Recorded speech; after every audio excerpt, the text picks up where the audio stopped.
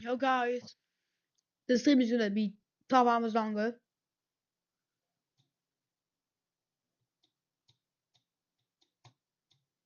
Wow, it's 1 a.m. Ah yes, 1 a.m.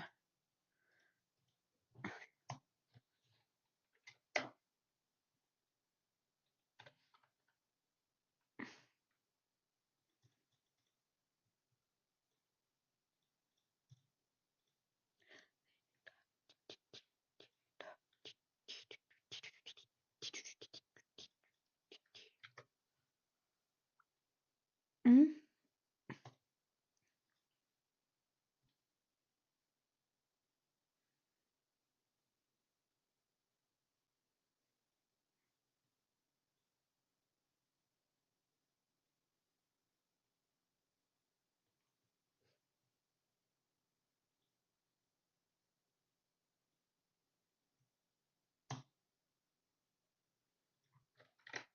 Roblox.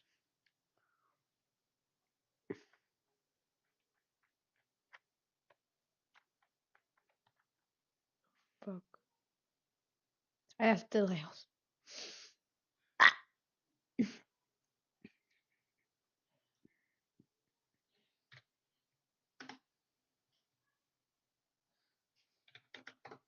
File Explorer.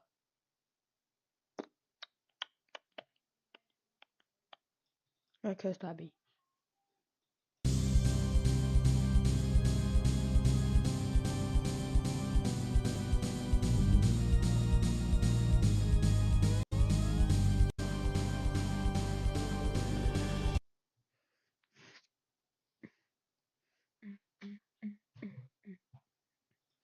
Oh, I have.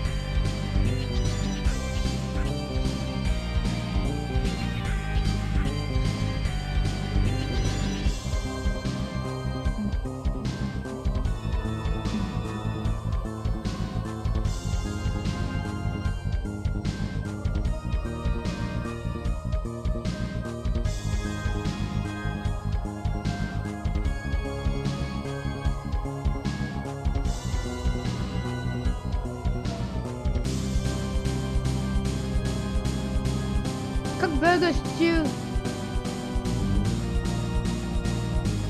Ah yes, cook burgers too.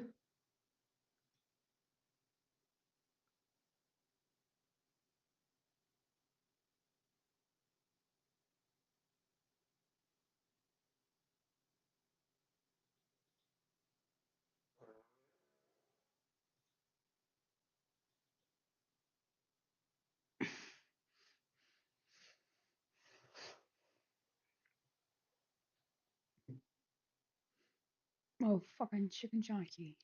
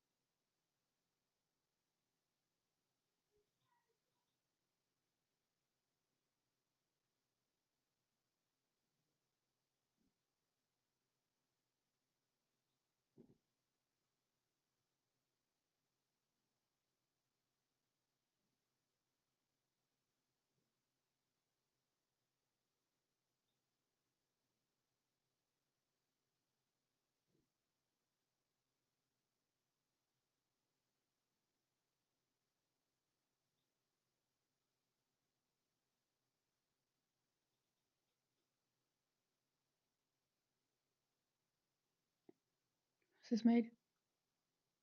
2025.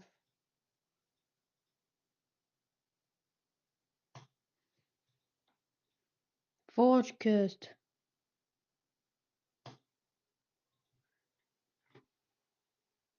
YouTube.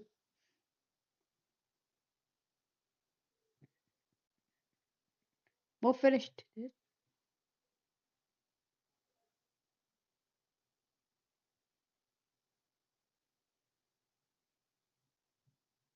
No.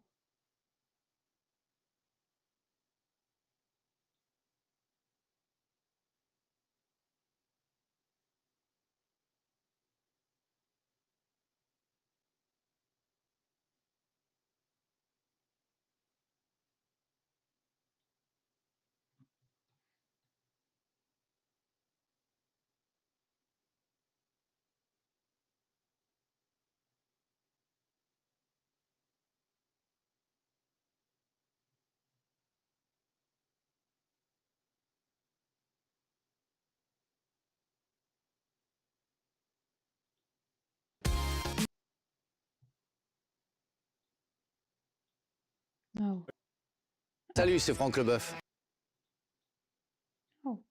Okay, guys, so let's talk a bit more about Roblox bans, Yeah. because since my last video, which was a few days ago, I think, I've got loads more information. So let's start off by talking about the ban wave. It was the disputed / unauthorized payment ban wave. Pretty much Roblox was banning people that were apparently trying to refund their purchased Robux. So you guys know what this means, you saw the other video. However, many of the people which were getting banned or caught in this AI ban wave were claiming they never even refunded anything. And some of these players were saying they never even like paid for Robux, like they've used gift cards and stuff. They've never used a card and done chargebacks or anything. So yeah, it didn't make any sense. Now the mystery plays, he was a verified user which had a ton of issues with this. You can see here in his original moderation message from the 14th of April, about 4 days ago now, Roblox just said they weren't going to unban him. And then he tried talking to them more and they were just saying we can't provide you with any more feedback or response, and he just got sick of it really. And I don't blame him. It is so frustrating. Now interestingly enough, right, they were able to speak to a Roblox admin inside of the game. So this person, L3 Norm, and he was talking about like Treecraft made a video on it. He said the relevant team is aware of what's going on. And finally guys, after many Roblox admins looking into this, players started getting unbanned. So you can see in mystery plays his account is back. I also believe he had like access through the stars program support, which is really weird. How the heck did he get access to that? I don't even think he's like a star member, is he? He's not like a YouTuber or anything. Yeah, that is strange. I did hear that apparently people that are verified can use it or something. I don't think that's true though, but yeah, I just thought that was a bit odd. Anyway, so yeah, the good news is he got unbanned. The bad news is though, many people are still banned because of this because Moderation doesn't want to help them. And the mystery plays also added, Roblox is in big trouble if people's Robux is gone due to the false chargeback. Some users are claiming to have lost their Robux once they were unbanned. This could maybe lead to them suing Roblox. I mean, yeah, that's true. If you purchased Robux and then like a few months down the line after you've spent it, you get a ban, and then Roblox is claiming that you tried to charge it back on your card but you never did. That's like a serious claim to make against the customer. Like a company can't do that. And I believe him. Like there's no way the mystery plays would need to charge back Robux, right? He's literally verified. Like he's made thousands of Robux off UDC and stuff like that. No, on the other hand, Before I jump into the snapshot, this is 25W19A. You can already see some stuff happening out in the distance. The fog looks a little bit different. It's because in this update they changed the way that the fog looks in multiple different scenarios. Now, I want to talk about Your fang is funkier. this thing. We have a new cape that was randomly thrown into my Minecraft account. I don't know how this got here. Had no warning for it. Didn't even get an announcement.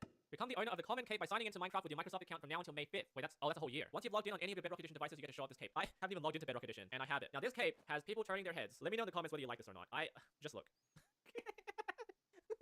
You know what? If I look like a cricket, it might not be so bad. I mean, it's kind of what Elytra are meant to be. Bug wings. You can see that there are some disconnected pixels on this Elytra design, so I don't know. It feels like it's a little bit unfinished. So try it out, access it, everyone can get it. Free cape. It's called the common cape. Alright. This snapshot can be divided into two features. Rainier rain. Oh, mountains, snow. What's your step? The snow is snowier than before. And projectile changes. Right, so what do I mean by all of this? My VSAs right now have a render distance of 12, which is quite far. It's not insane, but it's pretty average. If I fly up, you can see that there is a little bit of a fog showing up in the distance that normally doesn't show up to this extent. So there's some obscuring happening over there, there's some obscuring happening over there. There's no reason in my mind to doubt the fact that this is because Mojang are working on vibrant visuals for Java Edition. This is what they're trying to do. They're testing it out. So I'm going to downgrade to 121.5 and you can see the differences here. Alright, same world. Let's set the weather to rain. And now the sky gets a little bit darker as expected. And you can see that the game doesn't really mask anything over the top of it. Your field of vision has not been hindered in the slightest. I can do thunder as well, and nothing much changes. The sky gets a little bit darker, but the screen doesn't get any darker. It's just the sky. So make a note of that, and we shall upgrade to the snapshot. Okay, here we go. And now let's set the weather to rain. And you'll notice immediately the contrast goes all the way down, and it's a little bit harder to see things. This is categorically a shader effect, and what's happening here is anytime you're in the rain and you have access to the sky, things get a little bit bleaker and foggier. Before I demonstrate why this is the case, let's set the weather to thunder, and now the game gets really dark. I'm not sure whether this is going to be the final product, but the sky getting darker does dim the game a little bit more. It's an atmospheric thing. Let's give myself some night vision, and what do you know, the contrast goes even further down. Legacy console is back. Now this is only going to show up if you are being doused in the rain, which is a very thoughtful touch. So you can see that's raining right now. I don't think about that. Now if you really want to get out of the rain, you can simply dig right down. This is so different. The block cracks show up above the fog. So the mist is sinking directly below me where I am in the hole, and so if I block this off, the fog disappears immediately. If I break it, it comes back, close it off, it gets darker. However, I don't actually think it's related to whether you are being inundated with water from the rain, which is very interesting. So if I go inside this house and close the doors, you can see that I still have that mistiness, that fogginess that's showing up when it rains. And we tested this on stream. What's inside the chest? Okay.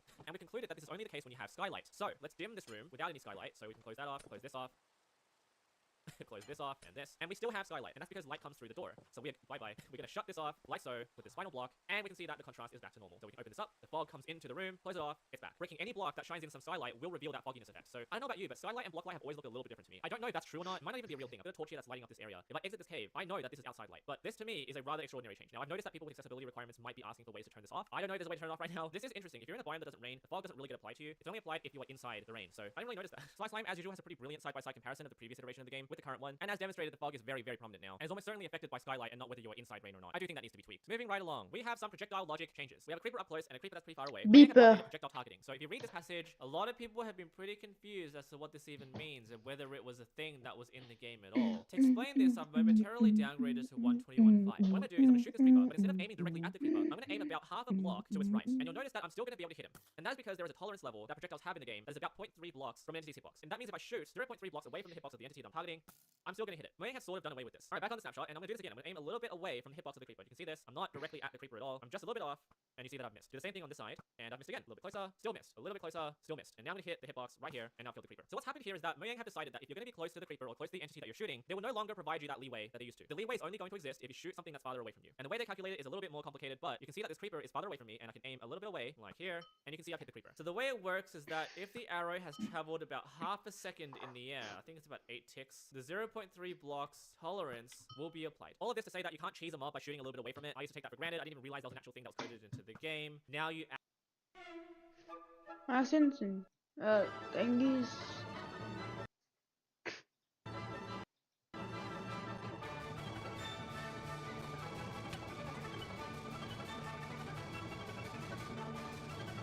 That all that's better.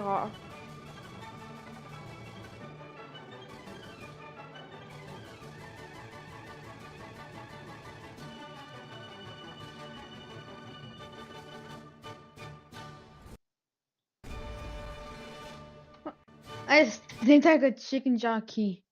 Get a funny fun. No. Chicken. Her when you send a letter. If at the end of all this, your letter has 100 points or more, you'll get a nice reply from a villager. But if your letter scored less than 50 points, you'll get a confused or bad reply.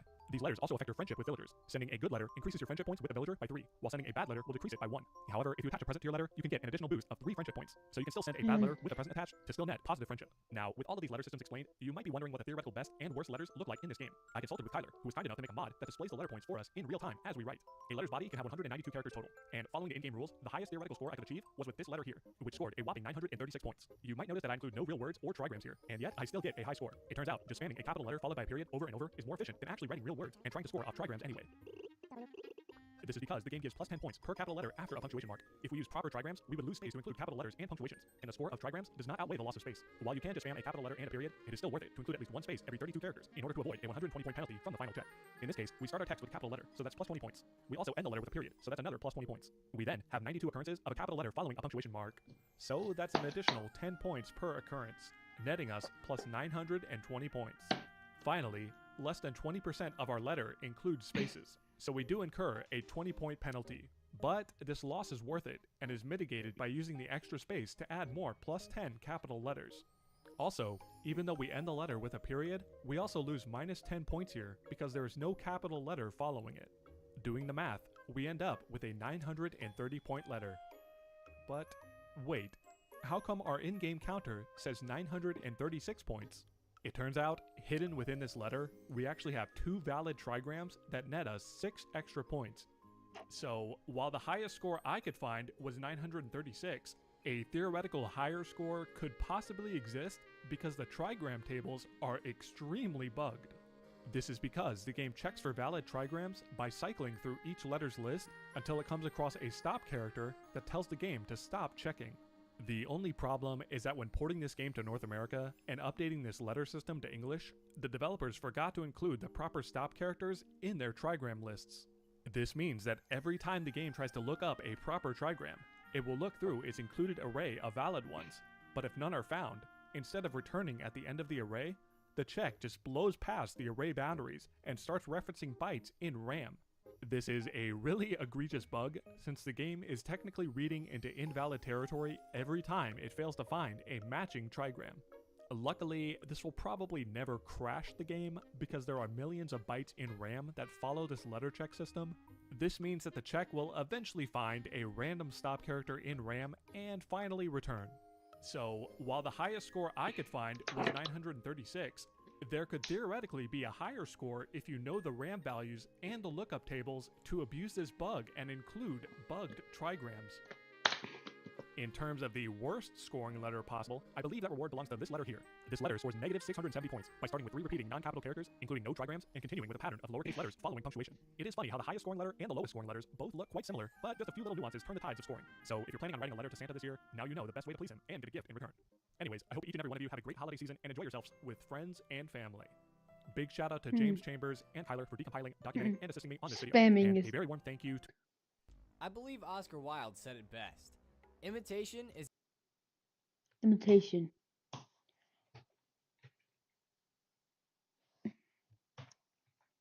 Deep dark. Deep dark. Deep nickel. Oh, Scarf 55. Another one in Scarf 55. Deep space spanner. Deep gold.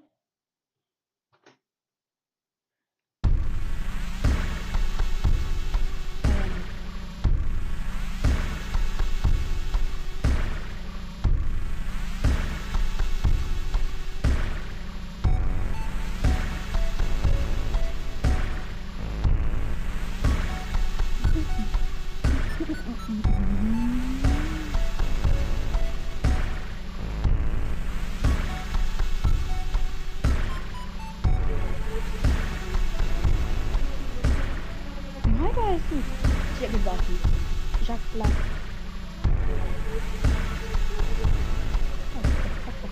There's like two copyright. One copyright thing. Bowser. And Bowser.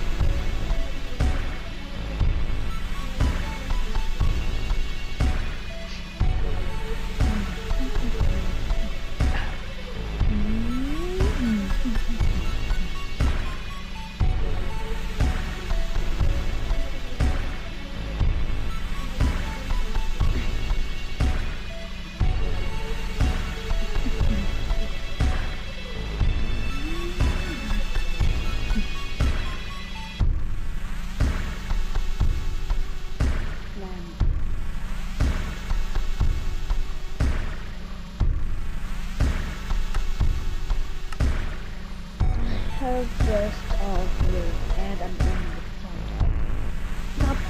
It's gonna be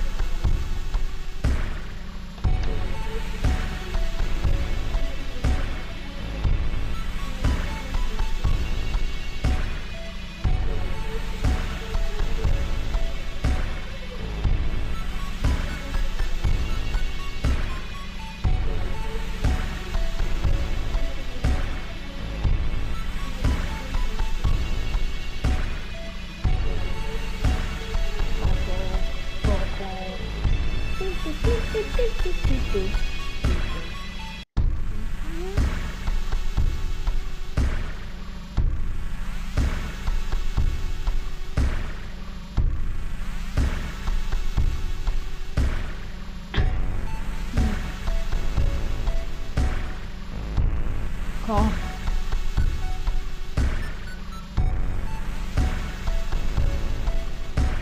Energy bikes, cylinders. Call. Yeet! Whoa! Get a brick cannon. You blinker? There you have blink. Alright, this is hell. I want to smelt stuff very fast and whisk, mechanical mixer, and 4 nickel plates makes a propeller, and propeller makes a encased fan. Now we need some shafts. How many shafts do I have? 0.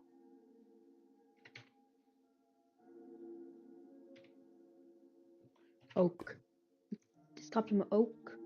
Let's do this. Let's take oak.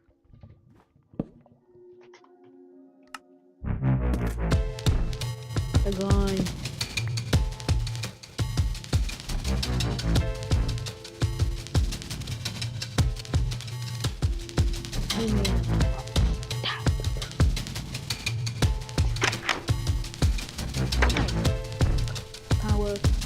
Power up. Never mind, it works.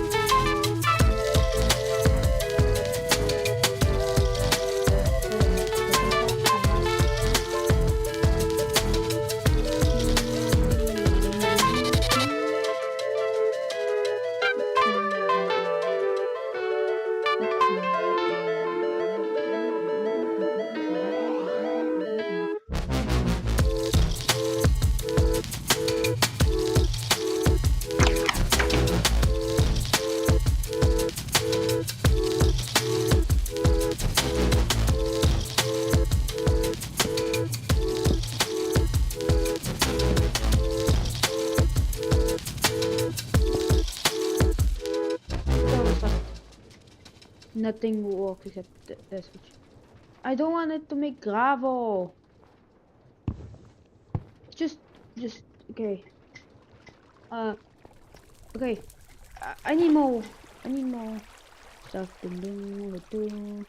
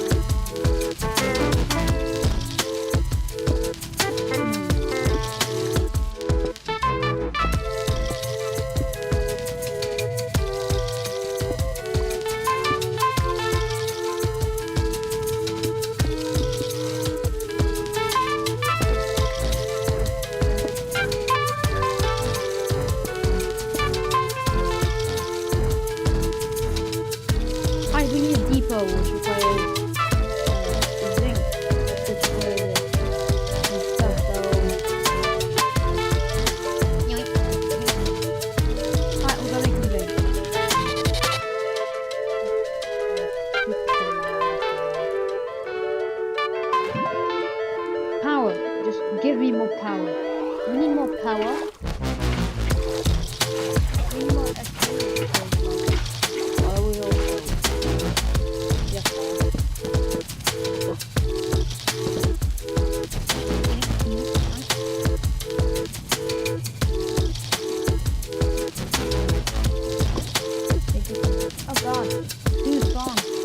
It's simple.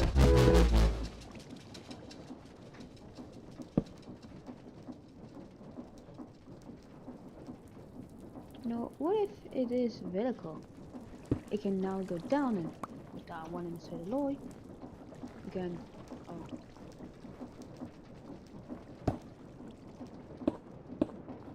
I kinda, yeah, tap. Like that, and then we have the fan, and it's on the way, so let's be. Why?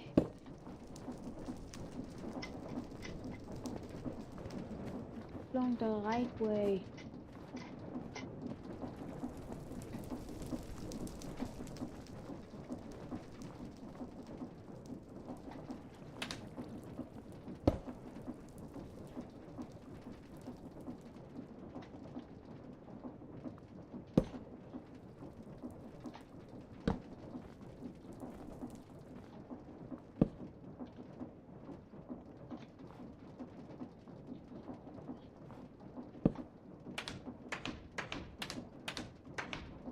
There we go. Alright, with max speed. Oh, yep, it's the right way. That's right, so now let's mine everything. And let's place something also super hard, also known as lava with these and there's here. Then we have a cooker. This thing can cook super fast. All we gotta do is just eat it and oh yeah, it moves it. Right, it can't. Y'all just go far, so yeah. I overstressed it, but now it's back on. And I fixed it by just not using the gearbox at all. It was just dumb. I have infinite. You know what?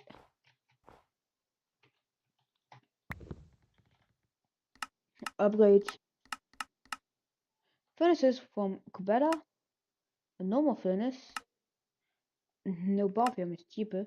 Not so goodium. And yeah. So we need 60 of those and 8 of those. And we need blocks, so we got 36.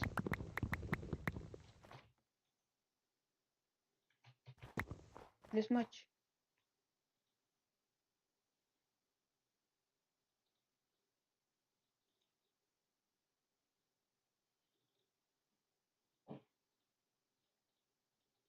I actually took too much.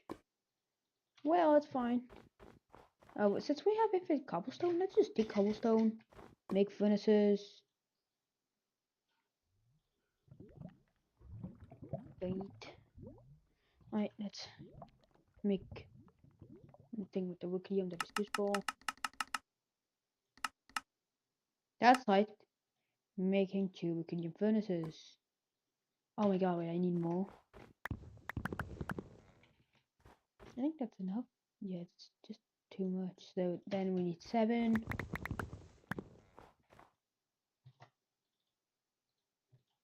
Alright, now we need to take our power out.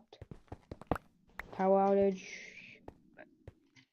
Okay, we now do this and do that and then do that. Another ding.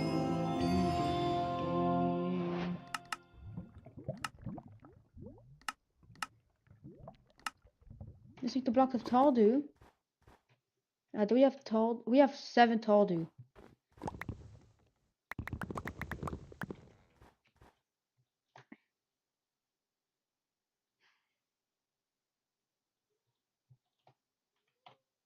Let's choose to make more power. Another one. Yo, 1K power and get wait. That's even more than those idiots. Power. I'm getting started. It's getting so completed. I just every time I do ding ding ding ding ding ding ding. I complete a lot of stuff, but quantum collapses requires multiple blocks and a furnace of itself. We're gonna actually upgrade it to that small speed. Yeah, I don't want to wait 10 seconds. I want to wait 2 seconds. So we have to go back and restart everything. You have to get a furnace for each, so can skip not so good actually.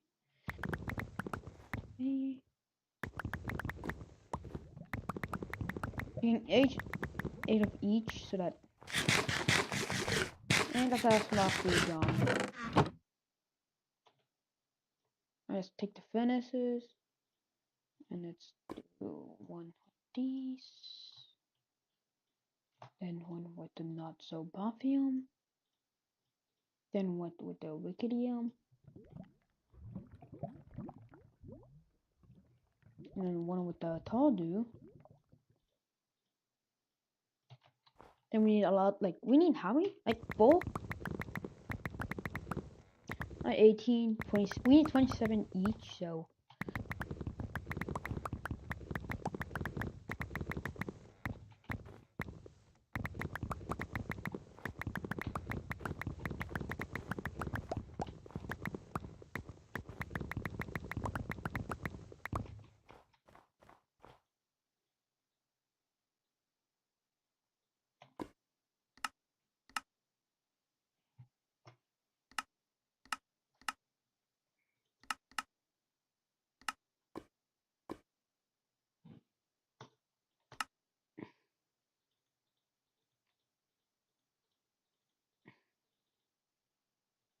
Yeah.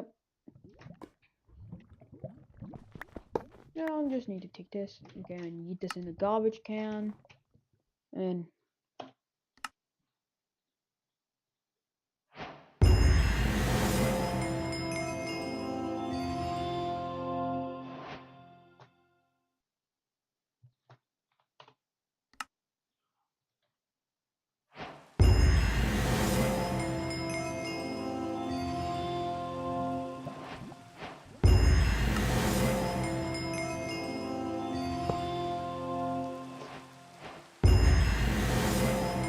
oh my god, we are doing it. Where were we going? Things I say.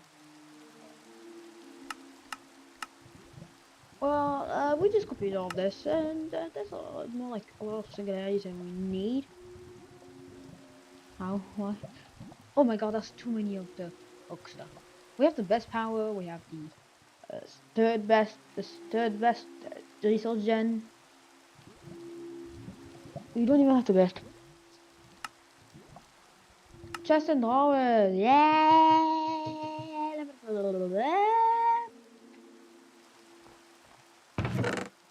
lot of garbage I can hear here. Silver? Silver? What the fuck? Alright, we need some more zinc, and the zinc is from andesite.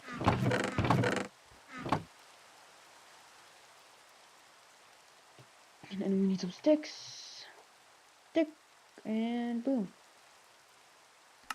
How strong is this? Let's find out. It's not that expensive, I guess. And we need a lot of andesite. We need andesite, so yep. Take the andesite. Let's see. Wow, wait, it's a lot. Just. Yep. Alright, now we need a new wand because the wands suck. My old ones suck.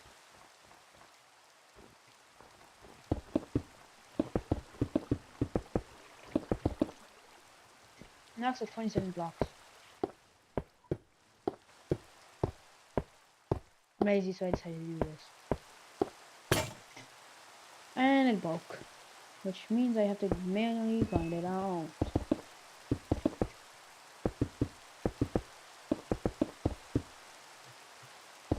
I actually crushed one just to see how much durability, and it's that good. It's like too many stacks. I don't say it's like a lot of stacks, and it is.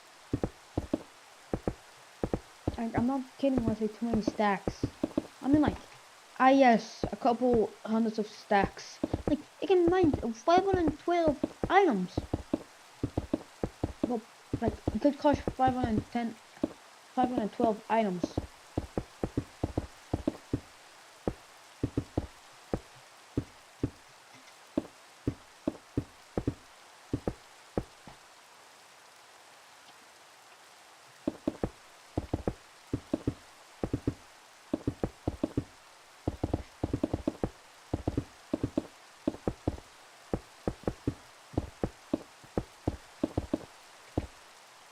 Is there a safe way to get down? With the hundreds of blocks that I have, I can be crushed later.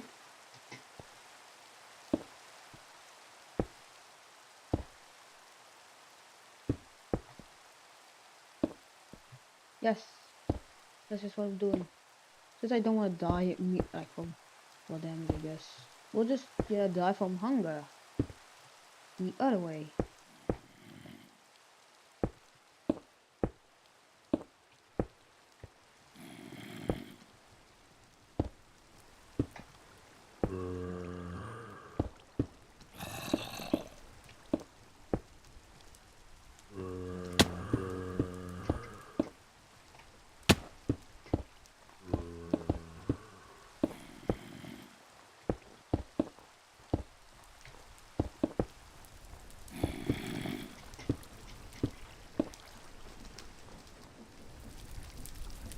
It has a lot of. It has a lot.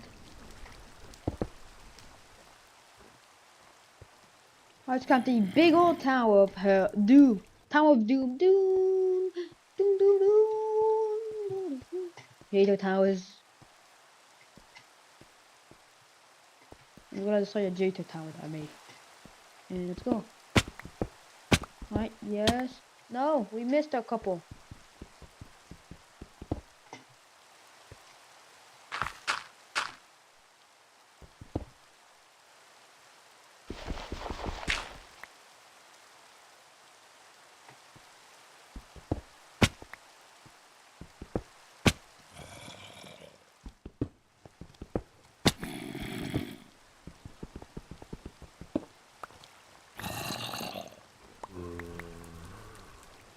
Oh yes, I love hundreds of blocks. Wait, what the others? I missed the two. I actually missed two somehow. Bong.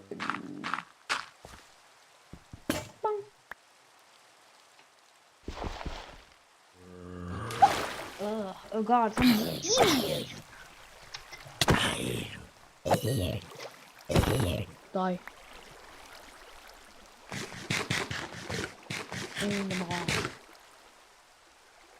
What good food can I get?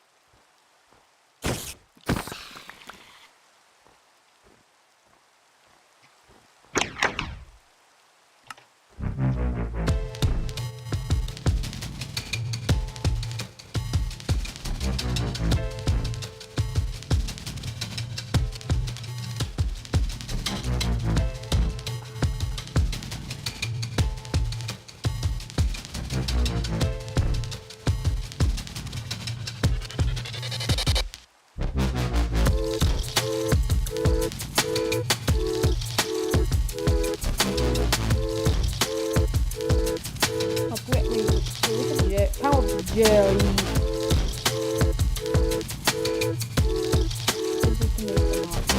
So let's cut them open.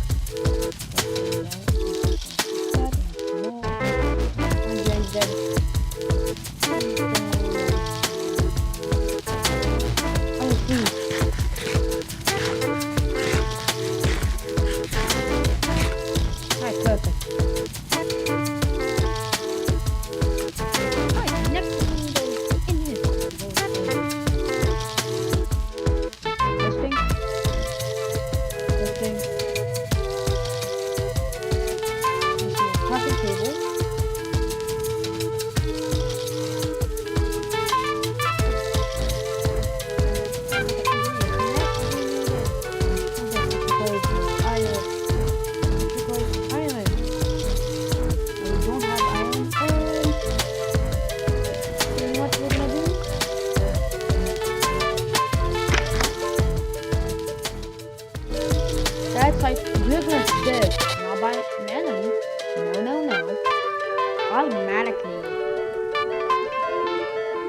So that's just me.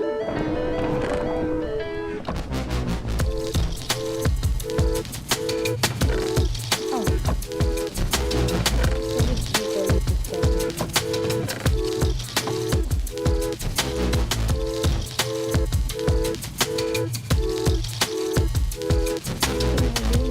Stop him.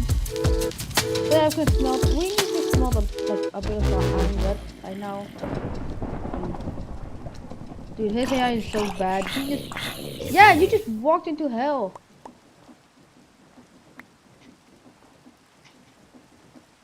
Whoa. I love such an issue. Waiting for the onion to cook, so I did not want to take it. Oh, let's see. Wow, not a lot, eh? Oh, too bad. If you think it's not a lot, just eat more. Right, iron's still not cooked.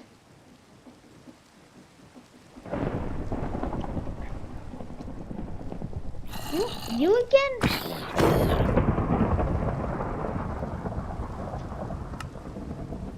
Stop getting off this land. Alright, nice. 41 island. And I did not. Oh, I need a crafting table. What achievement.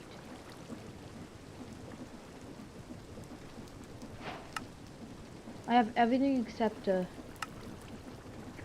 treated wood things, and that's complete. Alright, welcome back to my home. Alright, we cooked all of our iron, and now we need some stick. This. And then it's used to make the engineer's workbench. And then next we need paper, aluminum. Okay, so we need to smelt some raw bauxite. I think it's working. Yeah. Yep, aluminum, silver, I think. Ah, nah, copper. Alright, next we need sugar cane. We need to use sugar cane. Wait, do you have paper? No paper? Aw, man. Is there paper in here? No. Also, I'm gonna need some of this in here. And I'm going to make some paper. That we need blue dye, which we can only do lapis right now, which requires sifting. I think we have lapis? Yeah, 3 lapis, which makes 3 blue dyes. And then the usage of paper. Wait, we can make sandpaper?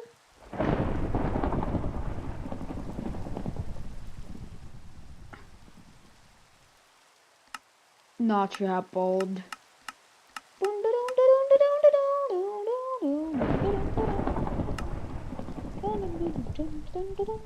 Okay, I think it's like this, then you do this, then this, so then I need my iron real quick. Alright, engineers, crafting components. Now we can yeet this in, and next we need wires, which requires a copper plate. Look, okay, copper. Time to get smashed. Smash it. Copper shit. And wait, what? Oh, the screwdriver wire. Yeah, we have screwdriver. And I have screwdrivers. About okay. Yeah. Oh, next we need a vacuum tube, which requires yellow nickel plate, and yeah, nickel. The one thing I hate. Why do I always have to farm nickel? Why? Why do I have to farm it? Do I have any nickel? No. Oh yeah, shut the fuck up, man. Oh, how do I make granite? Time to get some granite killed. Time to kill some granite. We need a hammer. We'll take the wooden hammer, I guess. It's easy.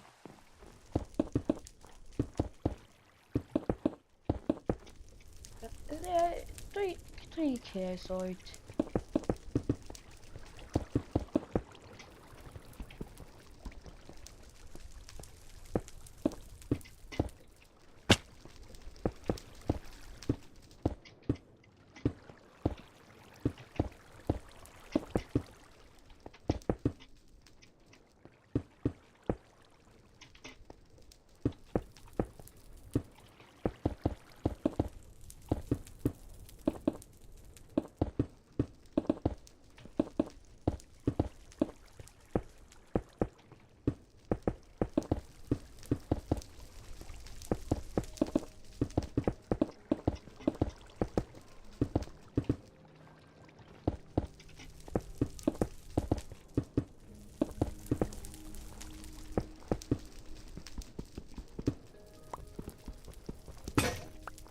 Wow, I destroyed everything that I have. Yeah, we have lots of andesite for nothing. Wait, we have one andesite alloy. One andesite alloy. Yeah. Andesite alloy. Too bad it's getting used for nothing. Yoink, yoink. Yeah, we don't have a lot in here. Wait, we have a water wheel? Large. Yep, we're gonna waste it on this and zombies. I don't wanna fight them, I just wanna grind.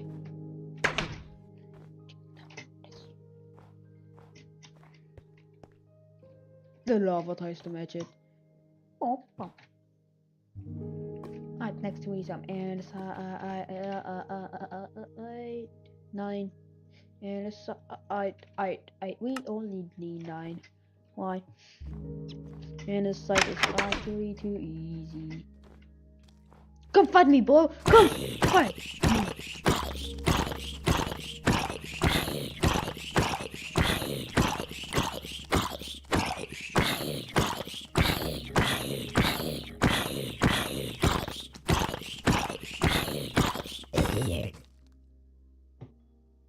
This bozo dropped nothing.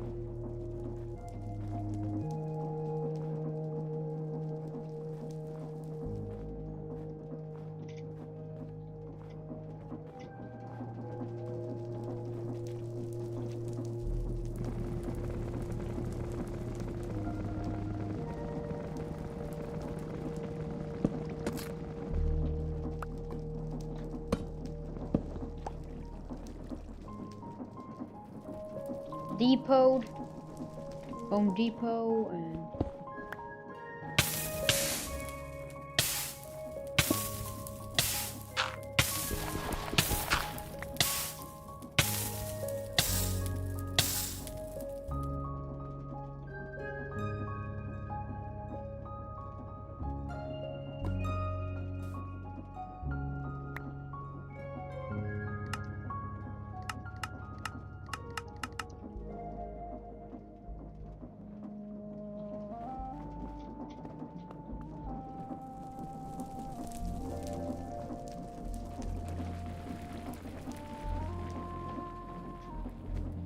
so fast. Once I had like one time I just did the slowest thing. Instantly.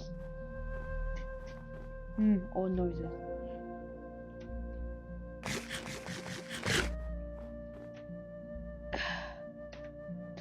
Dude. Let's cap some more cobble. We're gonna smelt out of the cobble and do some more stones to then use. Oh yeah, we have hundreds of thousands of SU. Yep. Alright, sifting. Nice. Now let's just eat this.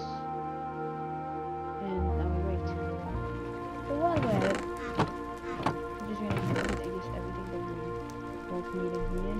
Except the stuff that is useless. Oh god, something dumb. How did I do the gun out? That to do smoking? Nope. Bulk blasting. Found behind lava. Nope. Go back there, cobble. Cobble, lol. Cobble, cobble, cobble. Cobble, cobble, cobble. Cobble.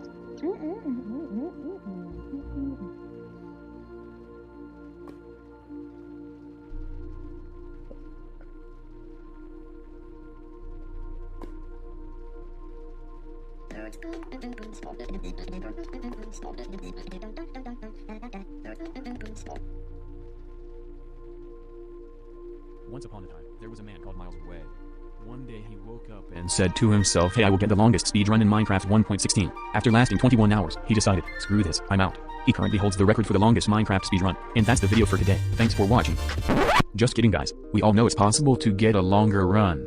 Game players, otherwise known as gamers, are known for playing for more than 21 hours. It's just that not a lot of people want to spend that time on a single run of Minecraft. One of the main reasons is that it's useless. But that begs the question, what is the longest possible Minecraft speedrun? Sure, you can box yourself, get out of your chair, graduate college, marry another person, have kids, go back to your childhood home, open up your computer, and beat the game. Getting you maybe a speedrun of 40 years. But it isn't that simple. The average human lifespan is only 80 years, which is pathetic compared to what we will cover in this video. Today, we will be talking about the longest Minecraft speedrun possible.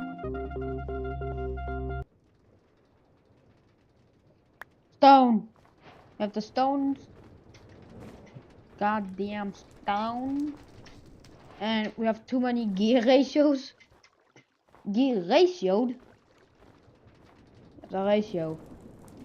Oh yeah, it's a lot too compact to be honest. No.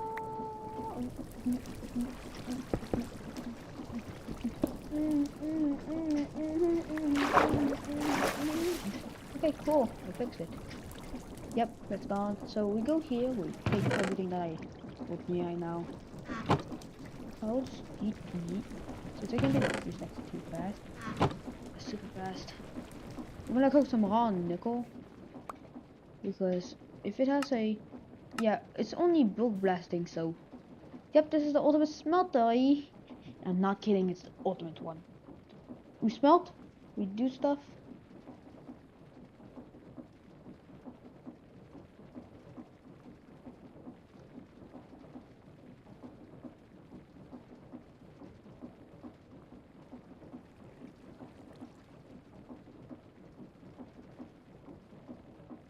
Worried about hacks, DDoS attacks. Ever find yourself losing sleep over your...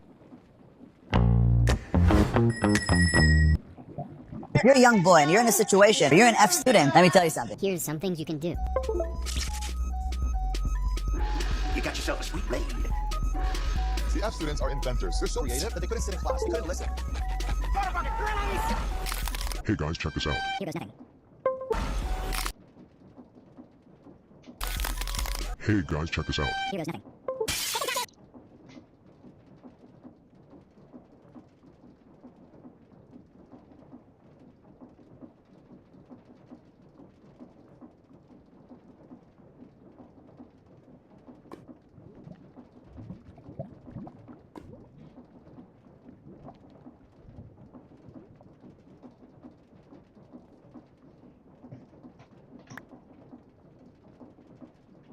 Need to smash it down.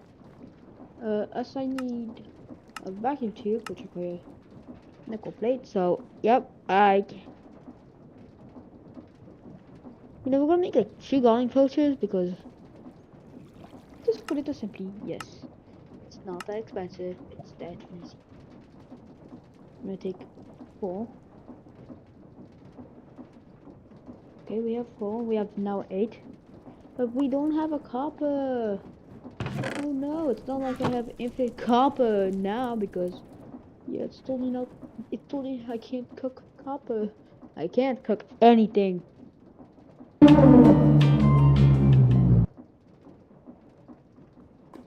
Ah yes. Stuff.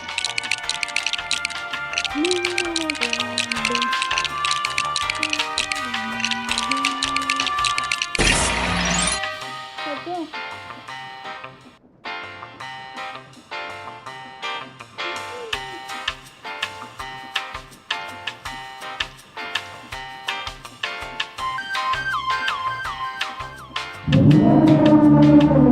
To a bit.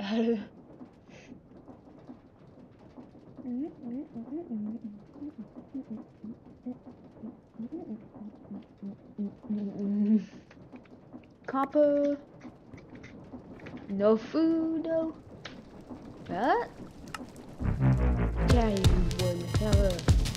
How many wood hammer? Bam! Boom! Infinity hammer.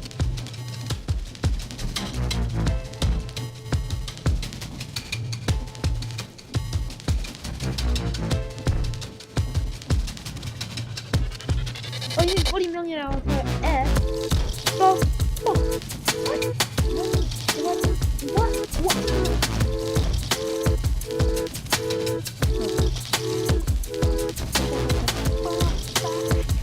Yo, no, infinity hammer that does 12, 13, 15, 19, 27, 43, 75. 75 was wait. 1000 millibucks got up going. The 64-bit integer limit. What up, RF? I'm not even gonna use this. Oh, that's shiny.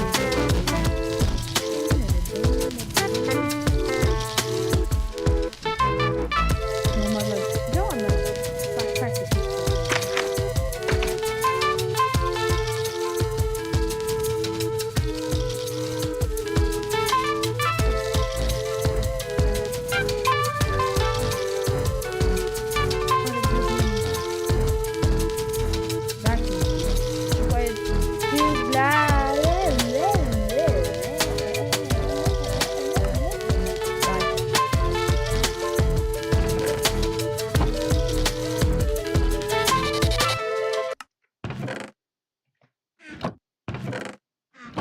Two glass, and we can make. Wait, we need stain, a nickel plate, copper. Ah, a redstone dust.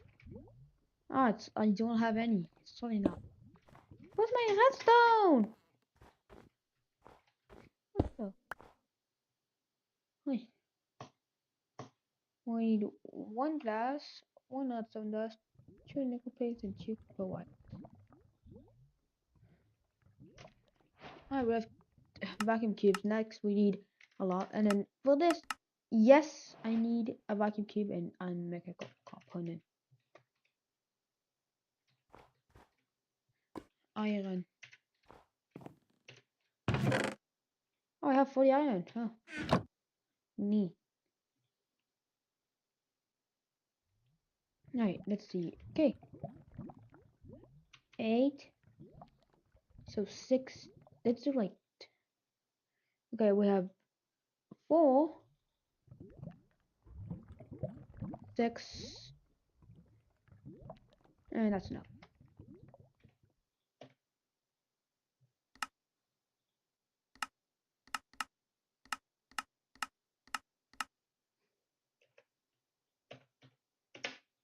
Copper ingot and this.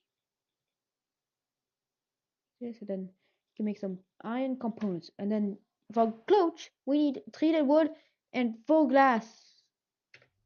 4 glass each, and we have 7. We need hold up. Alright, 4 times 6. No, not for 6. 4 times 6 equals. We need 24 whole glass. So yeah, no, we have enough glass. Can this be cooked with a fan? Yes. Fanning. We have to fan it because it's my best. Is that a fucking wedge?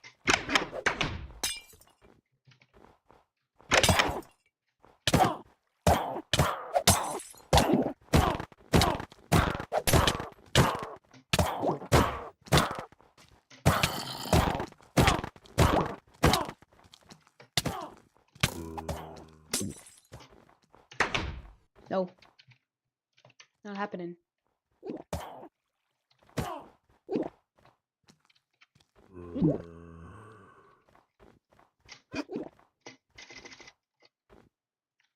How can I hit easily? Bruh. So we need some bowl. And we need a bucket. A bowl, also bone. We don't have bone meal here. We have bone meal here. We have bone meal here. Bone meal here. Nice. Okay, bone meal. Then we need a bucket. And yeah, that's about it. That's something like a 1.5 heart. The kelp is so hot. Wow.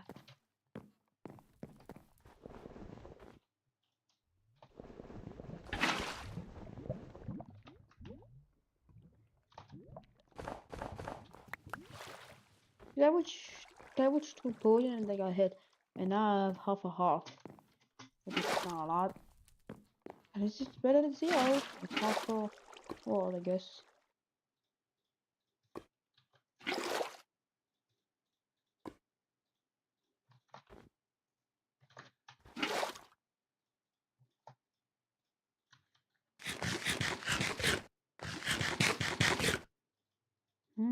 Yes. Finally, I can heal up. No joke, after now I can heal up. 3 hearts. 3 whole hearts, but it's supposed to be an early game food source, so. Oh my, no, my Emmy!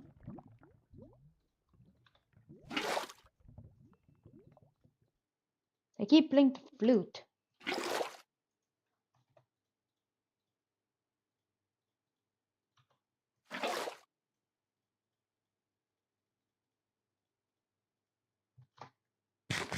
Finally. Oh my god, I'm healing up. I just wanted to blast some sand, not almost die. That's a copper. Wait, copper?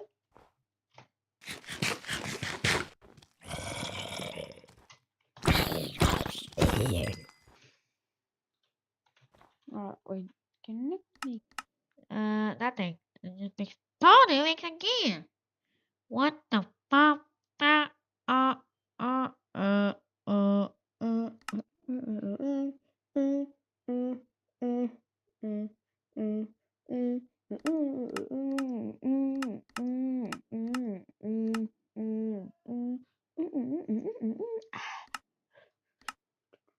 Yo, wait, you can make money? Yo, emerald. I need an emerald. I'll keep eating bra.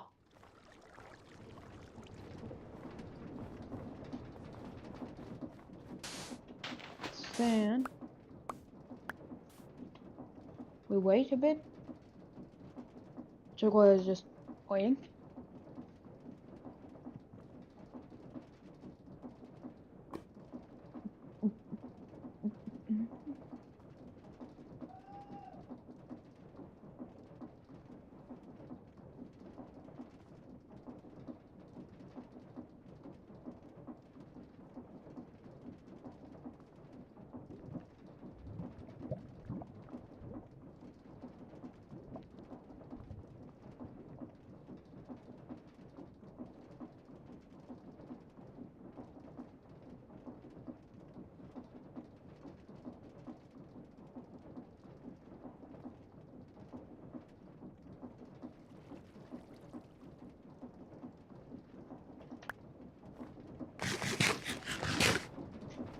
have to keep eating just so that I can like survive more.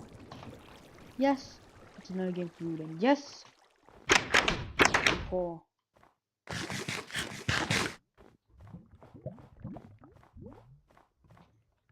Let's do this. So it's like we need some cooler wood, and then we need some stuff like this, and then this. Then we do this and 6 garden closures. I made a food farming and digging up the dirt is unlocked. Digging up the dirt. Next, we need a botany pot, and then we need hopper botany pot. So yeah, we need terracotta, which requires clay, which we have, and yeah, 16 items per second. I think it's enough, right? I mean, 5, then you steel. 2, 3. Why is mechanism tools? This can go in the cooker, and the same for this one. Yeah, we're going to use the good old way.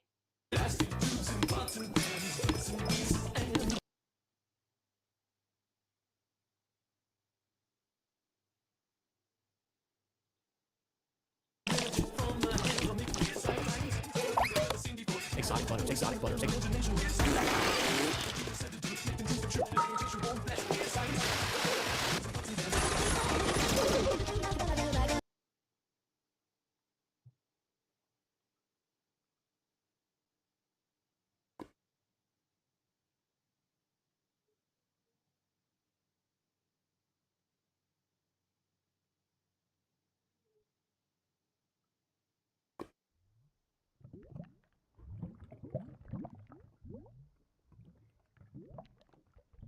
I'm in Weldon Spring. I'm in Yevlei. I'm in the abandoned city of Pripyat. I'm inside one of the ancient down oil tanks. I'm off to the Arctic for 3 weeks. I'm in Hull. I'm in Morocco. I'm at Disney World. I'm in Resolute. I'm in an airplane battery. I'm in an unpowered glider. I'm in Resolute.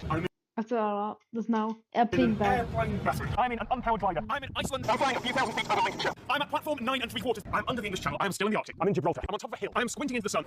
I'm sorry. I've made a big mistake.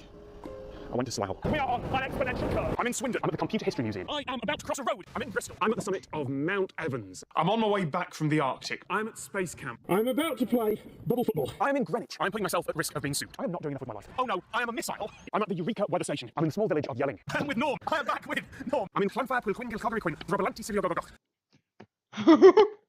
Oh my god.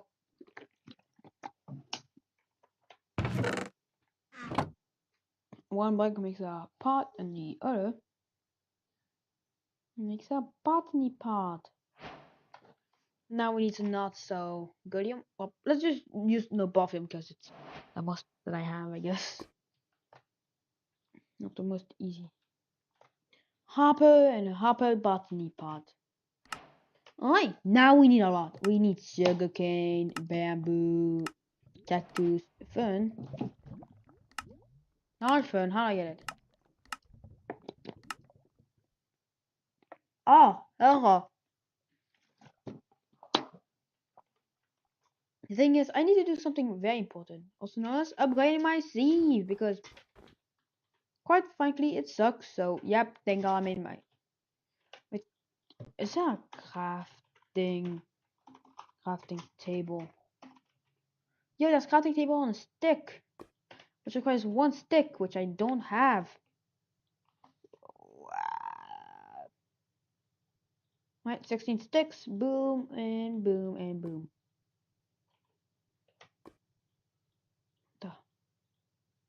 Why is that your crafting recipes? This thing in portable crafting table? Oh, there's another thing. Anyways, you can craft. Let's just open it.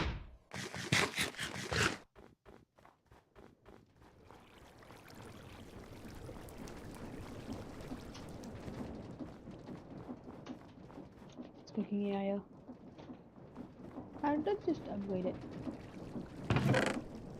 Let's just upgrade it, okay?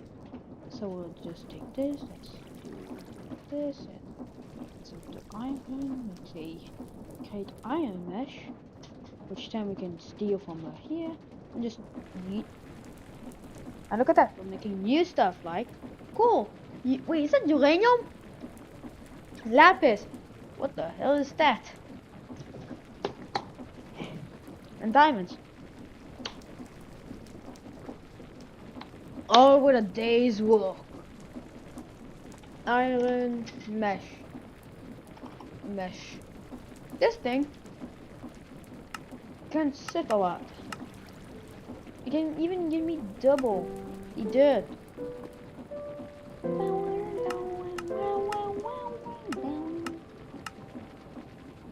Boom, doom, doom,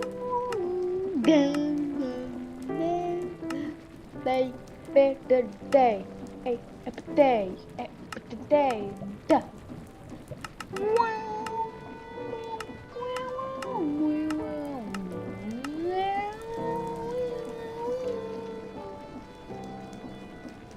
Oh my.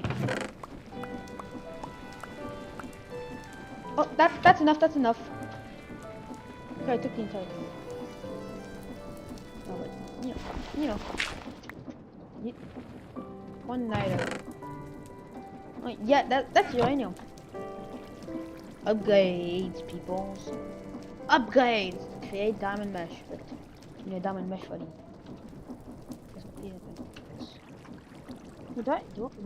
Getting meshed. This is meshed up.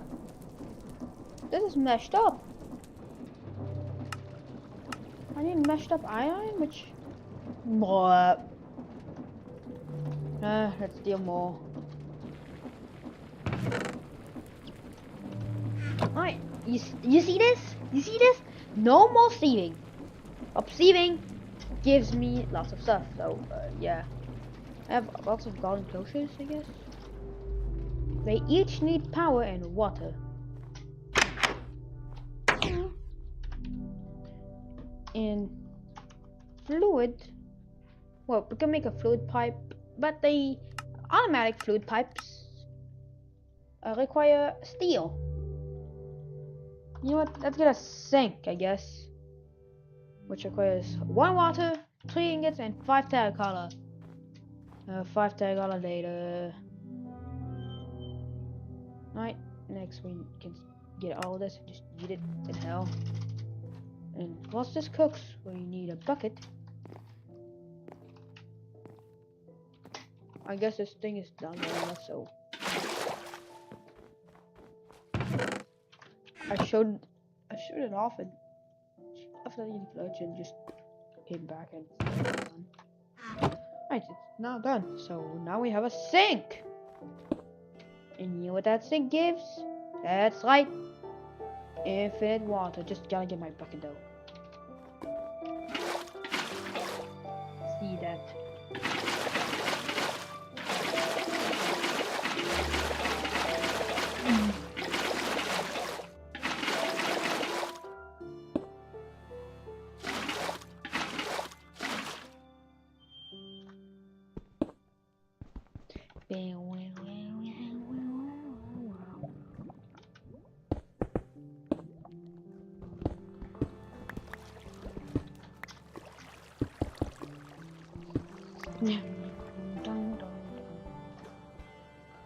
Yo, how many buckets?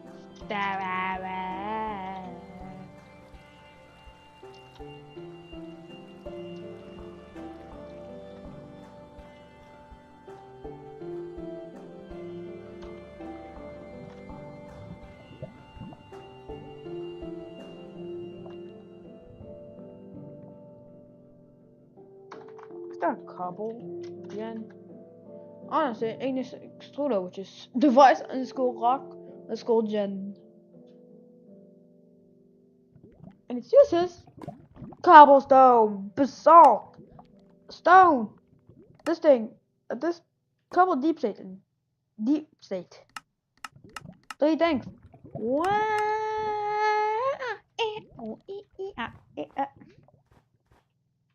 We need more copper, so we sleep, we wake up.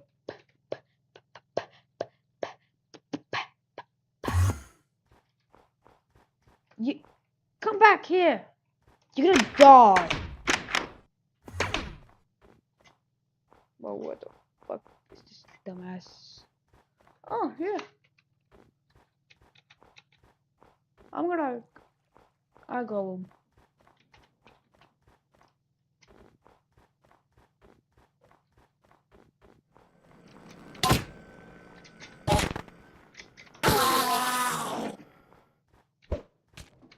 Anyways. So back to dumb stuff like diamonds. Don't need that, I know. So yeah, we need a couple more emeralds. So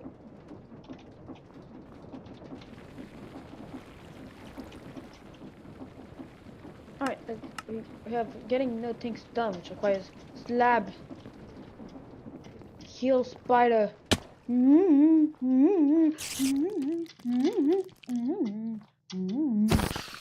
Weak.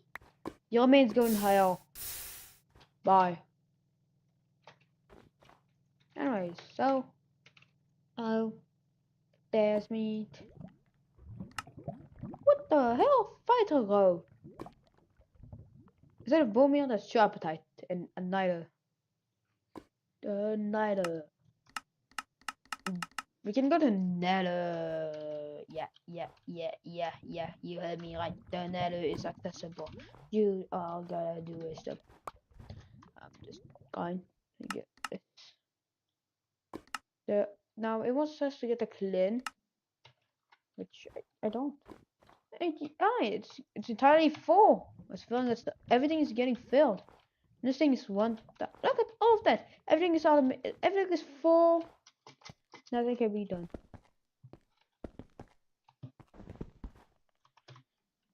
Anyways, and then dishing up the dirt. We need a lot of stuff. We need seeds. Poisonous potato can be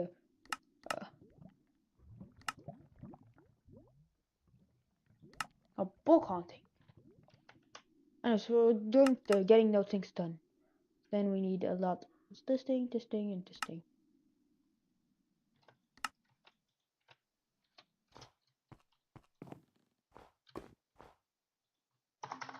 Fluid pump. Oh yeah, this thing, which requires iron sheets and fluid pipes, which requires more iron sheets. Let's do a fluid pump instead, I guess. Just melt one core worth of items. You know, no.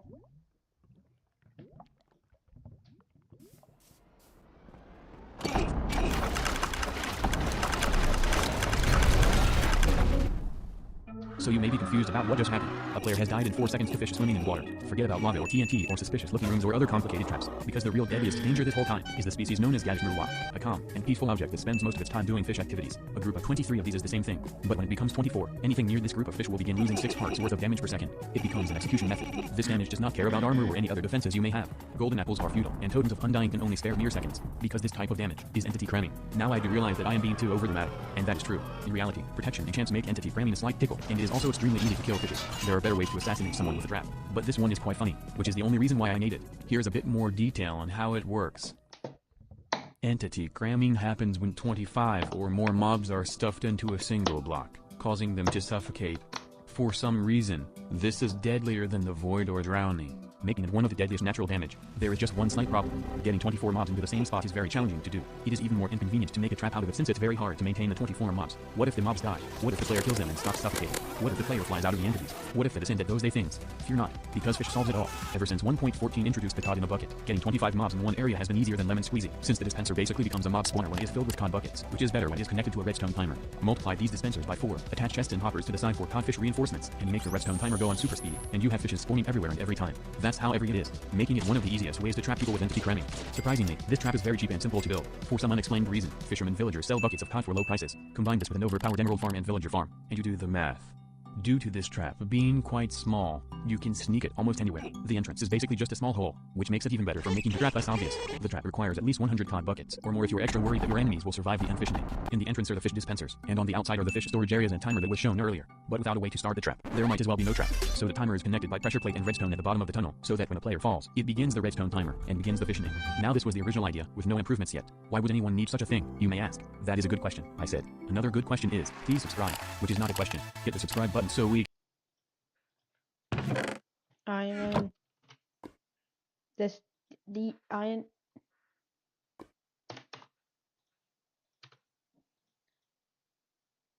We need 2 iron plates, and for a float pump we need how much? We need 11. It's like 13, I think. I think 13 is enough. Dun dun da da dun dun dun dun dun dun dun da da da dun dun dun dun dun dun dun dun dun dun dun dun.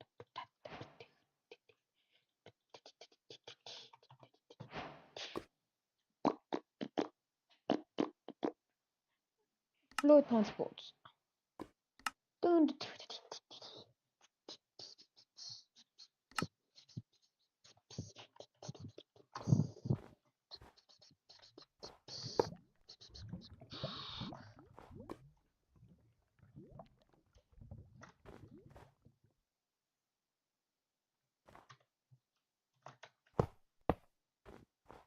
Runny waterfall.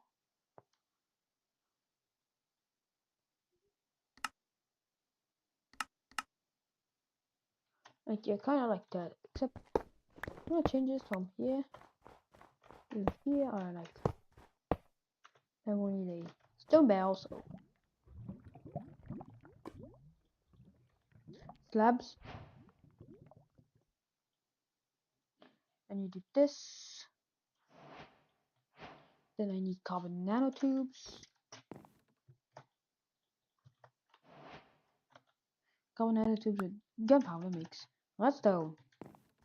So we need some dust. Not some dust which requires a powder which requires sifting. Let's leave it with a emerald mesh, I guess. We have a 7% chance though. That's the thing, just 7. Always just 7. Just 7. And it's, what do we need it again? Do we need to sift again? Alright. Netherite, which can be made with this, which requires 160 of it, so 160 to the list. And to make netherite I need redstone, which requires this thing, which requires gunpowder and carbon nanotubes, but we don't only care about this, so yeah, gunpowder is from dust, so let's take like 2 stacks of dust. Yep, dust. Yoink, yoink.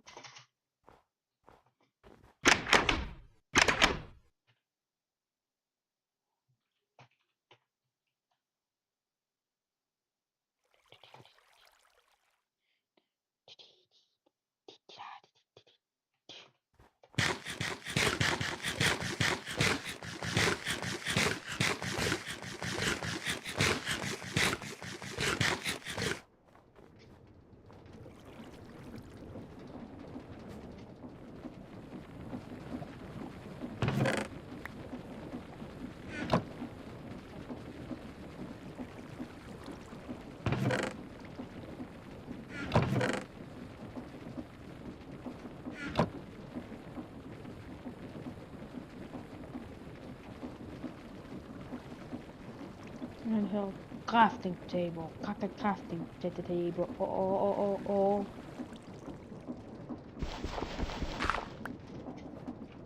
Yoink. Fail. Yoink. Fail too. Yeah, finally. Oh, we're making zinc 10.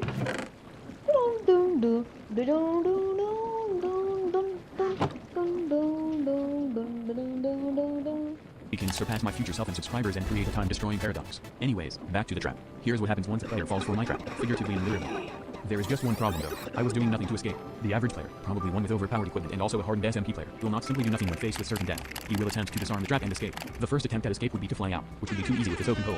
So to prevent that, I added 2 more dispensers on top of the fish summoners, one with lava and one with water. This is to make new obsidian on top of the trap, since obsidian cannot be automatically placed or moved around. By connecting the lava dispenser to the pressure plate, and having the dispenser place water on top of it 1 tick later to make obsidian, the player is basically trapped in the water capsule, with obsidian on top and below the fish jail. It will take, according to my calculation, 3 seconds to break out with a god pickaxe, meaning the next fastest way out is through breaking the dispensers, which will be a bit hard to do with 24 fishes in your way.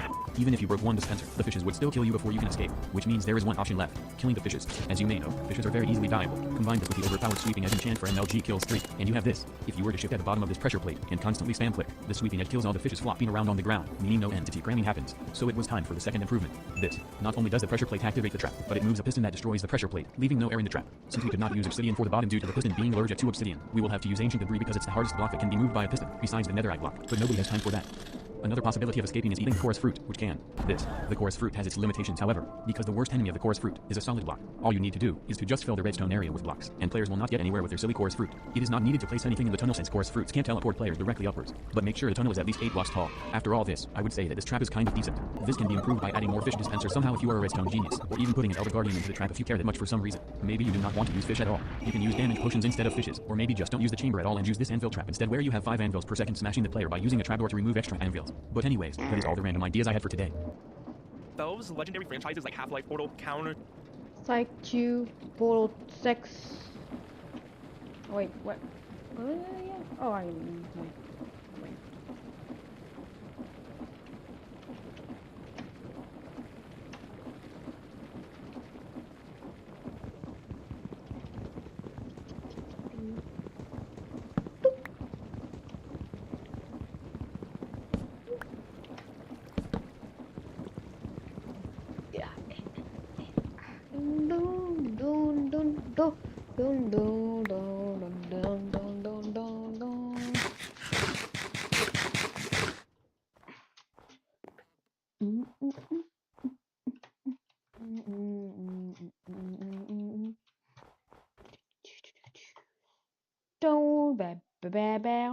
Barrel. Oh. Stick. Stone. No. Fine. What the fuck? Ah, yes, I need cobblestone. That's it. Cobble. Oh, the signs don't work. What an idiot.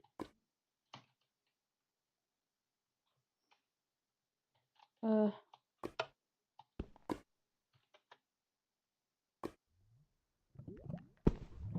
can move this. Cool. Cool. Ooh. Right. Facing outside, facing side, facing side. Alright, power. Alright, it needs power also. Wire. Wait. LV? Wait. Wire. Yep.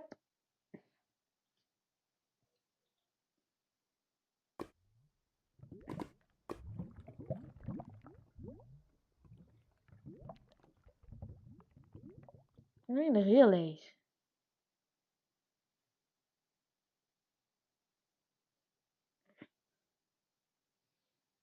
Okay, so we need a lot of coppers. How many do we need?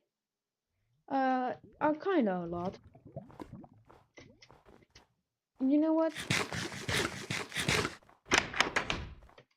We need power, so we make power. There's lava me on this. We got redstone. How do we get redstone from sieving? Oh, sieving does just give redstone.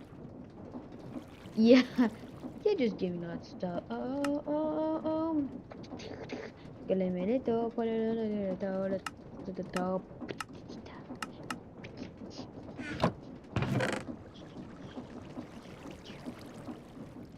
Do we have any copper? Wait, we don't have copper. LV requires electrum, which requires how to make electrum ingots? We need to make electrum blade, which requires gold and silver. Gold. Steel. We can't make steel. We need a steel grid, which requires enriched iron. And then we can make some starter. Dude, there's some starter stuff. Alright, coke. We have too much core coke, so it's about 16 items. Don't forget to give it power because yes, power. You need power.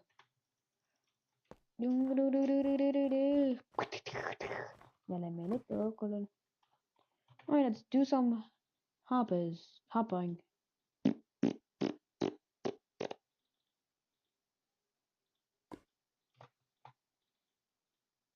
Alright. One here going filled with this, another one here with the redstone. And then we go down.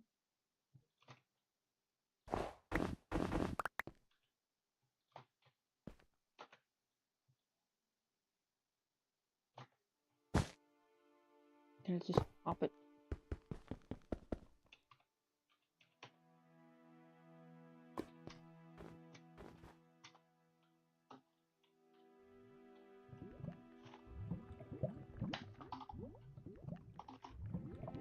Okay, I'll put taller in here, I guess.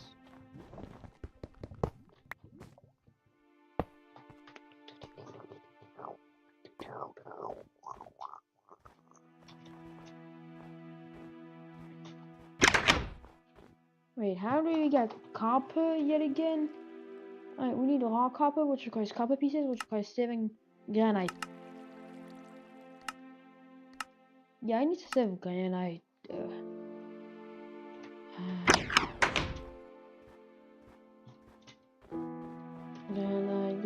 Granite, statue.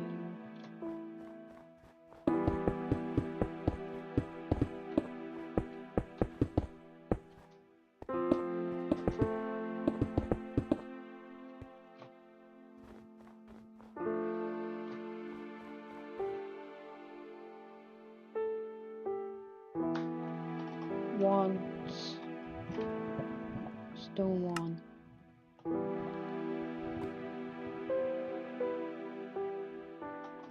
Cobblestone hammer.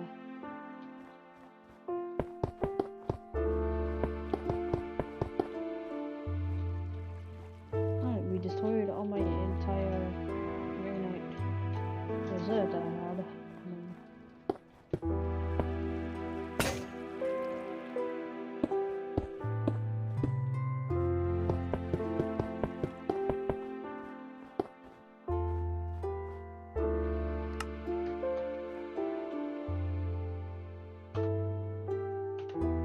I did not take my hammer. I just need this stone hammer. Let's start here. Let's mine all this. Let's mine all this. Then all this. Then all this.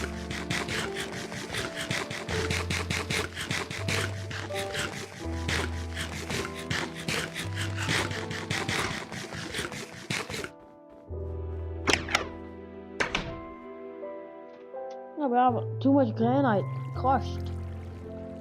And now we're ready to sieve. Who's ready to sieve with me?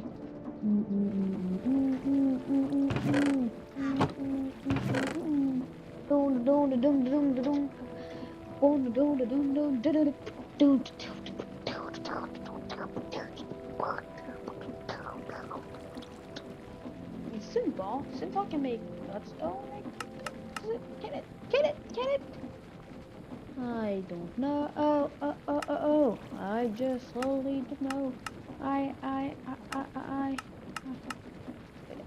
Amethyst? What the fuck?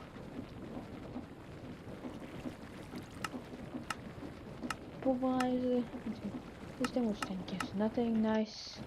So symbol is actually useless. So yeah. Just found out the symbol is useless. Yeah, what's the even? Strike, Left 4 Dead, and Team Fortress have shaped gaming history. Their impact is so massive that developers and other studios couldn't help but sneak in Easter eggs honoring their favorite Valve titles. From GTA San Andreas to Cyberpunk 2077, Rocket League, and even those. From GTA San Andreas to Cyberpunk 2077, Rocket League, and even The Sims. Here are over 100 Valve Easter eggs, references, and crossovers in other video games. For Cyberpunk 2077, they have a direct reference to Portal, as during a Delamain mission, a rogue AI shows behavior and dialogue similar to GLaDOS, including the line, "All the cake is gone." I'm going to kill you, and all the cake is gone. This isn't the only reference inside Cyberpunk 2077, as they even have a reference to Half-Life 3. In a side job, players can find a shard titled No Life 3. Even Minecraft has references to Valve games, as a few splash text on the main menu would hint at Portal. Like, now you are thinking with Piston, which is a direct reference to GLaDOS, now you're thinking with Stupidity, and now you're just not thinking. Another reference in Minecraft is when you make a cake. You get an achievement called The Lie. This isn't it for Valve references in Minecraft, as for an April Fool's update, Minecraft changed their title screen and added in-game crates to look similar to the TF2 Man-Co's supply crate system, but instead it was Steve code. They even used a similar TF2 font and required you to get a key to open up the crates. Minecraft didn't stop there, as you can even get Valve skins for your Minecraft character, as they were included in an official skin pack for the Xbox 360 edition. For example, there was Alex Vance, Gordon Freeman, Chell, Atlas, and Peabody. There was more like Coach, Nick, Michelle, Ellis, a Headcraft Zombie, Barney, Dr. Rosenberg, the G-Man, and Eli Vance. Switching things up to Grand Theft Auto San Andreas, it has a notable hidden Easter egg for Half-Life, as in Area 69, a crowbar can be found referencing Gordon Freeman. Fallout 4 also has a few references to Valve. For example, there are scribbles on Virgil's notepad referencing Gaben, Zen, and even the phrase HL3 confirmed at the Half-Life 3? Half-Life 3 life of copper and water.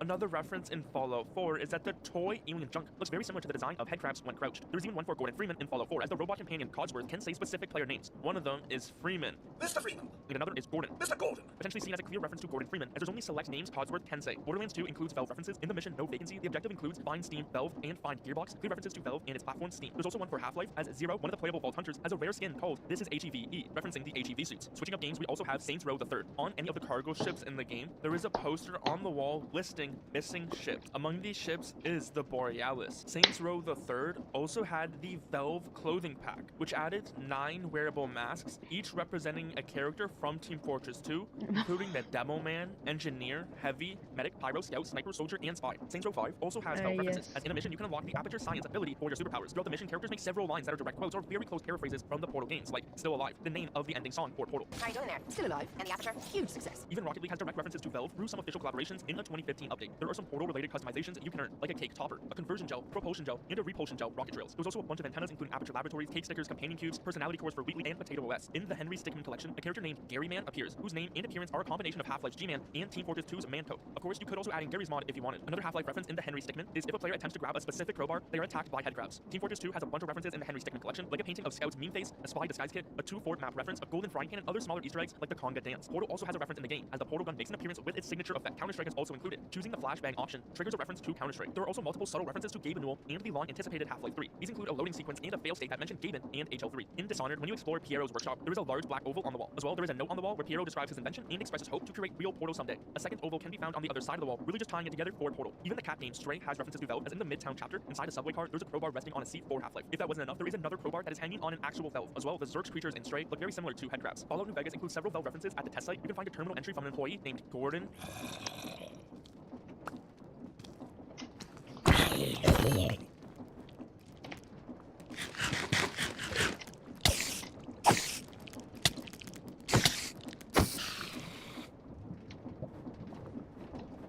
I think it's enough. We have 23 iron nuggies. The iron nuggies are hard. So we're making an HV thing. An HV wire. Oh wait, that's LV for low voltage. Okay, LV wire, which requires a stick and full copper wire. So copper. Wait. Alright. Testing, and for those makes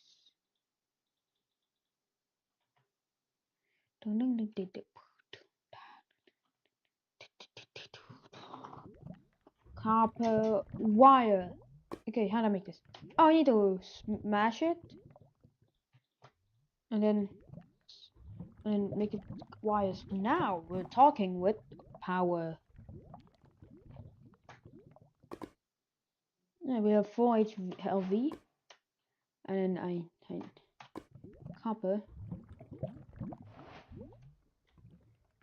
add immersive engineering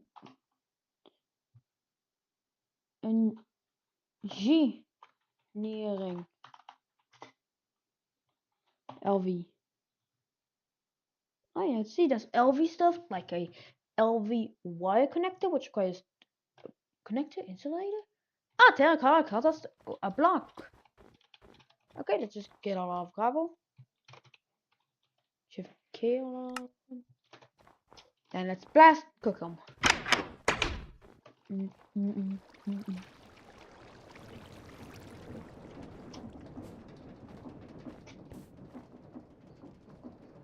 Yeah, we're cooking clay. I don't know what the fuck are you? Why? Just why?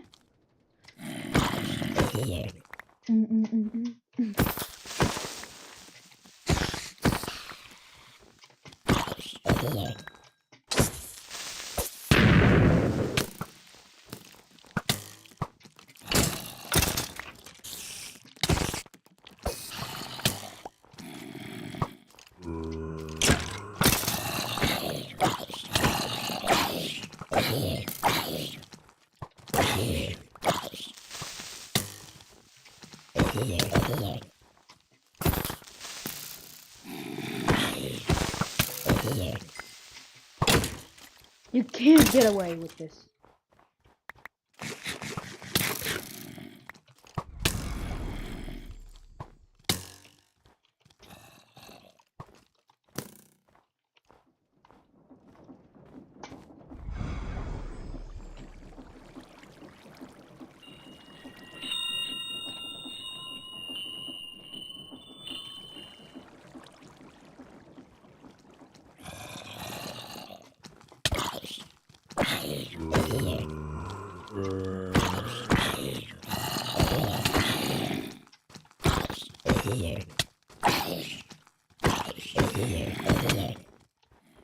This guy did a sneak attack. Oh! I'm just going back home, you know?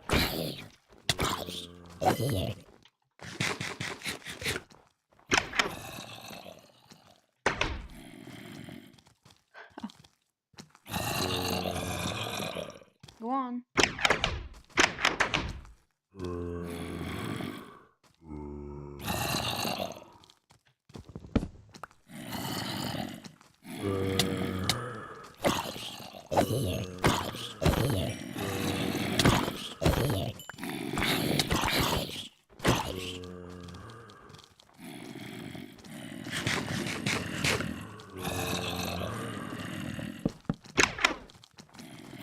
Go on, go outside, idiots.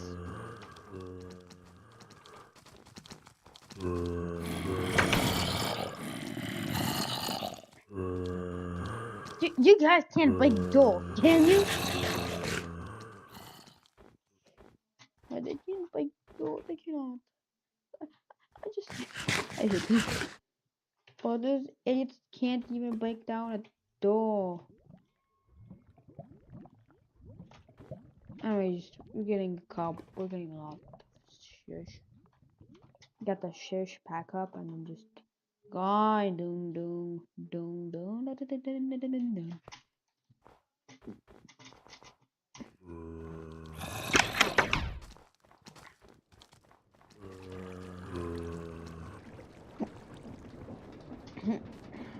Get my terracotta.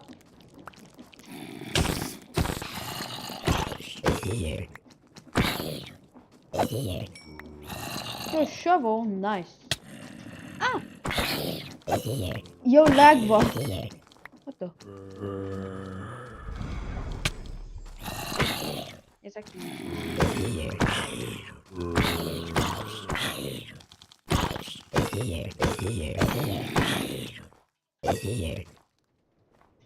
I just need the food though. Mine. Missed.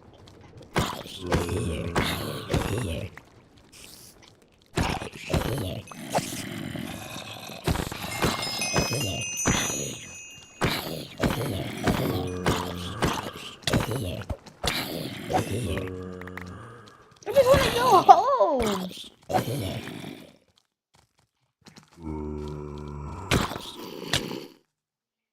Did I die by a baby zombie?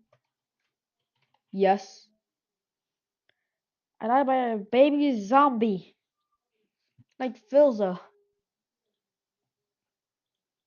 Who talks about how there was no cake at his retirement party. A Hat in Time contains 2 dyes available in the DLC, where one of the cast is selling a blue dye called Battlement and a red dye called Fortress, referencing the Team Fortress teams. Metro 2033 has Valve game references. You can find a skeleton under some rubble that is holding a crowbar. There's also glasses nearby, clearly referencing Gordon Freeman. This wasn't it, as if you get past a demon in Dead City, you can also find a hand sticking out of the water with a thumb missing, which looks just like the cover for Left 4 Dead. In Splinter Cell Chaos Theory, Grimm states that crowbars are for geeky video game characters. I didn't bring my crowbar. Whatever. Crowbars are for geeky video game characters. Stalker, Shadow of Chernobyl also includes a Half-Life reference. In the Wild Territory level, you can find a body of a scientist named Gordon Freeman. It has a red crowbar and black frame glasses. Near the body, there is a PDA that mentions Black Mesa, City 17, and a crowbar. As well, Stalker 2, Heart of Chernobyl, also has a Half-Life reference, as you can find a skeleton, but then right beside it is a red crowbar. Resident Evil 6 has direct references to Left 4 Dead 2 through a crossover event. On the PC version of Resident Evil 6, there is an exclusive mode called No Mercy within the Mercenaries mode. This allows players to control characters from Valve's Left 4 Dead 2, and the Witch and a miniature version of the tank appear as enemies in this mode. There is even Hearthstone, the mage card mirror entity. The card's artwork displays blue and orange portals, plus the character wears a badge resembling the Aperture Science logo on their left arm, and a necklace styled after the companion cube. Another reference is in the flavor text of the Hearthstone card Sentry. Need a dispenser here, as it is a direct quote in TF2. Need a dispenser here! Terraria has a few Easter eggs and references, like the Moon Lord, a boss in Terraria, drops the portal gun when you beat him, allowing players to create portals. The companion cube also appears as a pet in Terraria. It even makes a distress sound when dropped into lava, and attacks the player for 1 damage if they're in complete darkness. There's even an engineering helmet that looks similar to Engineer's helmet and goggles. Warframe also had references, mainly from the Warframe 1999 update.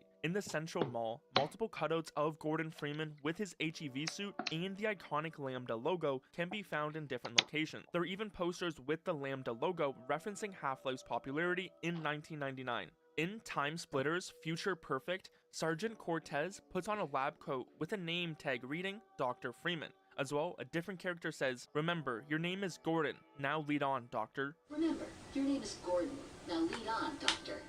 LEGO Dimensions has a bunch of Valve references, as there are specific official Portal levels. These levels feature characters like Chell, GLaDOS, and Wheatley. In the Aperture Science level, players can spot Atlas and Peabody. But this isn't it, as Doug Ratman, known for messages like "the cake is a lie," can be spotted in 4 separate instances. He always vanishes before you can approach him though. It's not just Portal, as in the Aperture Science level, there are boxes labeled with the Black Mesa logo. In Emily is Away, there is an achievement called Best Friends with Gabe, where you have to use the Half-Life icon in a chat. But to actually get the icon, you have to make your screen name Half-Life with the first name Gordon. In Viscera Cleanup Detail, a PDA log from Dr. Jordan Friedman mentions a prying bar and missing glasses, which unlocks a compartment containing a crowbar and glasses. In Risk of Rain, there is a crowbar with a description mentioning it lasting until the 3rd edition, hinting at Half-Life 3. In Sunset Overdrive, there is one respawn animation where the player uses the portal gun from Portal. In Mortal Kombat X, there is a portal combat modifier that makes random portals appear on the fight line. There's also a double portal combat variant that spawns multiple portals. The modifier's icon shows a person falling through a portal with distinct entrance and exit points, directly mimicking Portal. In Dead Cell, there is a direct mention of Gordon's crowbar for Gordon Freeman in Half-Life. You can find the blueprint for the crowbar right beside a scientist's corpse with a headcrab and an HEV outfit. Battlefield 3 has a multiplayer assignment called A Good Demo Man, referencing Demo Man from TF2. What makes me a good demo man? In Fable 3, you can find a cell with someone worshipping a box with pink hearts. As well, right by it is a slice of cake on a bench, a clear reference to Portal. In The Sims 3, you can get the Aperture Door, which is available in Lunar Lakes, a clear reference to Portal's Aperture Science. There's also the Gateway family Chelsea and GLaDOS, playing off of Chell and GLaDOS. All Guys has costumes based on Valve characters like Gordon Freeman from Half-Life and the Scout from TF2. You also can't forget the Gordon headcrab skin. They also have an Alex costume for Alex Vance, and even some for Portal, including Chell and even Peabody. In Zombie Army Trilogy, players can pick 8 survivors from Left 4 Dead and Left 4 Dead 2. As well, the developer of Zombie Army Trilogy collaborated with Valve for an official comic titled Wrong Place, Wrong Time, where the Left 4 Dead 2 survivors accidentally travel back in time to team up with the characters from Zombie Army Trilogy. Evil Genius 2 received an official TF2 crossover that adds the Pyro as a hireable henchman. This DLC also introduces TF2-themed loot items, a briefcase of Australium, briefcase of intelligence, and a payload cart, all styled after TF2 elements. These missions mention Manco and Blue Red attacking Manco's vault to steal Australium. Dungeon Defenders references Portal by including an in-game item that looks like the Portal gun. Dungeon Defenders even has some TF2-themed pets like Medic, Heavy, Engineer, and Pyro. In Geometry Dash, players can unlock a cosmetic player icon that looks very similar to the companion cube from Portal. Bloons Tower Defense 5 has several references to Team Fortress 2, Monkey Engineer who creates sentry guns. Unturned has some fun nods to Valve. For example, there is a crowbar in the game, but its description reads Thornton Greenman's favorite weapon. There are also a few beret headgear items that have the description Bills, directly referencing William Bill Overbeck from Left 4 Dead. Even the Buds item has the description TF2 represents. The ship Murder Party was developed using Valve's Source Engine, but it has an item description for the crowbar that references the Half-Life universe. Champions Online features costume sets inspired by Team Fortress 2, added as part of a Valve-themed crossover event. Battle Nations had an official Team Fortress 2 crossover in late 2013 that incorporated player characters and missions around TF2, like the Heavy and Scout. For example, objectives include make a sandwich at the bakery and build 2 pillboxes that included things like the turrets or a companion cube-themed object. In Duke Nukem Forever, there is a point where Duke will say that a crowbar would come in handy right now. A crowbar would come in handy right about now. as well, when you go and turn a valve, another reference comes up. I hate valve puzzles. Joey Danger and its sequel, Joey Danger 2, includes unlockable characters from Team Fortress 2, like the Scout or Heavy, for you to use in stunt racing levels. Mini Motor Racing Evo features tracks and cars inspired by Valve games, specifically Team Fortress 2 and Portal. For example, there's a TF2 themed track with environmental details like TF2 posters, and a Portal themed track includes Aperture Science visuals. Monday Night Combat includes cosmetic items and hats inspired by Team Fortress 2, like the Engineer's Hard Hat, or skins for characters like the Sniper. Super Monday Night Combat, the sequel to Monday Night Combat, has more Team Fortress 2 cosmetics, as players can unlock TF2 inspired skins, hats, and taunts. Dungeon of the Endless had an Australian update, which brought 4 playable TF2 characters, including Pyro, Medic, Engineer, and Heavy, along with a few new items as well, like the Sandwich and J-Pad. In Thomas Was Alone, the narrator makes a subtle reference to Portal by mentioning a cake. He felt there was probably a thing called cake, but that was a lie. There's also some slight references to Half-Life, as there is a character named Gordon Falkenberg, who was the former CTO of Artificial Life, and said it was just an AI in the right place at the right time, referring to The right man in the wrong place. in Shadows of the Damned. When looking at a frame on a wall, the player mentions new tech, while the diagrams look very similar to the Portal test chamber posters. In The Witcher 3, players can find a hidden Easter egg referencing Portal, as there is a cube that looks like a companion cube and a cake. In the mobile game Kick the Buddy, players can use a crowbar as a weapon to attack the buddy. The crowbar's design and sound effects imitate Half-Life's. Funko Fusion includes portals, but then they also have a Team Fortress 2 pack that has the Scout, Heavy, Engineer, and the Medic. In Call of Duty United Offensive, 2 American soldiers are shown running side by side. On the left, Private Gordon. On the right, Private Freeman. Destroy All Humans has a reference to the start of Half-Life, where you are arriving late to an important experiment. I mustn't be late. They're waiting for me in the test chamber. Oh wait, wrong game. Rock Band 2 and other titles in the series include Still Alive from Portal as a playable song. The song, iconic for its role in Portal's credits, is complete with loud vocals.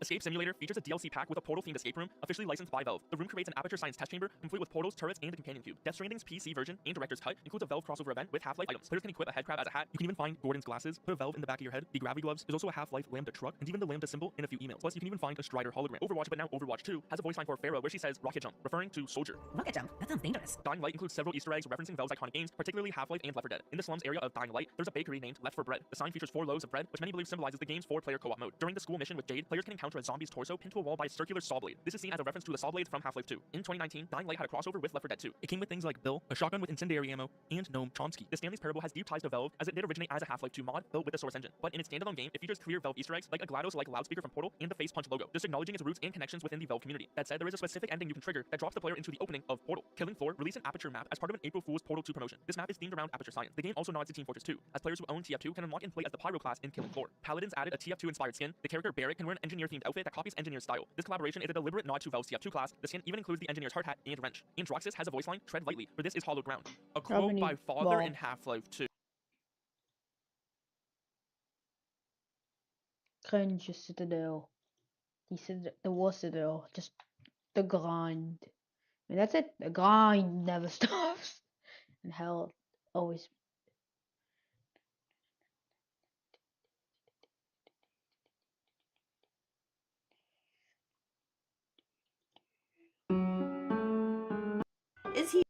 He doesn't move at all. His cape could be flowing in the wind, but no, completely still. He could be moving at all, but nope. But you know what's really weird? During the battle, Papyrus's mouth doesn't even move. Want to play through again? I'm right. During Papyrus's date, he moves, his mouth moves, his expression changes, he's very active. But in his battle, nothing. A statue. It's like there's a cardboard cutout of Papyrus. Papyrus, the most active character in Undertale, not moving. A mother...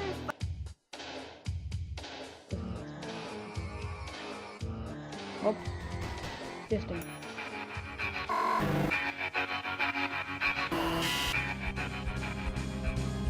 I love the I feel there's some more hops. You must die! You have 7 seconds before it starts rising. It's like 7 seconds of maximum, then die.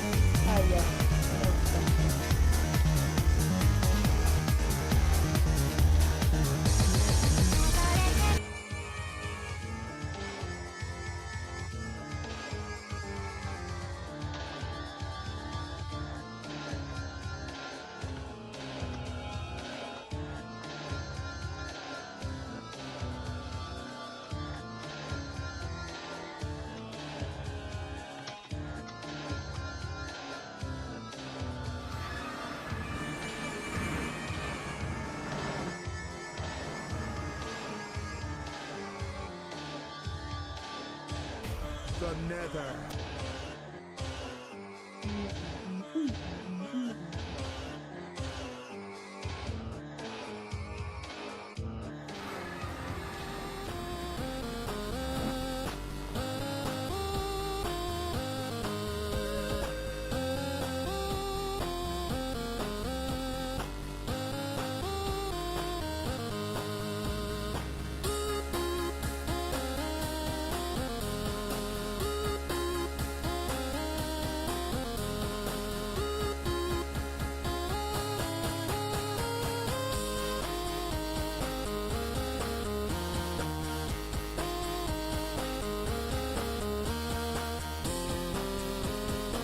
Oh, let's go.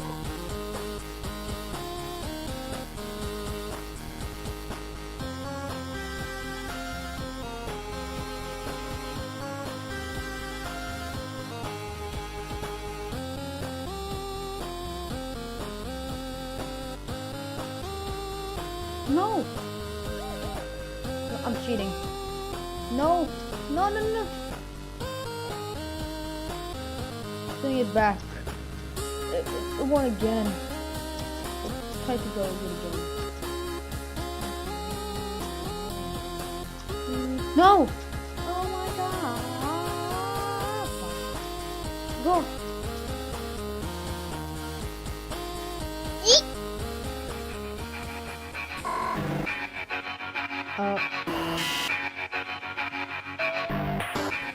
What the?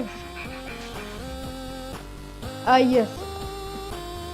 I'm now dead.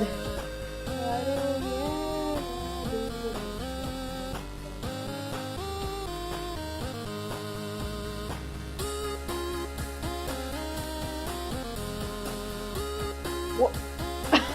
Yes. Sliding. I just sit myself. Yes. Then.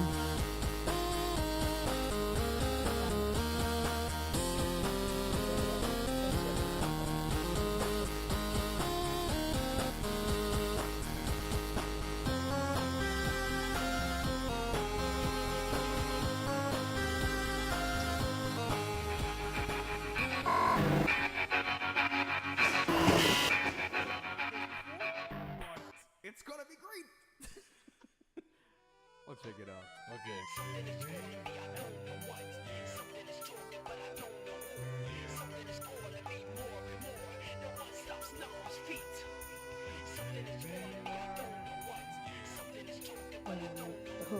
Yes, I'm gonna do it for you more and more, and not stop fast.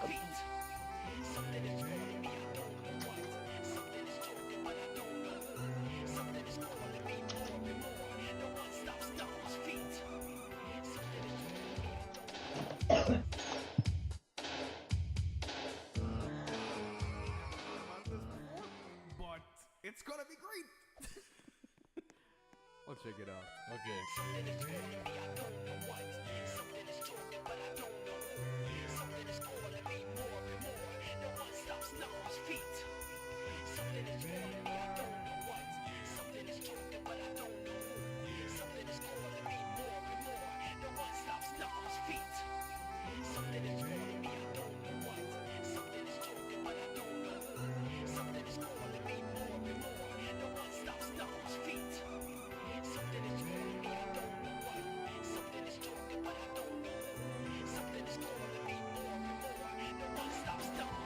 Hey, you guys are watching Burn Up.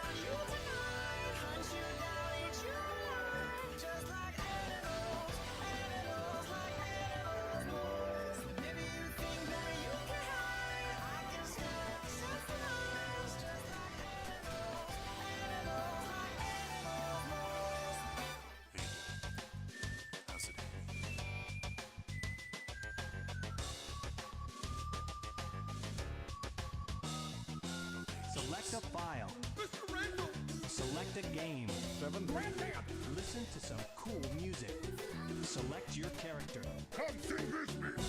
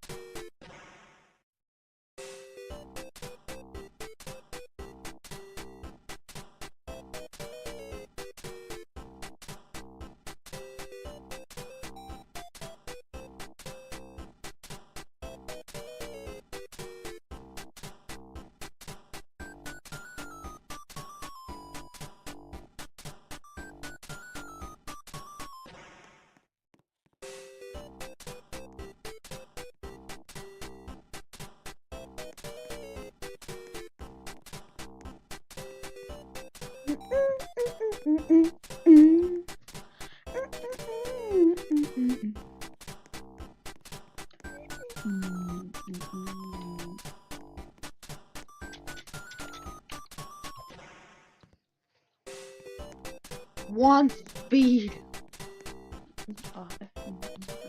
Let's see if it's so.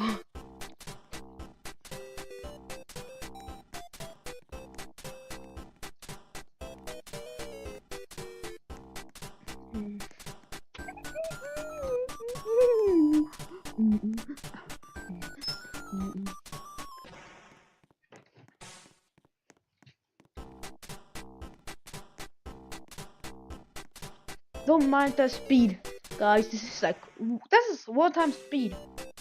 This is 10 times your speed. And this is also what this 0.1 speed, 1 speed, 2.5 speed, 10 speed. Yeah, the start is way good than the it's slightly shorter, but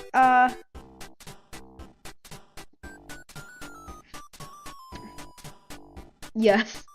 Yes, wait a lot time. Hey,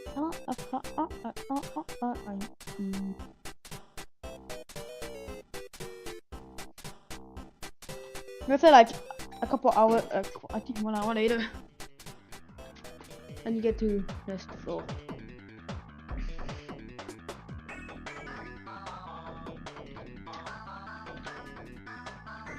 Yeah, it's like long, and then like when here you just go up and like you have to do the same thing all over again, except you can skip a bit of stuff. Let's just do it now legit. Okay, go.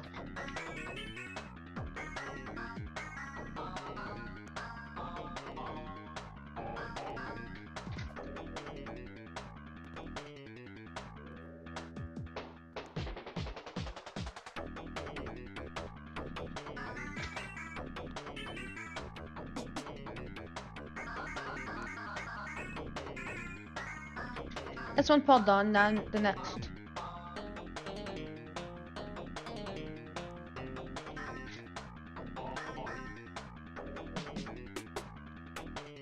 Yes, garbage. Just don't fall, okay? If you fall, biopong. If you fall under 42, up. And if you fall down to the bottom, but up, you just restart. I ended up like, okay, like, not 1 in 10, but it's like, me time. What the?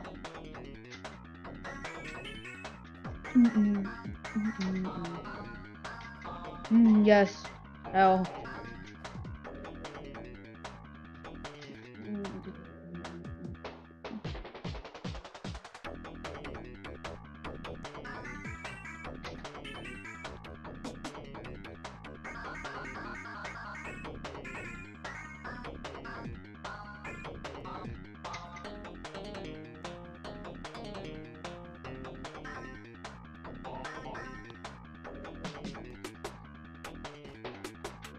Yeah, this part's like the hardest. Just don't mind the insane difficulty spike. Don't mind the insane difficulty spikes. Most garbage story. Even from multiple mini games.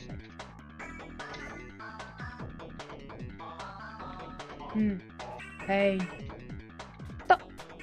Yeah, if you fall outside, bye. I guess. What the fuck? I tried to move, then nah. Why am I getting teleported outside?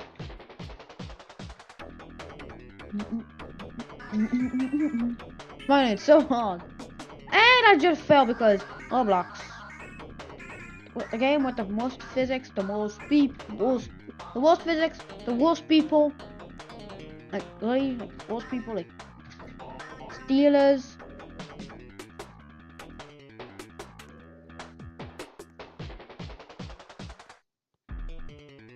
The most garbage, trash games that I probably will be abandoned like 1 year, and all it is just for make some $3 out of like children. You can try to skip it. Just good luck with the stick out. After all that, you now go up. And then you fall because of, yeah, it's a kind of hard jump, and they fell again.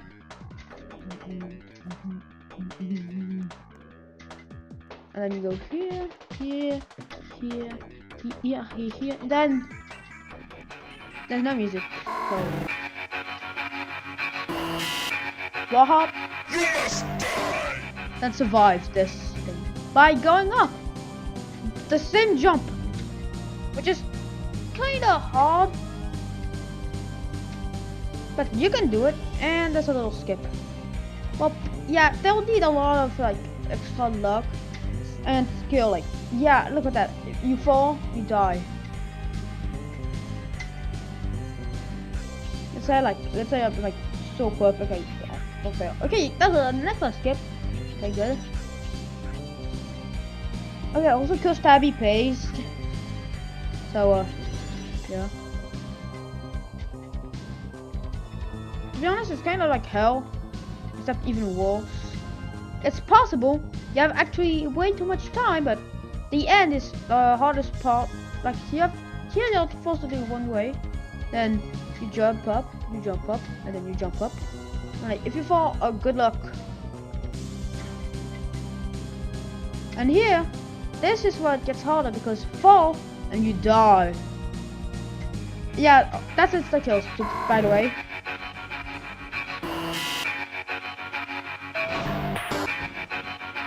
GG. My dumbass tower is beaten. It's not even finished yet, so.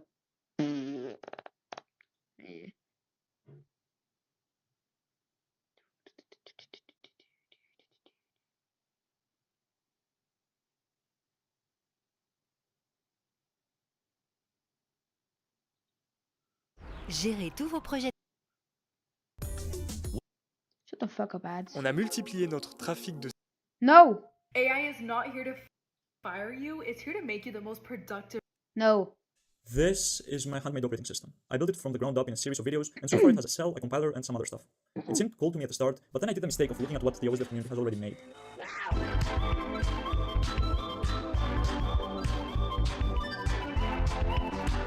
So, what does every impressive project have in common? A nice graphical user interface. To start this off somewhere, I really like the way the Linux kernel is laid out, and the way it communicates with the user space. If I reinvented the wheel and wrote my own software, I would have probably risked ending up like this guy. Hello. Rest in peace, Terry. Well, for that reason, I took the porting approach from very early on. I was using very minimal patches and followed Linux system call conventions and numbering. This made the Kavos kernel binary compatible with it, to the point where I could literally copy an Ubuntu binary into it with no issues whatsoever. Most Hobbyist OS is cross-compiled third-party software with various patches, which is nice for build customization, but inconvenient for me since I want to save that close to Linux. A shortcut I quickly took was using Alpine and its package management. Why did I choose Alpine? Well... What does it do this? I never... Have you tried Linux, perhaps?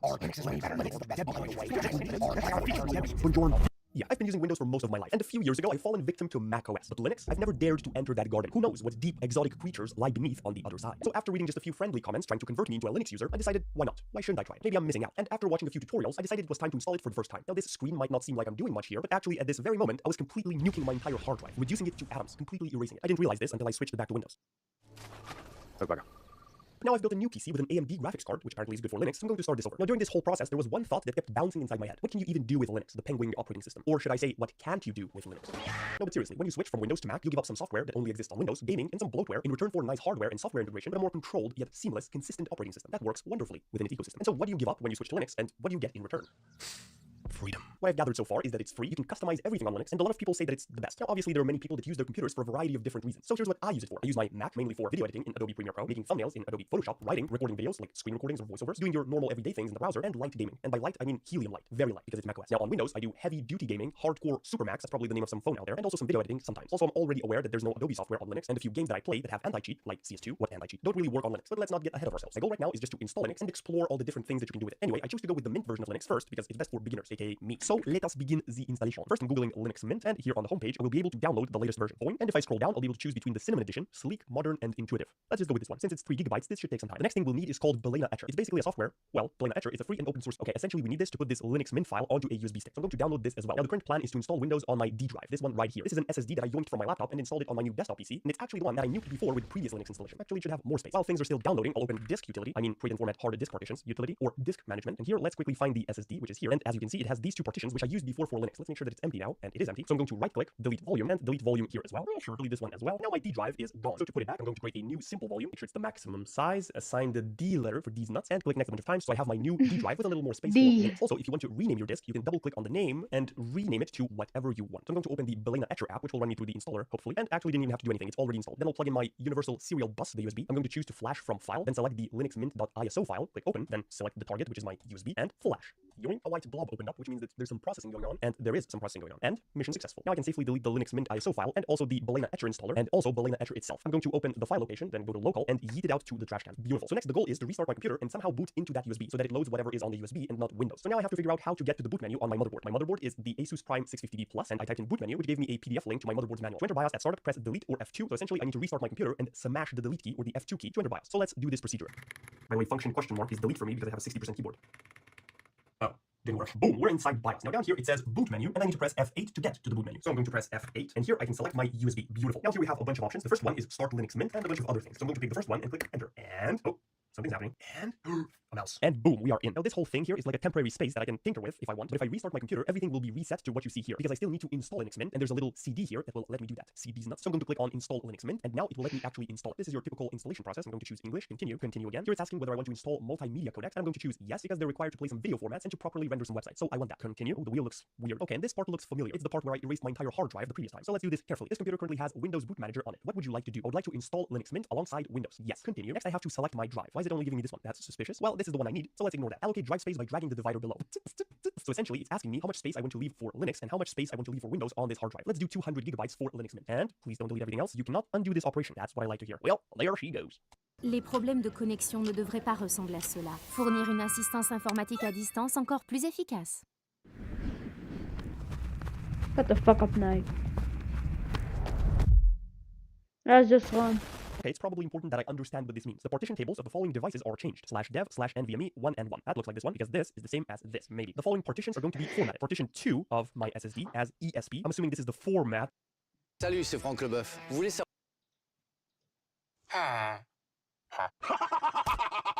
Eggman, you're finished. Okay, As we discussed, the carrot alone is taking 18 minutes to pick, and that's without even factoring in the time and resources it takes to grow it in the first place. Same with the potato. Then you gotta catch and kill and clean and cook the rabbit. Then you gotta forage for mushrooms. That one dish, that one rabbit stew, to us as players living in modern times, and as Steve, who is literally a superhuman in this world, is completely unremarkable. But to a villager in this primitive society, that one steaming bowl of soup is sucking up a huge amount of time and resources for just one meal, which makes it worth its weight in gold. Quite literally. The long and short of it is that currency is only worth the value that we ourselves place on it. The earliest currencies back in 9000 BC were cattle and other livestock, mostly because people knew that those things were valuable. Animals provided labor, food, transportation, and that value could be calculated. Fast forward to 1200 BC, and you see China changing the game by using cowrie shells as currency. You know, those shells that today they make necklaces out of and sell in beach souvenir shops next to shark teeth, sand dollars, and novelty soda koozies. In fact, cowrie shells are one of the longest and most widely used currencies in history. They could have bought you a cow or a tract of land, but today they're on a rung below boogie board and fun noodle. Sure, at this point we all jump around Minecraft's overworld without a care in the world. But if you look at it from the perspective of the villagers, it's a brutal existence where every night could mean death at the hands of the rampaging mobs. It's a rudimentary society where people aren't just wearing jewelry around for the heck of it. Here, the things that are valuable are food to survive, weaponry and armor to defend yourself, basic shelter to help you live through the night. When you're operating at that level of shining yourself, basic shelter to help you live through the night. When you're operating at that level, This shining guy green just, stone with limited function, while certainly like- special and free, isn't particularly.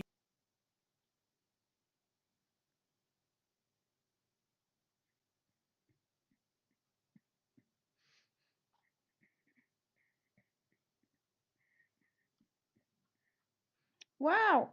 RNG, it's only not, we only have a single RNG game, and we have enough RNG games. Every day, somebody makes a new RNG game because, yes, they want the view, they want everything. Everything that you can get from views.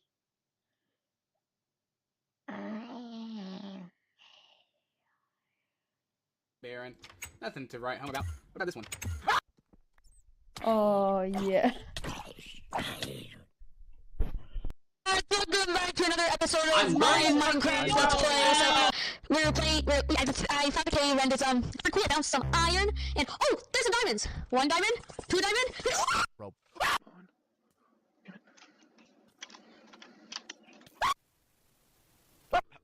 Wait, no, you didn't take any. I took 1. I don't know how I get left. Let's take a look at what sort of resources we got. Now I'm close the blackout. Okay. How many capers? I mean, like, I don't want to see any cuts, I don't like seeing that. I know it does stuff. I guess that's different than stone. And as you can see, this is Bleaking Baron. Nothing to write home about. What about this one?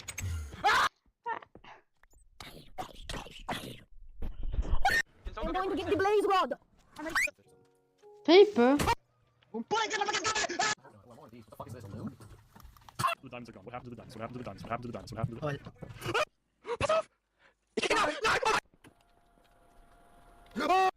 Well, I'm putting that bit. Pre-release. Ah, yes.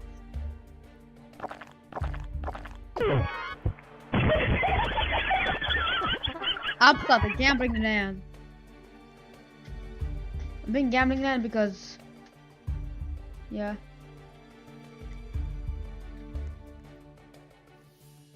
Wow, look at that. An arrow.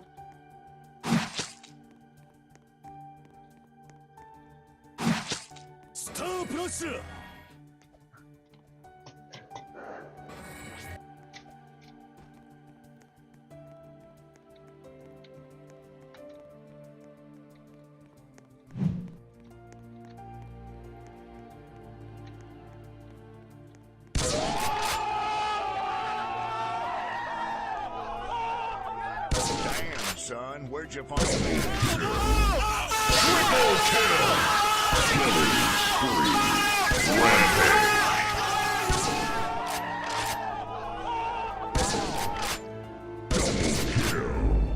Triple kill! Killing spree. Rampage. Son, where'd you find this?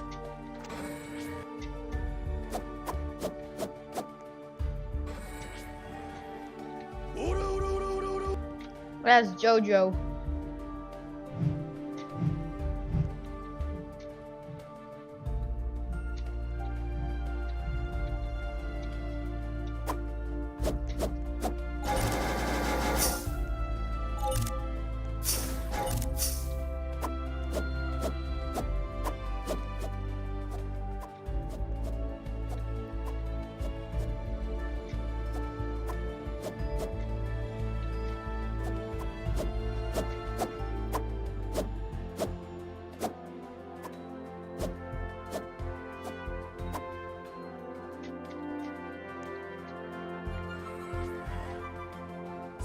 Finger! Why are these gas prices so high, Wawa? Why?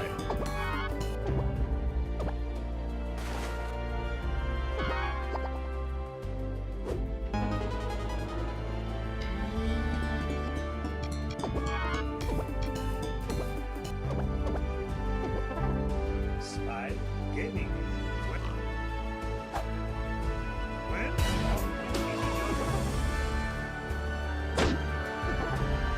Take your pro juice!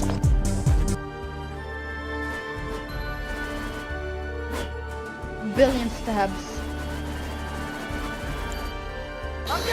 Take your pro juice!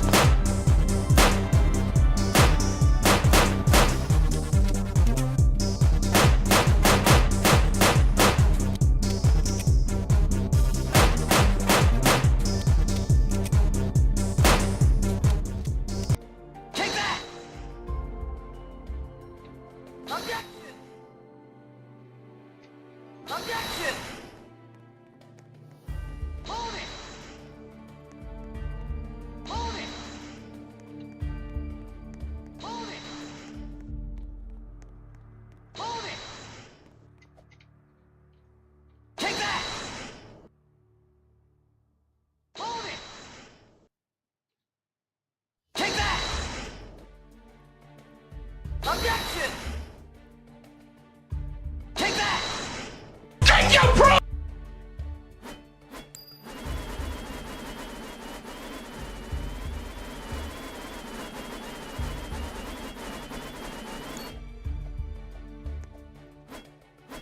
Take your pro juice!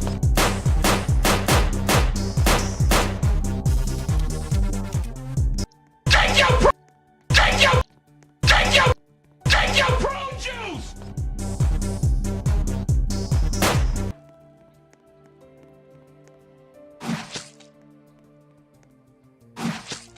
Star Plus! Oh no, no! Dead body found! Dead body found! What a nice tree. I love trees. I love trees. I love trees.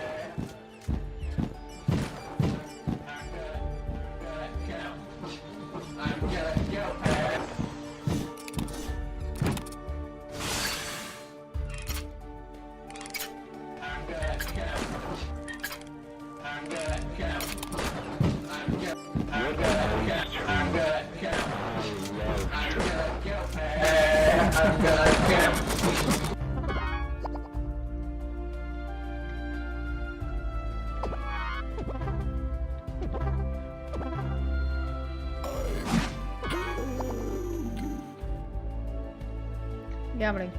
I can't take it.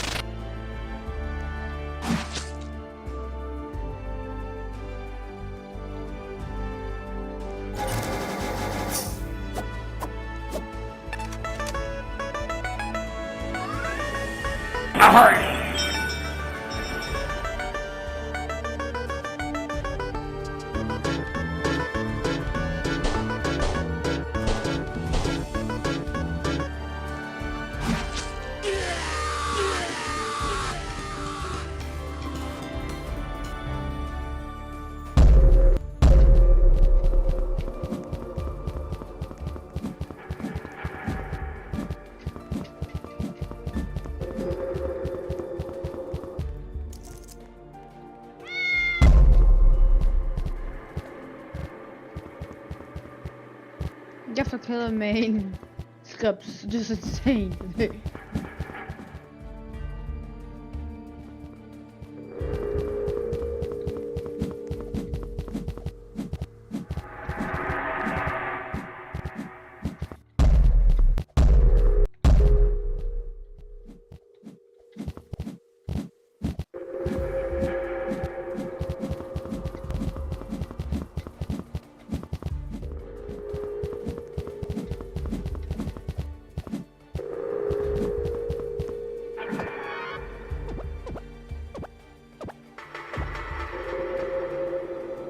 Alright, whole plate, long plate, small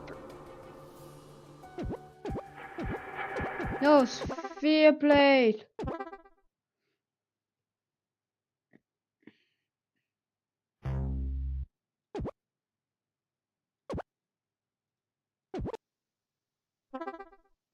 Sphere plate.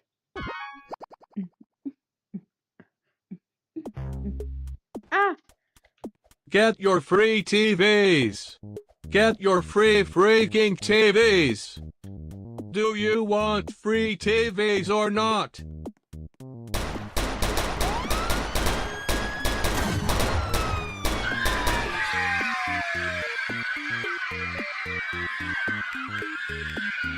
Do you want free TVs or not? Do you want free TVs or not?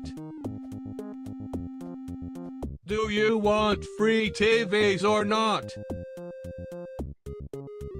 Do you want free TVs or not? Do you want free TVs or not? Do you want free TVs or not? Do you want free TVs or not?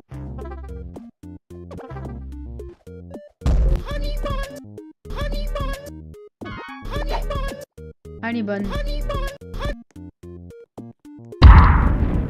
Honey bun! Honey bun!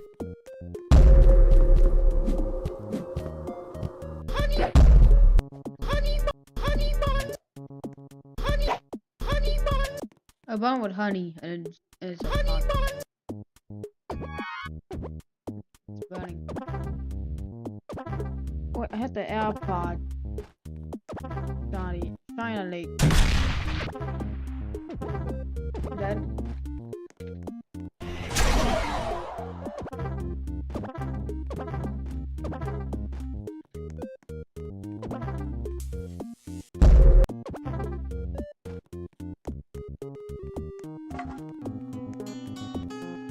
Оружие убрал. LPC.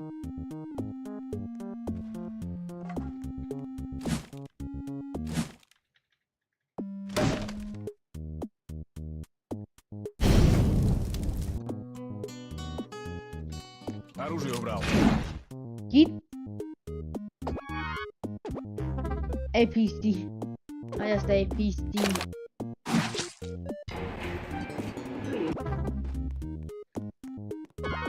Let's just leave this place.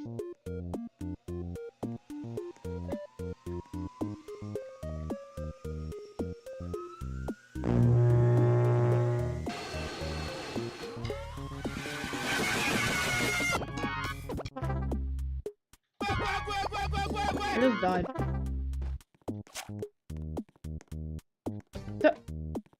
I'm gonna count.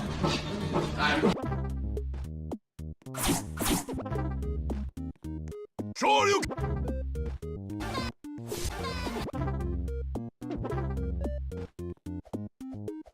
A potato.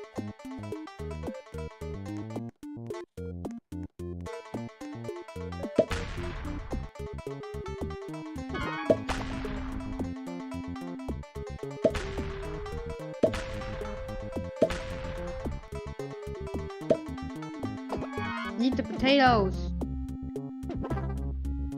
No.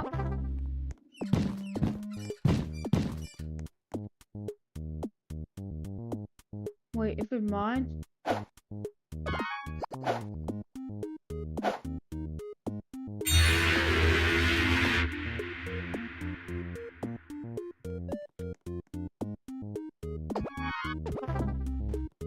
Get your free TVs. Get your free freaking TVs. Do you want free TVs or not? I'm gonna.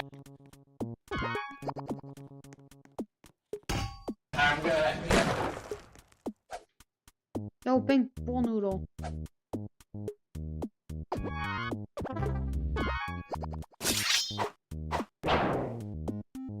What the? Ah, yes. Like.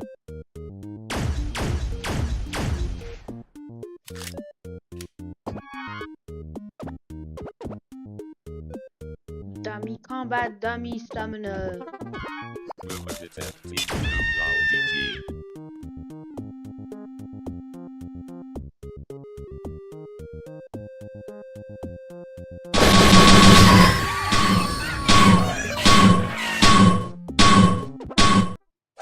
A skyblock.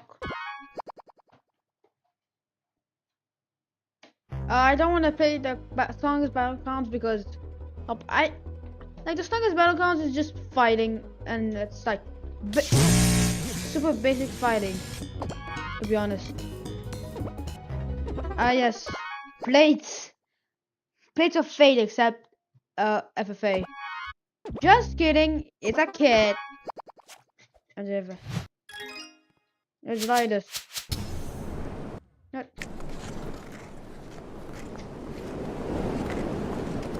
The ball. Oh, you take damage.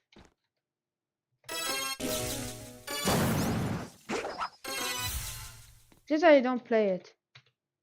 What? Nightmare Discord.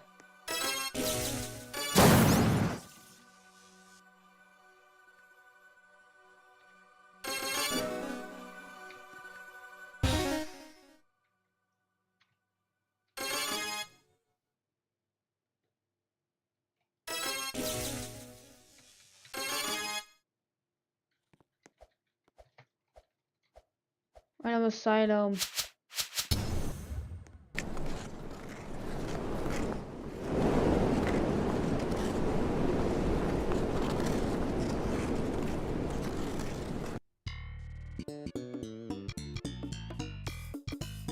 I'm saying it's a good game. Yeah, China Lake.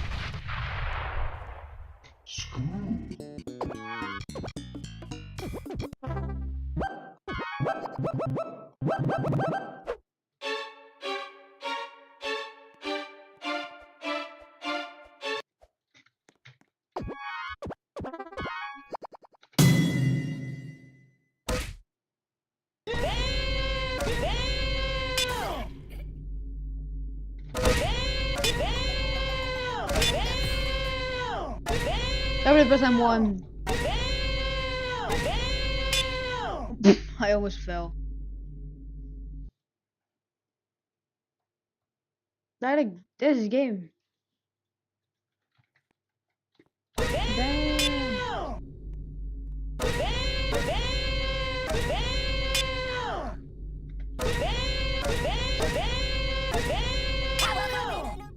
I was about to kick him.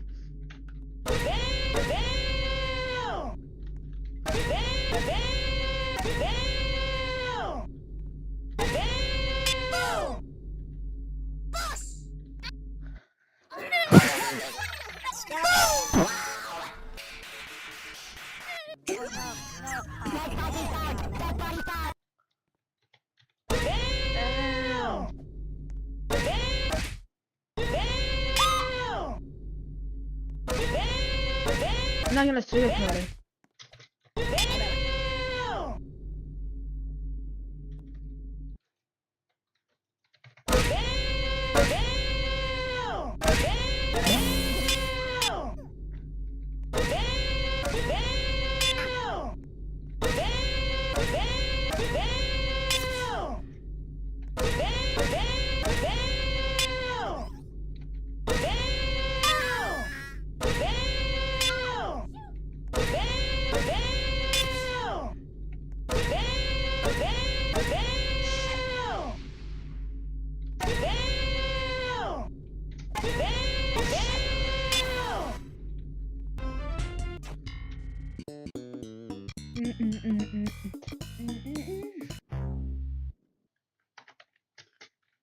I am asylum.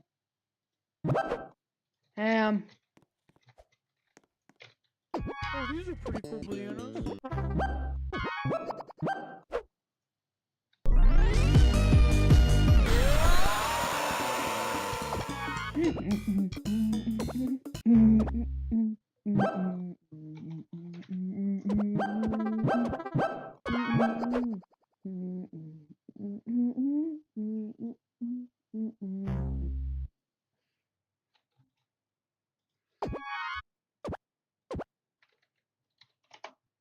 Dying.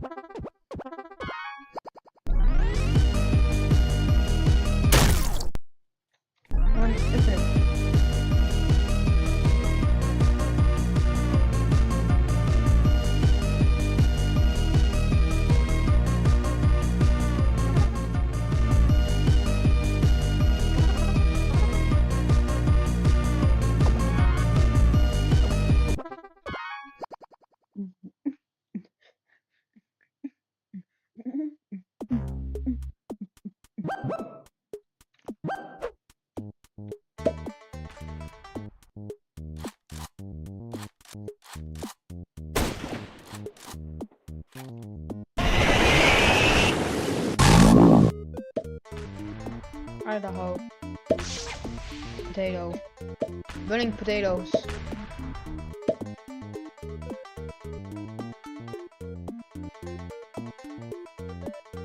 Ah yes, deer.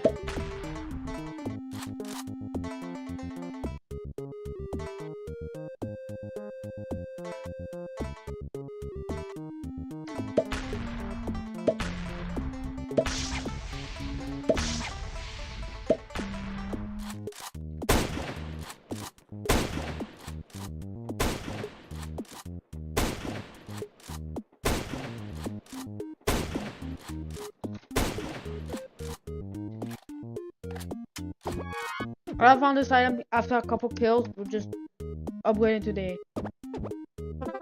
Super duper AWP.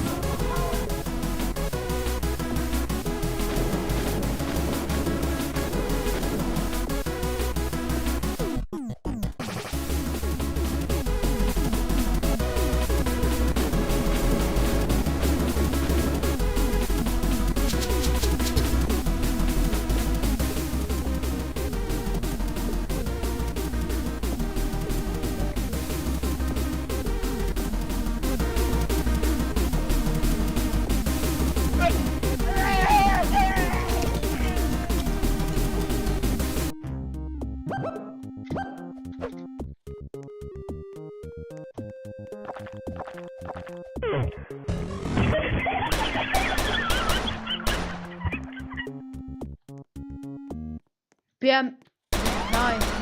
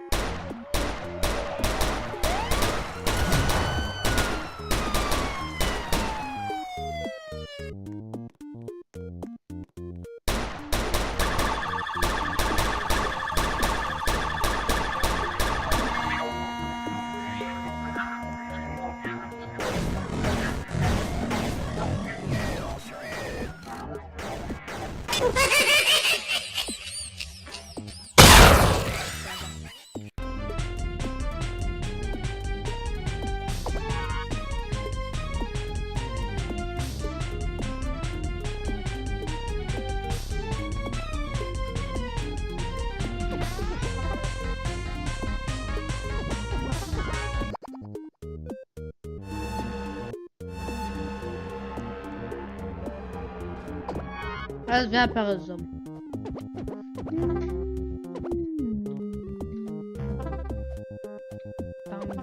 Fortnite cards.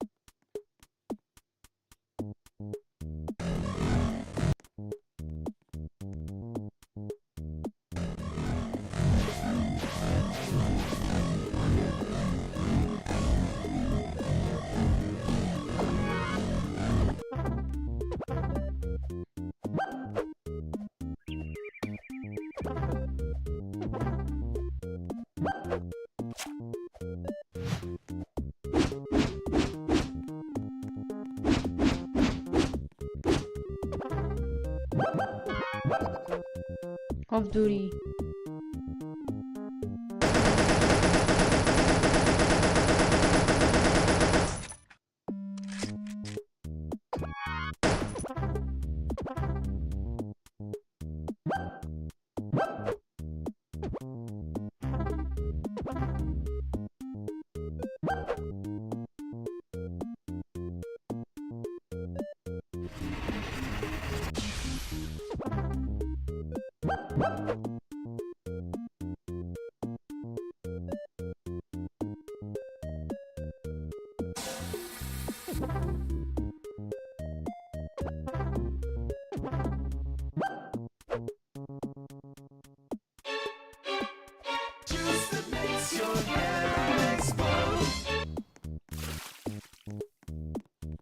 that makes your head explode. You don't, you die. There's like a 1 in 30 chance you die.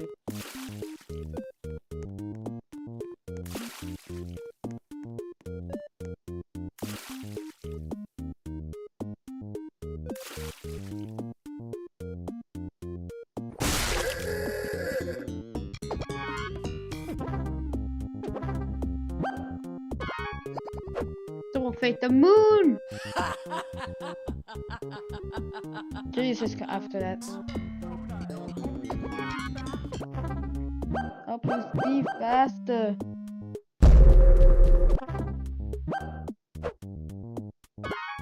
Ah!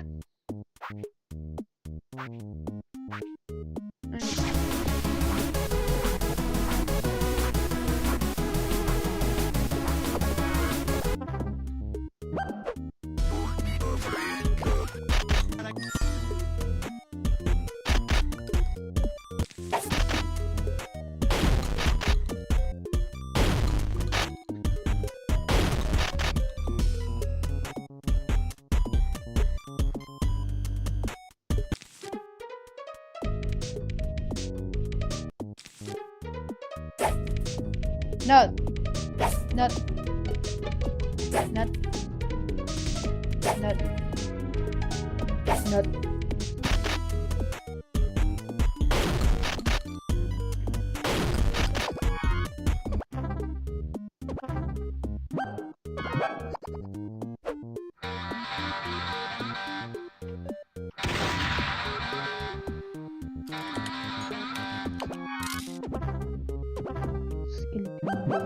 Yo, 2010 Zuma, the Super Duper Omega 29 NIS.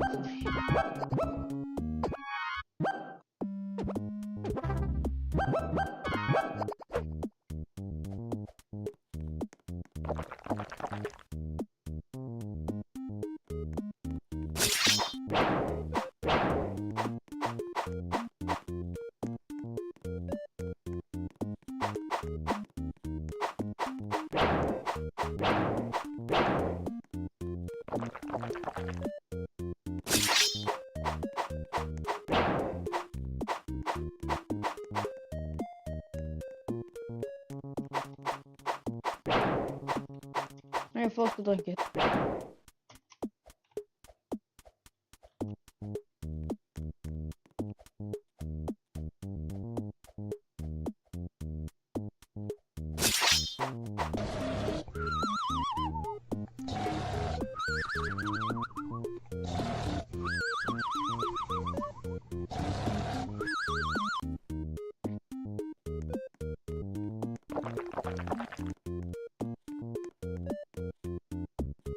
The mysterious orange character.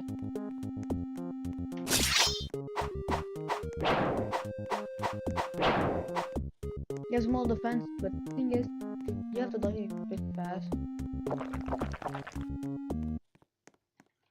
And I idle for a couple of seconds.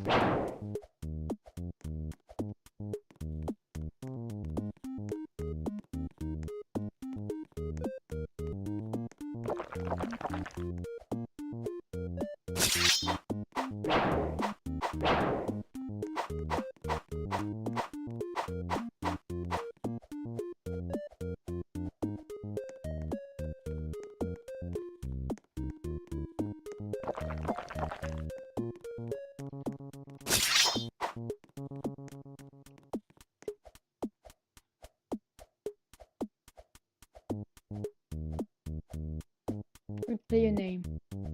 Point.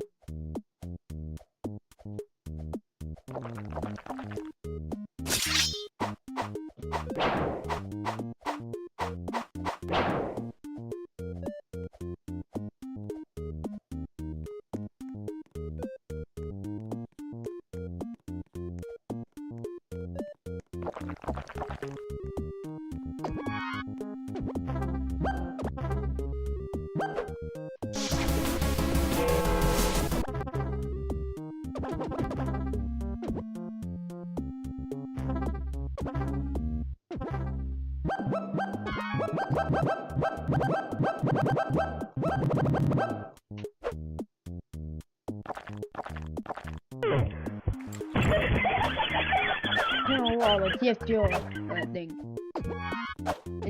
It gives you the players. It gives you the players. Like let's say this is a player. And then you here, you just do transfer them with this here, and you become top.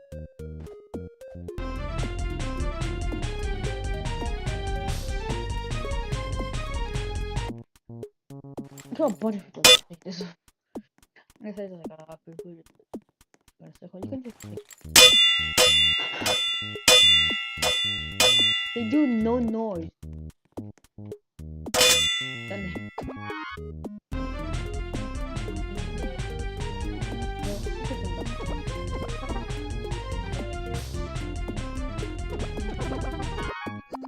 Dr. Pepper.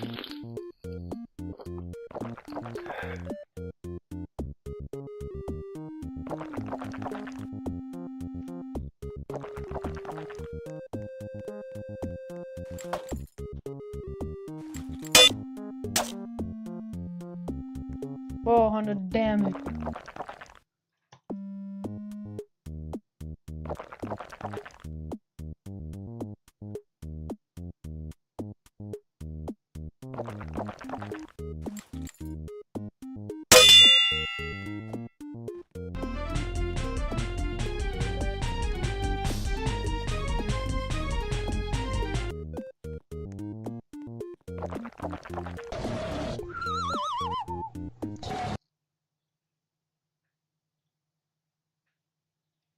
Okay, now added comments.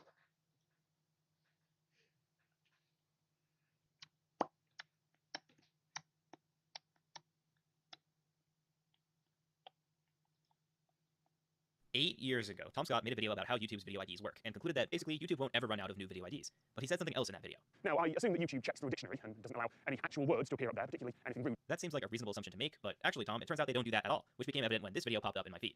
So that got me wondering, what other rude words can we find in YouTube video IDs? So I did what anyone would do. I checked 1 million different videos for bad words in the video ID. Here's what I found. The goal here is to write a script that finds rude words, but should I try a broad approach where I just look at a ton of YouTube videos, then try to find words within their IDs? Or should I try a more targeted approach where I start from the words I want to find, then generate some possible video IDs from there and check if any actually are real videos? Sadly, to figure this out, we're going to have to do a little bit of math. For starters, let's look at the structure of YouTube video IDs. They're actually pretty simple. They're 11 characters long and contain all letters A through Z, lower and uppercase, as well as the digits 0 through 9, and dash and underscore. That's 64 characters in 11 different positions, which is 64 to the 11th, or more than 73 quintillion total possibilities. So that's a huge number. Given that, what are the odds of finding a particular word in a given video ID? Well, it's going to depend on the length of the word. You'll find a lot more of the shorter words like yeet than you'll find long words like hypotenuse. Let's arbitrarily focus on 5-letter words. I'm going to be generous here and count a word regardless of the casing. So lowercase g, capital A, lowercase m, e, capital R for gamer would count. Look, I'm not good at math, so I'm sure you numberheads out there will cancel me for crimes against mathematics in the comments, but here goes. I think it's easiest to think about this in terms of how many ways we can make a specific word, then divide that number by the total number of possible IDs to calculate the chance of forming that word. Remember, we can use an uppercase or lowercase letter, so we can choose each letter either of 2 ways, and 5 letters in a row for a 5-letter word gives us 32 different ways to get any casing combination of a word. There are 11 total characters in the video ID, and the other characters could be anything, so there are 64 choices in each of these 6 other slots. This gives us a total of 2 to the 5th times 64 to the 6 ways that any 5-letter word can occur within a YouTube video ID. And it can occur anywhere in the video ID. There are 7 different possibilities where it could fit, so we multiply that initial number by 7. But we're still missing something. For a 5-letter word, we can have it occur twice and still have space for another character in the video ID. What if we have the word multiple times? We don't count those possibilities right now. There are 3 ways that the word could appear twice, so we need to count those too. Pretty crazy accusations are coming against Mr. Harry Twinkle 2929, and things are going to get way too Roblox far. gamers have given up at this point because I make out stupid scams that are honestly more dumb than games. The Marvel Two Shooters are so horrific.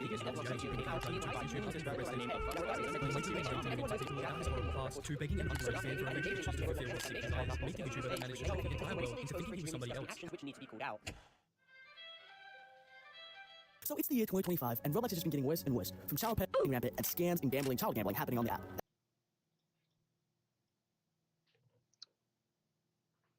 Yes. Games are gambling. Because they don't do money.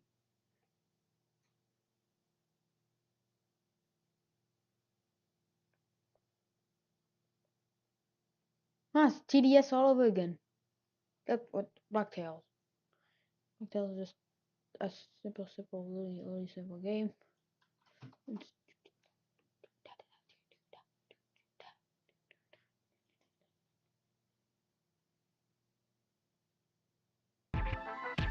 You know, I don't want to make a big old mod. Why would you do that? Are you stupid? You know what? I'm starting over. Dude, I love this guy's videos. They're so funny. Oh my. Oh, wait a minute. I didn't even realize I was early 2 minutes ago. That's crazy. Damn, I should probably comment something to get meaningless clout, but What do I say? What do I say? All right, brain cells, let's get to work. We got less than 2 minutes to come up with a clever and creative comment to get enough likes. We got any leads? We could go with he never misses. Nah, that's low-key glazing. Anything else? Oh, what if we share a personal story that relates to the video? I mean, maybe? No, those are too long and no one ends up caring anyways. There's gotta be— Wait!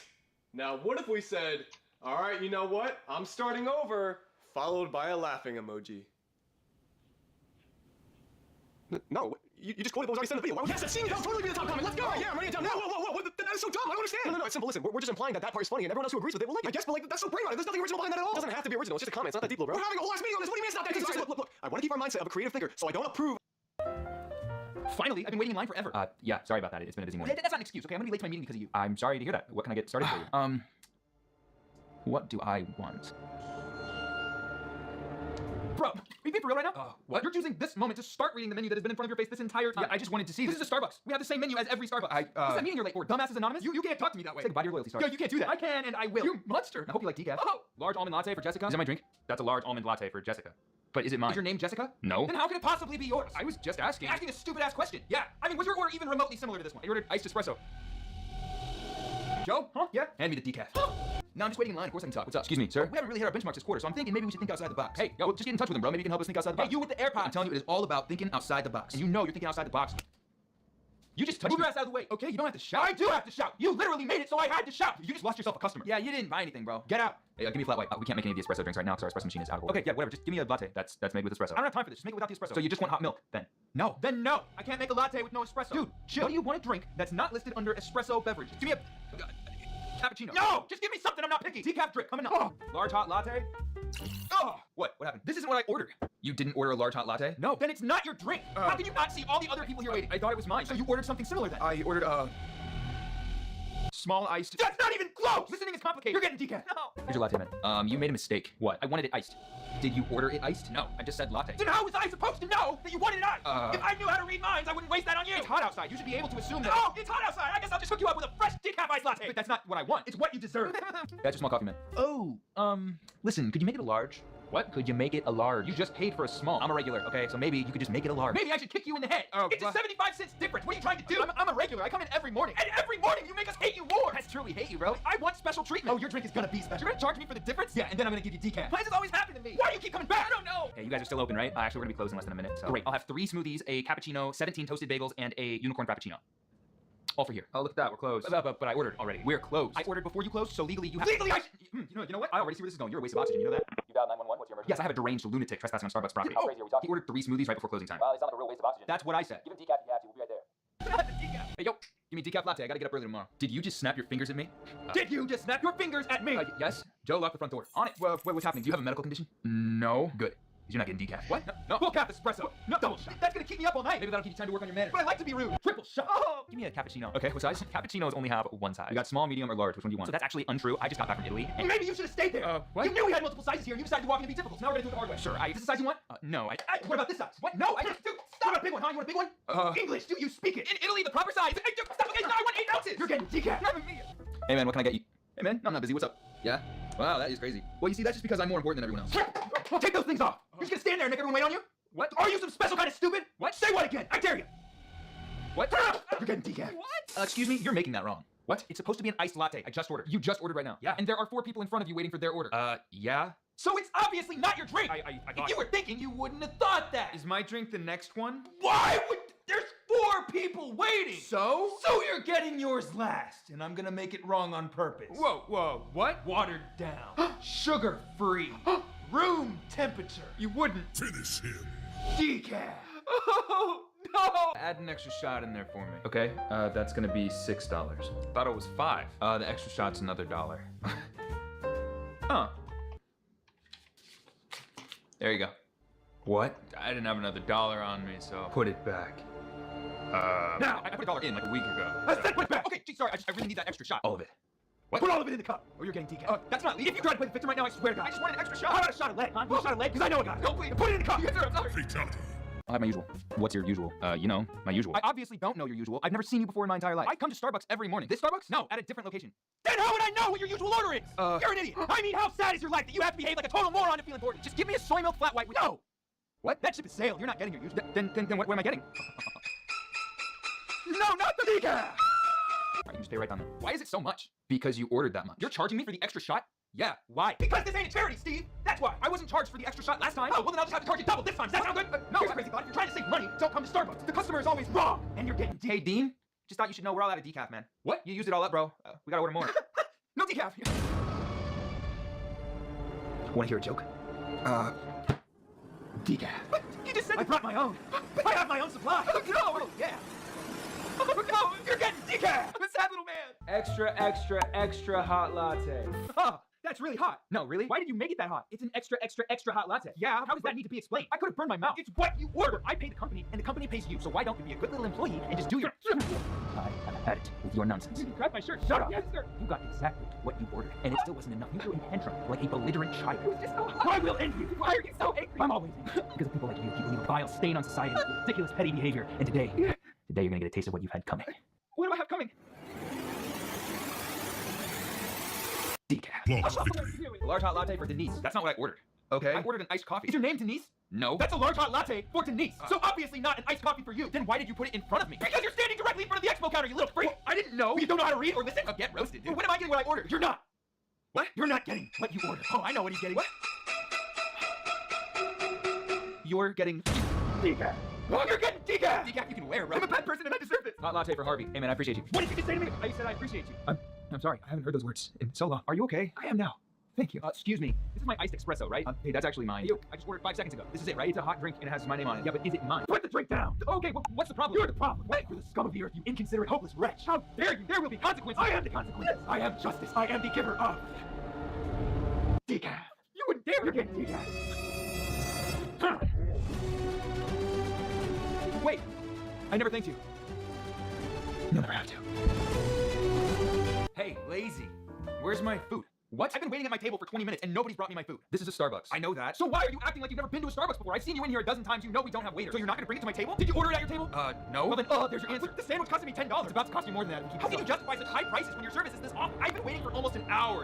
You should have at least offered me a free pastry. I'm a reasonable guy. I'd be willing to drop this whole thing if you throw in a cinnamon twist for free. How about I cinnamon twist your neck for free? Would you like that? Nobody is actually as stupid as you're pretending to be. If you wanted free stuff, you're in the wrong time and place. Just give me my decaf.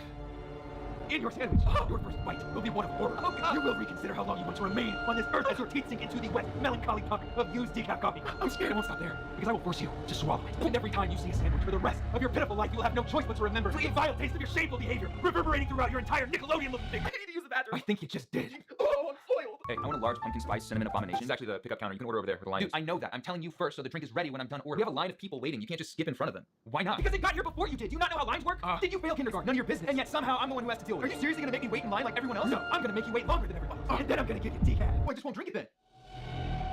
You can't force me to drink it. What? Hey. Where am I? What is this? Remember when you said I couldn't force you to drink decaf?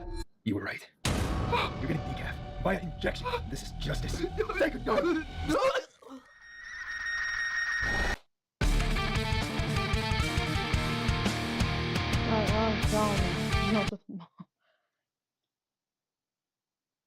And I made the same thing again. I don't want the newest one. I just want a 1.12.2. Thank you. Is there like something? Oh, QGIS is for 1.12 also. That's also what yeet.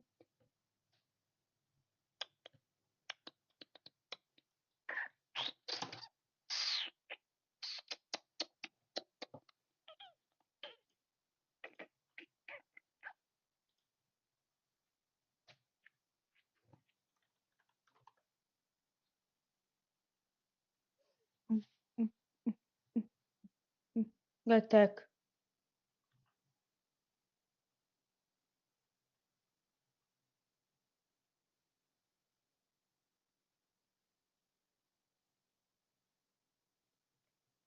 GTEU.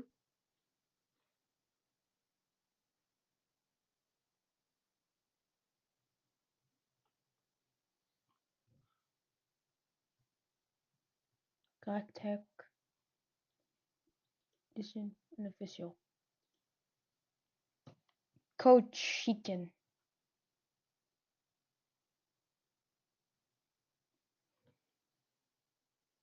Nicholas Construct.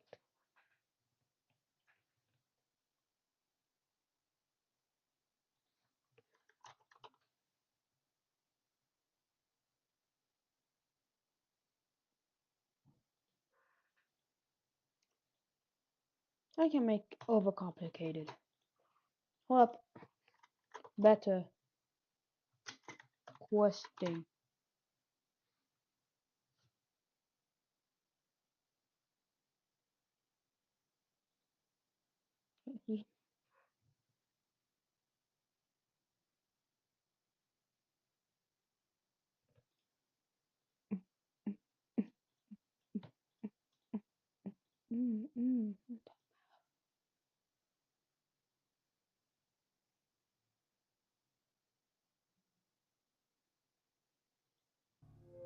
Minecraft. They timed this masterpiece has created billions of memories all around the world. It actually still does to this day. And actually, many creators all around the world actually tried to recreate Minecraft with success. So today, I figured I shall recreate this game. I mean, how hard should it be? Okay, so the first thing to do is create a new project, and the project name should be Minecraft. Wait, whoa, hold on there, cowboy. You will get sued for that. There we go. This joke is getting old. So first I started by creating some textures, and by creating my own textures, I mean, roses are red, violets are blue, Control-C, Control-V, I just took the textures. So I started off by making a chunk. And if you know what a chunk is, well, it basically just means a piece of something, in this instance, a piece of the world, which will then be useful to make infinite worlds for the Minecraft clone I'm making. Also, Minecraft uses chunks to separate its world, to make the world spawn faster and load faster, and also it can be easier to change properties of one chunk instead of changing properties of a whole world. And voila, after 1 hour and 200 lines of code, one chunk is loaded. Yes! Yes, now I can call it quits and go to sleep. But hold on, you have to make permanent noise. Okay, but seriously, permanent noise is just very easy. It was just a couple lines of code. And after chunking a bit of milk, I finally finished it. And now when you play the game, the chunk spawns a seed, and that seed determines how the chunk will look. But you may be like, whoa, at least here. Minecraft is not just one chunk, and that's where you're wrong. Wait, actually, you're right. Anyway, after spanking my keyboard quite a bit, I finally made some progress in the game. Now you can move around and place great blocks, and that's about it. Also, I figured I should get my hands so the character has a hand on the screen. Yeah, crazy. Well, now Minecraft is not just a hand and a few chunks, it's a whole world. So I decided to put it on myself to make a whole infinite world system. So I started by checking out some documentation and probably call a tutorial. But before a tutorial, I mean Control-C, Control-V, your code is now my property. I mean, our property. So now we have infinite world generation, which is one of the key things that Minecraft has. But anyway, this is kind of it. I know it's not a full version of Minecraft, but making this game takes a long time and it takes a lot of concentration, which I don't have right now. Man, I'm always out of beacons. I need to just collect like 100, but it's literally the hardest block to craft. Wait, can I make an automatic beacon farm? I'm glad I asked. We can make a farm for each ingredient, which funnel into a crafter to make beacons. But how do you farm obsidian? You specifically. I know how I would do it. I would go into the end and break the platform, and then go back through the end portal again, and the obsidian regenerates. So if we turn on our concrete duper, it breaks. Okay, I fixed it. Every time the concrete powder goes through, the platform comes back. And I think we can use a wither to break the obsidian. So let's get 1, 2, 3 wither skulls. We also need 4 soul sand, which I have no idea how I'm gonna make a farm for later. Oh! And build a little trapped wither setup. Okay, the concrete coming through regenerates the platform, so the wither should be trapped, constantly breaking the obsidian. Uh-oh. Not to jump to conclusions, but that was a pretty bad obsidian farm. Well, I don't know what I did wrong, but I know what I did right. Nothing! Okay, I don't feel like figuring this out. Let's move on to one of the other farms. How about soul sand? Now, in order to farm soul sand, you must first make a farm for soul sand. We first take a trip to the nether regions, find and barter with a pig boy, and we get soul sand. So gold, your services are no longer required. Gold equals soul sand. And we can make a gold farm out of magma blocks. I'm so afraid I'm gonna accidentally break my pickaxe. It's happened so many times. Well, one time that I remember, but the real number could be in the millions. Voila! We also need turtle eggs and oak logs. We should probably build it as close to the end as possible, because that's where the rest of the beacon farm's gonna be. Oh, I'm at build limit. Well, let's make a gold farm, I guess. So we'll make 3 platforms for the stupefied piglins. Oh, wait. I did a big dumb. This is a basalt deltas biome. They can't spawn in. Well, who's the stupefied piglin now? Me. Okay, there's a wasteful nether biome right here. Not too far away. Well, it is, but what am I supposed to do about that? Okay, now we need slabs above this to stop ghosts. Nice! Now, before we actually activate this farm, we need to make the gold to soul sand converter. I don't know why I did that. That was dumb. Ha! Maybe it wasn't dumb. I get free entertainment of watching them plummet. So the pigmen fall and get splinched on this hopper, and we need to make it so we can only pick up gold bars. Okay, if we throw gold bars, the chest says yes. However, if we throw any other item, it just chills there and does nothing. So the gold is automatically sent to each of these chambers, which will have piglins. And now only the soul sand is picked up. Oh, I did another moron maneuver. I don't need 3 chambers. They can all be in the same one. Okay, we got the chamber, we got the gold. Now we just need a piglin or 2. Oh, there's 2. So we can take advantage of their greediness with gold. Buddy, please go into your... Please enter your... There we go. Oh, balls, I forgot my name tags. Name tags. Now, as long as the adults didn't despawn. There's 1, and that's 2. All right, and now we can finish the gold farm. Now, I know you're wondering, how are the pigs gonna fall down and die? Check this out. They're supposed to be running at it. Oh, there has to be an air block above, obviously. Oh, yeah. How rare are the gold bars? I haven't seen any. Okay, so apparently they only drop gold bars when killed by a player. Not very automatic if I have to do the killing. But if we make a crafter and spend way too much time trying to design a machine that takes the gold nuggets and crafts them into ingots, we get a machine that turns zombified piglins nuggets into bars, barters them with piglins, and out comes soul sand. Nice! Oh, but how are you gonna get the soul sand through the nether portal? Anyway, what if we make like an ice highway? Let's see how far the items will get launched. 4 blocks! Oh yeah, look at that, the item gets sent. Let's do another one. How am I gonna trigger the piston though? Because if we do a pressure plate, it just gets destroyed. Maybe a timer? Okay, now the piston just automatically extends every second, but how far does the item actually slide? And it goes to this block right here.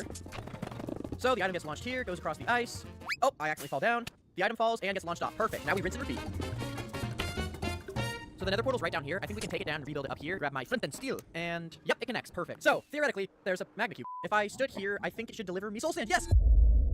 Well, I just learned something absolutely diabolical. I was gonna have all the farms funnel into the end where I kill the withers, but I just realized I have to be near the soul sand farm for it to work. But there's also gonna be a wither skull farm, and I gotta be near that. So, new plan, I am deleting this world and giving up. I guess we gotta kill the withers in the nether now instead. I don't know. So I have to take down the soul sand farm, find a nether fortress that's not in a basalt deltas biome. This one should do. Go to the nether roof above it, rebuild the soul sand farm. Oh no. Why is nothing spawning on this? Zombified piglins can't spawn in this biome either. Realize I'm an absolute moron. Tear it down and go back to the original fortress because it's close enough to another race where both farms can be active. Well, that is the 3rd time I've rebuilt this farm, but what am I supposed to do? Plan ahead? So right above this up there is the soul sand farm, and right over here is the wither skull farm. In the future, because it's not built yet. What is wrong with me? So we'll need to flatten this sucker out a little bit. Have you ever visited Minecraft.com? No, I'm not talking about Minecraft.net. We all know what that looks like. I mean Minecraft.com. If so, you probably typed that on accident and ended up seeing something like this. Minecraft Consulting? This site literally has nothing to do with the game. Is this just some joke to troll Minecraft players? How did these guys even get the Minecraft.com domain while the actual Minecraft site is Minecraft.net? The whole story's a bit, well, confusing. Let me explain.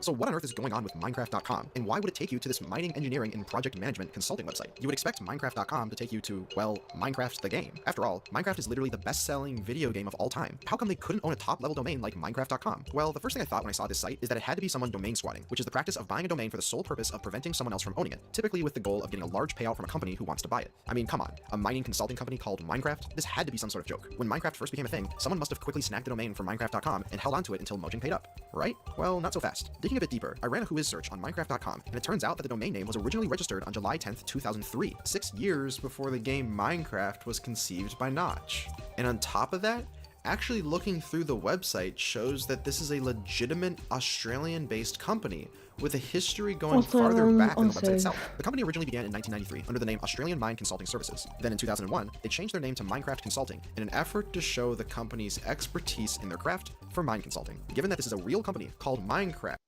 bearing the name 8 years before the game Minecraft even existed actually makes a lot of sense why they had first dibs on the Minecraft.com domain name. However, looking at the oldest available archive of Minecraft.com, it seems like this company didn't really actually use Minecraft.com as their site for doing business. They instead used Minecraft.com.au as their actual site, and left Minecraft.com with this placeholder page, a common site on the internet for those holding domain names. This archive was also made around the time Notch created his Minecraft, where he had to of course make a website for his game. So it was obvious that he had to use Minecraft.net because the .com version was already taken. Maybe one day the game would eventually grow enough to purchase that domain from Minecraft Consulting, and that will be it. Well, sort of. Even as Minecraft started to grow in popularity, Minecraft.com was still owned by this mining consulting company. Now, it's unknown whether Notch actually tried to buy the domain from Minecraft Consulting, but I'm sure it was at least on his mind, especially in 2011, as Minecraft started to blow up in popularity. And around that same time, in May of 2011, Minecraft.com's site changed over to this: bandwidth limit exceeded. This actually makes sense because, after all, countless players would accidentally type Minecraft.com instead of .net, causing not only lots of confusion, but lots of bandwidth usage. And to be honest, I've actually made that mistake many times myself, and I'm sure Minecraft Consulting didn't appreciate all the excess internet traffic from gamers who probably didn't need mining consulting services. But despite all of this, they still didn't give up their domain name. Their site remained this way until August, when it changed again to a simple header just saying Minecraft.com. Then in October, it became a blank page. But on November 21st, 2011, something very strange happened. The site got updated with this: GTA 5 trailer review. Now this is just straight up weird. The site even got updated over time with even more game reviews, like Fallout New Vegas, where the guy writing this talks about how he's a father of 2 and has a job that requires long hours. I wonder what job that is. Because keep in mind, Minecraft Consulting has still owned this domain the entire time. I confirmed this by spending $100 on a comprehensive domain Whois search just to find this data. Now just try to think about this for a moment. A mining company based in Australia owning a domain name for one of the most popular games of all time and using it to write reviews for games completely unrelated to Minecraft. This is just insane. But this stage of the site didn't last too long, and in May of 2012, the site was replaced with this notification saying that Minecraft.com is offline. This lasted all the way until September of 2013, when Minecraft Consulting finally put their actual website on Minecraft.com. And this was actually some very good timing for the company. This will make more sense as to why in a bit. A year later, in 2014, Microsoft purchased Mojang for $2.5 billion.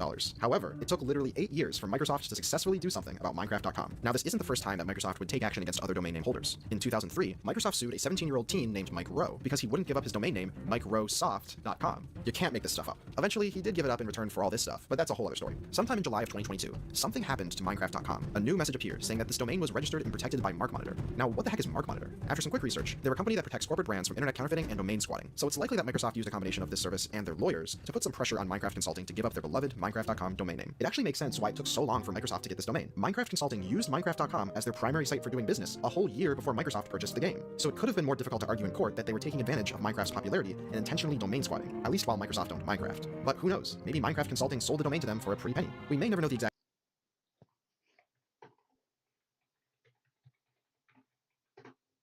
Minecraft.com, it goes to Minecraft.net. So they stole it. They took it and what the what?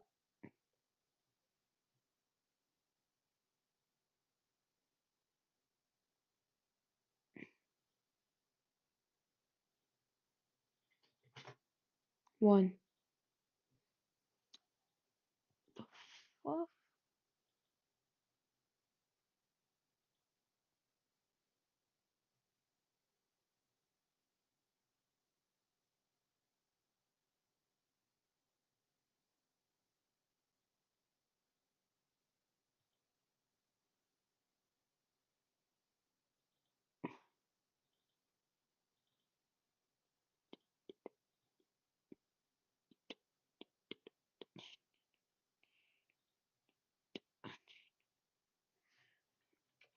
Greg.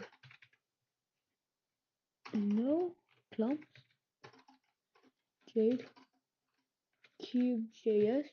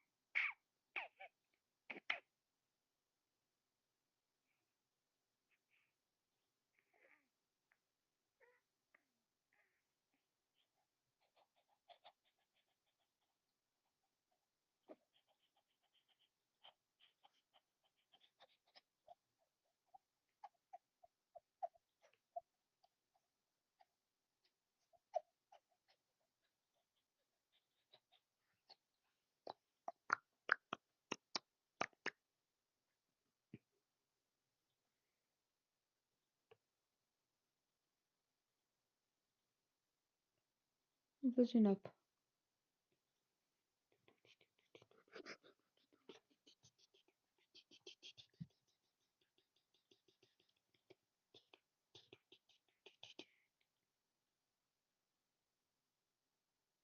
Nerd, Yasmin, you're a nerd. You're a nerd. 1 second. I'm live. I mean, probably. Yep. This is a low quality image of my face, but it's in Minecraft. This is a Minecraft mod that I coded from scratch, and in this video I'm going to show you how I did it step by step, and also I'm going to show you how you can try the mod yourself. So let's get started. The way this mod works is that it takes the image from your webcam and displays it in real time in front of the player entity. And yes, this also works in multiplayer, but I'll tell you more about how multiplayer works later. The biggest breakthrough was actually rendering this triangle. It doesn't look like much, but it's special because it was a proof of concept that showed me that it was possible to do. So basically, Minecraft and a bunch of other games and software use this graphics API called OpenGL. OpenGL allows you to communicate with the GPU and draw stuff onto the screen. So by calling OpenGL functions to render this triangle, instead of using Minecraft's rendering logic, I knew that I could render anything onto the screen. And that's how I got my camera into Minecraft. There were a couple of bugs and stuff that I had to figure out, but at the end I managed to get my camera playing on Minecraft. The next step was to get that image on top of the player's head. And I tried to do this by getting the player's position in the world and then moving the camera to that position, but as you can see here, it doesn't look quite right, so I had to take a different approach. So to figure out this problem, I had to learn a little bit about how 3D models work. Keep in mind that I still don't know anything and this explanation might make absolutely no sense and be totally wrong, but as I understand it, 3D models are defined by points called vertices, and through some matrix multiplication magic, you can transform those points in 3D space to move them around the world or rotate them or whatever. So what I need to do is to apply the same transformations that are applied to the model, but to my camera image. And I don't want to bore you with the technical details, but basically I added some code that runs while Minecraft is rendering the player. This also allows me to get the player's head rotation so I can place the camera in the correct position. And that's it. That's how I added my webcam to Minecraft. So let's test it in multiplayer. We both have my face. And this actually makes perfect sense, since I'm rendering my camera on the player entity, any player entity, no matter if you're playing multiplayer or single player, your face will show on any other player. It even happens on the crafting menu. Look. So let's go back to the drawing board. Instead of just rendering the image directly on every player entity, what we need to do is to take that image, send it to the server, we have to encode it and compress it somehow, and then from the server send it back to every connected player, along with a specific player ID. So in the client, when we are rendering a player entity, instead of just rendering the image, we pick the correct image depending on the user ID. And this is it. This is all the code I had to add to the renderer to make sure we're getting the correct image. So here I'm getting the player ID from this function, and then here I'm just looking up that ID in this object that has every image from every connected player, and then we get that image. If we don't have an image, we just return because we haven't received a camera, so we don't have to render anything. And that's it. I mean, I also had to add a bunch of code to send the image and store it in this object, but nobody cares about that. And with those changes, now we have a fully functioning multiplayer camera that you can use with your friends. Here I am testing it with 2 different accounts because I don't have any friends and my brother was busy. But look, it works pretty fine. I have 2 cameras and I can interact with the players. So yeah.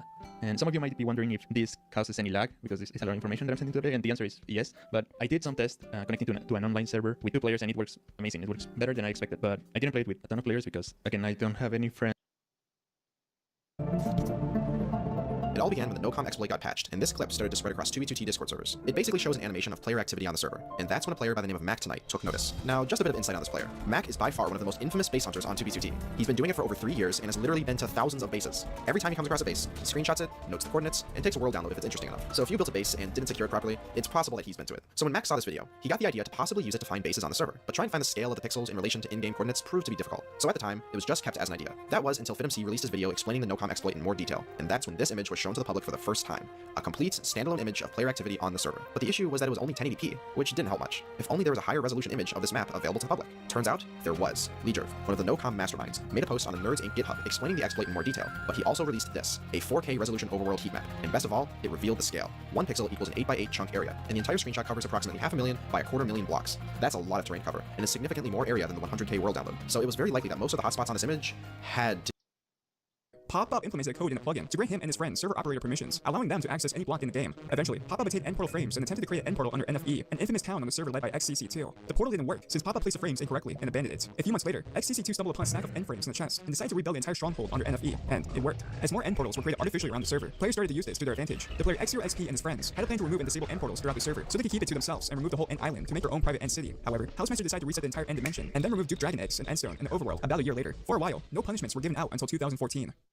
In 2014, one of the first instances of Housemaster muting players was through chat spamming. When a player sent messages in chat, there was a probability that a word in the message would be swapped with something else, and if there was multiple instances of the same word, they will all be swapped. For example, if someone typed when, I'm dumb but I think that, and then spammed when, there would be a chance of these messages getting filtered. The result was a message that was way longer than the character that surprisingly didn't get cut off and created a huge wall of text. It would look something like this: I'm dumb but I think I am dumb but I think I am dumb but I think that, and so forth.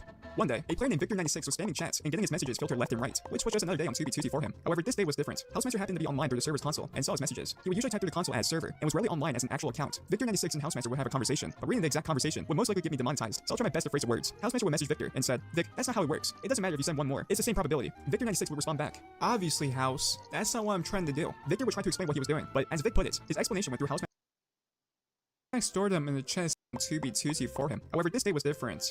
He demonetized. That's not how it works. It doesn't matter if you send one more. It's the same probability. Victor96 would respond back, obviously, House. That's not what I'm trying to do. Victor would try to explain what he was doing, but as Vic put it, his explanation went through Housemaster's one ear and out the other. Victor tried to explain it to him again, but House eventually got annoyed and muted Vic for an hour. This wasn't the first or last time House would mute players. In 2015, Housemaster would continue to mute players for spamming. The players James Russells and Victor96 were spamming in chats, and as a joke, Housemaster would call them Chinese bots. These mutes went on for hours and were simply as a joke.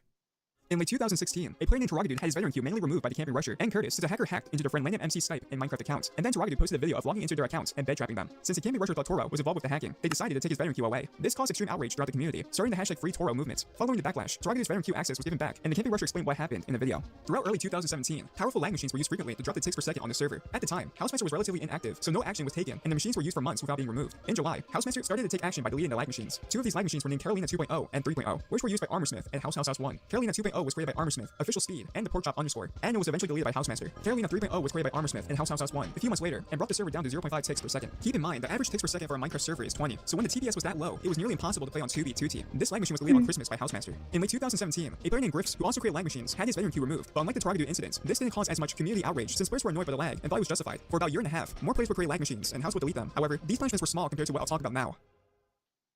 Around the end of 2018, Housemaster would remove region files from a base. The players GSmack and Scholar G created a base called 4,006,000,000, or 4M6M for short. This base had no chunk trail and housed all of the rare and stacked items from 2016 to 2018. During this, GSmack brought up the idea to do bookband shulkers. Scholar was extremely against this, but GSmack wanted to, so he let him. GSmack stored them in the chest near their stash, but little did they know, this caused severe lag to the server. One day while Scholar was duping, he used a donkey to fly over to an island, which was his checkpoint of how far to go while duping for it to work, and then the server went down instantly. It stayed down for about 40 to 45 minutes, and when Scholar logged back in, he wanted to continue duping. As he went back to the base, he arrived at nothing. His stash? Gone. His old collectible items? Gone. Half his museum? Gone. Everything was reverted back to its natural state when he arrived. Out of outrage, Scholar and Gsmack placed TNT and griefed the rest of the base, leaked the coordinates, saying Housemaster world edited their base, and claimed that 2v2t isn't really anarchy. After they calmed down, Scholar decided to email Housemaster.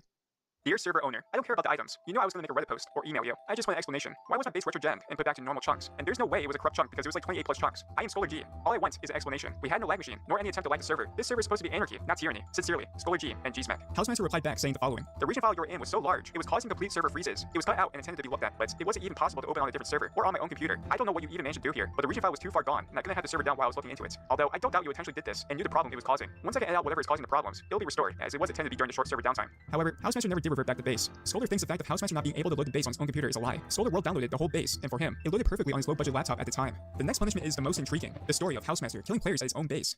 In late 2019, a player named 123fly123 was out in the millions when he stumbled across a railway in the middle of nowhere. The chunks were generated in 2012, and they hadn't been loaded since 2013 at the latest. There was a portal at one end, and a sign atop a grass block saying, "Spawn by Housemaster." The overworld revealed an expansive base with clusters of chests that flowed over the landscape. Swastikas and N-word signs, as well as 3 Housemaster books were found there. He spent a while hovering the chest in case there were illegals. At most, he spent no more than a day or two, and was online for a few hours. At some point, 123fly123 went to AFK in a safe place, and upon coming back to his desk, he was at spawn. He didn't think anything of it at the time, and never made the journey out there again. He posted the Housemaster books he found on the book archive Discord, and players were amazed, which drew attention to the base. At this point, he had given too much information to the player's 4 pilots and Courier 6, who found the base shortly afterwards. About a day later, 4 pilot contacted 123fly123 to tell him that he had also been killed, and found himself back at spawn with no death message in his logs or through the server's bots. Death messages were enabled during this time, and after 4 pilots searched the server's bot for 123fly123, there was also no record of him dying. Being curious, 123fly123 checked his chat logs and found that his death message was also missing. Around this time, bits of the base began to vanish. At least 3 structures were cut off or completely removed, many of which had containers in them that 123fly123 had yet to check the contents of. He believes all the chests that covered the terrain had their contents wiped as well. Clearly this place was something that wasn't supposed to be found, and so by making players disappear, Housemaster could remove it discreetly. On October 12th, 4 pilot would email Housemaster.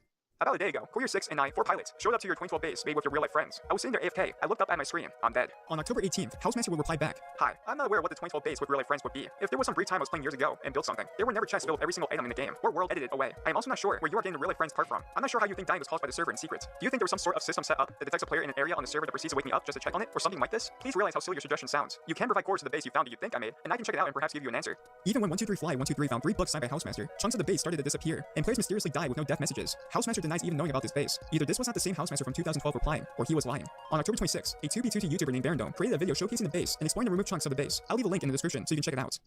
The next event was a few weeks later. A club was created that would eventually ban hundreds of players. This club was called the Book Club. It all started when a player named Carl thought it would be a funny idea to recreate the entire Bible on 2b2t. This took him a few hours with a mod known as BookBots. After storing the 13 shulkers of the Bible in a double chest, the player Redstoner 2b2t, who was a basemate, opened the chest and discovered the server would come to a halt. This was the result of a plugin Housemaster made months before to stop book banning. Redstoner then kept opening the chest until the server crashed. For 23 hours, the server would crash constantly. Out of desperation, Housemaster removed the book ban patch to stop the crashing. When this patch was removed, the account with the Bible in its inventory got book banned. Redstoner would then tell his old friend House1 about the return of book banning. Party queue was beginning to rise since a YouTuber and streamer, Etika, joined the server in early 2019, and for the book club, this was seen as a perfect opportunity to wreak havoc on new players. Chambers were built at Nether Spawn when new players would come through portals. The machine would use experience orbs to detect a victim coming through and instantly spewed out book ban shulkers to ban them. The group would wander around Spawn and toss the books and shulkers to new players and name the shulker something like Bedrock or Fitz Head, and they would go nuts and open it. After opening it, they would be instantly kicked from the server and not be able to join again. On October 30th, 2019, book banning was patched by Housemaster when he disabled the NBT tag of shulker boxes, which also patched a hack module called .peak and other shulker preview mods. The next day, it was Halloween, but the group didn't get any treats. 15 members of the book club had their party queue removed and were banned from the donation website. Some of the banned players had no involvement in lagging the server or book banning players, and some players who were involved in the lagging didn't get their party queue banned. This led many players into believing that Housemaster was inside the book club Discord, since only those who had their Discord name set to their in-game name were banned. A riot started, and many players flooded House's email, forcing him to unban everyone he banned. This gave birth to No Server November, a parody of No Nut November, where book club members had to crash the server every day of November. For the beginning of No Server November, the leader House1 designed a lag machine that involved large amounts of redstone dust platforms and observer clocks powering them. This machine could take the TPS to less than 0.6 with enough layers. Housemaster disabled redstone clocks in order to combat this lag machine, which made it so the observers would automatically break when you activated the lag machine. The other design for a lag machine they used involved large amounts of sand. They used a method to keep the sand as a floating block. This lag machine, like the one before, was also extremely powerful. It was able to take the TPS to about 2, with a bit more than 5,000 floating sand. Other than lag machines, they also used an exploit that they called snow cones, or masking players in order to skip the server's queue. They skipped the normal queue on already banned accounts, so they can build lag machines with those accounts again. They constantly crashed the server during peak hours, to the point where it was completely unplayable. Because of the low TPS and the number of times the server had been crashing, players would become frustrated and less active. This reduced the normal queue to a low of 85, and the party queue was instant for months. Fewer players bought party queue, which in turn would hurt Housemaster's wallet, so the operation was a success. Housemaster would try to stop them by party banning members. He banned around 9 players, but this didn't stop them. On November 26, 2019, every player on the party ban list was cleared, except for the players 0x22, Paralusion 2, and DQWN Syndrome. In 2020, players who created lag machines would still get their party queue banned. Members of the Brown Men, which was a splinter group of the book club, experimented with using party bands as weapons against other players. They started to build lag machines near spawn, including a redesigned falling sand machine with over 50,000 entities. It caused the server to go to a low TPS very quickly, which also completely froze the clients of whoever came near it to hopefully keep victims there long enough to be banned. It was used under nether highways near spawn and possibly banned some players, but it was impossible to figure out who entered the area. Around July 2020, Housemaster unpatched Skylight Lag, which allowed anyone with a pickaxe at spawn to be able to crash the server utilizing the obsidian roof. Redstoner decided to build machines around spawn that constantly caused Skylight Lag and brought the TPS to around 1. Players who entered the chunks got party banned within minutes, and an estimated 20 to 30 players got banned or kicked. A 2v2 YouTuber and streamer named Jake the Snake 52 was near spawn when Redstoner was party banning players. He invited Jake over to show what was happening. Redstoner then started Skylight lagging, and not soon after, Jake and Redstoner and another player with Jake got banned all at once. This proved that party bans could be used as weapons. The next day, Housemaster removed all bans, fearing that other innocent players may have been banned. When November struck, it was time for No Server November to begin. This time, the event was more organized and had a large public Discord server. They were more prepared, as it had a design for a lag machine, a Q-skip, and a boats exploit that allowed them to kick players. At the beginning of the month, they sent a list of demands to Housemaster and said that they would stop the lag if he agreed to the demands. Most of their demands were about the server not being vanilla and the countless problems the server had over the years. Housemaster did end up fixing some broken vanilla features, including Elytra, and he removed all party queue bans, but many of the demands were not met. They had multiple tactics for this year. Their boat kick exploit used boats to kick players from the server, with more than 500 boat bans recorded. When the players stood for a few seconds on more than 5 boats, the server believed they were flying and kicked them. This worked since Housemaster disabled /kill, so players could not escape. The initial lag machine the group wanted to use in November stopped working on day 1, as Housemaster disabled redstone clocks. On the 13th of November, the players Redstoner 2b2t and C3 managed to find a new design for a lag machine, involving a massive amount of slide blocks and zero-tick pistons. They called it the EMP machine. With this machine, they managed to lag the server to the point where it completely stopped. The server went from 20 TPS to 0 TPS in 1 tick. Housemaster had to shut down the server every time to unfreeze it. For Q-skipping, they ran a Q-skip service in the No Server November Discord for players who had banned accounts or didn't want to pay Housemaster. It ran every few hours, and lots of players got into the queue when it was announced. Then started. It would skip a player 50 to 100 spots at a time, taking around 5 minutes to get through normal queue, and less than 1 minute to get through party queue. Players Q-skipping had to spam /Q main into their chat to avoid being kicked. In the middle of November, Housemaster patched their Q-skip, but they managed to come with a new one at the end of November. Housemaster had some tricks up his sleeve. During the beginning of No Server November, he created a blacklist. If a player had their accounts or IP prio banned during that month, House added them to a blacklist. At any time the server started lagging, anyone in that list that was online would be kicked, even if there wasn't a lag machine. He would also kick those accounts from queue, while non-blacklisted accounts on another instance of Minecraft would stay fine. He also began temporarily muting spammers in chats who promoted or advertised Discord servers, or just spammed in chat. On November 24th, Housemaster removed all party bans, except for the players 0x22, Paralusion2, and DQWN Syndrome. This was because Housemaster was under investigation by PayPal. On December 3rd, Housemaster's PayPal account was suspended, and nobody could buy priority queue. This ended No Server November 2020, and they declared victory. Today, Housemaster still punishes players, but is it justified? Some say that with the amount of plugins, priority banning, muting, and other punishments, that 2v2t is not true anarchy. If it was true anarchy, the server would be unplayable from all the lag machines. With no plugins, players will be able to fly around the server at fast speeds, lowering the TPS dramatically. Super weapons will still be able to be wielded. Chunk banning will never be removed, so there will be areas all over the world that if you wander into it, you'll never be able to return. So, is it justified for Housemaster to punish players and keep the server not true anarchy? I'll leave that for you to decide. Okay, so my friend just opened an SMP. He said it's just this chill survival server where we can just relax and have fun. Wait, what? Hello? We have many rules you need to follow. You must follow them all, or you will die! Yes, it turns out the server takes their 5,000 rules very seriously. I mean, it's only against the rules if you get caught. How to buy an item. 1 minute. Oh wait, it's free! Ah, it's my friend. What's up, dude? I never thought I'd see you on the SMP. Give me some diamonds right now. Bro, I would, but I got nothing on. Judging by your prop free never at chest plate, I can at least assume that you've got a minimum of 12 diamonds in your ender chest. Sorry, bro. I'll tell everybody you watch anime. You got a deal. Okay, now we've got some resources. It's time to build a house. Okay, done. That actually looks pretty good. Hey, it's the owner. Pretty cool server, actually. This is like, dude, what the f*** are you doing? What the fuck? What happened to the no griefing rule? Well, at least I have my dog. Let's go, baby! He dead! Let's go! Yeah, it's me, the champ. Another day's work. Oh shit, well I mean on the bright side, I can now stream myself having a mental breakdown. Okay, so it's about 20 minutes later. Guess I gotta rebuild my house. Huh. Okay, so I decided to share my house with my friend. What do you mean share it with me? Well, I don't know, I kind of built it, so view the sign outside, bro. What do you mean? What is it? Oh my, he put his name first. Yeah, so yeah, I am now homeless. I guess it's okay though, because I think the end is going to be really soon, so that means Elytras, that means end cities. It's going to be so great. Let's go! We're stopping in! I kind of imagine something a little more civil. Let's go, bro! So it turns out, in the space of 10 minutes, some guy has somehow gotten every single Elytra in the end. Hey dude, can I get an Elytra? 10,000 diamonds, please. Dude, what? How am I even supposed to get that much? Oh my god. Hey, can I get an Elytra? Of course, my lady. Take one for free. What? Oh, thank you! And now... Wait, what? Oh, come on! I'm not casting this whole server. This is it. Wait, how does this work again? I'm making a lag machine. Say goodbye to your stupid server. Whatever, I'm taking a break. The server closed? Thank you for all the memories. After killing that traitor and the random capitalist, the communists were on top, meaning we were prime targets for everyone on the server. So we had to be extra careful while carrying out our plans to take over the SMP. Step 2 to world domination was sending a message. You see, the other team, our enemies, the capitalists, had created an entire city at spawn called Capital City with a bell in the center. So our plan was to steal it, and we did. But turns out theft doesn't make people very happy, because this is Leo, who was not capitalist but not on our side either. So when he asked me to join the server and see his face, I wasn't suspicious at all. Surprise, surprise, surprise! It was an ambush by the capitalists who wanted revenge on me for stealing their bell. Who would have seen this coming? Not me. I'm a horrible actor. But anyway, I couldn't fight back. Why you ask? Because I'm bad at PvP? No, I'm crap at PvP. I'm the Barack Obama of PvP. Speaking of which, just found out I have less YouTube subs than him, which is unacceptable. Everyone hit that filthy red subscribe button right now so we can beat BarackObama.com. Anyway, I escaped the real ambush without losing anything, so I could finally focus on communist world domination. So step 3 was getting as many hearts as we could. I knew I needed to do something crazy, something absolutely unthinkable to get the most number of hearts. And I did. Listen, after some crazy testing, we found a glitch in the Lifesteal plugin and discovered that shooting and killing yourself with a bow can give you infinite hearts. I thought that this would change everything. I could finally get rich and take over the entire server. Yeah, you can imagine the owner wasn't very happy when he found out about the glitch, so we were forced not to use it. So there I was, thinking of a way to get hearts and establish communist dominance at the same time, when suddenly, as if God himself made it happen, I heard the capitalists had replaced their bell at spawn. This was the perfect opportunity to steal it again, so I made my way there expecting an easy heist, but it turns out that one capitalist called Pangy was there guarding the bell. Taking this fight when I was at 9 hearts would be a stupid decision, just for a stupid bell. A normal human being in my position would just retreat and go home. I'm not normal. Capitalist. What? Wait, no, I swear. Wait, what? How? He lagged. Yes, let's go. This was an absolute win. Not only did ambushing the capitalists bring me the full 10 hearts, making me one of the strongest on the server, I was also able to steal the bell. So that's it, right? We successfully established dominance, and we won. Yeah, not quite. You see, we had one last problem to deal with that would finally put us on top. Stealing the bell attracted one final capitalist to try and execute me personally. Don Turnt came to me with a business idea. And at the time, I had no idea whose side he was on, so I followed him. Big mistake. Ash, come and look at this. Oh, whoa, this is awesome. I got ambushed. So now, in order to truly sit at the top, I had to punish the man who did this. Now, revenge is a dish best served cold, so step one was waiting for a couple of days so I could catch the dude off guard. So now I had to figure out the best way to kill him, which is when I saw this. One of my friends on the SMP hit with a giant door statue near the capital city. Now, not only was its location near spawn perfect to lure people in, but it was also the perfect trap. You see my beloved swag stores? Yeah, I'm calling you that now. A giant battle arena built several blocks beneath it. So the plan was to lure Don Turnt, the guy who betrayed me, into the battle arena and end his life. To truly prove communist victory. But how am I who... Yeah, so this is like the third time I've done this video. Don't ask me why, I wouldn't be able to give you an answer. Anyway, to understand what happened, we have to go back like 3 days ago, when I came up with this idea for the third time. Now, obviously, I didn't want to do this alone, because, you know, I don't like being alone. So I decided to call my friend and ask me if he'd like to join me. That's great, thank you.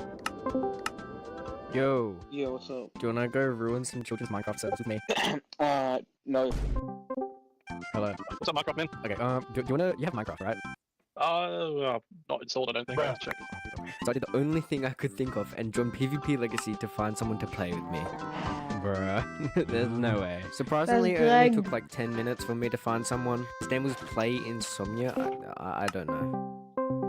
Alright, yo, hi. Hey, mate. Oh, GG. I'm actually so bad. Okay, GG's. Okay, so basically, we're good. Nintendo Switch has quite possibly just received its biggest update of all time. Version 20.0.0 adds tons of new features, some things from Switch 2, and a lot of things nobody told you about. There's some spicy stuff. Let's dive in. Kicking things off, you'll notice the home menu is a little bit different. First up, this news icon used to be red, it's now green, and the eShop icon is now red, it was orange. Why is that? I found out why, and it's actually interesting. So on screen here is the Nintendo Switch 2 home menu. Take it all in, it looks the exact same. But you can see this little green icon down here, this little scroll looking thing, is brand new. Now, I will tell you that I had hopes that that would be some sort of activity log where you could see your exact playtime on Nintendo Switch. However, because that is a green icon and the eShop icon is also red, that leads me to believe it's the same on here, which means that Switch 2 green icon is actually just the news icon, now that the Switch 1 version is green. If QDS. I don't look at that axe.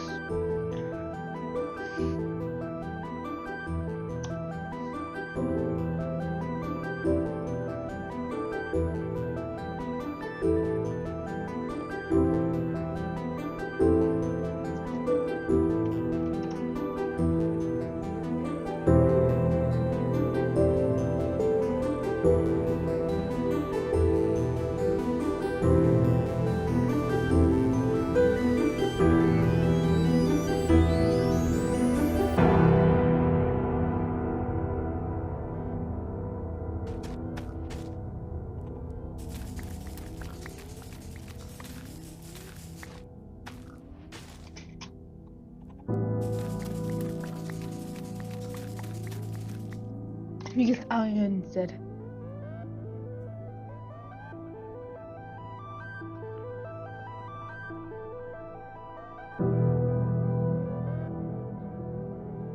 QGS 4. Let's QGS for 1.12.2.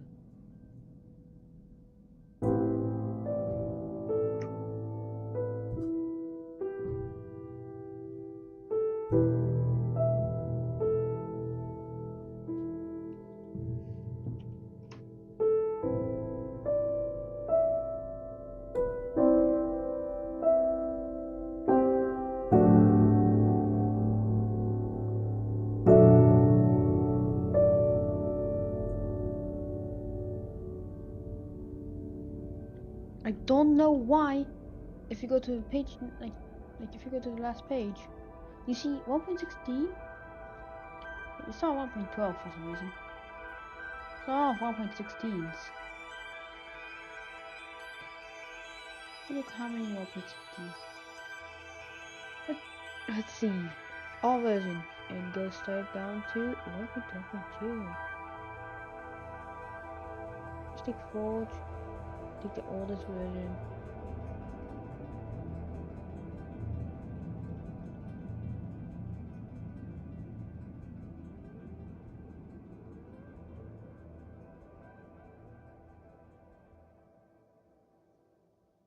Okay, huh? Resources. This it's Okay, I'm confused a little bit. This one of it, I guess.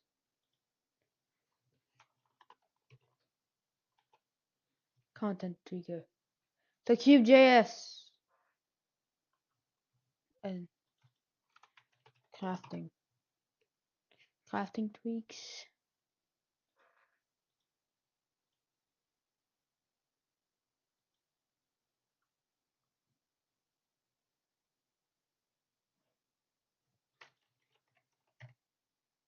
Let's get AE2 stuff. AE2. Applied.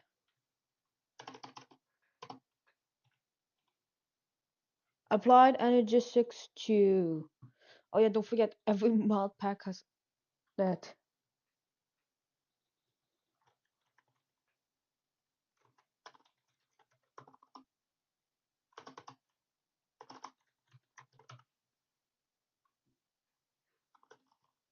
Diet.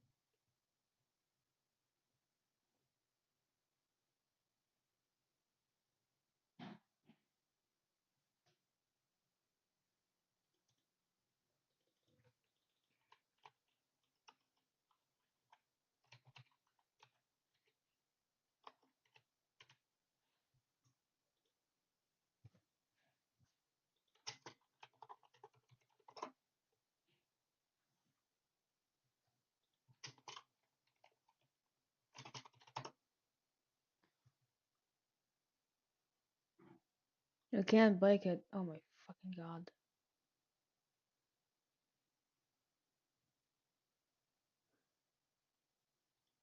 Hello, this is Danny. Today we're going to talk about nutritional balance. Nutritional balance is a mod that enhances the food system in Minecraft to encourage you to eat a balanced diet. Eating a balanced diet will make you stronger and faster, and ignoring your nutritional balance can slow you down and weaken you. So the first thing you'll notice when you have this mod installed is that you will see a little button here in your inventory. Clicking that button will bring up this nutrients window, which will show you all of your current nutrient levels. If you play the nutrition mod in 1.12.2, you'll find that this mod is very similar to that mod. It was definitely heavily inspired by it. However, there What is garbage?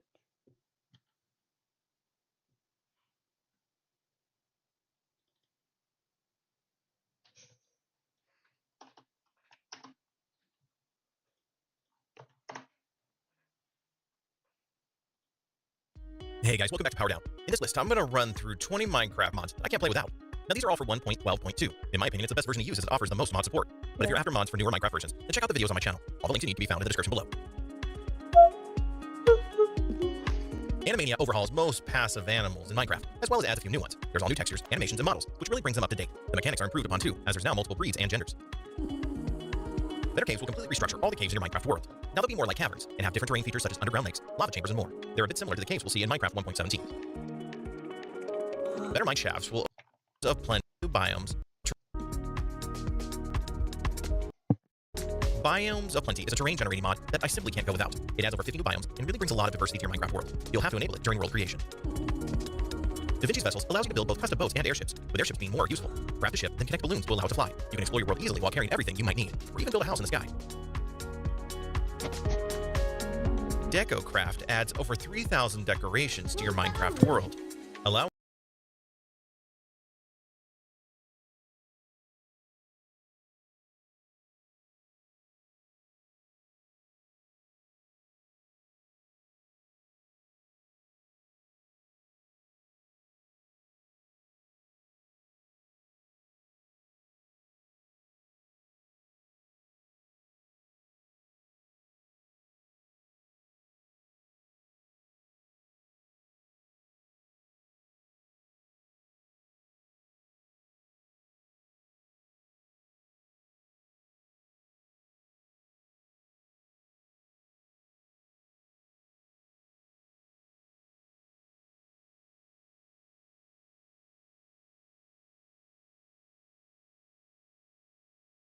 allowing you to make completely unique bases and designs. A lot of the items are functional too, and cheap to craft. Dynamic surroundings will overhaul both your visual and audio experience in Minecraft. Now, different biomes will have new sounds, which make the game more immersive and realistic. There's new footstep sounds too, plus plenty of visual additions such as auroras, fireflies, and more. Dynamic trees will make trees a little more realistic. Now they'll grow naturally instead of popping up from nowhere. Trees will also have different thickness of branches, and you can even climb the thin ones. Galacticraft is a mod I always add to my game, but I have a lot of content to work towards. With it, you can build rockets, head into space, and explore other planets. There are a few add-ons I use too, including Galacticraft Planets and Galaxy Space. Gravestones provide a safe location for your items to be stored in once you die in Minecraft. There's no time limit, and you'll receive a note with coordinates, so you'll never lose your stuff. Here's what you're looking at adds a new UI element to your game. When you hover over an entity or block in Minecraft, you'll see a short description. It's especially useful as it shows you what mod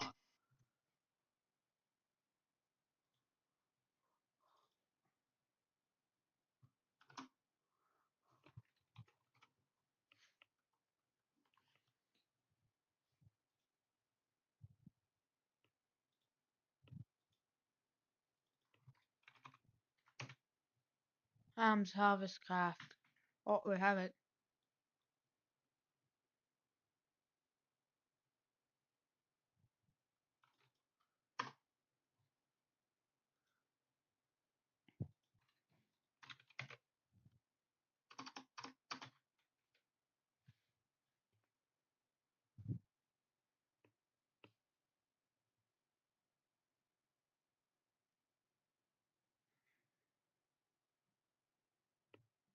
Here's what you're looking at. And Jade uses it.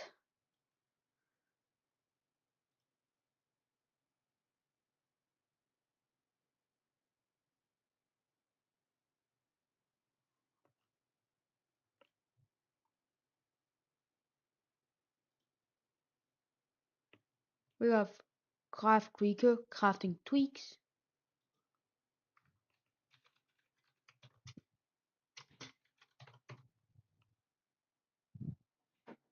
Ah yes, I like furnace stick. Furnace. Iron, yeah, more furnaces. We have power. No. But we still have Gag Tech, which makes power.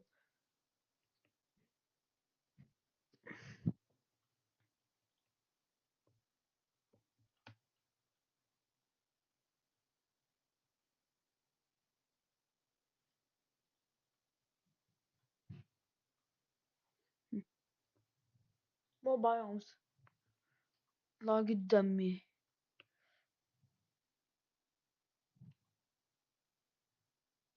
Yeah, we're getting JR. Among Us.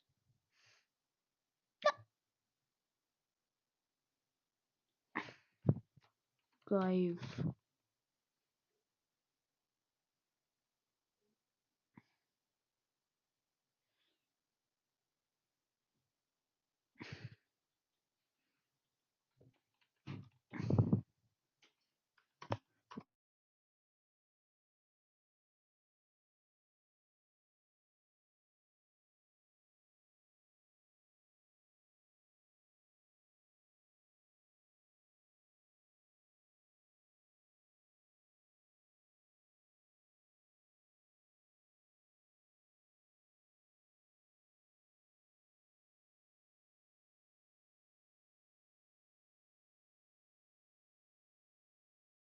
Open computers.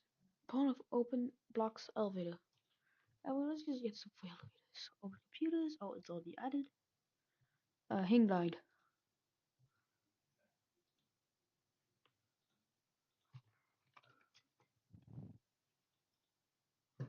Mob. Mining util. Spike.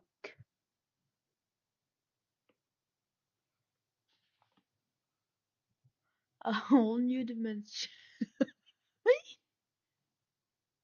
301 megabytes.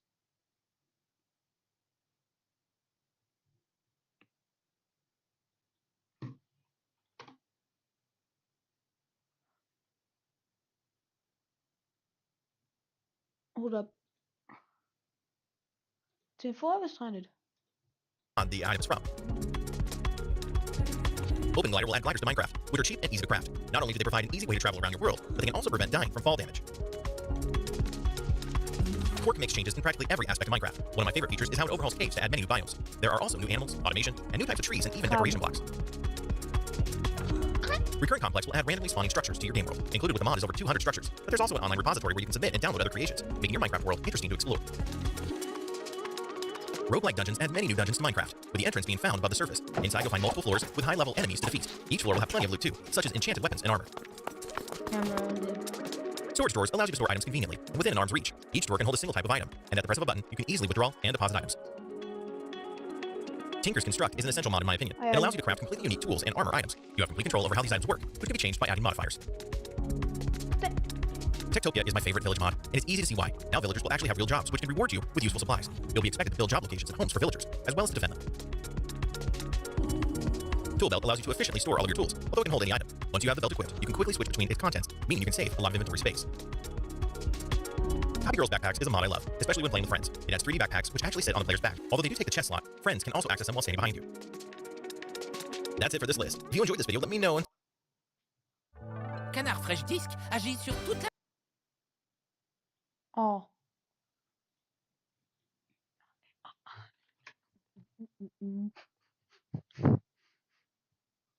First question, what does TI stand for? TI is inspired by titanium. The GeForce GTX.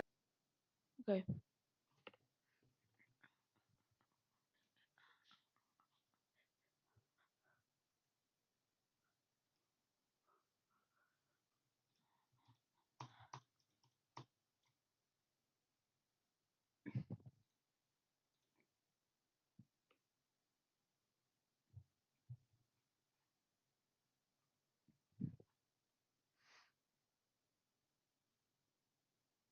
I'm just gonna die. Oh. Bij uw new intro. I started to change it a little bit so that it's now it's a little thing.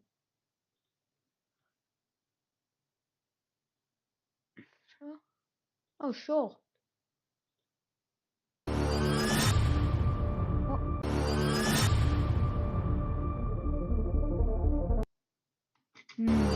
Yeah. What's that feel like? It feels like you're just moving it. Challenge you just appears.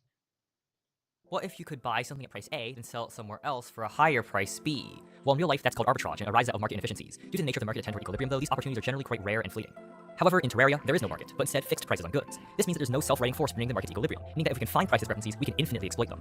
This is quite difficult though, given that item sell prices are always 5 times lower than their buy prices. This means that even with a maximum discount and sell boost, it is impossible to make a profit purely by buying and selling goods. You'd still lose 54% of your investment. However, there's a way around this: crafting. If we buy A and then craft it into B, we can potentially turn a profit if B is not priced correctly relative to A. If the cost of ingredients to make something is lower than what it sells for, you can turn a profit purely by crafting. A lot of these opportunities were introduced with Shimmer decrafting 1.4, but pretty much all of them have since been patched. However, there is one that remains, and is one that is quite useful. With just crafting, you can make many platinum in just minutes. It all starts with Green Thread. Green Thread is a fairly niche item with its only purpose being to make the hero's armor vanity set. However, for today, all we care about is that it sells for a whopping 4 silver each, which is quite a lot.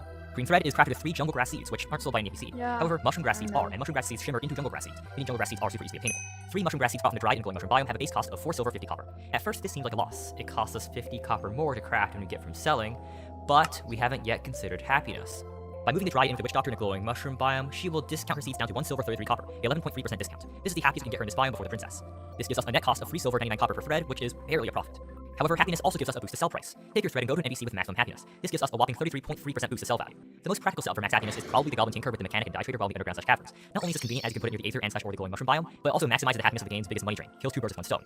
Anyway though, with a 33.3% boost, we can sell our thread for 5 silver, 33 copper each, getting a profit of 1 silver, 34 copper per thread. That's quite significant, a 34% markup. What's crucial about this is that it's easily scalable. You can buy thousands of seeds per second and bulk shimmer whole stacks of 9999 at once. Overhead here in time is very minimal. The only true time consideration is the crafting step, since Terraria only lets you craft 60 items per second, unfortunately. This means it will take you just under a minute to get through 9,999 seeds to make 3,330 thread, getting a profit of 45 gold per stack. All that's nearly half a platinum in just a minute, plus the minimal overhead, of course. The best part is that this is all very easy to set up and can be done as early as pre-hard mode. This is quite a boon for those money-hungry reforged and shop items later game, and it's probably extremely handy and convenient for when you just need to burst the money easily.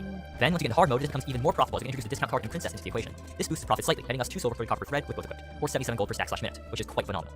Oh, and also, if you have a high refresh rate monitor like me, you can actually craft faster by turning frame skip off, which uncaps Terraria's frame rate from 60 and sets it to your monitor's refresh rate, in my case 180. While this doesn't actually make the game actually tick faster, it does affect things like animations and crafting. So yeah, I can use it to craft 3 times faster. In fact, this is sometimes a competitive advantage. This means I can earn 1 platinum 34 gold per minute /3 stacks in pre-hard mode, and 2 platinum 30 gold per minute /3 stacks in hard mode, which is really, really good. It turns from phenomenal to outstanding. So, yeah, that's the money-making method. Buy cheap seeds, Shimmer, Craft Green Dreadbird, Zelda, Happy Goblin for more money. Very simple and very effective. If you don't have the capital, build up in smaller amounts, and you'll soon be able to mass craft in bulk. I'm sure... Yeah, I know. I got, I'm just gonna... Oh yeah, that's all water I'm living in.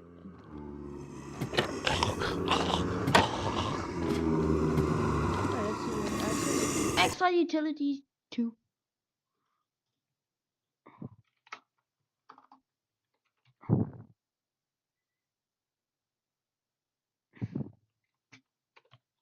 Utilities, that's the normal one.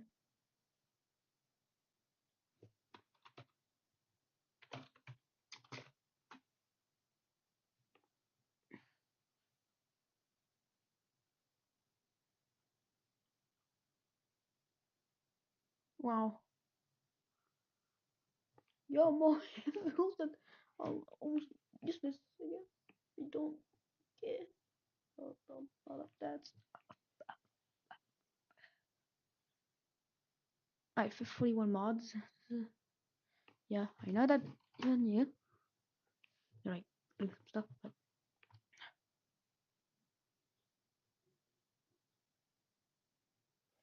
Oh my god.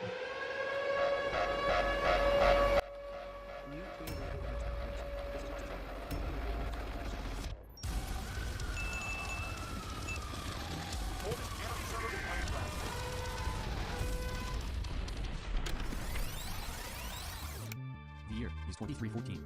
Quantum temporal manifold fusion had just been invented, and a new fusion reactor was built in the city of Greenfields in New Canada. The owner of this new fusion reactor, known as I go by lots of names, has hired 100 random strangers from his Discord server to manage the new nuclear reactor, and these aforementioned 100 random strangers have to do 3 tasks to make sure the reactor doesn't explode. Mine redstone from this very dangerous cave and feed it into the coolant pipe. Mine quartz from the nether and use it as reactor fuel. And finally, repairing the rapidly decaying radiation shield with any blocks you have. If any of these tasks are failed, the reactor explodes and everyone dies, unless you go into the emergency bunker. It is also worth mentioning that there are no rules. Players can either help save the reactor, or sabotage everything and kill everyone. So what happens when 100 players are left on their own in a nuclear reactor power plant? We shall find out now. Almost immediately, things went wrong. Apparently, someone named Spiky had broken inside the radiation shield and went right into the reactor itself. Usually, this will kill you in real life because the insides of a fusion reactor can be hotter than the sun's core, therefore killing you. But since we could not simulate 100 million Celsius temperature in Minecraft, Spiky could survive long enough in the reactor to do this. Apparently, putting a human inside a fusion reactor leads to a nuclear meltdown, and this triggered an evacuation for the entire server. The only safe zone in the server was this bedrock basement. Everywhere else, the power plant was going up in flames and also explosions. As expected, everyone started panicking and running towards the bunker. But there was another problem. The server that was hosting the event was brought to its knees due to all of the overly dramatic explosions, and everything slowed down to a halt. Due to all this, not only did everyone die from radiation poisoning, but everyone was kicked out of the server, and then the server had a nuclear meltdown of its own before eventually shutting down. Speaking of nuclear meltdown, there are 10 quadrillion vigintillion atomic nucleus in the universe, but only 280,000 subs in the universe, so the next sub goal is to surpass 10 quadrillion vigintillion atomic nucleus. Please subscribe. Anyways, back to the original topic. In conclusion, my viewers do not know how to run a nuclear reactor. They basically did a speed run of a nuclear meltdown. But I was forgiving enough to give a second chance for the players even after this disastrous catastrophe. Except this time, I will make it easier. Nuclear reactors no longer explode when someone falls into them. So after restoring the server back up, getting everyone back inside the game, and beginning the game, it was time for round 2 of 100 random strangers managing a reactor.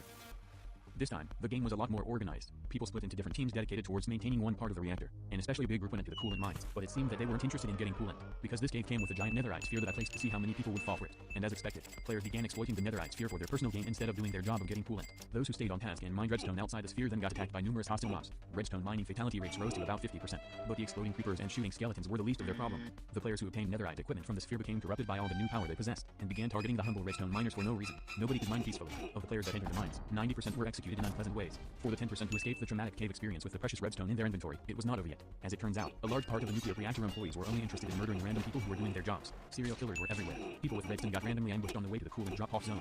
For the lucky 1% who survived the mines and psychopathic nuclear reactor workers, they dropped their coolant into the reactor, saving it from blowing up. But the fuel was another issue. In the dangerous redstone mines, people began to use the lava lake to create a portal to the nether, where the quartz, aka reactor fuel, is located. A small team of some brave souls entered the nether, only to find themselves in one of the most dangerous biomes, the basalt delta, with giant steep cliffs and lava pools everywhere. Not only that, but one uninvited guest joins the mining squad, and things immediately go wrong. This player, known as Guild H, is the main antagonist of the nuclear reactor social experiment. Of all the murderers on the nuclear power plant, a group who calls themselves Guild H did the most terrorizing, mainly because they were doing widespread assassinations and used overpowered hacked clients, which were allowed on this server. Yes, people were hacking on a nuclear reactor simulation, and this led to the nether quartz mining mission failing spectacularly. The nether portal was trapped by Guild H in a world record time of 3 seconds, and more damage was about to be done if it weren't for Guild H dying in his own lava. This left 3 surviving nether quartz miners, with all connections to the outside world gone. It was all up to the survivors. But the plan of Guild H was foiled after some reactor workers arrived in the nether and destroyed destroyed all the lava. Then the foiling of the plan of Guild H was unfoiled when another griefer arrived to trap everyone in the nether for all eternity, and anyone who went into the nether never came back to the overworld due to lava traps, magma cubes, burning, and killing, with no survivors carrying quartz. This led to a quartz shortage, with the reactor running out in about 3 minutes. Meanwhile, the radiation shield was dying. People could not keep up with repairing such an unreasonably huge structure, until someone had an idea. He was going to repair the shield by using a lava cast. Lava and water flowed all over the place, and cobblestone clogged up the reactor area. And as time went on, the nuclear reactor facility looked more like 2v2 T. Lava casts were all over the place and blocked the way of the reactor workers. One cast was dangerously close to the spawn area, and it grew until it eventually surrounded spawn with cobblestone and water, basically turning it into a swimming pool. It was all part of a plan to trap the respawning players. As the players looked at the new surroundings, hackers began closing in on them. The spawn region turned into the Hypixel Pit game mode, with hackers fighting players fighting hackers. Due to this, lots of reactor workers were now distracted and killed from doing their job of running the reactor. It was the final plan of Guild H to cripple the nuclear reactor workforce and cause more chaos. One of the deadliest Guild H members, known as Single, took advantage of this to show off his custom named sword. There were several other named swords such as Guild H, the Realm on top, G joined Guild H, a Ringo client, and Regid Best Girl, a legendary sword that was created by Sin before he was slain by Guild H, leading the sword to be inherited by FYKT. But besides the Regid Best Girl sword lore, as things in the reactor facility went downhill even more, and all hope was lost, the surviving workers saw no point in doing things and began to slack off. The players who were in charge of cooling the reactor basically quit. They decided to mine out the coolant area and use the materials to build their own base on top of the coolant pipe, complete with a beacon and some inappropriate imagery. Meanwhile, at the radiation shield, the lava casts are not enough to shield the radiation from the inside, and at half their ability, everyone in the server got radiation poisoning. Some players escape the spawn area in a desperate attempt to fix the shield, but they are followed by griefers. The players just barely get the shield back above half their ability after placing a few more lava casts, but their efforts are countered by infamous griefer 4th idiot, who sets off TNT at one corner of the shield, resulting in a giant hole. This TNT originates from several storage units around the map, some of which were discovered and blown up. More TNT from the last surviving storage units is used to blast a giant hole in the center of the shield, and the efforts of the shield repairers are destroyed. The radiation poisoning spreads everywhere again. While all of this is going on, the reactor was on the brink of explosion. Fuel was running very low. A small team of workers, still dedicated to doing their job correctly, decided to go on a last-ditch mission to the nether to get fuel since the hackers were distracted by the bloodbath at spawn. And despite all the poisoning and other difficulties, they managed to get about a stack of wards before making the journey back to the ruined base, which was much easier without all of the hackers. With 30 seconds left to spare, the team increases the reactor lifespan by about a minute. But even with the heroic efforts of Syndicate, it was inevitable that the reactor would eventually melt down. The whole game has realized this by now, and some people just stand still as they accept their fate. And since fate is an event that will happen in the future, it happened. For the second time, the reactor began melting down. The evacuation warning appears for the entire server, and everyone stops fighting for once. The players all crowd into the emergency bunker area, but there was a plot twist. The emergency bunker had been briefed before the meltdown even happened. As it turned out, while all the action was taking place around the facility, this one player went into the emergency bunker and took his time to fill the area with lava, basically dooming everyone. Panicking players jumped straight into the trap without looking, as the server continued to explode and fall apart, as all the nuclear reactor employees died, and as the meltdown came seconds away, Koskinkov had the final laugh, and he said the final words of the game. Do you like Fortnite rap battle? Fortnite. Battle. Why do players on 2v2T dedicate so much time building bases, knowing they might one day be destroyed? Structures like Moon Megabase and Space Valkyria 3 took countless hours to create and were still a work in progress, yet all it took was someone finding it or an insider for everything to be destroyed. The answer to this question is complex.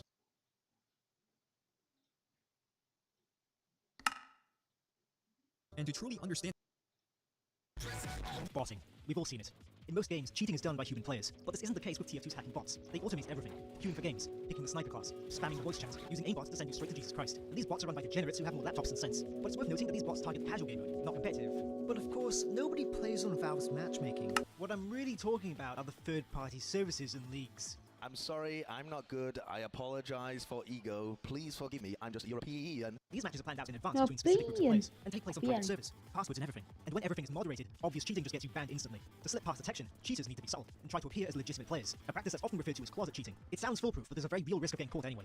When playing in a league setting, players are required to record their matches. TF2 includes a built-in recorder, letting players create demo files. And if you're suspected of cheating, you'll need to hand over those files for inspection. No, unacceptable. I could continue on with the discussion about hacking, but I'm sure it's been talked to death by now, and I think people are starting to get tired of Valve's apathy towards the issue.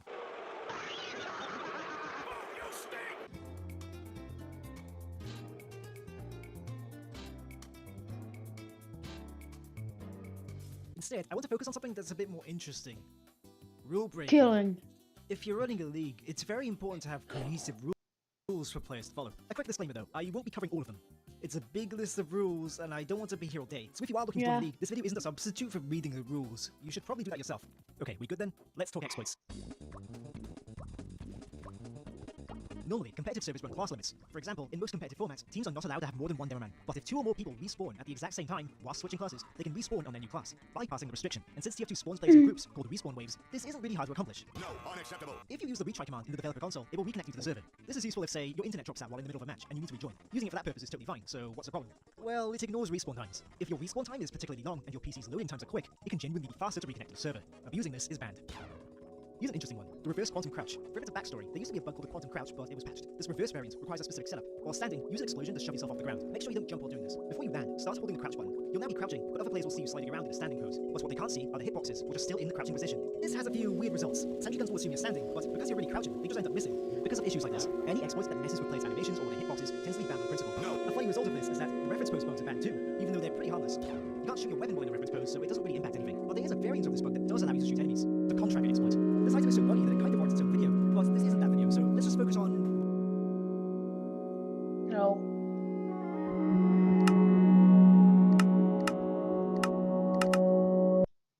I'm going creative.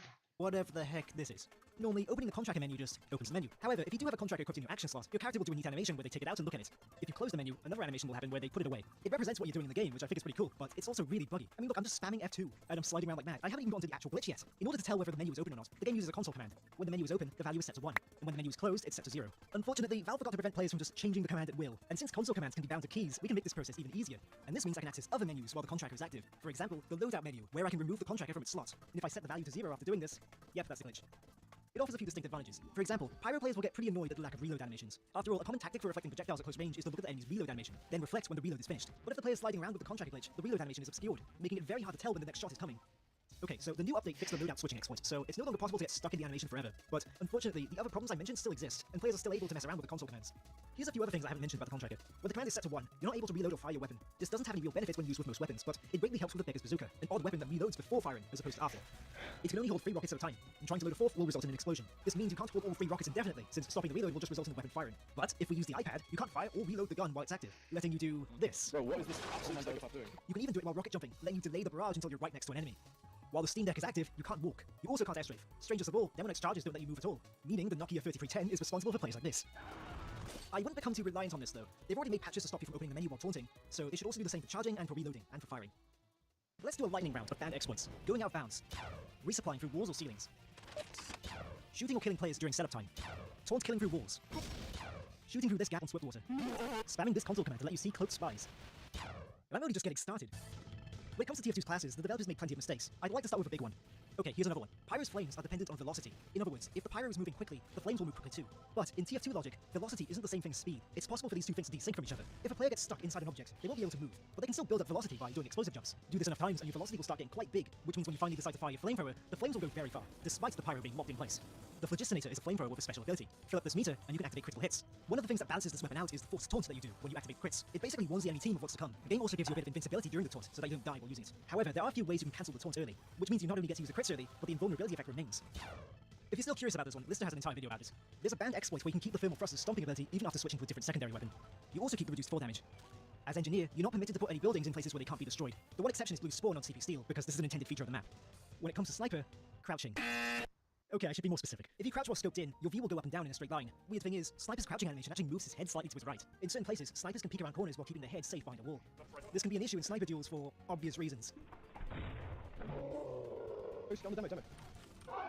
I really wish I weren't here right now. ETF well made the decision to ban this exploit, but RGL allows it. When asked about it, they stated that it would be a bit difficult to enforce, on top of not really being a big deal. I don't mean sniper, so I'm not going to interject with my own opinions here. But while we're on the topic of bugs that are allowed, I'd like to mention wall bugging, a technique where players can stick to certain walls. This is usually done by soldier players. If the enemy team isn't looking up, they can dive bomb onto the enemy medic. So what makes one exploit okay, but the other not okay? Beats me, but I guess it just comes down to what people enjoy. People tend to hate the flog, let's be honest. Even a flog goblin like myself can understand that. TF2 has a rich modding history. Look at Game Banana, for instance, and you can find a lot of interesting things, whether that be new weapon models or new sounds. Some of these are pretty odd, though. Like, why? Why does this exist? Why do I want it? Oh, fuck. A console command known as SP Pure allows server owners to block certain mods. To keep things simple, let's just say that a value of 2 blocks all mods, and that a value of 2 is a competitive standard. But if that's the case, how is every competitive player running around with a custom HUD? Oh my god! Wait, what is that crosshair? Anyway, the game makes an exception for custom HUDs. Players are deliberately allowed to use custom HUDs in all servers. To achieve this, Valve whitelisted certain files from being modified by SP Pure, meaning you can modify them to your heart's content. There's just one problem. These folders don't just contain HUD stuff. There's a bunch of junk in here, like these files, which contain weapon data. I wonder what would happen if I mess around with, say, this one. Thankfully, weapon stats are server-sided, which means when you join a server that's not yours, you'll just be given a regular rocket launcher with default stats. But there are a few lines in this file which aren't stats, but are just cosmetic things, like explosion effects. So if I change this, I can customize the explosions however I want, and it'll be allowed in any server I join. These explosion mods are actually pretty cool, and they're actually allowed in almost all competitive leagues. They do technically give a visibility advantage since the default explosion smoke is pretty annoying, but I think people just really like the customizability, and so it's been allowed. I've been using this orange flash in every single one of my videos. If you really want to give yourself an advantage, you should turn your attention to muzzle flash mods. You can get a bit creative when it comes to revealing players behind walls, such as by making a really big effect or just straight up using a wall hack here. I mean, look at this, it even persists through cloak. Spy just doesn't win. Yeah, those are stink lines, because he smells. Yes, I see. And don't worry, it gets worse. Look at these files. What do you think they're for? Sound data. Inside, we can find different parameters for volume, file path, and so on. Oh no. Despite being well documented for over 4 years, and despite league owners going out their way to contact Valve about it, Valve just hasn't done anything. It's still in the game. My favorite class is Dota 2. And I haven't even scratched the surface when it comes to sketchy mods. For example, custom HUDs can be modified in a way to remove the sniper scope, giving players more visibility. I will give credit though, Valve did try to fix this one, only for a workaround to be found 1 day later.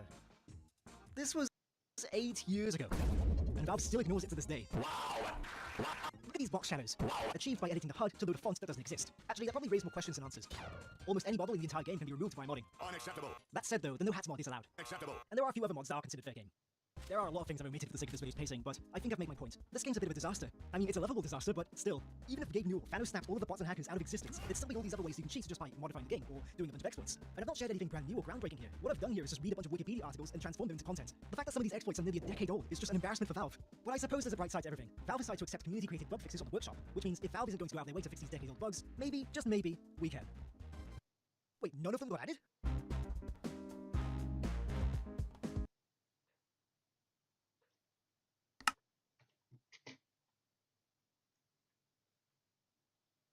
Computer servers, reboot, down, Lua. They gave me programs with Lua, and I know Lua because Roblox.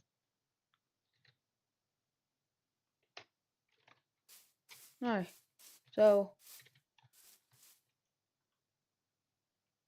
Lua.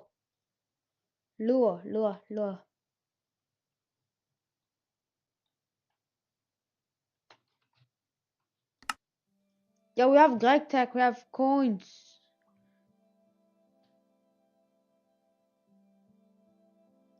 Wait, Dodge.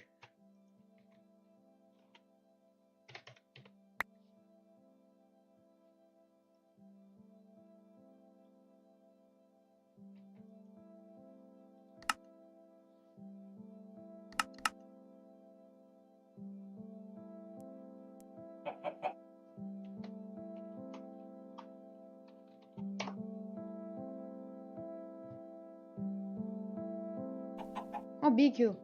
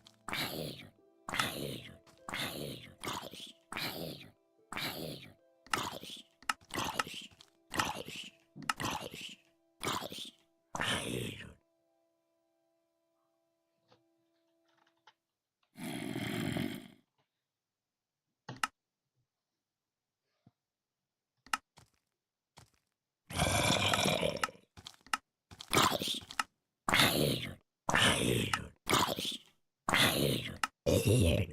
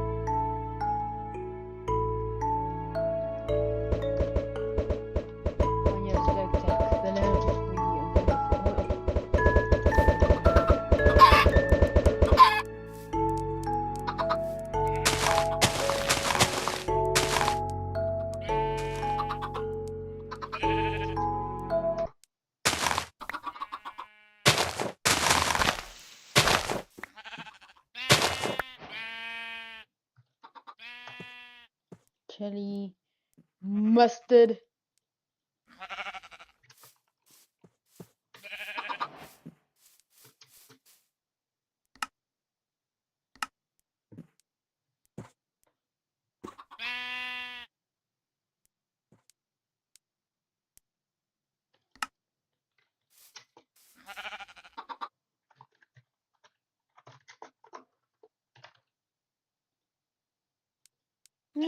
Greg, the land of the hell, also known as Greg.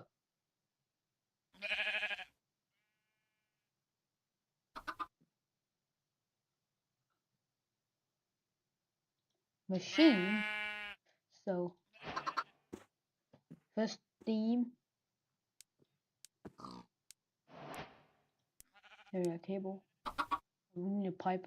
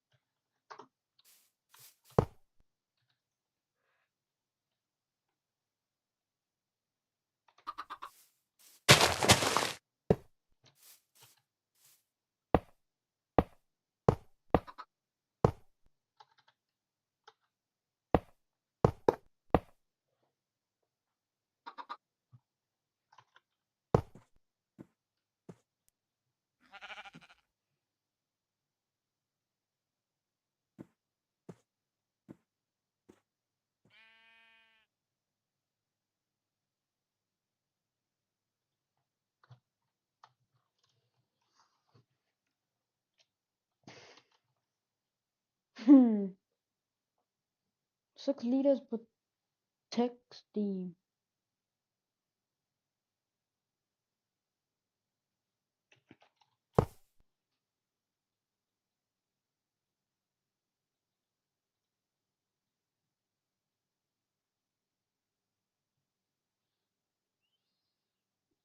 Wow. I love Vertex.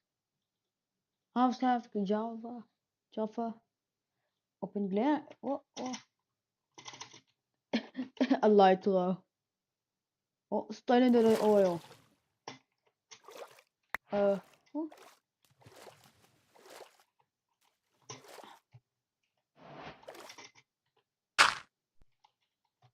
Alright, let's go down.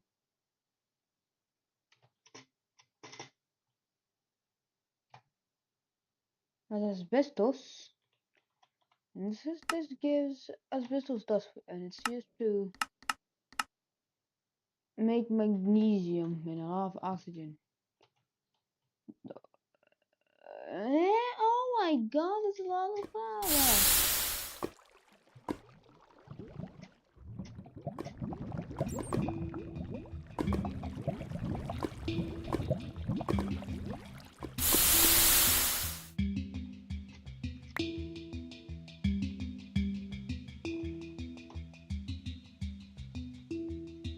Alright, let's try learning like that. Okay.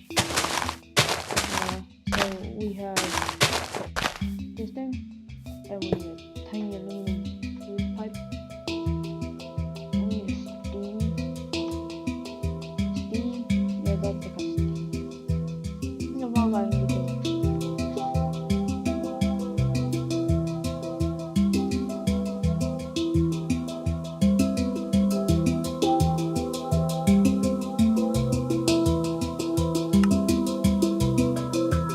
Yo, base material.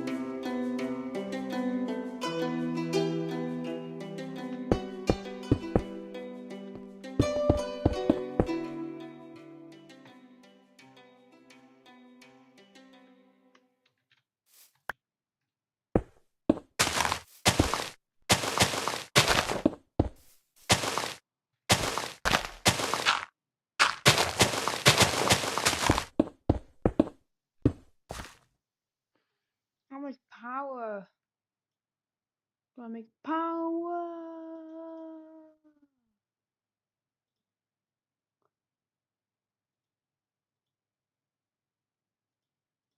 Alright, let's go up. Box up and then.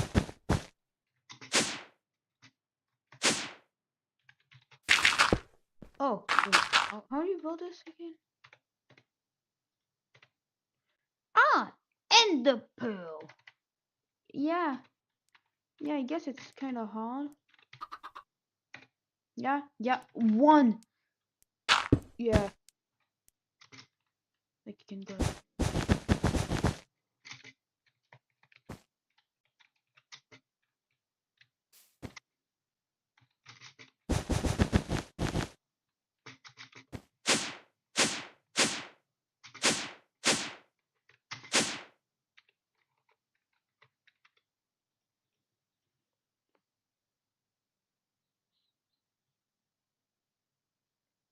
Aqua Valley.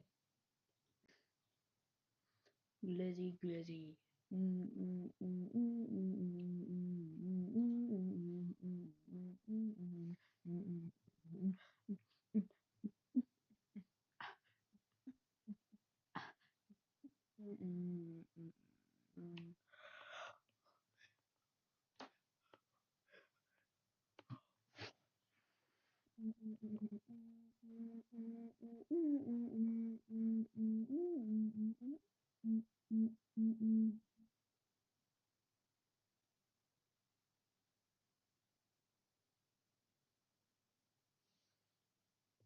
More foodies. Foodies nuts.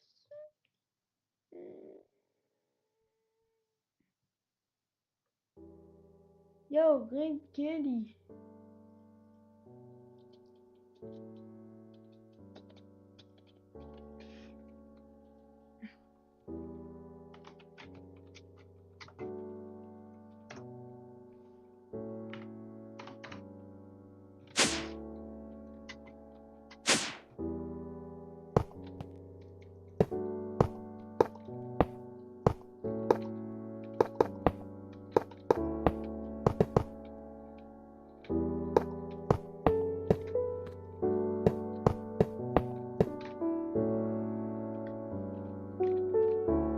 The spaceship.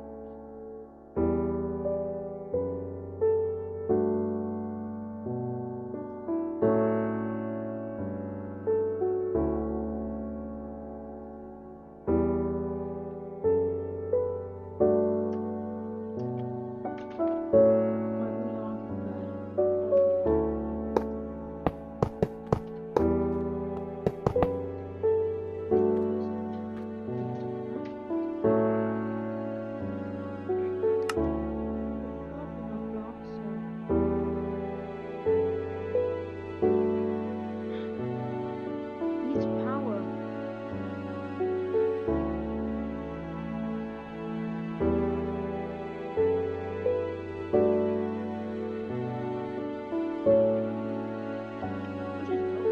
Oh man.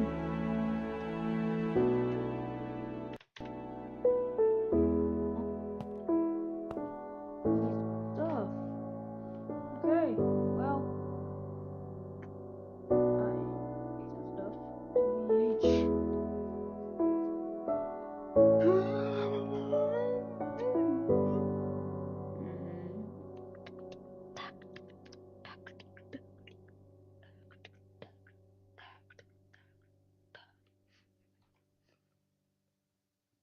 Yo, Dash.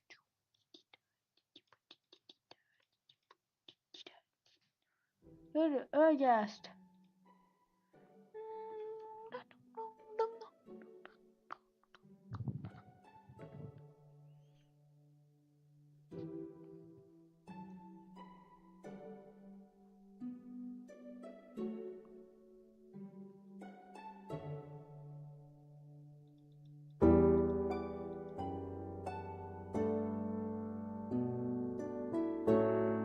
Tiny T.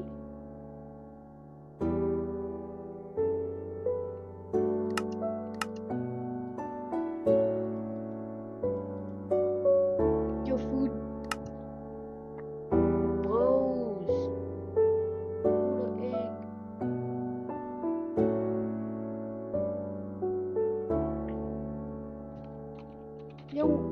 have Spike. Keep up with Iron Spike.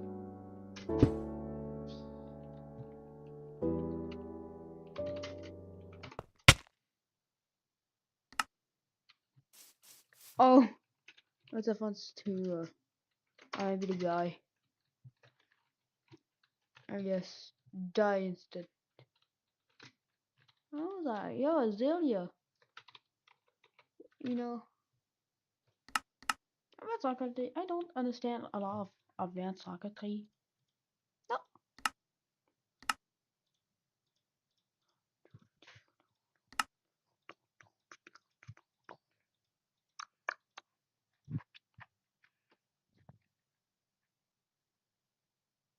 Oh, dang. Okay, that's a pre-filled one. Huh. Okay.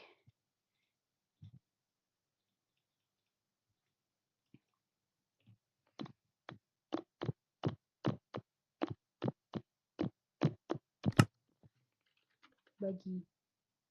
The buggy said it needs fuels. What if I just place it 1? Okay, does he need a try to? Nope, needs it. 3.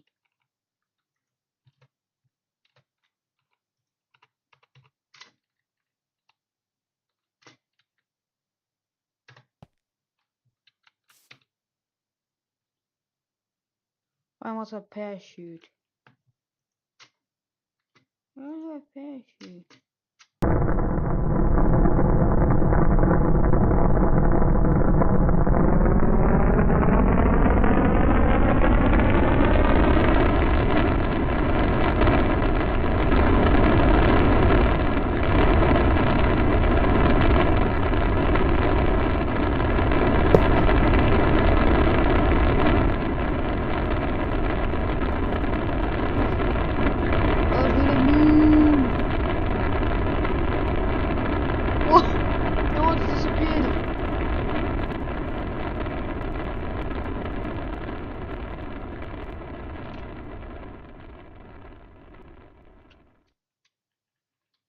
Yeet. Whoa.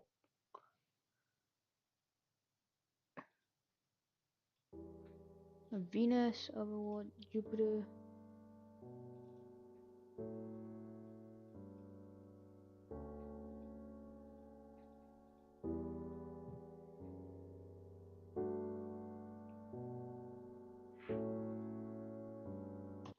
Let's launch the moon. The moon launch. Boom, doo, doo, doo, doo, doo, doo.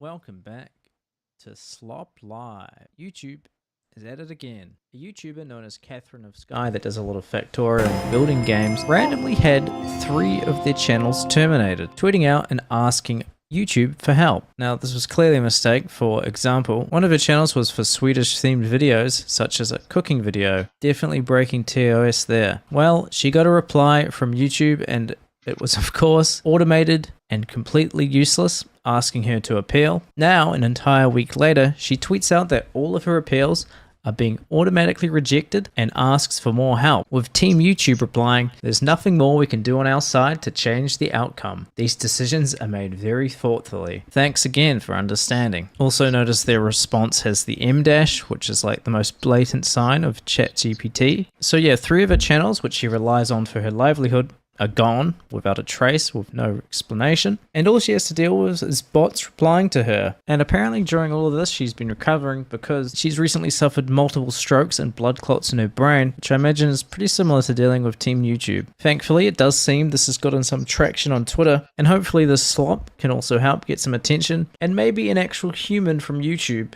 could help her out. Thanks for slopping by.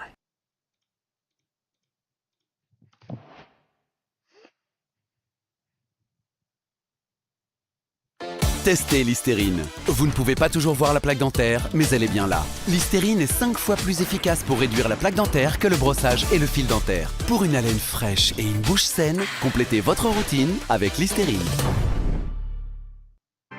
Et Paris est la ville de la passion. Paris, c'est une ville multiculturelle. Paris.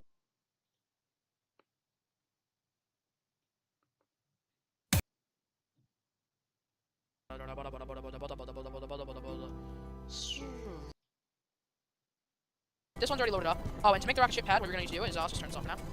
You're going to need to go. So, anyways, here are some of the things like for the oxygen mask. You can hit R.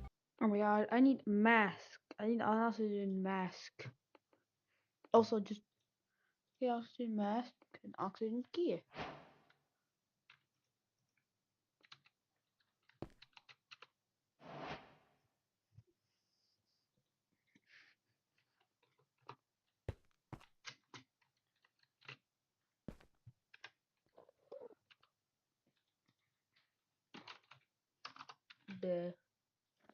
Yo, accept utility. What if I just place a sapling?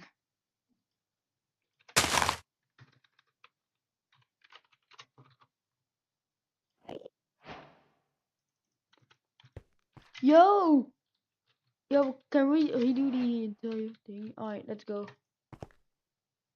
The juice.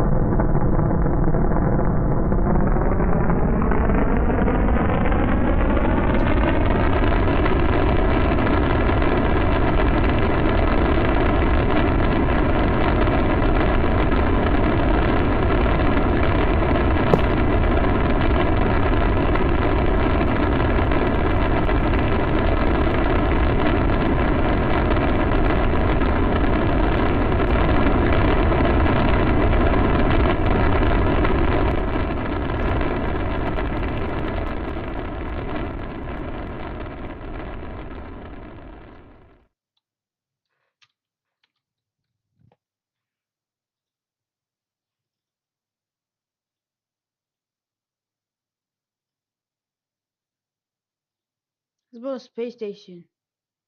Launch.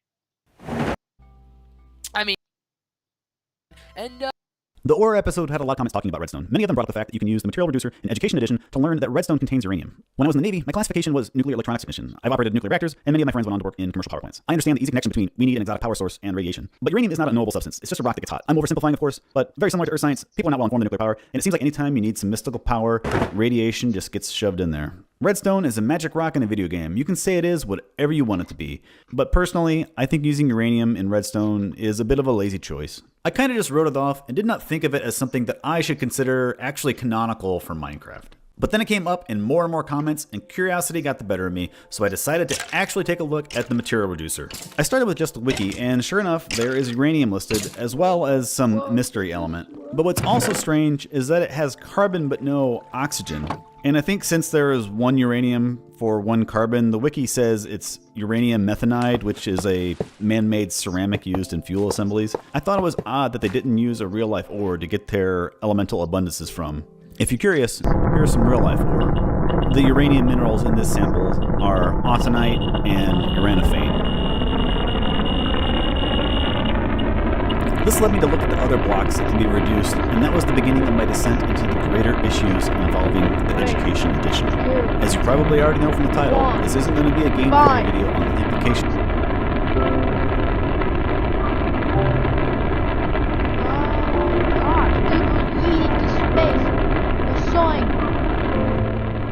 We're going to heaven. Just kidding. But you're in space. Can't help us out. That's why I'm going to space.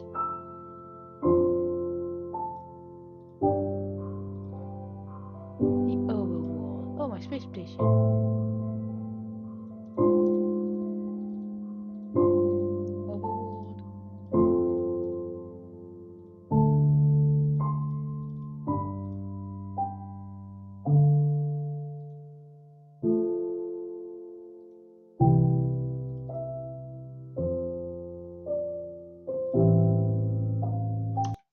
We're going to heaven. What? Okay, so you spawn here? Huh.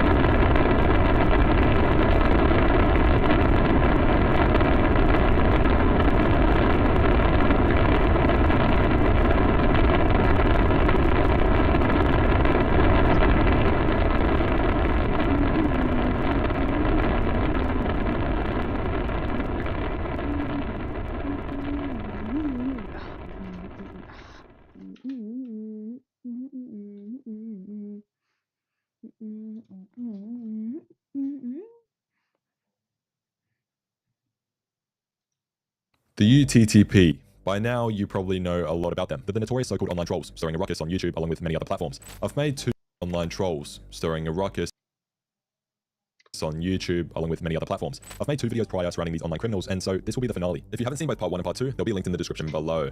I highly recommend watching them both to get the most out of this video. Nonetheless, this video is packed with tons of information from start to finish. I've included all publicly available information from 2011 to present day surrounding the UTTP, and also all private info that I was able to obtain. A quick disclaimer before the video starts. Some parts of the following content may contain extreme themes and/or ideologies. Also, any shocking images or messages have been blurred. This is the complete lore of the UTTP in 10 minutes. It all started back in 2011, when an internet and online gaming enthusiast by the name of Thomas Parkinson was playing Xbox games like Halo and Call of Duty Black Ops, just like everyone else. Well, that was until he decided one day while watching YouTube that trolls were a big issue on the platform, and so he made a YouTube channel called YouTube Troll Police Team, better known today as the UTTP. As people began to see Tommy's comments and trolling around the platform, many were getting curious, and so around 2011 to 2014, people began to join in, making their officer name and avatar, always using the UTTP's standard cartoon image. Groups of people and Tommy himself had set up communication servers, doing so at the time with Google+, which today could be compared to a server in Discord. Shortly after the UTTP started to gain some publicity, they would change course at what seemed overnight. A minority of members would begin attacking YouTube channels, spamming and harassing fandoms, and overall just being internet bullies. But unfortunately, over the next few years, this minority would become the majority. Now, for the period surrounding the early 2010s, not a whole lot of information was available, with the UTTP primarily making a large name for themselves from 2018 onwards. But nonetheless, here's one major event that occurred around late 2014 to early 2016. Fandom fight. On the 19th of May 2015, the YouTube Troll Police had threatened to take down the fandom. I hang out on Google+, despite not being on YouTube. The fandom didn't take this threat lightly, and thus a flame war began. I don't know what that means, but that's what they're saying. This incident also confirms that the UTTP no longer considers the VGCP a major threat. Who are the VGCP? The Video Game Cartoon Police, often shortened to VGCP, is a group filled with immature users who think they have authority when in fact they don't, and they think they're more powerful than everyone else. Okay, so I got that from a website. Essentially, a guy who was a part of the UTTP, rage quit from the UTTP. Isn't that ironic? Anyway, this former UTTP member went on to create a community of his own, copying the UTTP style a bit, but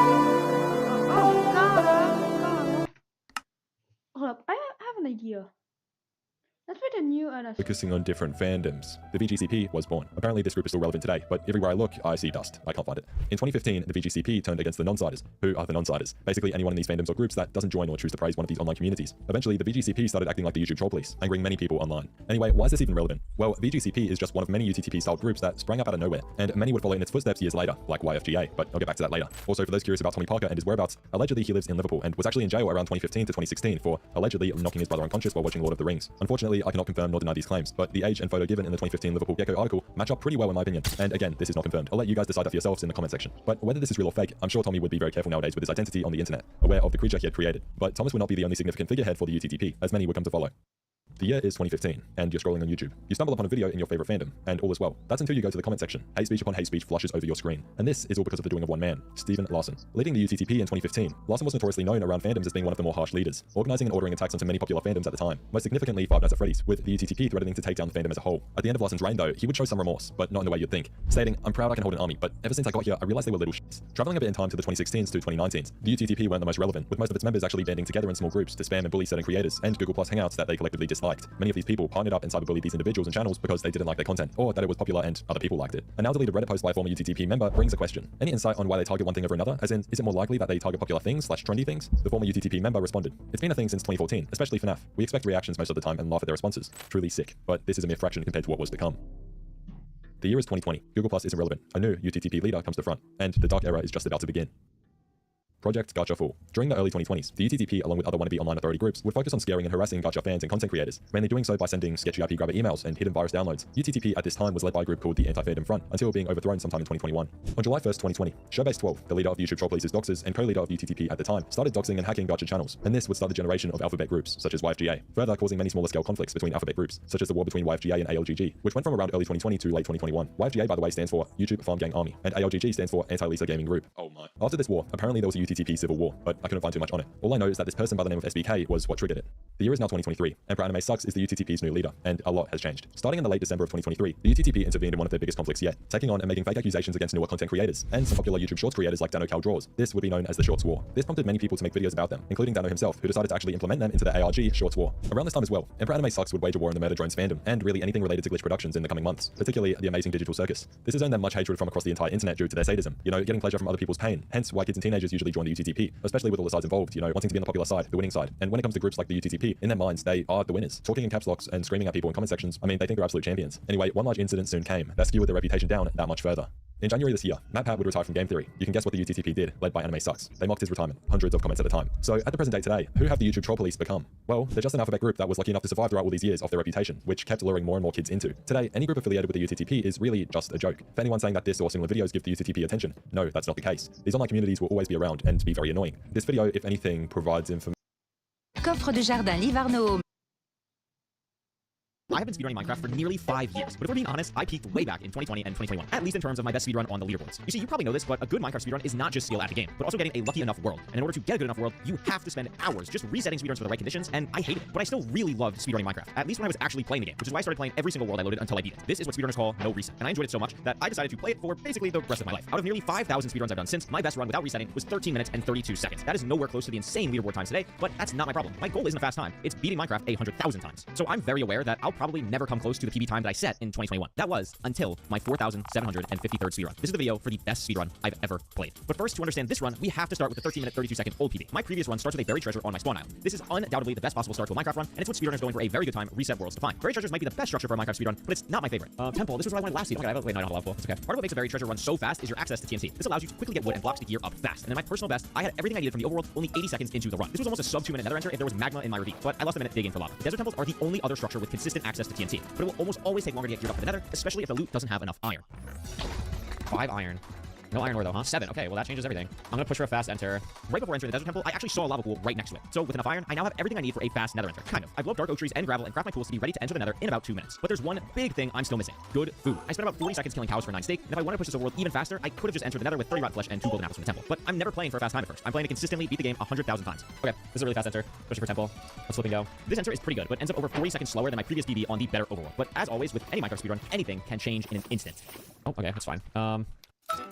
That's Insta, like behind me Insta. Yeah, hi. Oh my god. In case you missed it, that was the Nether Fortress also on my screen for a second. So with an instant bastion, we now pull ahead 15 seconds faster than my PB. But there's a catch. This is a Stables Bastion, arguably the worst on average out of the 4 possible bastions, but it could also be the fastest. Let me explain. The Stables Bastion is composed of 5 random sections, 2 gaps and 3 chest sections. A good gap has all the gold we will need to do a bastion route, but it's usually pretty slow with only a few piglins to trade. The triple chest, on the other hand, has only 4 gold blocks, but they're right next to some chests and have a ton of piglins nearby to trade. Meaning if my piglin barter is high roll, I could be done with the fastest possible bastion route. This Stables Bastion that I see has a triple chest, but I just cannot risk such a low number of trades when I have a fortress so close. So instead, I try to find a good gap, which I immediately do, but then I turn around and leave. In competitive Minecraft speedrunning, runners play head-to-head on a ranked ladder to beat the game faster than their opponent. Ranked speedrunning favors consistency, which has led to the development of a bastion route that combines the benefits of a triple chest route with the consistency of a good gap route. This is also perfect for me doing no reset as I'm also playing for consistency. So this right here is the triple to gap bastion route. I start by mining. Welcome to the first day of school, kids. I'm your teacher. What's your name? Broccoli? Your name is? Broccoli, like the vegetable. That's weird. Thanks. You, what's your name? Samantha. You're a boy named Samantha. Yeah, you got a problem with that? Oh, thank you, Samantha. You, what's your deal? What do your parents name you? My name's Jack. Finally, a normal name. Short for jack-o'-lantern. Jesus Christ. Present. How are you not all bullied? All right, listen up, kids. Your regular teacher is sick. I'm your substitute. Nice to meet you. What's your name? Kiwi. Kiwi? No. Well, what's wrong? Nothing's wrong, Kiwi. You're just named after the worst part of a fruit salad. Apparently that's normal. Cool. You, what's your name? Uranus. You're what now? Uranus, like a planet. Out of all the planets your parents could have named you after, they chose Uranus. I'm their 9th kid. I got what was left. Does anybody here have a normal human name? My name is Dan. Thank you. Is that short for Daniel? No, it's Dam with an M-N. What? It's the first thing my mom said when I was born. Son of a bitch. Yeah, I'm right here. We're twins. This is not okay! Hello, children. Welcome to junior high. I'm your teacher, Mr. John Johnson. What's your name? Vic. What? With a double C. Don't mess with me.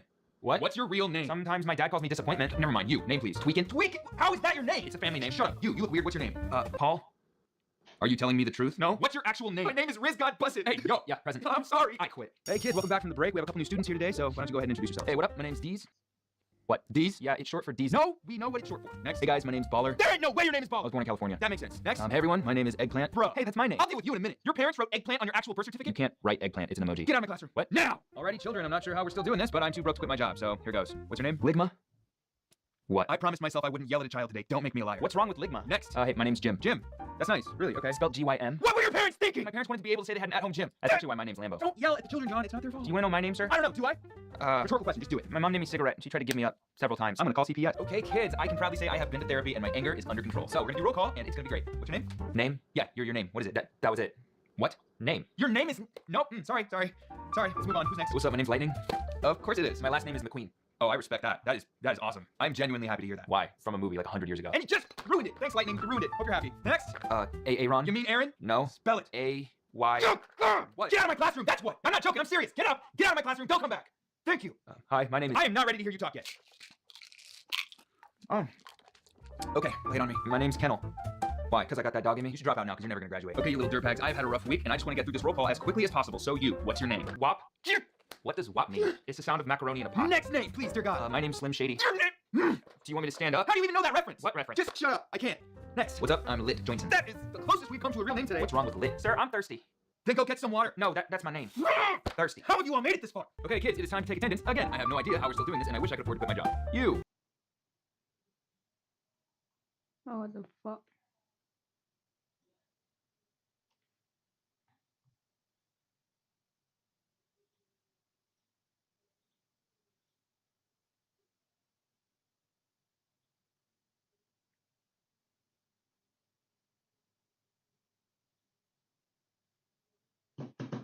What?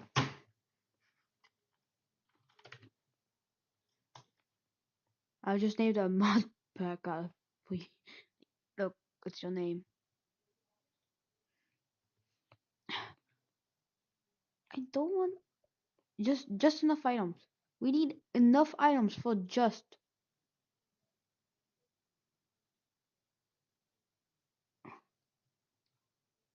week.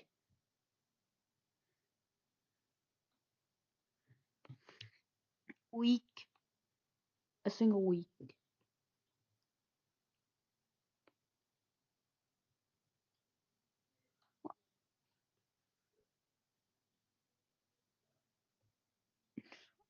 Jason.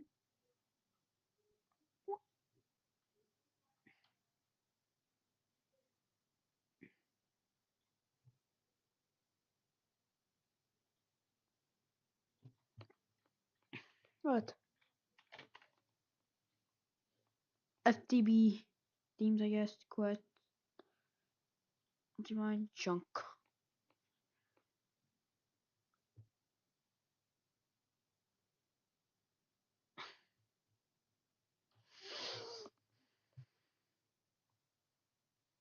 Oh, service item not. It's totally not used this night.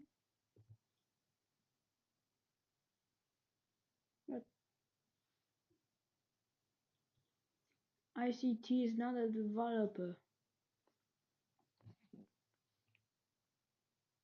Oops.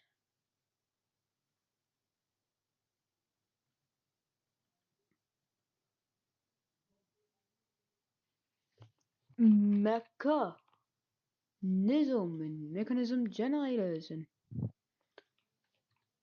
applied energy tune terminals and dumb stuff.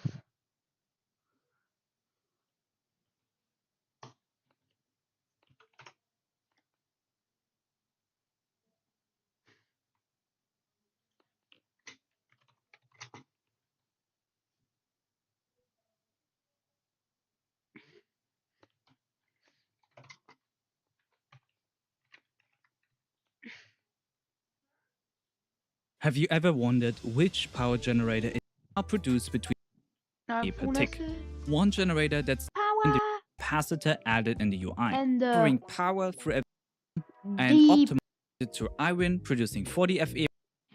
The second is let's talk about another power only mod, Extreme Reactors. This mod Extreme. Oh, yes, this is how you spell extreme. Extreme reactors. Yeah.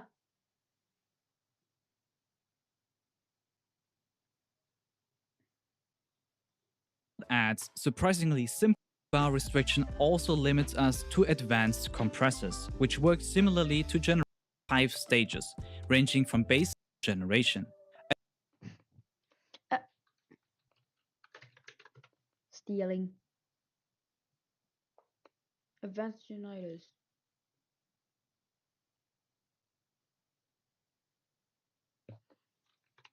Add Add extra. Wait. Added extra. Oh, and don't forget Cube.js, the mod that gives a lot of stuff.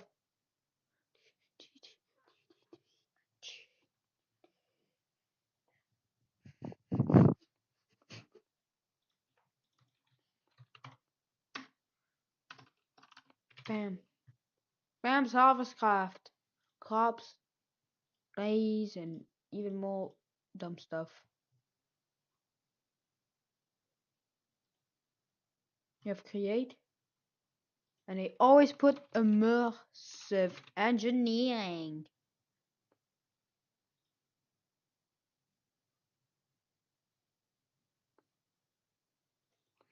Iron. There's iron furnaces, iron jetpacks.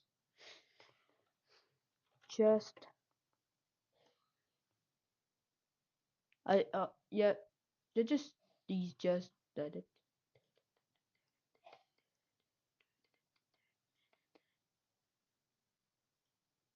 We're gonna try some stuff and yeah, also yeah, gone. Oh. Ready to unlock Roblox? There is a group of Roblox YouTubers who have tens of millions of subscribers and billions of views on their channels combined that is getting exposed for doing some extremely disgusting things and has even been called out by Flamingo himself. In today's video, I'm going to be explaining exactly what this group is and exposing them for the disgusting things they're doing. And honestly, this stuff gets pretty insane, so make sure to like this video and subscribe. It would mean the world to me as I'm trying to hit 100,000 subscribers. But either way, let's get right into it because genuinely, this is some of the craziest stuff on all of Roblox. So all of this starts on October 9th of 2023, when a Roblox game would come out called Forge Frontier by a group named Proto Games. Now this game seemed to many like the same old slop simulator type game with an AI thumbnail and just a basic gameplay loop. It just seemed like another cash grab game and nobody really paid it much mind. However, about a month later, a YouTube channel released called Protoblox with an AI profile picture and quickly started to upload Brookhaven roleplay videos. These videos would start to pick up tens of thousands and then hundreds of thousands and then millions of views on each and every one, and the channel would quickly grow to a massive, very large audience. By a couple months in, the channel was already pulling hundreds of thousands of views on every video. But also with their success came something that they added to their YouTube shorts that started to show what their main plan was and the reason why they created their content. You know what? Why don't we watch this video by Protoblox titled Superhero Saves from Evil Zombies? This video has 311,000 views, and why don't we watch it right now? Urgent! The city has just announced that we are undergoing a zombie attack. Everyone take cover! Oh, yes. Oh my god! I need to do something to help my city! Or we will all die. If only I had some superpower, I could be much more useful. Did someone call for me? Just in time. I need help to Game Forge Frontier, and that has ended up to be something much worse than anyone ever expected. You see, this guy would continue to promote it more and more, and many people thought this was just this guy promoting it. It was just his one channel. But that's the thing. If you guys would actually look at his YouTube banner, you guys would see something called the Proto Family, showing 6 different avatars and 3 games in the middle: Proto Simulator, Forge Frontier, and Sword Fight. Because over the next year, the Proto Family group will release 2 other games, along with at least 5 other channels. These channels are not even a year old, and they all have above 1 million subscribers. If you don't believe me, let me show you right now. So Zuni created his YouTube channel on February 16th of 2024. Silver created his YouTube channel on January 15th of 2024. Frosty created his YouTube channel back in December 8th of 2023. Protoblox made his YouTube channel back in March 4th of 2024. The other Protoblox channel made his channel back in November 9th of 2023. YukiBlox made his YouTube channel back in February 2nd of 2024. And finally, Dayblox made his channel back in January 24th of 2024. So yeah, that's super crazy. The fact that all of these channels were able to reach 1 million subscribers and some reaching 3 million subscribers in literally less than a year. These are just some of the known channels, and it turns out there were even more, which I'll talk about in just a moment. But these channels really started to pop up and grow massively. As you guys saw, these channels gained millions of subscribers and hundreds of millions of views on them in total. But one of the things that makes them stand out and also makes them quite weird and under a lot of controversy is the fact that they utilize AI in every single one of their profile pictures and their banners and even on the thumbnails of their videos. You could go to any one of the channels in the Proto Family and see that they're utilizing AI in almost every single feature. And this is not like a new occurrence or anything, because if you were to go back to the very first video on the first Proto Family channel, you would see a description that says, "Welcome to your channel's name, your go-to source for..." Okay, wait, I'm not gonna read all that because it's just AI slop that someone got from ChatGPT. But what's even crazier, if we actually go into the comments of these first videos that this guy ever uploaded, we also see something this guy's been doing since the very start. Someone commented on his first video saying, "People that know this was originally Vuxbux's," and Proto Family even hearted this comment itself. It seems that this guy Protoblox is aware, but if you guys were to actually compare these videos one to one, you guys would see that Proto was just legitimately ripping this guy Vuxbux's videos, covering them with an AI voice, and then changing what the background gameplay looked like. But he basically copied everything. In fact, let me play 5 seconds of each video, and you guys tell me if you guys think this is copying. Bucks, can I skip school for my birthday? As long as there's no important test you'll be missing. Nah, there's none of that. Okay, sure, but just this once. Prouder, can I skip school for my birthday? As long as there's no important tests you'll be missing. Nah, no, there's none of that. Okay, sure, just this Yeah, once. tell me what you guys think down in the comments, but in my opinion, this is basically one to one. You guys can even see he did the same thing as Vuxbux by putting his name on the video, like in the middle, and he basically tried to recreate Vuxbux's video one to one to try to basically copy what Vuxbux was doing to blow up his channel. And it's very likely that all these other channels in the Proto Family are doing the exact same thing. So let's just quickly recap where we are right now. It gets way worse, but let's just quickly go over what we know. Basically, these accounts were created to promote a game. They utilize a ton of AI in their videos, which takes away a ton of the humanity and personality and shows they do not care about making quality videos. And then they steal content to try to get as many views as possible to promote their game. So okay, I mean, how are these people like worse than anyone else? So many people steal videos and so many people use AI. But the thing is, it continues to get worse because in the bio of every single Proto Family channel, you guys will see a link, which I'm not going to show in this video because I care about your guys' safety. But it basically says free skins and add-ons for Minecraft with a link. Now, once you click this link, there's a lot of things that could happen. For one, these links could steal your data because, as you guys can see on screen, feel free to pause that and read it if you'd like. When you click on a link, it basically can get as much information as possible, possibly download malware onto your device, and do a ton of different things that could put your computer and device at risk. But if you actually make it through this link and somehow survive, you'll find that it connects to a mobile app that is basically called Ultimate Skins for Minecraft. Now, this app is basically just your most generic Minecraft app that just has a bunch of skins and add-ons, and honestly, I don't think it's that much of a scam. Obviously, I'm not promoting it, and I would not recommend downloading it because who knows what they could be in the app, but it actually has a fairly good rating and over 1.9 thousand ratings, which means it's been downloaded many times. But if you were to look at this app itself and look at who it was made by, it is made by Proto Game Studio. They're not promoting a different thing, they're not promoting something separate. This is their genuine game studio. And if you would actually look, Proto Games has made a ton of different mobile games, like idle games and like, simple like simulator simulation games, even ultimate skins for Roblox. Like what? But this is a genuine game studio. And if you guys would even Google Proto Games, and again, I'm not recommending to go to this link at all, but they actually have a website where they show their games that they have, and they call themselves a media tech and mobile game startup. But the thing is, it gets even crazier because these guys running these YouTube channels inside of their Roblox games, they're also doing a ton of different disgusting things that show again that they're only here for the money, and they basically just want to pump out the worst slop as possible to make the most money. And you know what? Why don't we actually take a look at one of these games, and I'll point out all the issues with it. All right, so here we are in game. This is basically what the game looks like right off the bat. You guys can see a ton of different things on the screen. That's just right in your eyes. It's just walking the way you see. Like, I mean, dude, there's basically everything you ever want in this game. For example, if you go on the left, you click the store. You guys can see so many different packs, like the Power Up pack for 99 Robux, 500 Robux usually on sale. This one 70% off. OP starter pack, 800 Robux. Shadow Army pack, 1,600 Robux. Basically, everything you do in this game, you can pay to win and just skip all the work and skip everything. And this game is like the most probably the craziest pay to win. I can sort of respect like a little bit of pay to win in some games. Oh, it's plus one. This seems so overkill. And just tell me these developers all they care about is the money. Alright, so here I am, another one of the games that they have released. This one's called Proto Kingdom and it has over 26 million visits. And this is by far their most popular game. But if you guys would actually go to the store up on the top right, you guys can see everything that you can spend Robux on. For example, a Lucky Wheel, VIP starter pack, Platinum starter pack, all of these starter packs, a battle pass system. That is insane. There's really a battle pass you can spend your money on. Of course, you can pay to win to buy swords. Of course, you can pay to win to buy pets. Of course, you can pay to win to buy a bunch of gems and diamonds. And then there's also some game passes. I honestly just think it's crazy. This game literally has a battle pass system, bro. So yeah, that's what's inside one of these games. That's the experience that the player has. And it's likely similar for the mobile games that they actually have on the App Store, which again, I would not recommend downloading at all. So to run this all back, this is basically a group of YouTubers or developers or something that are doing as many things as possible to promote their mobile games. They're basically hijacking off of Roblox's popularity to promote their likely scam mobile games and possibly take people's information through both their apps and the links that they have people click. I mean, in a way, you kind of have to respect it because these guys have millions of subscribers combined and have gained hundreds of millions of views on their channels. But it's honestly really disgusting because this is probably the most slop content farm stuff that could possibly exist. I mean, these channels are pumping out multiple videos a day that Creekcraft scammed me. Voice reveal gone wrong. Oh man, got scammed. No Robux for you, broke fatherless. Oh shit. Oh man, here we go. Yeah, boy. All right, let's see what this. Freak. The fuck up. I know about the risk about stuff, but I don't care. What?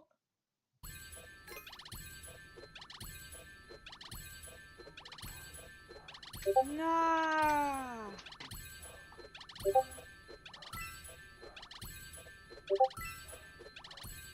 What if his phone is on his desk? Scooter, Alfie's calling him. Sub chat. Minnie, look at your sub count! You're being botted! Hello? Minnie, your sub count, you're being botted! Minnie, you're being sub-botted! What? Look at your sub count, you're being botted! Press Enter to enable the narrative. What? Right, I'm ending stream.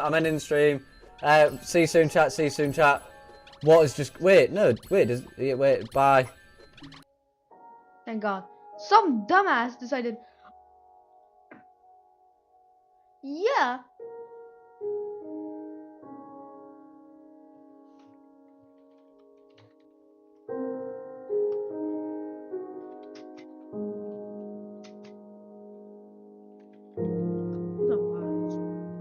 Like, here I only went like from... look at this. Really need to sort yourself out. Today, before I'd even started playing games on stream, I got banned for having my YouTube linked in my description on my Roblox bio. And I was like, you know what, let's see if I'm the only one that's been banned. And look at this, Creekcraft, you're not going to see this, I'm not going to you, I'm going to Roblox. Look at this guy's got his linked, he's not banned. What am I meant to do? Roblox, sort yourself out.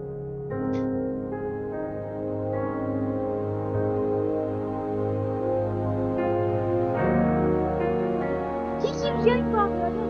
Video dude. There's apparently 13,000 views. We reckon. He's not banned getting it.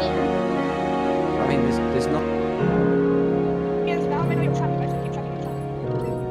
I don't know 3,000 who. views. I banned you, Cruggy. And then he played. Just look at his subs count. He's skipping a bit. Nothing.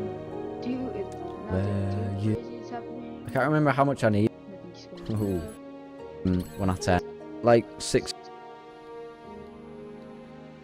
Can you? Now this part, which then it's where it starts becoming crazy. Look at this sub. Look at his subs. Look, that's just great. He's 12K.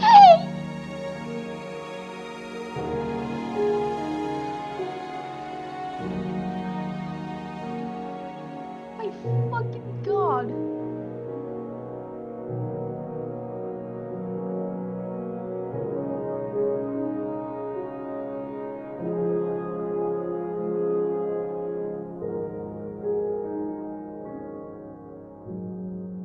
I'm quitting YouTube. No. How what the fuck, dude? Some dumbasses. Yeah, let me just. But this guy said he gets banned. We hate players. We hate people. Little. You see? Oh well. Time to destroy his entire works. And just like ties his bottom and then like trying to kill him, but instead he sees it. Like he comes back, he sees it, and then just immediately ends stream. Yeah, this is how you get popular by idiots.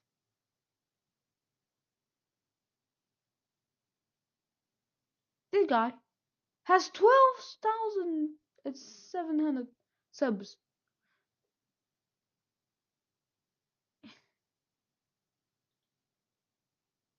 Hello, everyone. Oh! Look, he's just getting popular because of a botter. Yeah. Like a botter's like, okay, let me just, okay. Okay, we have a lot of accounts, so let's subbot some idiots and subbot this live streamer, and let's get him banned. He had 1,683. I mean, there's Look at this, 1,683. When we look at this, it's 42 minutes ago. And then 3 minutes ago because, good, look at this. Was he? Oh wait. Wait, I can message him. What's not? Give me that, I'll call him. He's at 7K. Oh no. Some idiot site. Yeah, we'll stop buying him so that he gets banned. Subs, is there? Nah. What if his phone is on his desk? Scooter, What's up, chat? Minnie, look at your cow! You're being botted! Hello? You're being botted! Minnie, you're being sub-botted! What? Look at your you're being botted! What? What? Right, I'm in stream. See you soon, chat. What is just? Wait, bye. The Minecraft community in 2025 is at a very weird place. Things like the lifesteal SMP are still very popular. The horror niche has been blowing up over the last year. But with Dream and DeQuavis having their long-awaited 1v1 just a couple of days ago, a question has been brought up. Who really are the best Minecraft PvPers in 2025? Is it Dream by beating DeQuavis, as many people like to think? Or is it one of the lifesteal SMP members? Well, today I took some of the most relevant Minecraft YouTubers, Dream SMP members, good be... And then those technically bad. Anyways, yeah. Just like this and then boom.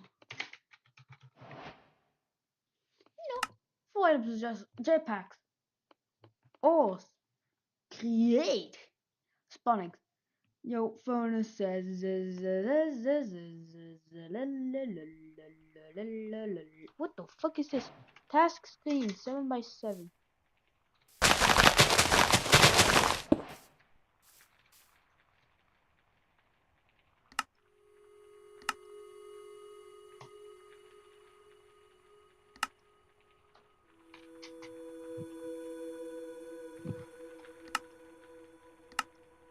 What the? Whoa.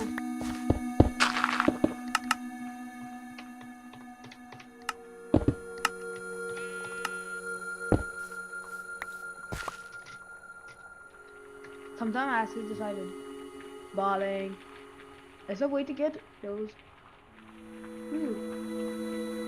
Yeah. Oh, just I'll me on this one. Things get soon. Add Astrala.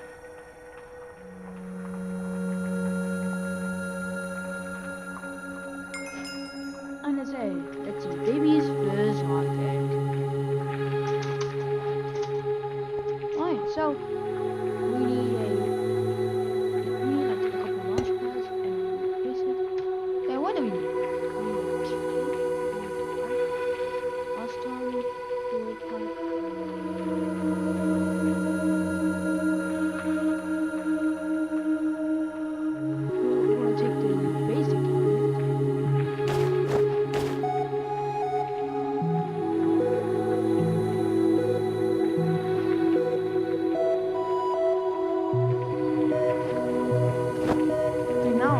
astronaut mode.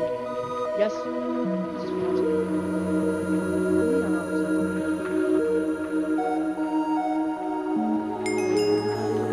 Make me talk. Oh hell no! Make me talk how?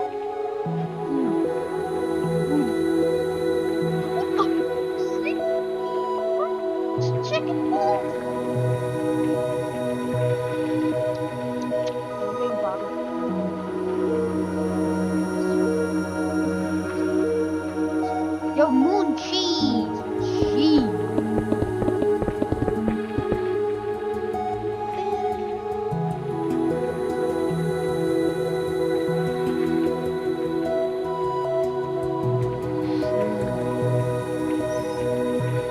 Yo, a new whip.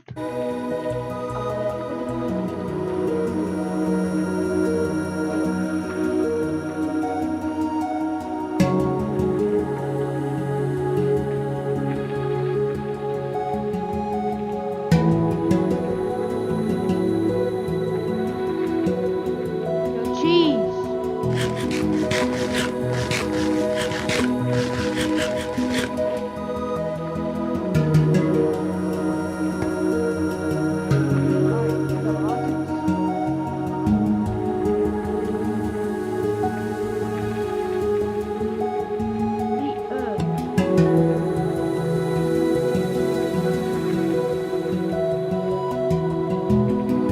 What the hell is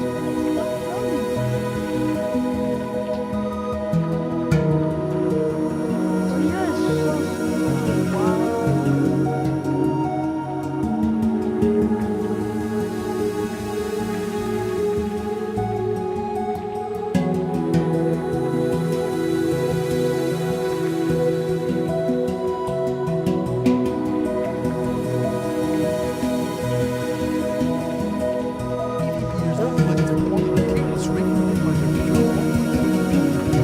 The tiers are very simple. We go from uninstalled to average, then to very solid, insanely great, and then finally one of the best. So without further ado, let's jump straight into it. Alright, so we probably have one of the most random set of Minecraft YouTubers that you have ever seen. This set of YouTubers is very random, but at the same time, a lot of these YouTubers are very relevant in 2025. There's a lot of legends in here. There's a lot of sweaty PvPers, lifesteal SMP players. You know, it's a very diverse list. And this by no means includes all YouTubers, because I feel like there's a very, very countless amount of Minecraft YouTubers that are insane in every aspect of PvP. But I think this list does justice to older legends, to more funnier Minecraft YouTubers, and then in the end, actual crazy good PvPers that are very relevant in Twitter.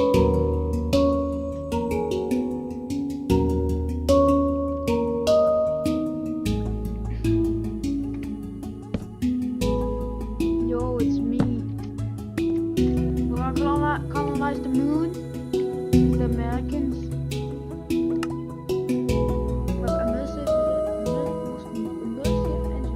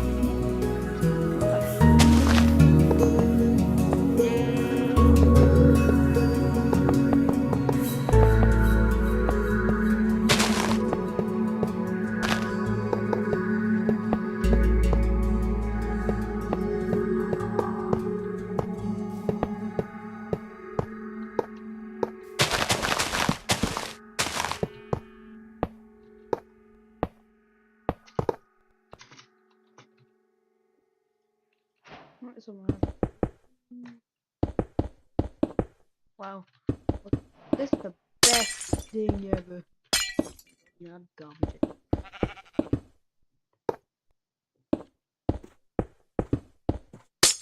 Oh.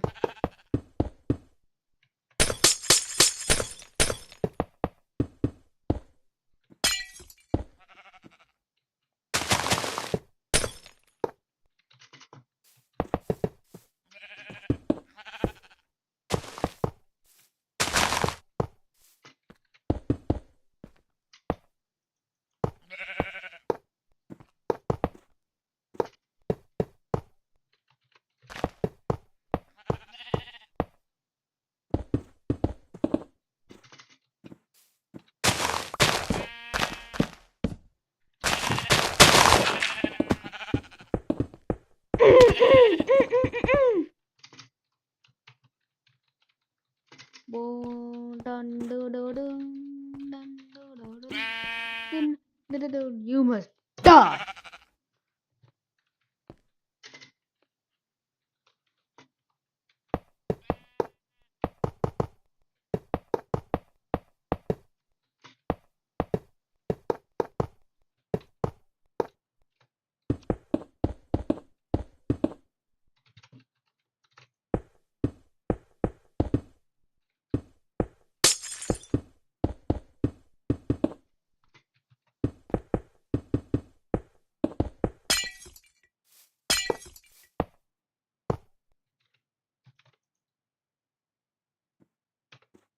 Oh man, I need control for your rods.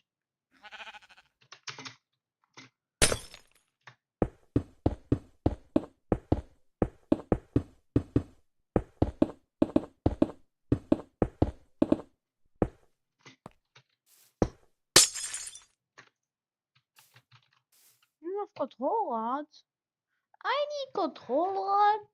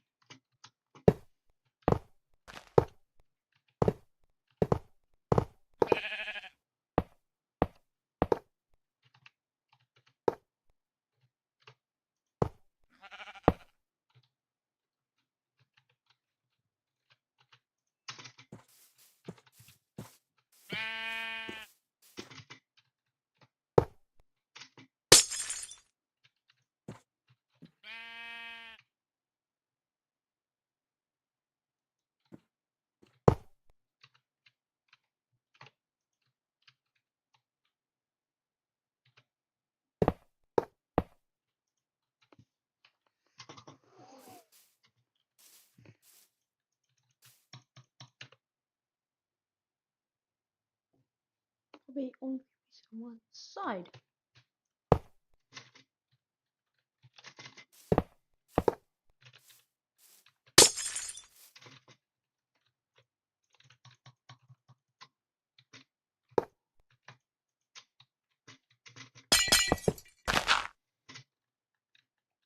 Craft this, we're going to the moon. Just now. Ow.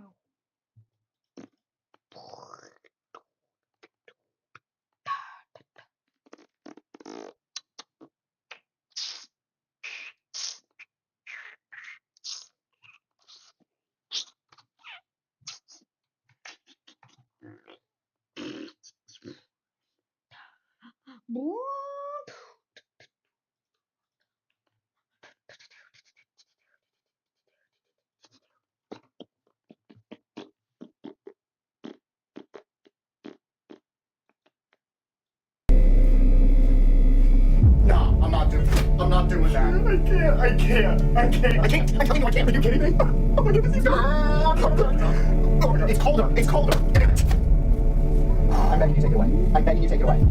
I'd rather die now than go with that. Can it just be warmer or something, please? Why does it have to be red? It can be any color. Oh my God, it's so serious. I'm going to. I'm fine. It's fine. Oh my God, I'm fine. I'm going to. It's a stairwell. Make it blue, and I'll go up. I'll go up in a nice cyan blue. Okay, here we go. I can live here. I can live here. Sometimes like crackers, got some cheese. Oh God, it could be anything else. It doesn't even smell good. It smells like paint. It smells like metal and paint. I can't see light yet. It's darkness. It's right in the dark. No, take it off. Hey guys, I hope you like this. Super quick announcement. Since you guys love the previous Backrooms video, I wanted to turn this into an which uses Ryza ammo. After testing this out, I can safely say that I am now a yogurt nail. That was until my gun ran out of electricity after shooting 2 times, and I have to spend precious time waiting for it to charge. I was about to use it again when I got nausea from the pollution, making me miss. The gun was made even more useless because the base was well defended by the wires anyway. So I have a new base defense plan. Say hello to the new chemical thrower, which can throw lava, water, and concrete. It was pretty obvious what water will do when sprayed. But what if there was a concrete thrower? It was time to rebuild the clay excavator and dump all the mine clay into this newly created mixer to make basically infinite concrete for personal use, which I injected into the thrower. After testing this for 2 seconds, I instantly had new ideas. I began using it on live subjects such as this skeleton here, but I was served my own medicine, and this gave me yet another new idea. Why not attach these guns onto a bigger gun? Behold, the chemical turret, watching over everyone and everything. When connected to the concrete mixer, this automatically ambushes every living thing with liquid concrete, turning them into statues. Nearby mobs could no longer threaten me because they were now more paralyzed than me. It was so efficient that the turret defended me from myself. I was going around suffocating stuff as usual when I made a mind-blowing discovery. When liquid concrete is placed, it doesn't go away that easily. It covers the base with dried concrete pancakes. While this may seem like a disaster, I took a step back to survey how much damage had been done. But then, I burst into joyful tears. This is an absolute masterpiece, art in its purest form. Not only is it great at building walls for the base, but it will probably defend against the mobs. I had to continue. Approximately a few buckets later, I can say that this base has reached max efficiency. I have sacrificed some wire connections for extra defense and I can say that it's working. For some reason, 1 bucket of concrete turns into 1,000 solid blocks. And like everything else, these concrete pancakes do not conform to reality. And don't worry about anything down there because it was already dead from pollution anyways. The only side effects are that I can't sleep now. And sometimes I got trapped in dry stuff which took about 10 minutes to break out of because I am severely crippled by pollution. Overall, concrete was a very interesting feature. So far I have tested nearly everything except oil drilling and solar panel stuff because that is all unnecessary compared to what I already have. So this concludes the immersive engineering test. Overall, this mod is a 10 out of 10 and I recommend playing it. This is Mumbo Jumbo. He's the biggest Redstone YouTuber and is widely considered by most players to be the best Redstoner. But this is not actually true. Now, don't get me wrong, Mumbo is brilliant at making Redstone both entertaining and accessible. But there are people who do make far more complex and advanced Redstone. Now, before people start rushing off to the comments with pitchforks and torches, this isn't slander. Mumbo has even said this himself. I'm not actually the best at Redstone. So if Mumbo isn't the best Redstoner, then who is? Purple, is it me? No, Crafty, it's not you. What about me? Where are you guys even coming from? Anyway, as someone who's been Redstoning for over 10 years now, I feel that I can at least attempt to give a somewhat decent answer. And the award for the best Redstoner goes to... nobody. Now, I know, that's not a very satisfying answer, so let me explain. The problem lies with the question itself. Who is the best Redstoner? It can't just be one person, since there are many different areas of Redstone that people specialize in. The 4 main ones being technical Minecraft, computational Redstone, flying machines, and doors. For example, you can't really say a computational person is better at Redstone than a Slimestoner, because while it is all Redstone, the things they do ultimately can't be compared. It's 2 completely different skill sets, so we're literally comparing apples to oranges. And not to mention, each area has lots of subcategories, and nobody does all of them. There's also some overlap in places, and some Redstone doesn't fit anywhere here at all. It's a complicated mess, so the only way we can simply point at someone and say, look, it's them, that's the best Redstoner, is if one godlike GigaChad embarked on some kind of avatar journey to perfectly master all 4 elements. Except the elements are actually just the different areas of Redstone. No such person exists, so this question is unanswerable. Or is it? We've already split Redstone into 4 different areas, so logically we should split our question up as well. It's a lot more realistic to answer that way. Now the answers won't be perfect, so they should be taken with a gigantic grain of salt. Ow. We'll start things off easy with Piston Doors. Meet the Synergy server, a small but active community of Minecraft's most talented door makers. Redstone is pretty competitive here, so to keep track of things, the community built these, the world record plots, 4 gigantic museums showcasing all kinds of Redstone records. There's even a Discord where everything can be searched through text. This gives us some objective criteria to go off, since owning lots of world records is a pretty clear demonstration of skill, but on its own, it's not perfect. While it does take skill to break a world record, if we just look at someone's record collection, then we're mostly measuring quantity. We're not measuring how difficult each record was to break. Like owning the record for the smallest 2x2 doesn't carry as much weight as the smallest 10x10. So I also got the Synergy members to vote on a Google form. But Purple, why did you put your name as an option? That's biased. Well, yeah, it's biased. But the eye is silent. To make the most easier to read, I compiled them into pie charts because I am a nerd. So for the observer category, which is just any door that uses observers, it's actually pretty close. Up there are people like Sacred Redstone, who made the smallest possible 3x3 door at just 56 blocks, and is well known in the door community for having made many world firsts. Tied with Sacred is Lumendo, who makes a lot of doors that strike a good balance between speed and size, like these 3 5x5s that are ridiculously small for how fast they are. But pulling slightly ahead is Mayuan, who not only received the most votes, but also holds over 80 world records, which is by far the most on record that are currently tracked. Naturally, after the observer category comes the observer-less category, because that's what happens when you don't have observer. Whoever put this here, I hate you. Here, the results are much clearer. The community voted overwhelmingly in favor of Armadillo 28, and while he doesn't hold the most observerless records, he won simply through the sheer quality of his redstone. You see, Arma is a literal god at utilizing minecarts to overcome the lack of observers. He holds the records for the smallest observers 3x3, 4x4, and 5x5, and together with Johnny, who is also very highly voted in this category, they hold the records for the smallest observers 6x6 through 10x10. And just to flex their dominance, these two gigachads released them all at the same time, completely sweeping the records for the bigger n/n doors. Though for a lot of people, size doesn't matter. It's the speed that counts. That's where the zero-tick category comes in, and the votes here are pretty unanimous. The community voted Eludia 7 as the best zero-tick doormaker, and with good reason. He simply holds far more speed records than anybody else, and the community knows him to have an extremely deep knowledge of zero-ticks. Now it's time for technical Minecraft, and this is where things get difficult. For doors, everything was organized for us into nice, simple, unambiguous categories, but in technical Minecraft, things don't always fit neatly into one simple category, and there are way more things to compare for that aren't always measurable. It's way too subjective. Sure, we can measure things like lag friendliness and the drop rate of farms, but for mob farms, well, the fastest solution is almost always portal spam. That's not very complex. The most you could do is ask for the tech MC community's opinions. For sure, Mango has to be in there. Methods is also really high up there. Well, there's definitely a lot of good ones, but I never considered anybody to be the best because it was way too diverse. There isn't one. I don't know, man. Name comment activation. Okay, latest version, my answer is probably gonna be floppy. Have them, I promise. If she does not eat, she will not live. It's that simple. This is the most mysterious pet on Earth, a rain frog. According to the internet, they're basically impossible to find for sale. They bury themselves alive, and if you actually do get one, it just won't survive. Also, they illegal? If that's all true, then why am I seeing them online wearing tiny hats? What in the world is going on? I need to see what these frogs are really like, so I'm gonna buy them as a pet and challenge myself to keep them alive for 60 days, and then we'll finally know what it's like. Starting on day 1. But wait, are they really illegal? Well, look at this. There are 34 species of rain frogs. Here are 2. Pick which one you think would not land you in jail if you bought it. Wrong. Both are illegal. Now here is one that is not endangered and totally legal to buy. Ooh, don't mix them up. My little butt cheeks would not do good in jail. So this is the one we want to buy. Let's buy them. Where do you buy such a rare frog? Well, it's pointless to look at pet stores. They are not going to have them, I promise. And online shops aren't looking much better. Don't worry though. I found this porcupine and there's one left in stock. Oh, stay focused. We've got one more chance. Morph Market. And unbelievable, dude. They have them. Well, one guy has them. I shot him a message. He showed me the frogs. Yes! They're perfect, dude. $650 and they're all mine. But I have a funny feeling the story is just getting started. Apparently the best part about keeping a rain frog is feeding it, but I'm getting ahead of myself. The frogs will be here tomorrow. I'm so excited. But I gotta be honest with you. I chose 60 days for the duration of this video because that is the most likely time window. The frogs will just die. I know, but I'm not gonna let that happen. I'm first gonna make them a good home. Bad news, I don't know what to do because the info online is garbage. I've seen people recommending these little pellets for them to live on. What is this crap? That does not look anything like Africa, I don't think. That's not gonna do. I made my own recipe. So I've got this empty tank and a blend of substrate designed to hold the shape of their burrows because allegedly they stay buried for 2 weeks at a time. If I can actually get these frogs to make it to 60 days, I'll feel much more confident in sharing what I've learned. At the end of the video, we can all decide if they make good pets. Their first home is almost done, but we still need a bathroom bowl because Africa is hot, allegedly. It's a simple start, but it'll change as we go, and it's done just in time because I think they're finally here. 10 years of wanting a rain frog may be coming to an end on a random Tuesday. The moment is here. I finally have rain frogs. Tuesday. Yes. Yes. Look at these little meatballs. How are they even real? Oh, look in there. Please comment some names for these guys. I know it's about to be real silly. This is an important one. Serena likes little fatties. Let's see what she thinks. I think she definitely approves of I our purchase. really don't know. Just don't tell her how much they cost. So cute. I already love them so much.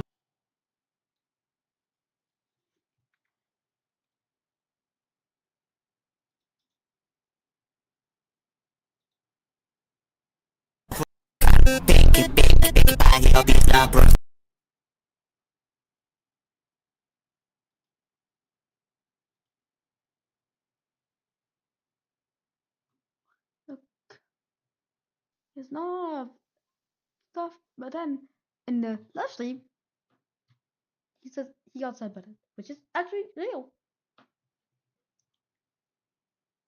Yeah, look, 58 views, 69 views, and now I'm like, oh, a couple hundreds of views.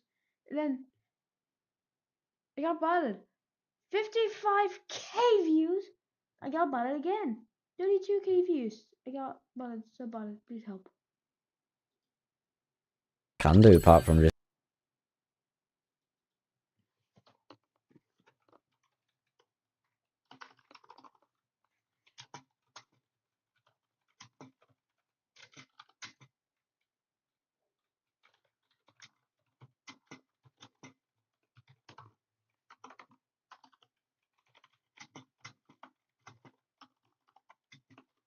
Where's ban them?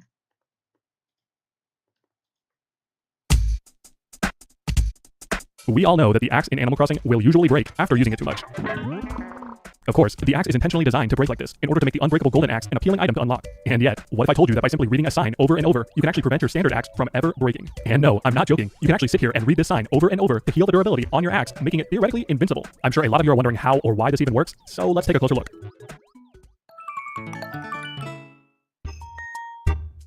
Creating an unbreakable axe is a really funny glitch that was recently discovered by Animal Crossing spreadsheet owner Phil. To understand how interacting with a sign heals your axe, let's discuss how axe durability works. Normally, an axe can withstand 72 hits on normal trees before breaking. Since trees take 3 hits to cut down, you can effectively cut down 24 trees with a standard axe before it breaks. However, to encourage players to only use the axe on trees, the axe will lose durability at 3 times the rate if it collides with anything other than a tree. To handle this programmatically, the game essentially uses 2 counters to keep track of the axe's total durability. The hit counter goes up by 1 every time an axe is used against a tree, but this counter will instead go up by 3 every time it's used against any other object. Every time this hit counter is greater than or equal to 9, a durability point will be added to your axe. Increasing this durability also changes the axe ID in your hand, and there are 8 different axes in the game for each state of durability your axe has. So essentially, the game keeps track of your axe's damage by just having 8 different axe items that are swapped in and out as you continue to use it. When you're on the final axe ID and the durability counter gets increased, every value gets cleared, and the axe breaks. This approach is normally fine and mostly works as intended, but of course I'm talking about it, so there are some issues with this. First, while your axe's durability is saved by the game upon exiting and is tied to each axe, the actual hit counter is cleared upon every reload. Remember, you only get a durability point if you increase the hit counter to 9 or higher, so this means you can hit a tree 8 times, save and quit, and reload back in to reset your axe's hit counter back to 0. This effectively already creates an unbreakable axe if you keep track of your hits and cheese the durability by saving and quitting. But of course, it takes a lot of time to save and reset in Animal Crossing, so if you actually save and reset every 8 hits on your axe, then I think you're pretty crazy.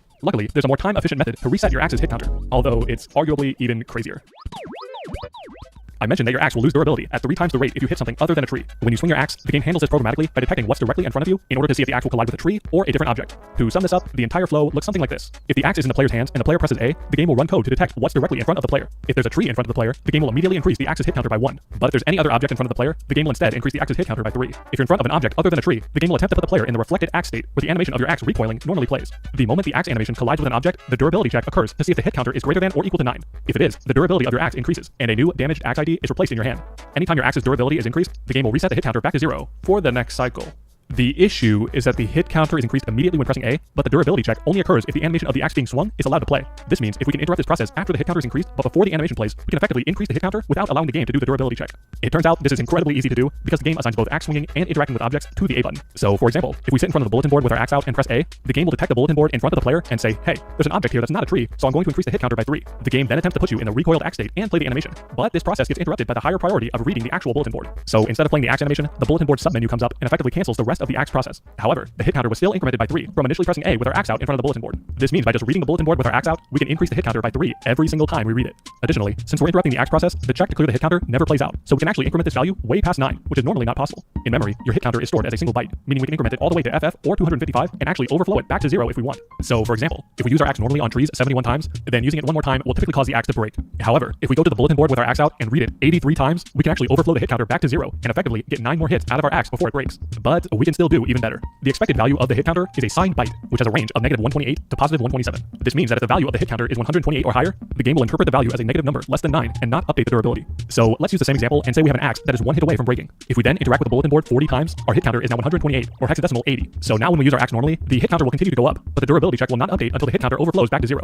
Thus, we can now use the axe an extra 136 times before the counter overflows back to 0 and falls back in the range of expected values above 9. Since a brand new axe can normally only withstand 72 hits, we've effectively nearly doubled the durability of a standard axe just by using this exploit once. Of course, we can just keep reading the sign every time the axe is about to break to create an infinite durability axe if we so desire. While this is a cool exploit, you have to be pretty aware of your axe's internal counters to make use of it. In normal gameplay, this exploit is actually more likely to be detrimental. All this time, I've talked about reading the sign to increase the durability of your axe, but this also works the other way around. Since reading the bulletin board with your axe out will always increase the hit counter by 3, you must read the bulletin board at least 40 times if you don't want to lose durability. In a scenario where you buy a brand new axe, read the bulletin board 3 times, and hit a tree once, your durability counter will increase even though you only use the axe a single time. If you intentionally abuse this, you can actually break your brand new axe in just 9 hits, which reduces its total usage by a disgusting 87.5%. So if you ever read the bulletin board with your axe out, make sure to warm those thumbs up and hit that button at least 40 more times if you don't want to lose your axe durability. This glitch can also happen by just opening any door with your axe out or by interacting with the town toon board outside of the post office. The same rules I just explained also apply here, so if you don't value your time, you can also increase your axe's durability by opening a door 40 times over and over with your axe out, but using the bulletin board is way faster. Still, this is definitely fun to play with, and I hope you enjoyed this short little insight into this newer glitch. Special thank you to Phil.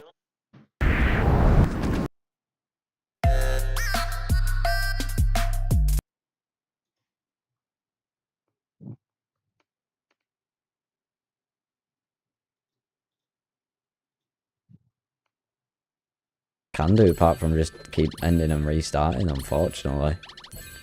Yeah. Oh wait, I need trailer. Wait, I just got a legendary, I think. I didn't see it. Hi everyone. Welcome back to the stream, guys. I hope you had a great day. Right. I've banned the people that should be thingy, so let me ping it in the Discord.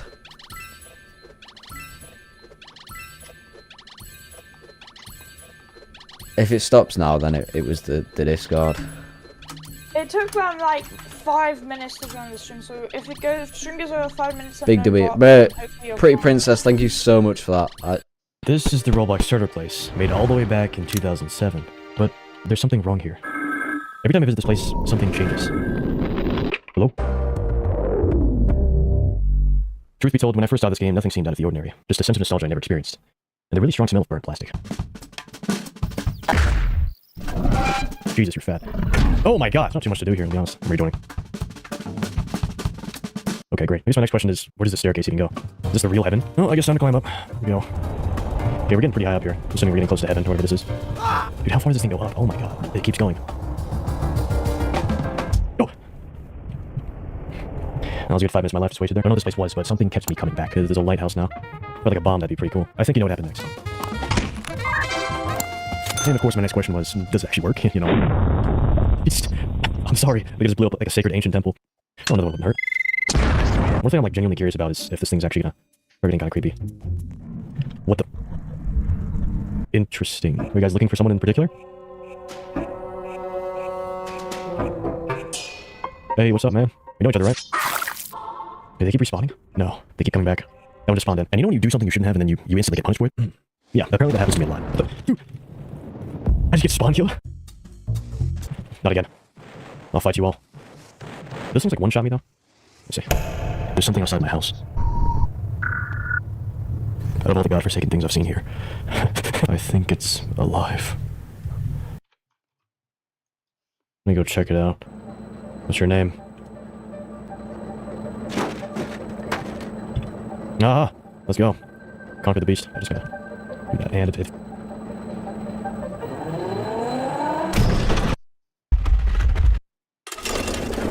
So yeah, I blew it up. But in the process, I believe I've angered something. Now, there's a truss outside my house. There's nothing else I can do.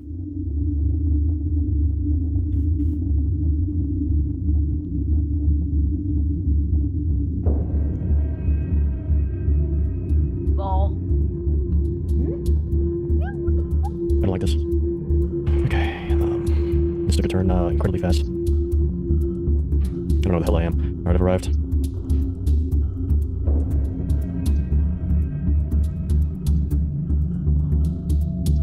Who are you? Wow.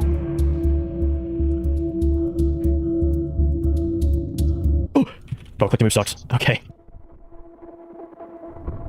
Something's definitely wrong here.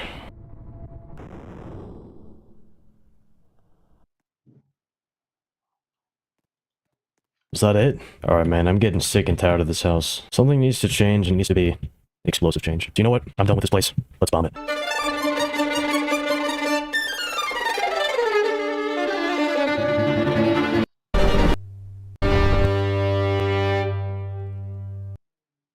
You're about to see the most shocking things some Chinese schools are doing to kids. From AI cameras tracking their facial expressions, to headsets detecting brainwaves, to school uniforms embedded with chips. But pressure creates diamonds, right?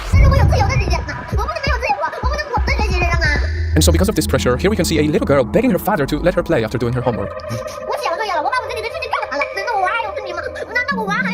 And whether or not this experience is familiar to you, dear viewer, I ask you to keep watching. Because you're about to see more shocking videos of students suffering from a lot of pressure. And as you see them, answer me this. Is China going too far with its education? Or perhaps, should the rest of the world actually learn from China? Because look at this. With artificial intelligence now taking over the world, some schools in China have gotten disturbing ideas on how to control their kids. See those high-tech headbands these kids are wearing? They're embedded with sensors that monitor brainwaves, so they can catch who is concentrating and who is not paying attention. The data then gets sent to the teacher in real time, and they can easily report it back to the kids' parents. And of course, on one hand, this will definitely make the students a lot more attentive. The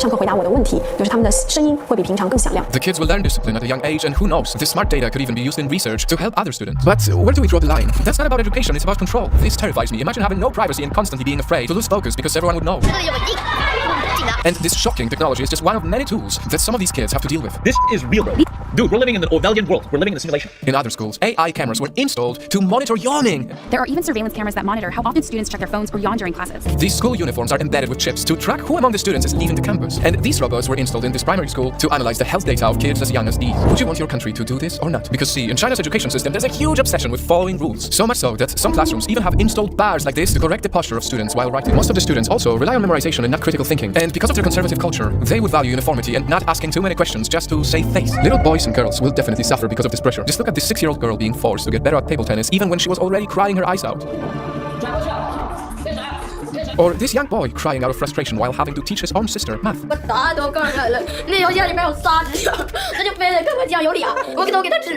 much as I feel really bad seeing this, I wonder, could this same strict system make Chinese students more focused, while in many other countries, youth are becoming more and more shallow? I mean, just watch these Americans giving wrong answers to very simple questions. How many continents are there? 3. Who painted the Mona Lisa?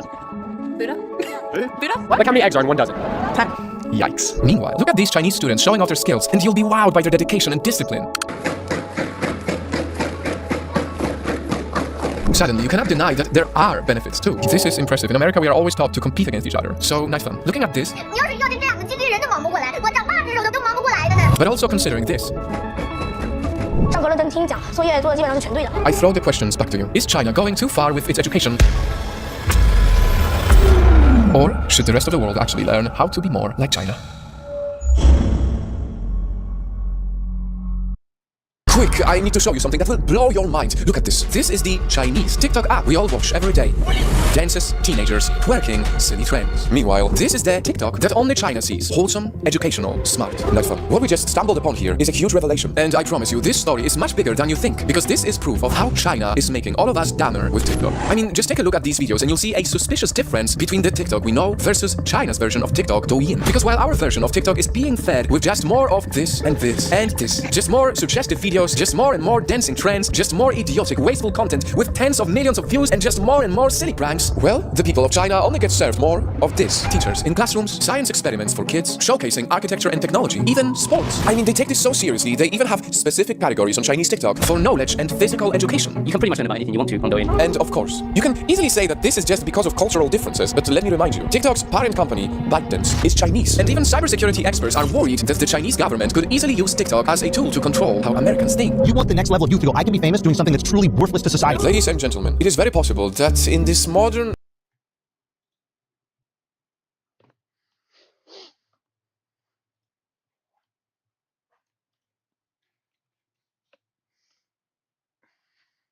Oh, boo.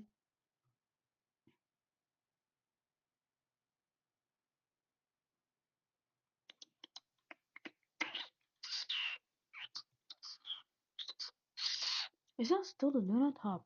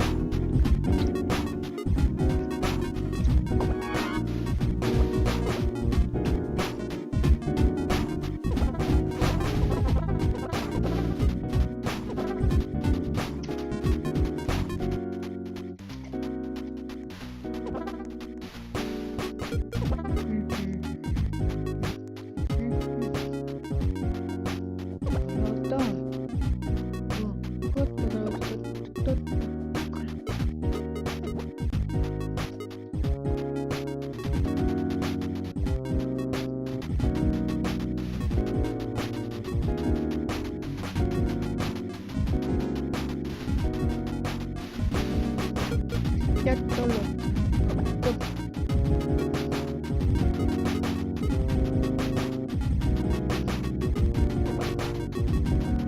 Yo, Minecraft dan!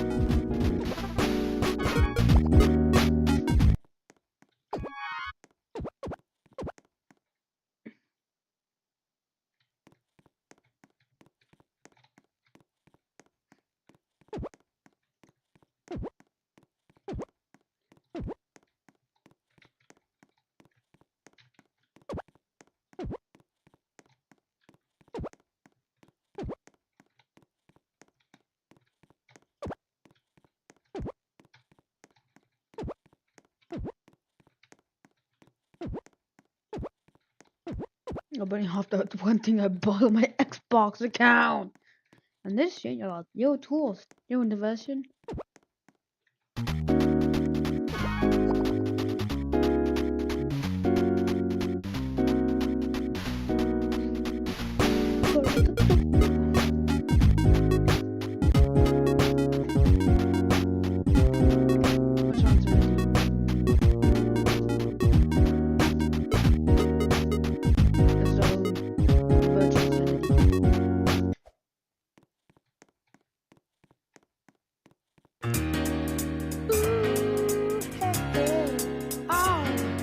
What we're living in, let me tell ya. And it's a world that man can eat at all. When things are big that should be small. Who can tell what magic spells we'll be doing for us? And I'm giving all my love to this world.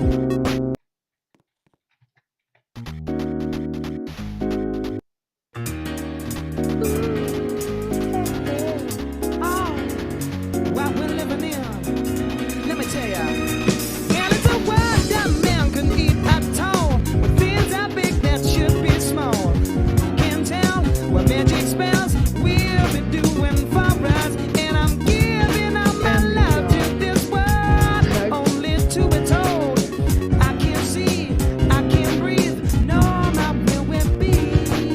And nothing's gonna change the way we love. 'Cause we can always take but never give. And everything's changing for the worse. See, whoa, it's a crazy world we're living in. And I just can't see that half of us immersed in sin is all we have to give these futures made of virtual insanity. Now always seem to gather about this love we have for useless twisting of that new technology. Oh, now there is no sense. If you've been watching this channel for a while, you may recall me bringing up custom villagers that you can design yourself and insert into the Japanese exclusive E+ version of the original Animal Crossing. As a brief recap, this works because the Butsunomori E+ was compatible with various villager e-reader cards, which allowed you to scan a card on a connected Game Boy Advance and permanently move that villager into your town. To handle this technically, the game always reserves space on your save file in order to append villager information swiped in by an e-reader card. This means that all of a villager's information, from their name and catchphrase to their model and textures, is stored as data embedded within the e-card itself. And yes, the game will accept whatever information is swiped in, so long as it's formatted properly. Several years ago, our friend Kyler took advantage of this and actually made a tool to format custom villager data, which can then be appended to an E+ save file by using save editors. However, theoretically, you should be able to embed custom villager data onto an e-reader .code and have this data scanned properly without a save editor. So let's take a look at the e-reader one last time, and finally unlock the ability to print fully custom DLC villagers to import into a vanilla copy of the game.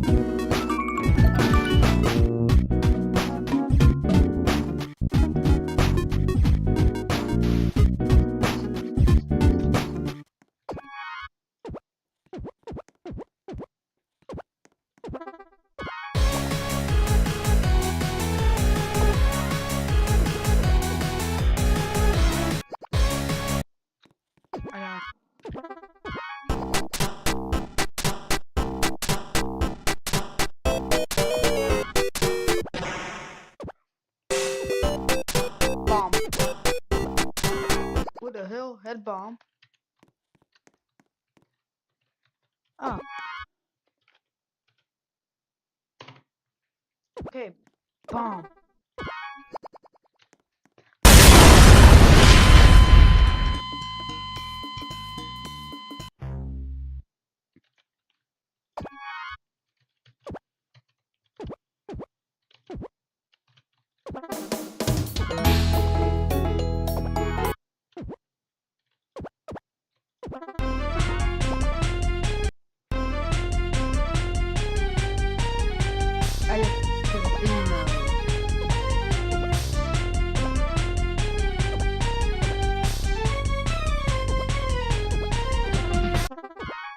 FFA underscore season 2. Always hit. Oh, FFA kid. Nights kid.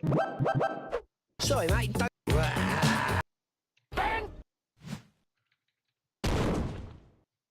Give me something great. Give me something great. Give me something great. Give me something great. Loads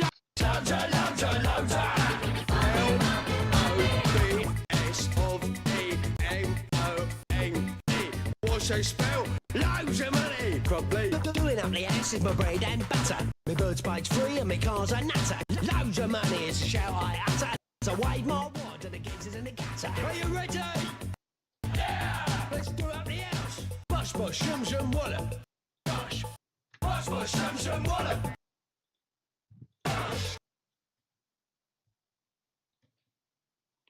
Egant. Whop your one on the counter. Whop your one on the counter.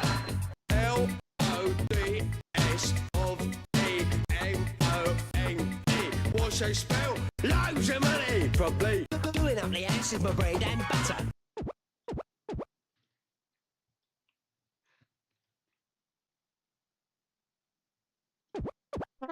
Oh, bad dummy.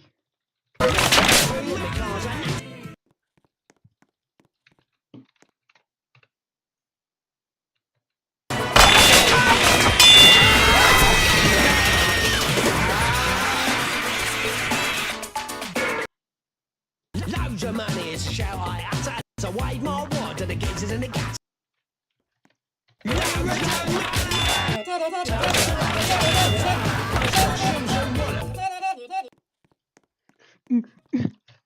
Oops.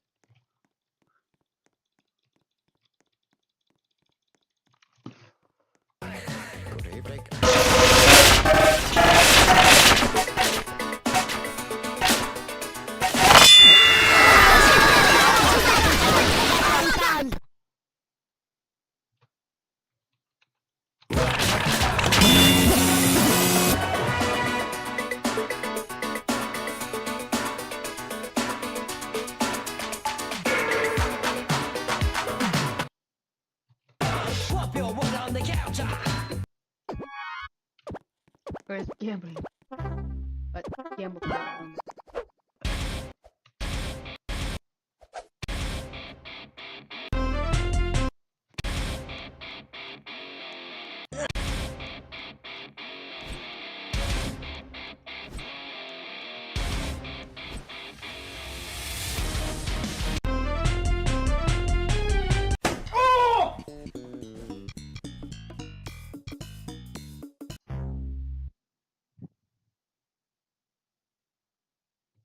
To be honest, people like they were gonna be gone for some reason, and so you know what they did? That's like sub bottom. Too much. Yes, a TikTok, and he's not going live again because, well, look at how dangerous was. Oh, didn't I? But like, That was no. thousands of subscribers thing, and he passed 10K because of them. Yo, Islander. Come on!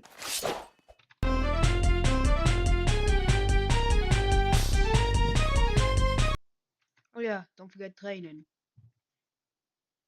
Eye patch, which not. Yes, I hit this.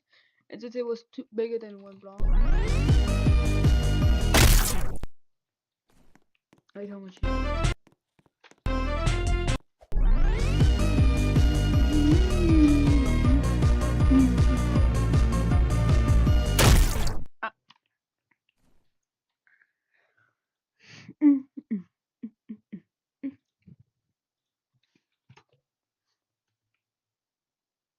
Roblox editor. It seems like you found our secret base. It's Dark Racer. But you're too late. You can't stop us from completing our mission. I'm actually just called Racer. I don't know where you got the dark from. Dark Racer, if you want to get to the boss, you have to go through me. You know what? I'm definitely gonna enjoy this. They say you're fast, but are you fast enough to dodge this? Is that all you got?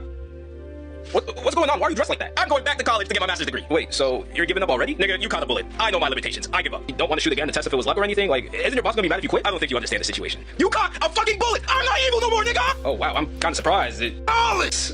Back to school.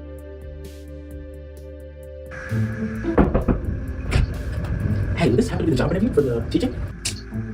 Yeah, it is. Alright. Glasses. Okay. No, you love working somewhere with you? It's hard for man. Already not following the dress code that everyone else has to follow? Good start. Good start. Thank you. Alright, let's do it. Alright, I'll start with a different question actually. If you see a kid running the halls, what do? Trip him. Watch him fall over. And then write him up for running the halls. And report him for attacking the teacher as well. Okay. Good answer. What if we just have like one cobblestone right in the corner? How? I'm building our roof. I'm building a roof! You're so ungrateful! What's your floor made out of? What type of wood? Your gaming floor, not Minecraft floor.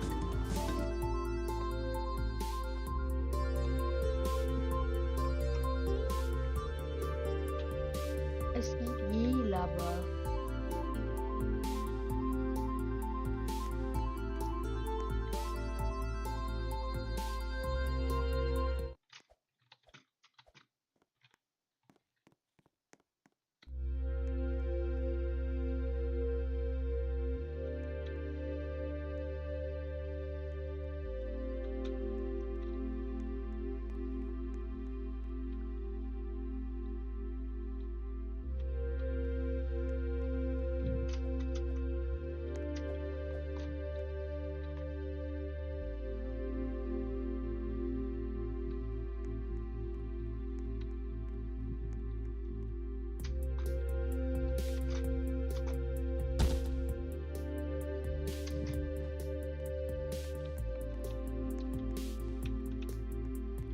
You know what? I'm gonna have some books. Why is that PewDiePie?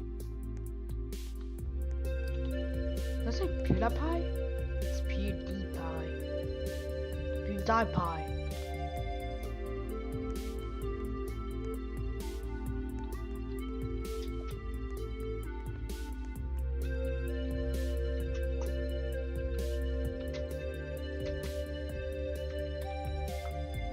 Starbucks Studio.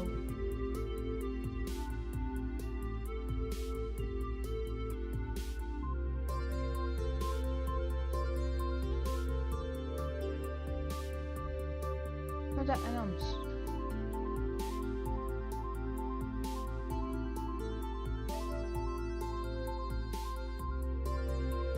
Eat.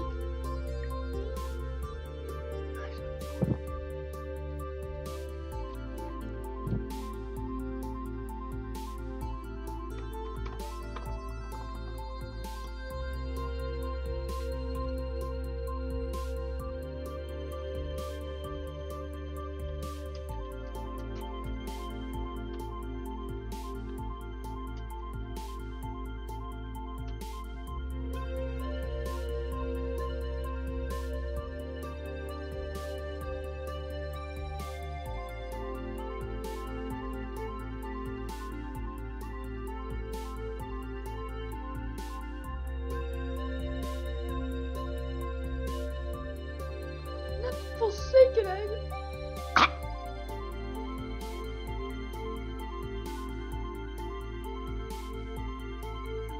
Ah yes, I need to find eggs in other games. Now egg.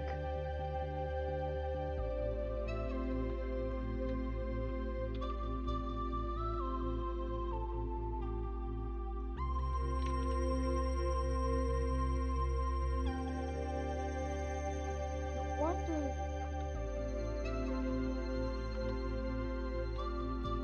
I'll go with my own.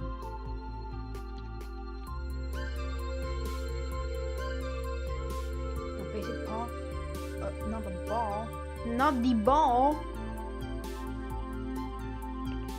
The path. The path.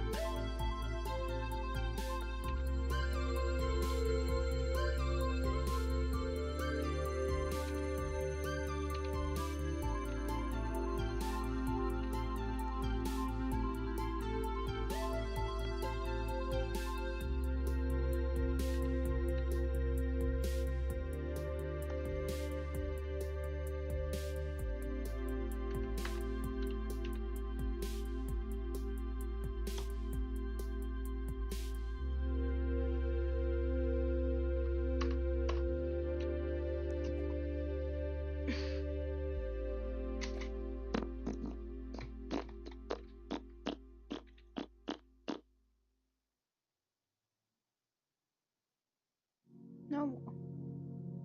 It keeps trying to resize it better.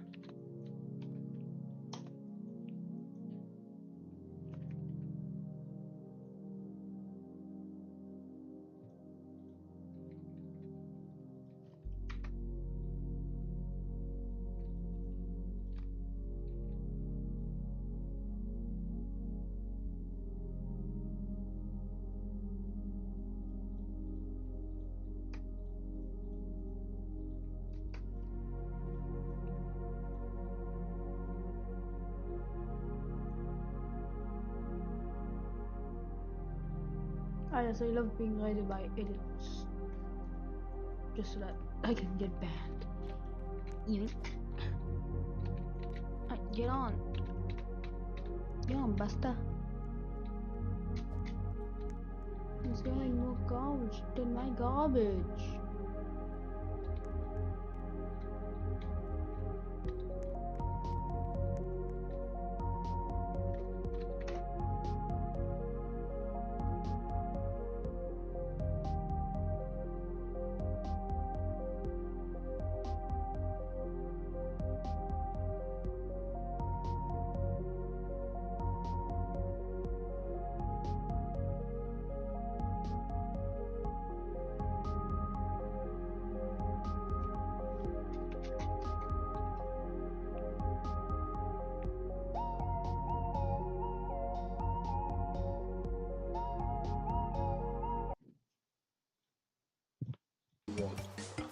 What type of wood? Because I need to see if it's flammable or not. I think that's what like people who are like really. Let's just look at a bunch of games of chess. Whatever happens the least often must be the rarest, right? Like, if we ask a million people what their favorite type of pizza is, we could find the most rare pizza topping, which we already know is rhubarb. If we want to do this, we need some way of talking about moves. Like, what is a rare move? What even is a move? What does it mean to play chess? What are we doing again? Okay, we're going to talk about moves in terms of standard algebraic notation. That's the normal way people talk about chess moves. Like when they say e4 and nf6, it's what they're writing down on those little pieces of paper. It's a simple notation. You just say what piece moved where. That's the basic idea, at least.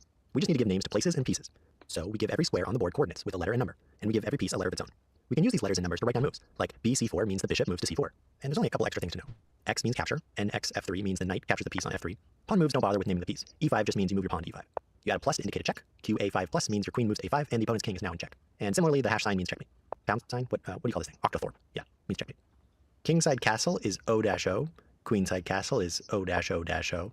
You don't even need to say whose turn it is. White goes first, and then you alternate.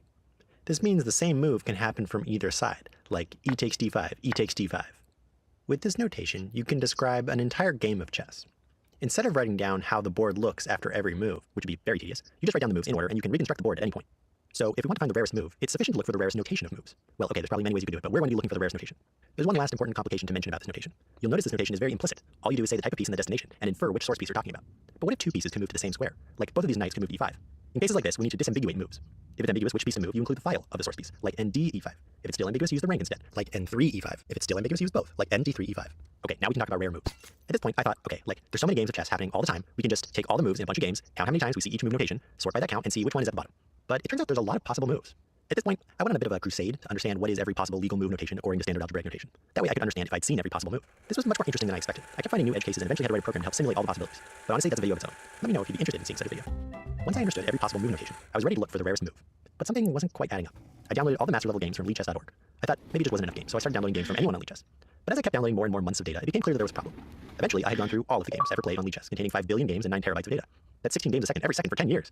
Out of all the possible moves, a full 30% that were theoretically possible, I never saw occur even once. My dream of saying that a specific move like qa1 h8 was the rarest was shattered. Instead, I found there are entire categories of moves that are rare. So, I've identified 4 candidates for the rarest category of move in chess. As we go through them, place your bets for which one you think will be the rarest, according to the data.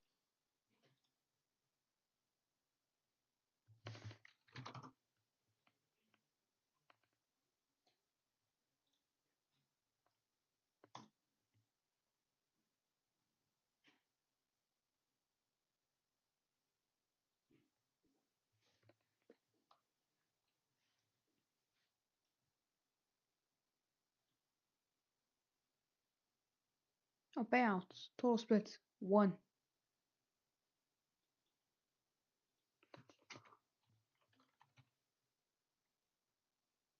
This guy. For everyone.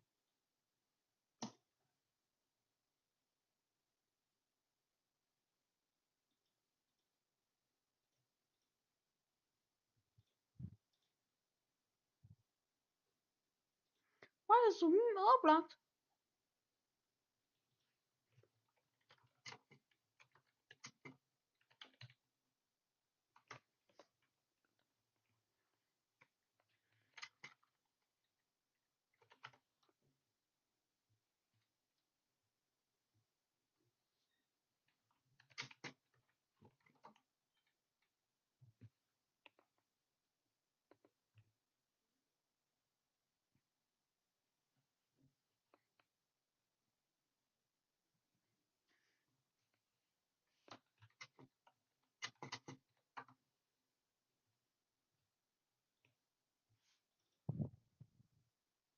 Say you want to send some books to someone like this guy next.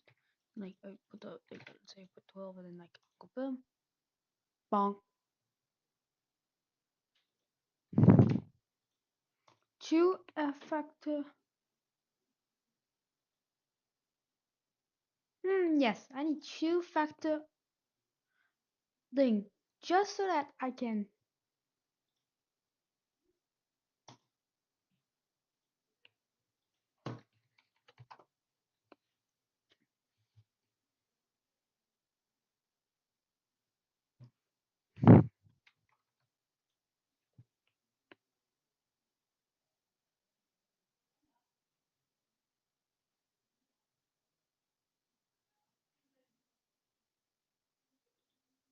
Sync your RGB devices to your favorite games with Signal RGB, which is an RGB app that supports thousands. YouTube has a big problem. If you've ever taken a look at the comment section of a YouTube video, you've most likely come across a breeding ground for spammers, scammers, and most importantly, bots. Now, this isn't a new thing. Bots have existed for years, since the creation of YouTube. And for years, most of them have advertised some crypto scam or some free Robux giveaway link. But see, this is much different. Because YouTube has never cared about their bots on the platform, they've allowed these new bots to seemingly pass under the radar and have been posting some of the most vile things that I've ever seen. Such as, first warning, N-word, my content is way better. Or, I like hurting animals. Now, what just bewilders me is the fact that YouTube allows this on their platform, but at the same time demonetize the very creators that seemingly just swear in their videos. This really goes to show how little they care about their creators, which is kind of sad, really. So, me being me, I decided to do a little bit of investigation into these comments because I was like, there's no way that YouTube can just allow the hard R N-word without it being flagged by YouTube's moderation. So what I saw is that whenever I would drag my cursor through the comments, a portion of the text wouldn't get highlighted. So what I did is I would copy everything and then I pasted it somewhere else, and I realized that it was just kind of a jumbled mess. So the bots must be manipulating the text in some way to make it seem backward, but when the comment is actually posted on YouTube, it looks like normal. Another thing that I noticed with all these comments is that they had a UTTP in their name with this policeman or officer guy as their profile picture. And at this point, I was like, okay, I really got to do some more research on what this whole UTTP thing is about. And this led me down one of the biggest rabbit holes that I've ever seen. Like, this is something straight out of 4chan.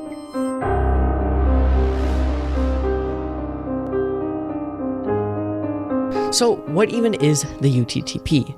The UTTP stands for YouTube Troll Police, which is quite ironic considering that their cult is mainly made up of trolls themselves. The group's only purpose is to spread negativity and hatred towards other creators and attack anyone who just slightly speaks bad about them. One great example of this is when they doxed popular shorts creator Daniel Cal Drawings, just for simply talking about the UTTP. Also, a lot of UTTP members really like when something bad happens to a YouTuber, like, they were really happy when MatPat quit YouTube or when DanTDM's dog died, which is just kind of messed up, to be honest. The biggest UTTP member goes by the name Emperor Anime Sucks. He has over 3,000 subscribers on YouTube, and he has a video on his channel with almost 1 million views, which is kind of like the UTTP kind of declaring war on the internet and a bunch of different fandoms. This video is literally the most brain-rotted thing I've ever seen.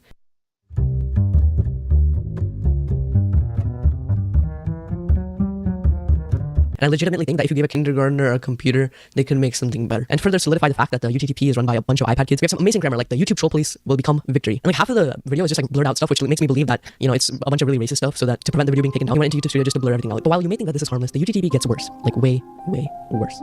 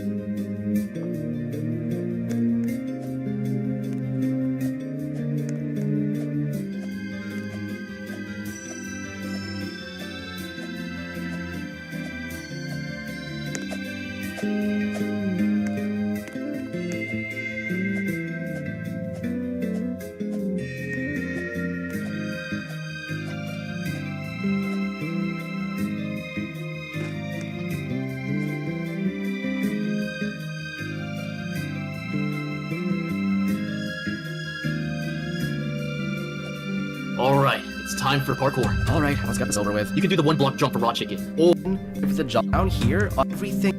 Parkour noob. Want to challenge me? I'll crush you easily. First, the parkour pro attacked with a 3-block jump. This was not good. I had to perform a better jump in order to survive. So I performed a 2-block, 3,960 degree jump. Actually, I really doesn't make any sense, bro. As soon as he knew he was beat, the parkour pro died on the spot. This gave me enough parkour confidence to rank up to the next parkour level in Parkour Civilization. But when I got to the top, I found out why no parkour noob could ever rank up to a parkour pro. There was a 3-block jump. But I had a feeling the parkour god was going to protect me, so I had no choice but to make a jump for it. But after I became a parkour pro, I discovered a horrifying realization. Parkour Civilization was secretly just symbolism for classism and the social order pyramid. And I knew the only way to stop this was to defeat the parkour champion. I became a parkour master until I found this place. And when I went inside, someone appeared behind me. It was my old friend, Ocean One Gaming. Well, you see, that's the thing, Ekbo. Your whole life is a lie. No, this can't be real. Fortunately for you, classism will always be alive, thanks to the parkour champion. It was then I realized I had somehow forgotten to bring blocks. Did you know that if you use ring stance to attack, you'll get a bad potion effect? I didn't know what he was talking about. And then suddenly, after barely losing the fight, I woke up in a strange room with a set of stairs. And when I walked up the stairs, in front of me was the champion. Surprise parkour battle! 1-block jump! After the parkour champion cheated against me, I went to my parkour master friend to get advice and motivation. Okay, Ekbo, be careful. The champion may use some illegal parkour. Don't worry, I'll show him who's boss. Don't worry, I will not let us down. And so I left to face the champion one more time. And as I walked up the stairs again, I told myself I wasn't going to lose this time. All that parkour, just to die at the champion. Observe. For his first attack, the champion did a single neo. And then I realized I had no planks on me, so I quickly had to get some by using the very few resources I had in my inventory. So luckily, I was able to do the same jump he did. What? Impossible. Well, you won't be able to survive this next jump. This was an even harder jump to pull off, and he somehow managed to do it. I thought it was over until I looked behind me, and I saw a chest full of the blocks that I needed to match his jump, and I was able to survive his attack. Did you get that? It doesn't matter. But then he used the illegal parkour my friend warned me about. Watch this, Ekbo. And then he did a loop-de-loop neo. The battle was over. What are you gonna do now? Now there was only one jump I could do to defeat the champion. This time I would have to jump for the beef. No, impossible. In Parkour Civilization, no one jumps for the beef. And he was right, but I had to take the risk, so I jumped. And somehow I made it. What? I had just done the impossible, but it looked like the parkour champion wasn't done. Fine. You think you're so good? If I'm going down, I'm taking you with me. No, in Parkour Civilization, no one jumps for the raw pork chop. Watch this. He made the jump for the beef, but fell at the pork chop. And this is why in Parkour Civilization, it's much safer to go for the raw chicken. Now that I was the parkour champion, every jump I made between these two command blocks would create a new rule for Parkour Civilization. And the first rule I was going to add. Salut, c'est Franck Leboeuf. Vous voulez savoir combien vaut votre voiture?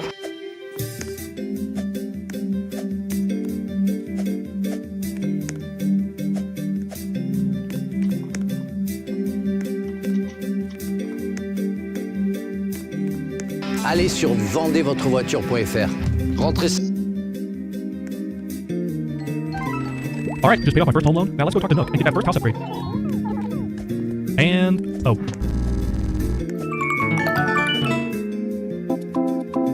Today's topic is about a glitch in Animal Crossing that actually crashes your game just by simply paying off your home debt. But this glitch goes way beyond just crashing the game. If you set it up right, you can also abuse this to warp yourself to a normally inaccessible beta testing map, all possible on a vanilla console. Now, a few people have reported on this glitch before, but frankly, they've gotten a lot of information incorrect, and there's a lot more to this glitch that nobody's ever talked about. So I thought I'd explore this glitch a little further and explain it in detail to clear up some confusion. Now, there's a lot to talk about, and this video may end up a bit long, so grab a drink, and I'll try to keep things interesting. First, this glitch was originally discovered in 2014 by a speedrunner named Bosby. While doing an all-debt speedrun, Bosby entered the post office at the exact same time the Spring Sportswear event was scheduling a cutscene. Following this, he then paid off his first home debt and went back outside, and this happened.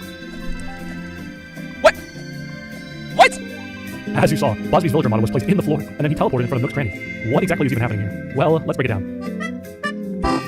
First, this whole glitch is tied to the way that the game handles event cutscenes. In this particular case, Bosby was running the game with his date set to March 20th, which is the date that the Spring Sportswear event takes place.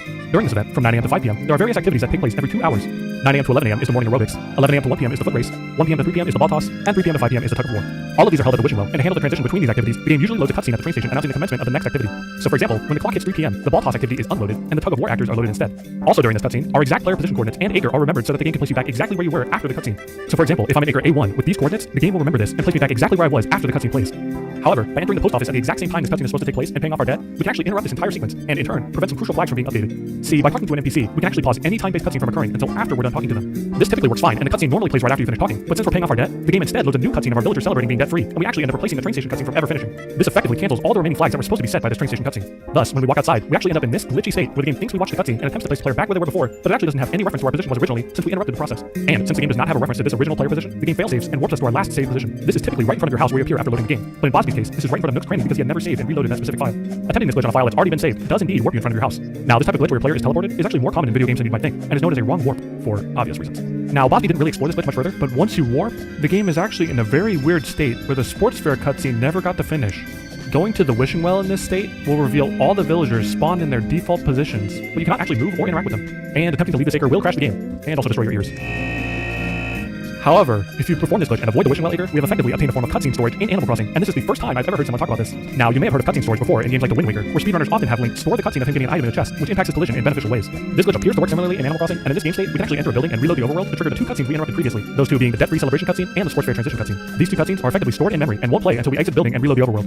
We can even do this on the island and force these cutscenes to play hours after their scheduled time. You may also choose to save the game while having cutscene storage, which will clear memory and allow you to effectively skip watching the debt-free celebration cutscene. I suppose this could save a few seconds on a speedrun, which requires you to save, like the 100% category, but we're talking like seconds off of a 16-hour run. Maybe cutscene storage will be more useful in the future, but for now, I can't really think of any further applications of it. Anyways, back on the topic of the main glitch, Bosby's accidental discovery was actually pretty huge, and players quickly tried to replicate it. They set their dates to March 20th and attempted to enter the post office at exactly 3 p.m., but they found that exiting either crashed their game immediately, or even crazier, warped them to an entirely new map. For this to work, it's mostly the same as previously described, but there are two additional conditions. First, the post office must be in acres A1 or A2. And second, you cannot have the game in a state with an active sports fair activity. That is, no activity should be loaded by the game when you do this version of the glitch. This can be achieved by having the time you enter the post office be the start of the sports fair at 9 a.m. or by loading your save file 5 minutes or less before a scheduled event. With these conditions satisfied, performing the same glitch again will not warp us to our default save position, but will instead warp us to an entirely different beta testing map using our current player coordinates as a reference. This crazy glitch occurs because this time, we do not have that text appear that interrupts the cutscenes when we exit the post office. Remember when I said that the train station cutscene attempts to place the player back where they were? Well, with these cutscenes actually scheduled to play now, our player position coordinates are appropriately handled by the game this time. But the game attempts to update our position at the exact same time our town map is unloading to play that train station cutscene. Since the game is attempting to place us on an unloaded chunk of the map, the game instead defaults to the first map it has in its files, which just so happens to be this beta testing map. Now, the reason why the post office must be in acres A1 or A2 is because our coordinates when exiting the post office in these acres align exactly with actual collision on this beta map. Attempting to do this glitch with the post office in acres A4 or A5 will actually crash your game, since acres A4 and A5 do not actually exist in this beta map. Using hacks to bypass the crash handler, you can actually see that the game does attempt to warp you to the beta map when you use acre A4 or A5, but you end up stuck in the void indefinitely. Anyways, once you're in the beta map properly, there are a number of things to explore here. Most notably, there's a bunch of pitfalls, and you can also interact with these villagers with glitchy names. Side note,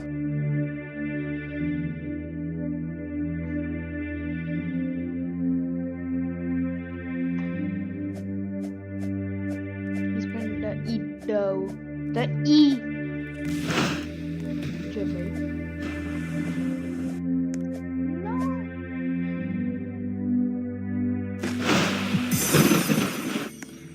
On May 9th, 2023, Reddit user SAS100 posted an image of a message they received when visiting YouTube. It reads, "Ad blockers are not allowed on YouTube. It looks like you may be using an ad blocker. Ads allow YouTube to stay free for billions of users worldwide. You can go ad-free with YouTube Premium, and creators can still get paid for your subscription. And then it gives you the option to either allow YouTube ads or try YouTube Premium." About a day later, the YouTube employee confirmed with the subreddit moderator that this was in fact real.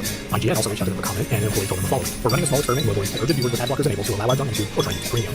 Ad blocker detection is not new, and other publishers regularly ask viewers to disable ad blockers. Just because they say it's a small experiment, though, doesn't mean that you shouldn't worry. Small scale means that they're testing waters to see how many people are going to go, I guess I'll pay for Premium then, and then if YouTube's revenue from new memberships increase at a higher rate than any revenue lost due to users viewing less content, and they're going to see it as a success, it's going to go from a small scale experiment to a large scale one as they roll out in other regions. Now, before anyone starts talking about legality or freedom of speech or whatever, it is well within YouTube's rights to have policies in their terms of service, and we all understand that they want ad revenue to fund server costs and maximize profits.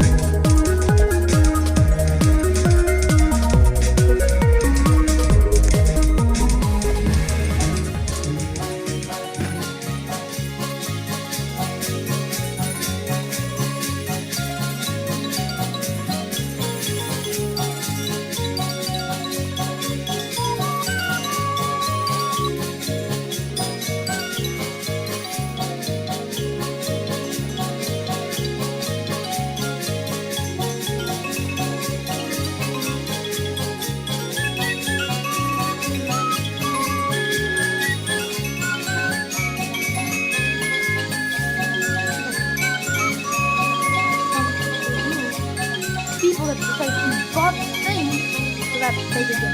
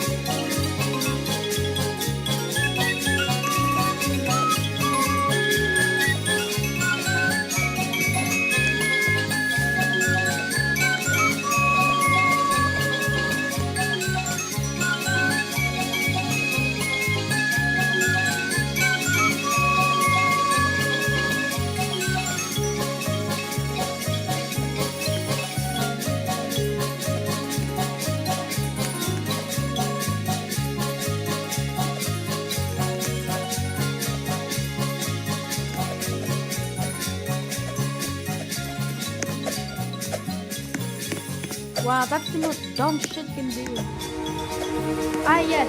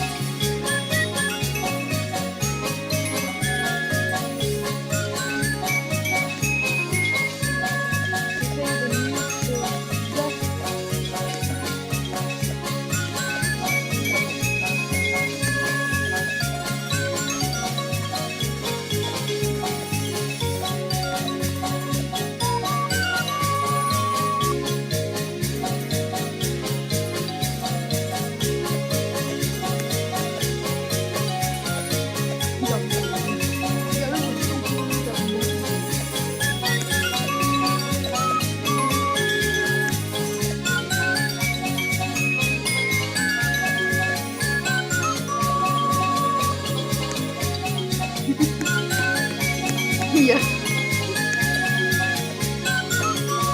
It's awesome. Shit. Look now.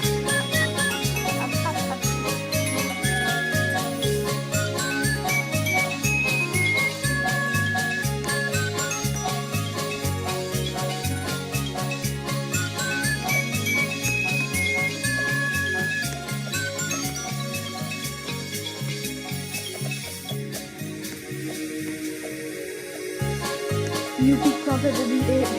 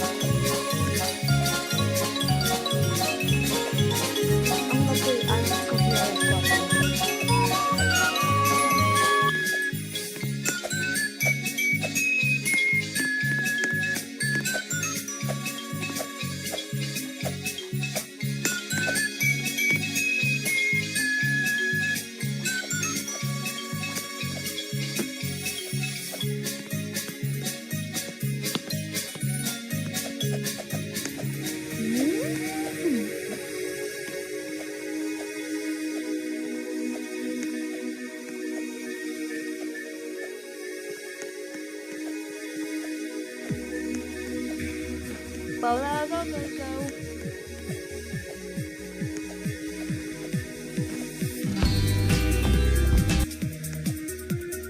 at the most, and we just need to search for Java. Now we're gonna go on YouTube has been cease and desisting every single Discord music bot, and in fact, our beloved Discord bot Me6 has also been hit by YouTube's legal team. Are we completely doomed? No, because you can actually have a Discord music bot that plays YouTube by just hosting it yourself. So I'm gonna show you how to do that. Anyways, we're going to be using Jagrosh's music bot, and all you want to do is just look at the most recent version, so the one that says latest, scroll down and just click on this .jar file, and we are going to download it. Now, since we're using a .jar file, we are using Java, so that means we need to install Java if you haven't already. So the second link in the description, you will see Adoptium, and we just need to search for Java. Now we're gonna go on operating system, and if you have Mac OS, Linux, do all that stuff. I'm on the Windows Compute 4, so I'm gonna do Windows architecture. Make sure you set it as x86, and for package type, if you're not developing anything in Java, then you can just change this to JRE, which is Java Runtime Environment. It's a smaller download, which is good for me, and I'm just going to click on the .msi download button. And since we downloaded it, I might as well install it. So click on Open JDK, whatever the download thing is. Now it'll pull up with this install wizard. Well, you already know what to do. Click next, and click next, and click install. It's that easy. Anyways, once it's done, just click on finish. Now after we download Java and install it, what we want to do is we want to go to our download folder. We want to right click on JMusicBot, click cut. Then we need to go to our documents. Now I don't know why we need to, but it's very important that you do this. So please do it. Go to your documents and create a new folder, and just call it MusicBot or something. Then once you create that folder, you want to open it up, and you just want to right click and paste in this new jar file. Then what we want to do is we also want to right click new, and we need to create a new text document, and we need to call it config. So config. Now we need to fill this config file up with a configuration. And since we're lazy, we're just going to use the one provided by the person who made this music bot. So go to the third link in the description, and you will see this example config. So it looks like when you zoom out, and I'm zooming in because what we need to do is we just need to go to this little text box thing, go to the top right hand corner, it says copy to clipboard, click on that bad boy. You already know what's happening next. Go back to your documents folder, so documents music bot, open up that config.txt file. Guess what we're doing? Right click, paste in all that code, and kaboom, we now have a massive config file. Now we actually need to get our Discord bot token, which is very important. So that's why what you're going to do is you are going to go to the fourth link in the description. I know, a lot of links, but you want to go to the fourth one, and it would be this Discord developer portal. You may need to log in. Then we need to click new application, and we're going to call this application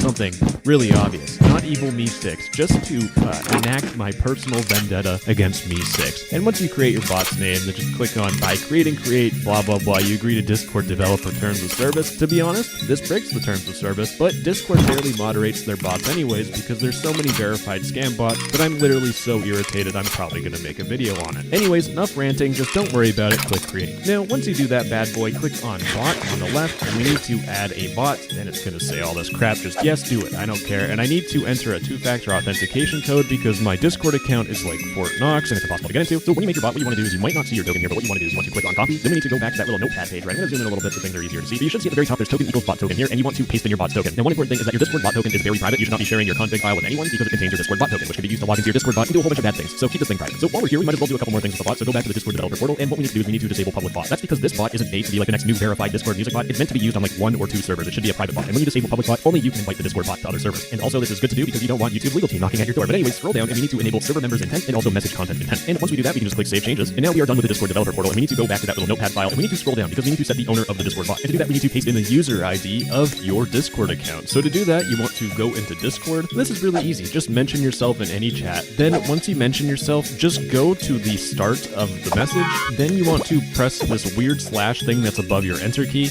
It's basically this character here. And once you do that, just press enter, and it should show you a message that has like these angled brackets, @ and then this number here. This is your Discord ID. If you have Discord developer mode enabled, you can also just right click and copy ID on your name. But we want to copy this number. Then we need to go back to our notepad, and we just need to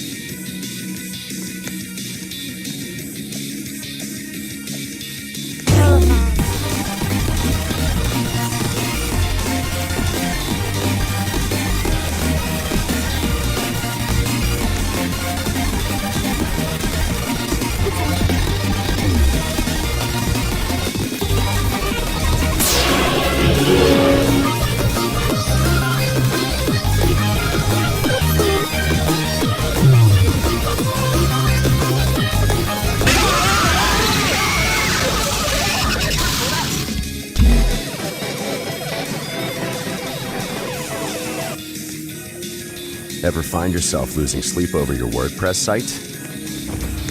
Maybe because it's painfully Use to guarantee a villager sends you a categorized item of your choosing. So let's quickly take one more look at Animal Crossing's rather in-depth letter system.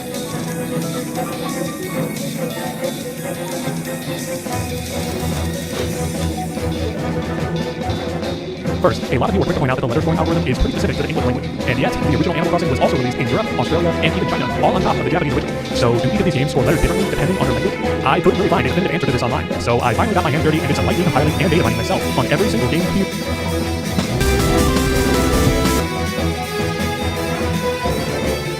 How can you go from being one of the most hated Roblox YouTubers of all time, with people making videos getting millions of views criticizing you, to now being one of the largest and most respected YouTubers on the entire platform in just a year? Today's video, I'll be explaining the story of Blue Kid Single and how she was able to save her career from being one of the most hated YouTubers on all of Roblox. Real quick, make sure to like this video and subscribe. It means the world to me as I'm trying to hit 100,000 subscribers. Either way, let's get right into it. But to understand where we are today, we need to go back to the very beginning of Blue Kid Single's channel, which actually was not very long ago, because she created her channel on June 30th of 2021, and really started to upload videos piggybacking off the popular Roblox trends trying to get viral videos. Her first few videos were hit and miss, some of them would get some views and others would much flop, until she started to make videos on a trend called Jenny, where she started to see massive success from very short 1-minute videos, making memes and stuff like that, and viral content that basically started to get millions of views on her channel, which gave her her very first boost of success on her channel. She would continue to learn what worked best for her channel and started to create basically what many would call slop content, basically just short YouTube videos piggybacking off of trends, which ended up getting hundreds of thousands of views, if not even millions. And later the same year that she made her channel, she actually started to upload something called YouTube Shorts. Now, of course, you guys know what this is, but this is what mainly gave her main boost of success. If you were to look at her 4th YouTube Shorts she ever posted on her channel, you would see it has over 38 million views, which is genuinely an immense amount. Like this basically turned her channel into an extremely successful channel and likely got her over 8 million subscribers for this video alone. Her growth after this was continuously insane. She would have videos pulling tens of millions of views almost every single time she uploaded, and her fan base would slowly start to grow. However, most people would just wrote her off as another Shorts YouTuber who was just uploading the same generic slop content, piggybacking off of trends, and basically doing whatever she could to go viral. However, Blue Kid Single realized that if she really wanted to get her name out in the Roblox community and be someone that basically everyone knew, she had to basically do the most extreme things she possibly could. She originally started by posting videos that were just piggybacking off of cringe trends, which started to get her a lot of hate because people thought she was just one of the most cringe YouTubers on all of Roblox. But there wasn't that significant criticism until she started to upload videos like this, where it said, "Are you gonna scroll without saying RIP to my cat?" with a stock image of a cat and her Roblox avatar doing an emote on the left.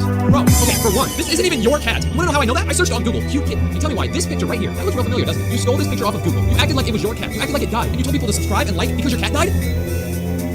Considering you clicked on this video and have presumably read the title and seen the thumbnail, that is not what happened at all. For the past 3 weeks, I've spent my time playing Minecraft Bedrock, and over this period of time, I've only grown more and more annoyed with the issues that plague this version of the game. Do I think the game is in any way unplayable? No. However, comparing the Bedrock edition to the Java edition of the game has been an interesting experience to say the least. I believe that after my time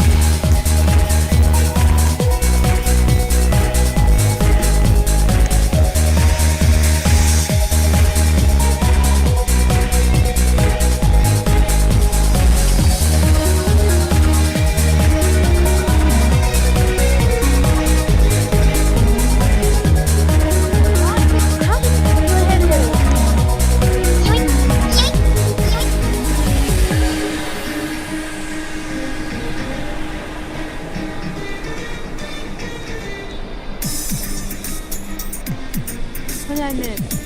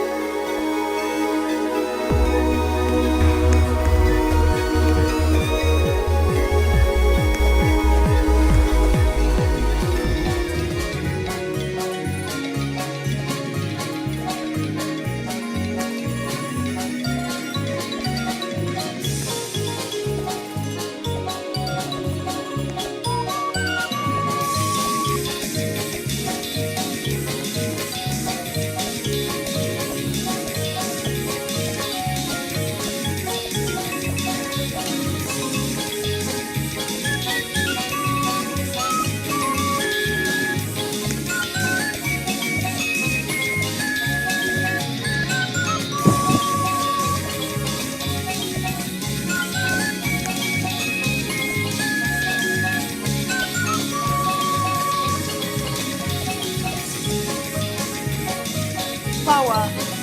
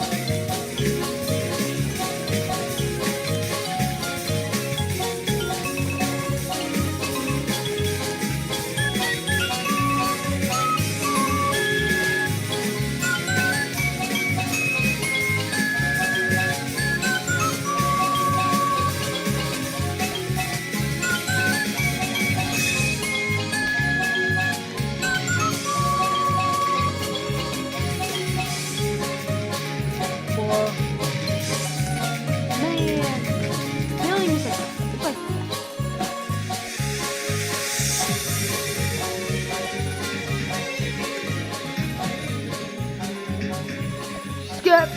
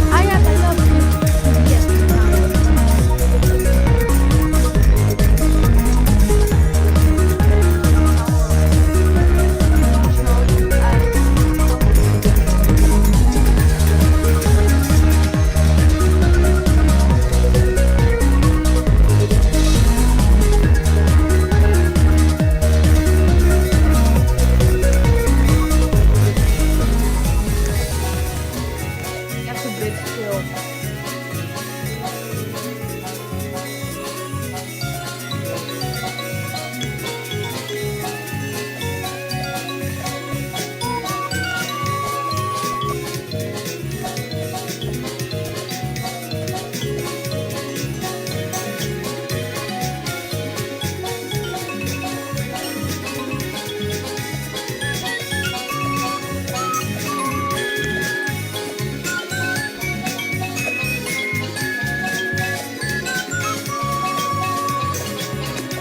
No, you need to go with people.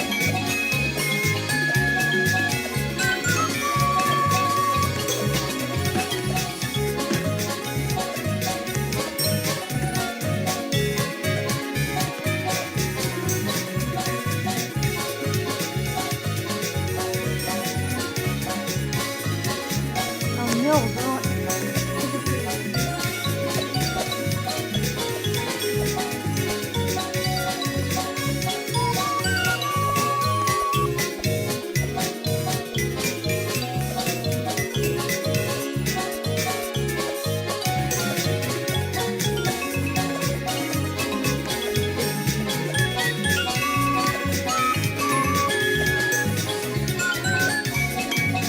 Ah yes, Clayton Rose Gay.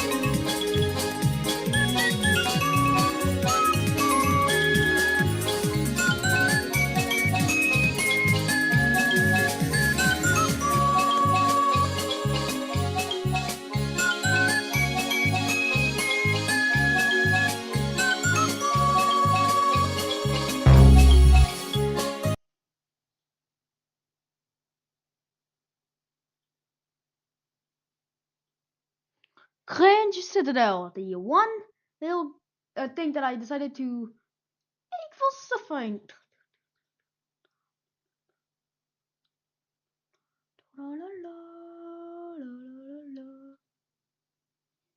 Alright, it's time for parkour. Alright.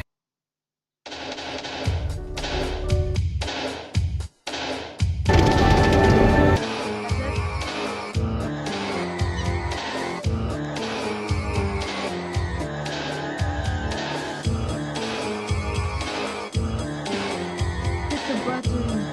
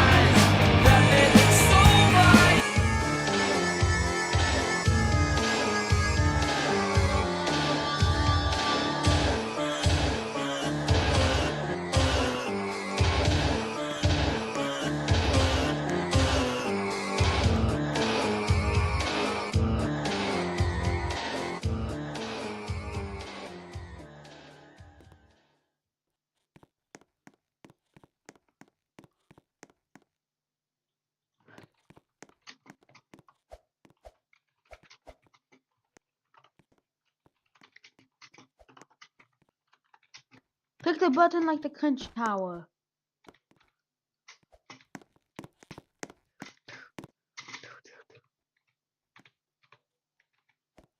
Buh. Wait in there.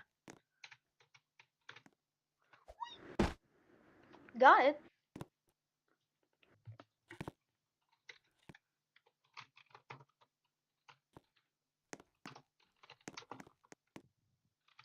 Just kidding. No soft lock.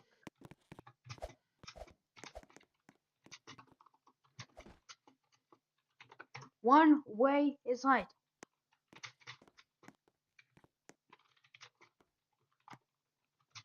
If you choose wrong, you die. No. No, we die. No, we die.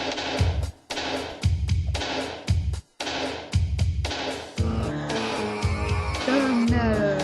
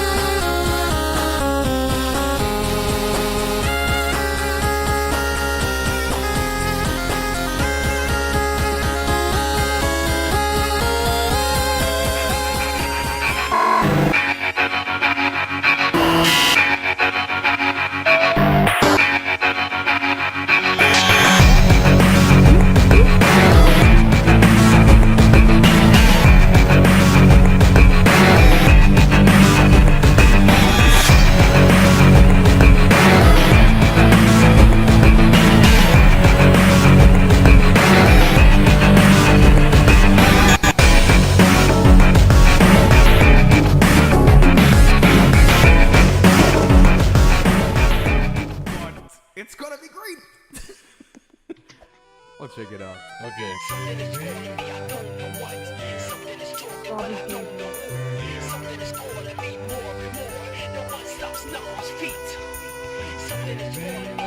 Number one speed, by the way.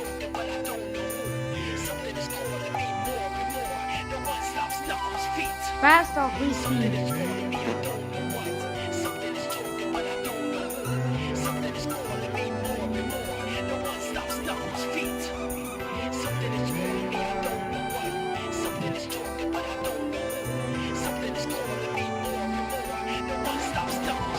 Hey, you guys are watching Bird Up.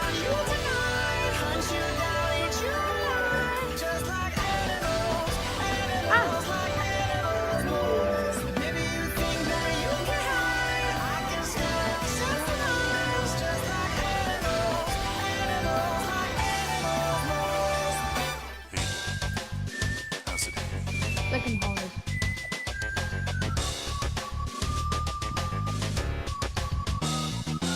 Select a file. Select Select a the game. Rainbat. Listen to some cool music. Select your character. Come sing with me.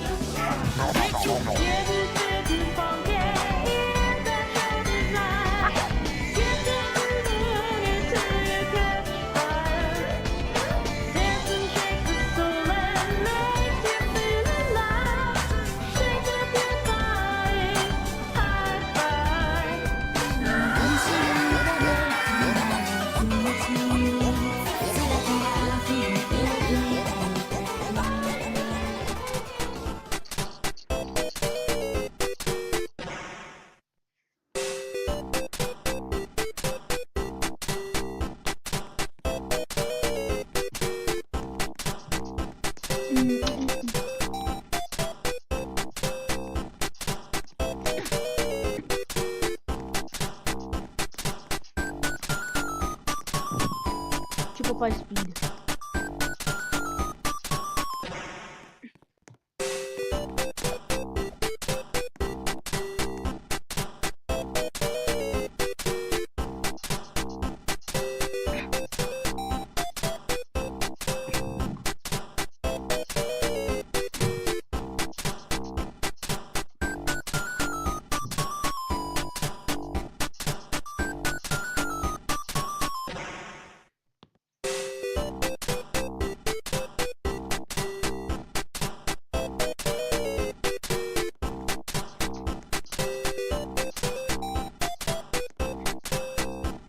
Skip patch.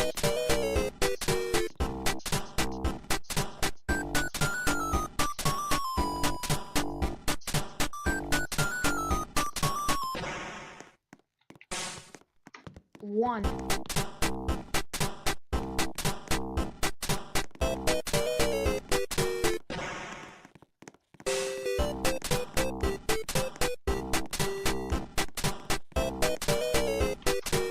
Waiting for my final. Nope.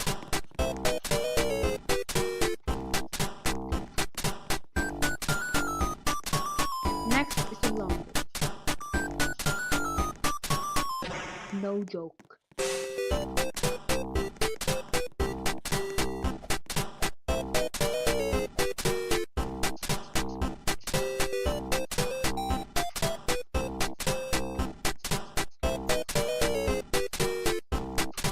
Ten times slower the speed you had.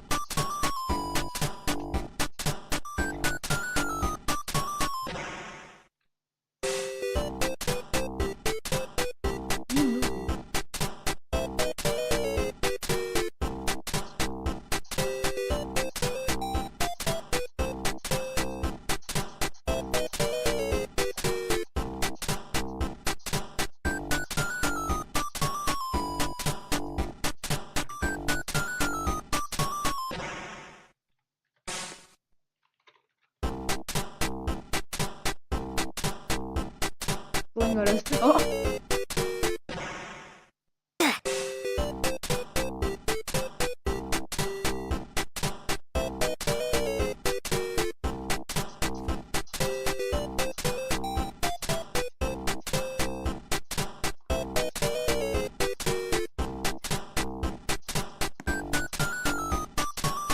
Your leg.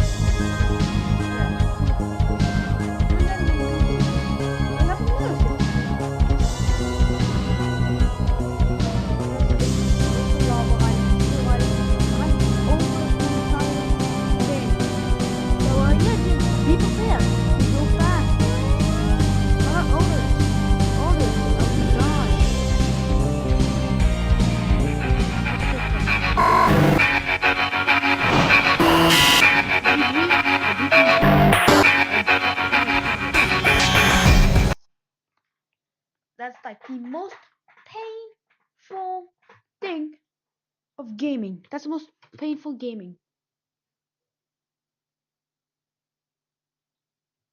Three. Three. Three. Three. Three. Three. Three. Three. Three.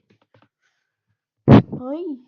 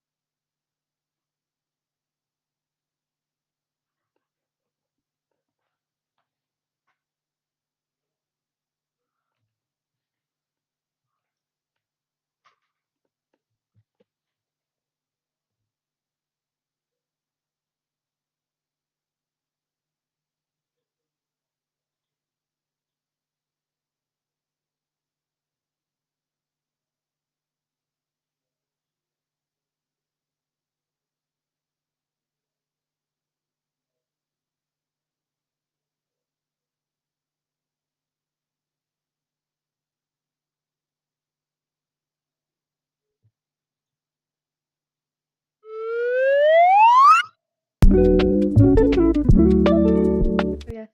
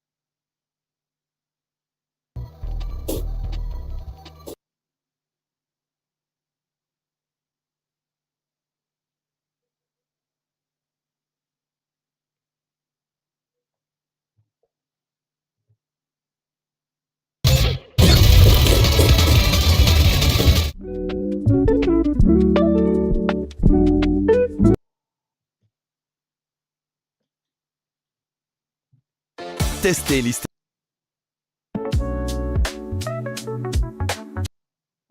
Hi, my name's Jeremy, and I make video games for fun sometimes. Other times, I do it to suffer. There's this pretty big YouTuber named Blackthorn Prod who does a lot of game development related challenges on their channel. Not too long ago, they reached out to me asking if I wanted to participate in one of those videos where they get 6 game developers who compete to make the best game for $3,000. Now, I'm in college, and the month of February was particularly busy for me, so I did what any logical person would do and said yes. What I didn't know is this challenge would push me beyond my limits as a game developer, and I seriously thought about quitting more than once. This challenge brought so many unexpected surprises that I just had to make a video about it to share the journey and to let you guys know where I was for the entire month of February. So here's how I ended up making a goofy little vampire game to compete for $3,000.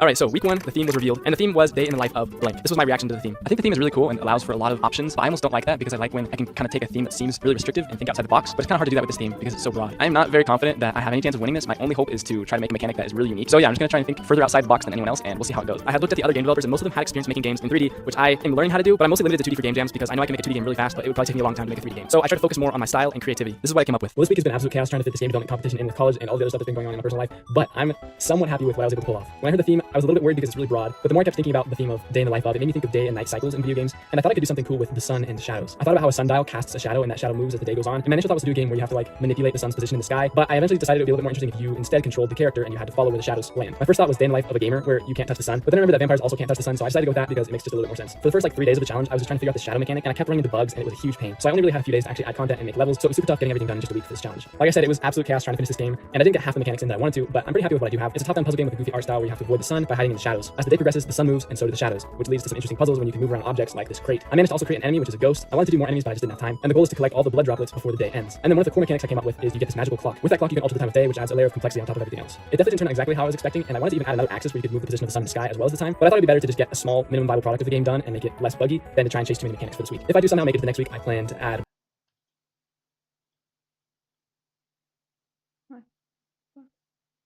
What is that trouble? Oh, this guy will please not. Oh. Oh.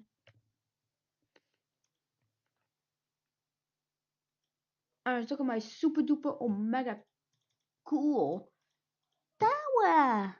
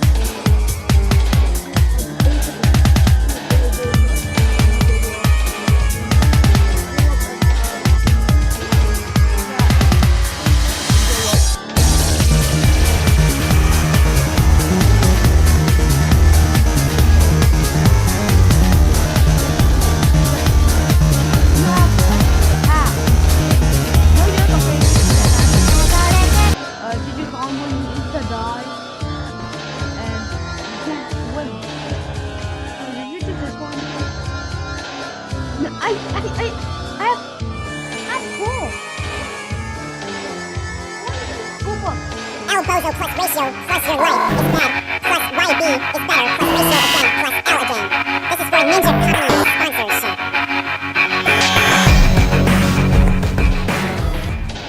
So your way is actually the harder. The harder way is actually the only way.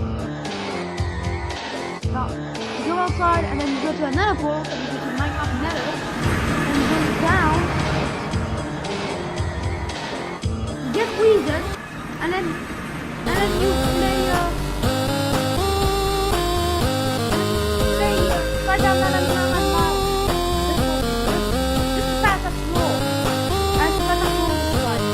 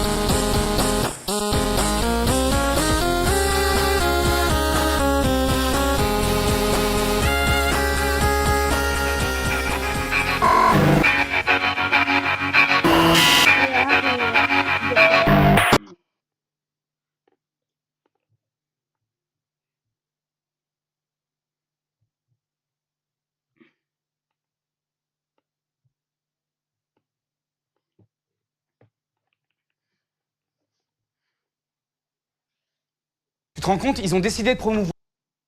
It's no secret that Minecraft easily has one of, if not the strongest and most diverse modding community. Over the years, fans have made some of the most incredible additions and modifications to one of the most incredible games ever made. And every year, Minecraft, this amazing game, continues to grow and update, as does its modding community. I think the saying, if you don't stay with the times, you get left behind, is very appropriate in this scenario. So what about all those old mods that get left behind as the modding scene evolves? Ones so old that they're nearly 17 or 18 versions behind? Well, I want to take a look at some of those mods, as I feel as though they have become even more forgotten.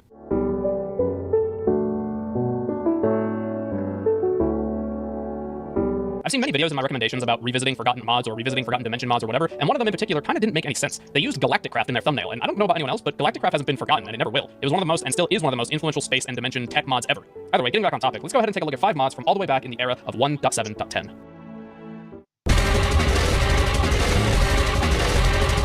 Open in Blocks is a mod that adds a random assortment of items with no real theme. Literally, that's the mod description. Random items with no real theme. Some of my personal favorite items include things like the hang glider, the fluid tanks, the XP drain, and the accompanying auto enchantment table and anvil. This was back when the enchanting system was still pretty bad, and it took a full 30 levels to enchant just one thing, where the auto enchanter and automatic anvil take your sword levels and the handy XP tanks to use for enchanting. The hang glider is especially fun and really useful. Great for getting around terrain and traveling long distances. Just make sure you actually have it equipped on your back before taking that leap.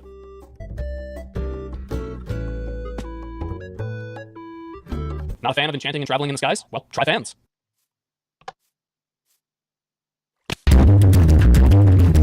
Okay. So you want a safe way to travel down large heights? Smack down a rope ladder and just climb your way down. How handy is that, huh? But by far the most strange and odd item this mod adds is the golden egg, which hatches into something unexpected.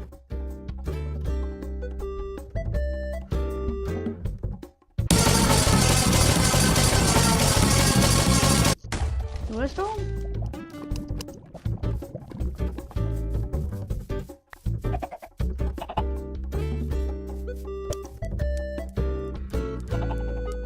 Either way, OpenBlocks is full of cool items that spice up your gameplay experience, and I love the randomness and unique flair that OpenBlocks adds to the game. It's a real shame this one got left behind in the dark. What's on YouTube? Extra Utilities is a mod that adds, well, extra utilities. But what I find most impressive about this mod is that it adds a whole new dimension. Sure, it adds utilities like generators, fluid drums, conveyor belts, indestructible glass, etc. But this new dimension feels like it was made for almost any modded experience. The Deep Dark. This dimension is nothing but a giant cave full of ores and other cave resources. Perfect for your everyday buildcraft or Ender IO quarry. But be warned, stay in the dark too long and you will straight up die.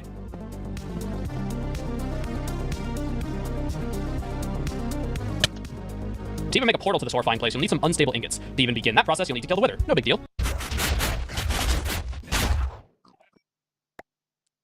He's going to give you a division sigil, and all you got to do is surround an enchantment table with some redstone and give a sacrifice to the sigil at midnight to activate it. Just some casual everyday blood sacrifice.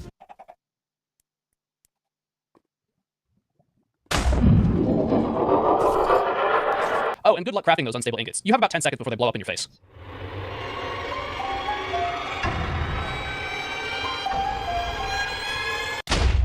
Overall, Extra Utilities is a fantastic mod. Some amazing tools and gadgets at your disposal, and some questionable practices to reach its quote-unquote endgame. Oh, what's that? You want more power? Well, look no further than the power of equivalent exchange.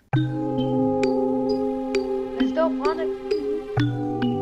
Project E is a mod that adds a set of tools and blocks all based around this new mechanic called EMC. It's basically an item's value. So things like dirt and cobble have a value of just 1, whereas high-ticket items like diamonds have a value of 8,000. Using this handy-dandy little transmutation tablet, you can convert items into EMC and quote-unquote learn them. So if I put dirt in the tablet, I can take it out for 1 EMC. So 1 diamond would be worth 8,192 pieces of dirt.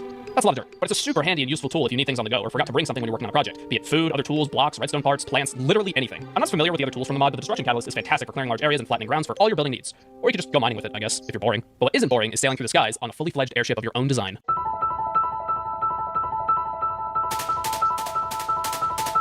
Why bother with hang gliders and angel rings when you can have a full-on airship? Archimedes Ship Mod lets you build a flying airship of your own design. It can literally be any shape and size so long as you have enough balloons and engines and a helm to drive it. It's also great for multiplayer since you can add seats for other players to ride in. Want your ship to go faster? Just add some more steam engines and you'll go flying. You can literally just make a mobile base with this mod. It is so cool. Though simple mod, its creative options and ways you can integrate its mechanics are so vast. So get out there and be the sassy steampunk pirates I know you all can be.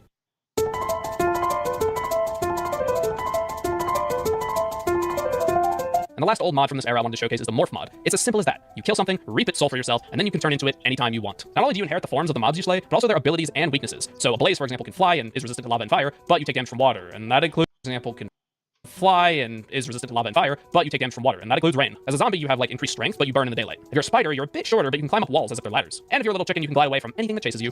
Yeah, I know. You're all a bunch of little chickens. But keep in mind, you also inherit their health values. So as a chicken, you can glide and are immune to fall damage, but 1 or 2 good hits and you're dead. Still, it's a really cool mod and completely changes how you'd approach playing the game. I mean, imagine playing the game being 3 blocks tall as an Enderman and being weak to water. Just think of what your base would look like. I raise you. Origins mod who? Ready to unlock Roblox digital gift cards? Affirmative.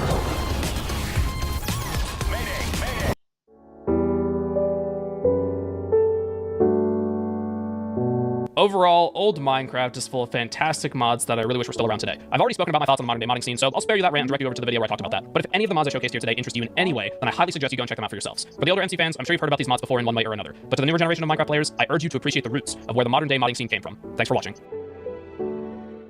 Hey, Void here. Forgot to add the self-promotional stuff in the script, so I'm going to do it right here and right now. If you want to support my channel, then please consider becoming a channel member. You get all sorts of cool rewards like early video access. As you all know, the original Animal Crossing never got the chance to shine with true online multiplayer, even if it was planned at one point. So Nintendo made sure to include internet connectivity with the next entry. I mean, a game like Animal Crossing on a handheld system that could wirelessly connect online for true multiplayer? Well, looks pretty good to me. Surely nothing could go wrong. Today, we finally discuss the most interesting quirks unique to Animal Crossing Wild World.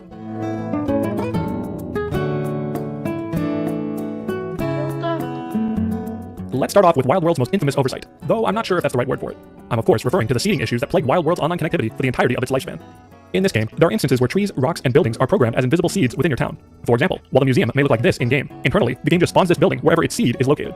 In this fashion, whenever you start a new save, the game essentially just drops seeds around a map in a somewhat randomized manner. These seeds are then responsible for telling the game what objects and buildings to render and set up in your town. This approach works fine, and there's nothing inherently wrong with the seeding system serving as a marker for where objects should go. After all, the game's seeds were exclusive values that can never be manipulated or obtained by the player in the vanilla game. Except, not everybody plays by the rules. If you were around for the DS era of Nintendo games, you are likely aware of several cheating devices that were sold for the DS. The most common of these were the Action Replay series, manufactured by UK company Daytel.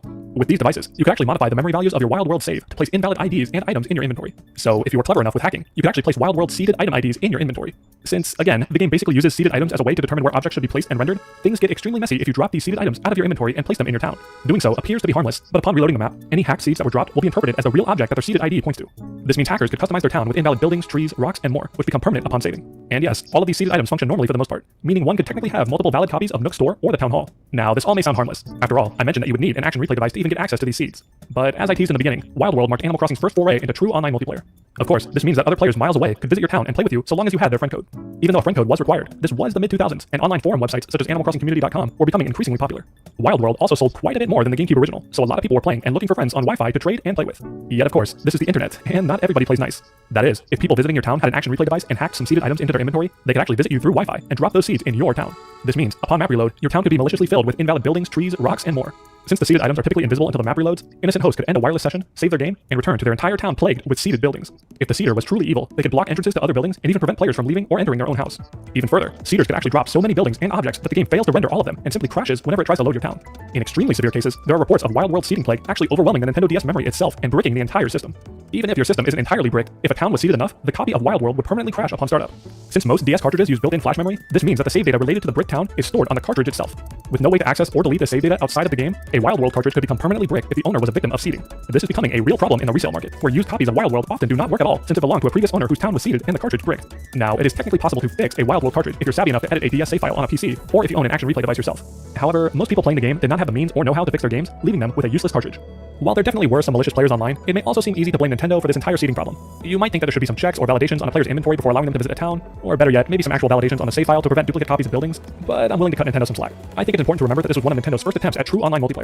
Development of Wild World was also pretty rushed and released just 2 years after Dobutsu no Mori E+.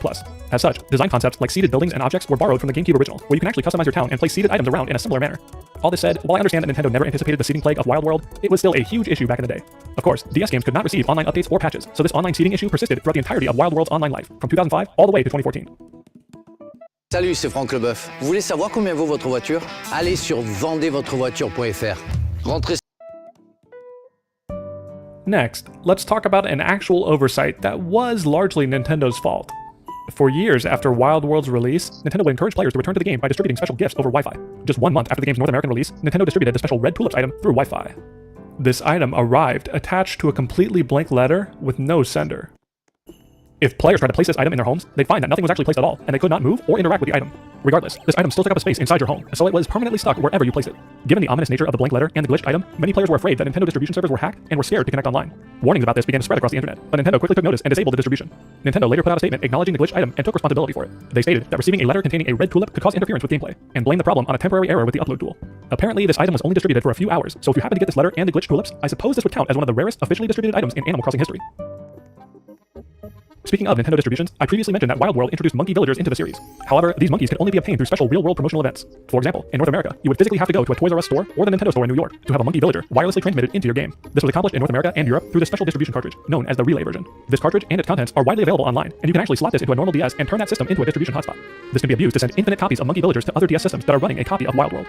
The game codes for these Relay cartridges are NTR AM4E USA and NTR AM4P EUR. As such, you might expect there to be a cartridge for Japan, which would, in theory, be coded NTR AM4J JPN. However, upon research and questioning a few Japanese players, such a cartridge never existed. While Japanese players still had to receive monkey villagers through physical download stations, these stations differed from their American and European counterparts. While the American and European stations were quite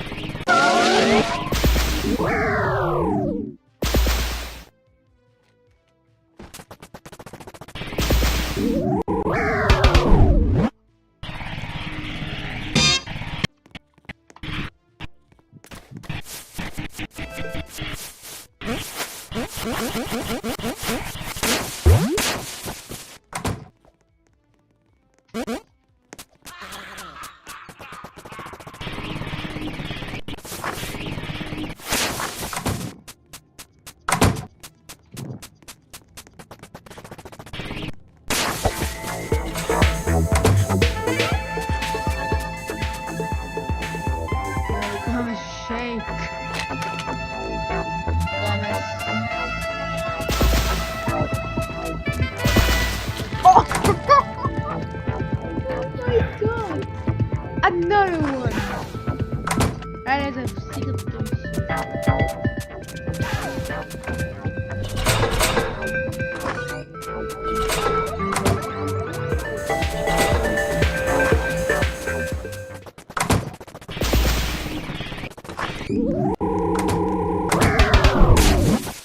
What the?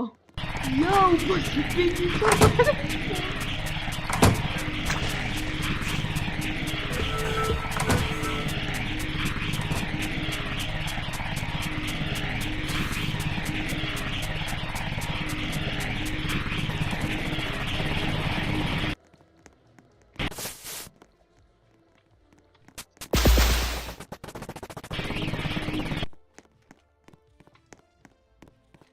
Jeez.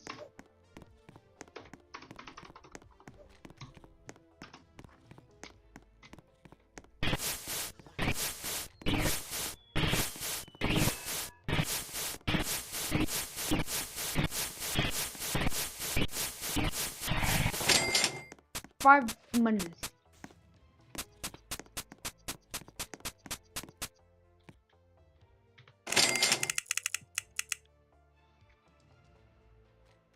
$5. Die. Oh, not on that. Jag kan eat pizza. Yo, what's the big floaty?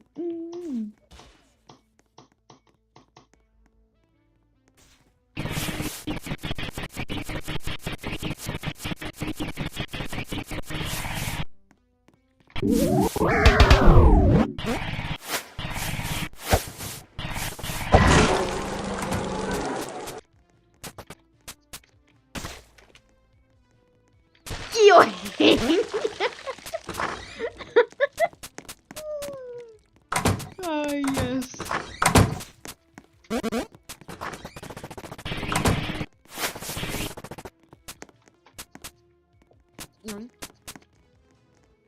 What the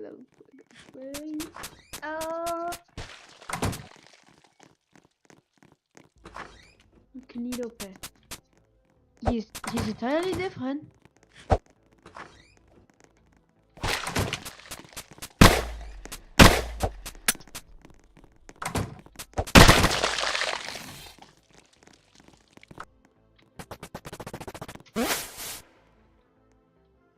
Bro, what the hell is this guy doing?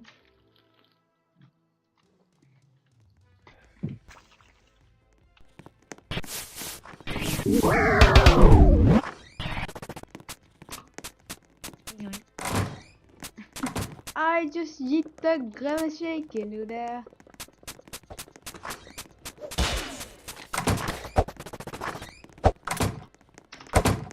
Like it!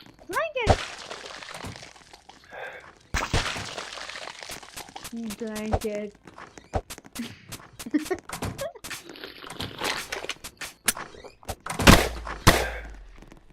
Shoot Sunek!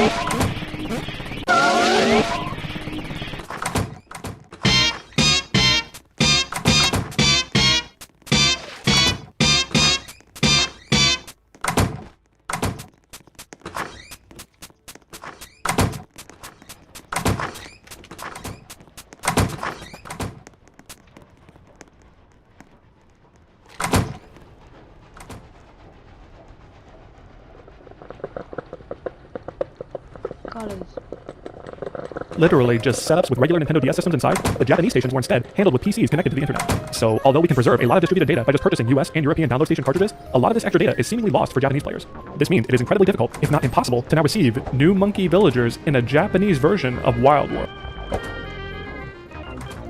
While Monkey Villagers are seemingly lost to time in Japan, Wild World does have a few glitches exclusive to the Japanese version. One of the most interesting glitches involves a peculiar issue with writing letters. Wild World, of course, allows you to write letters to your villagers, but if you do a specific set of steps, you can actually perform in-game memory manipulation using a buffer overflow. By putting a letter in the last slot of their inventory, inserting some spaces before and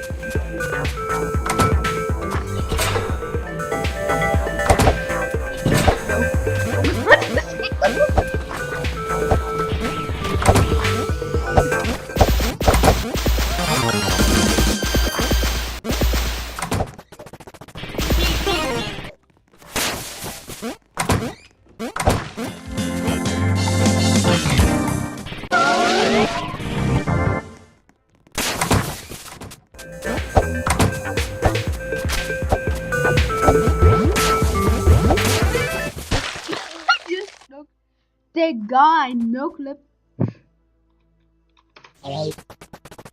Ah yes, I love no clip because of the fucking map. I love dying. Wow, a car.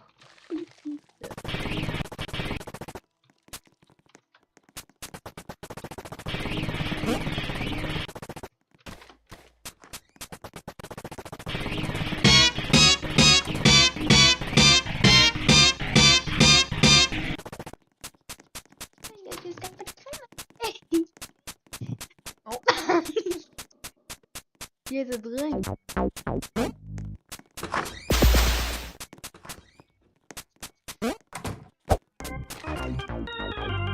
Hillegum.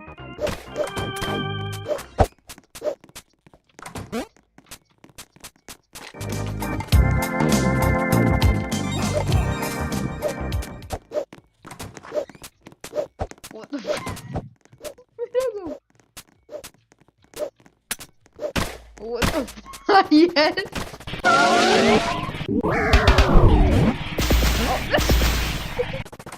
Gone. Die. Take the grimace shake, you idiot. No, please.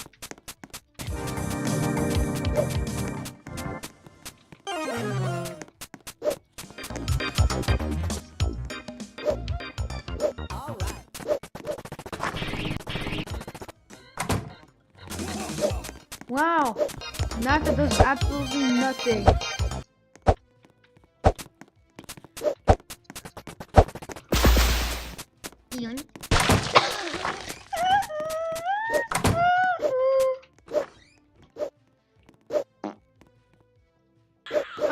Why are you fucking cold? Bro, shut the fuck up. I have zombie.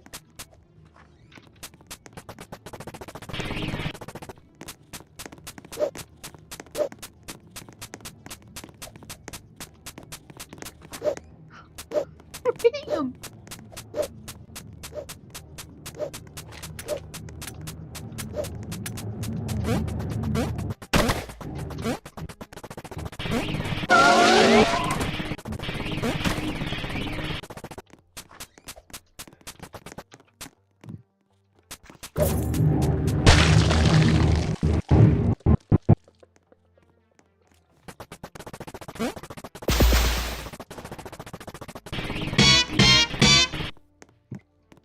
Pizza tower, but garbage.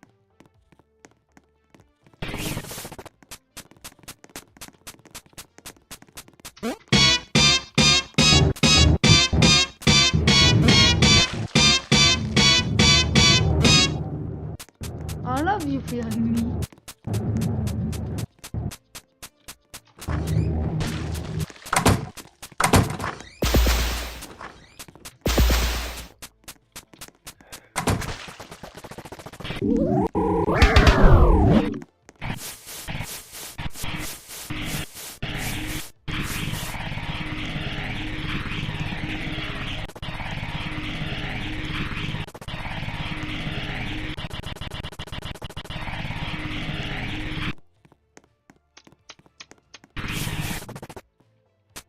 yes, I can buy a car, I can buy an umbrella. Dude, I got poor a second. Wow, I can get nothing. What the f? Is you just throw trigger?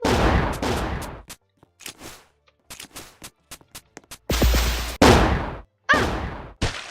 I died. Oh, my money! Pizza time. Oops.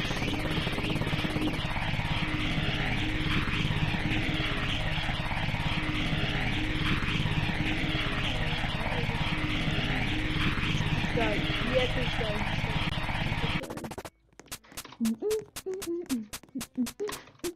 that's gonna shake.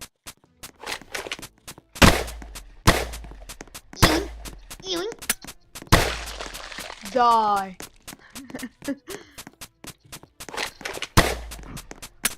Shoot him.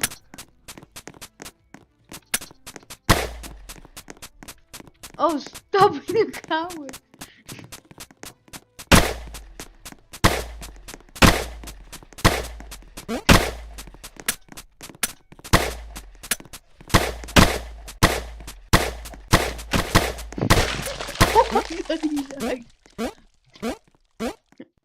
Yes, this is Pizza Tower. Oh, he took a grenade.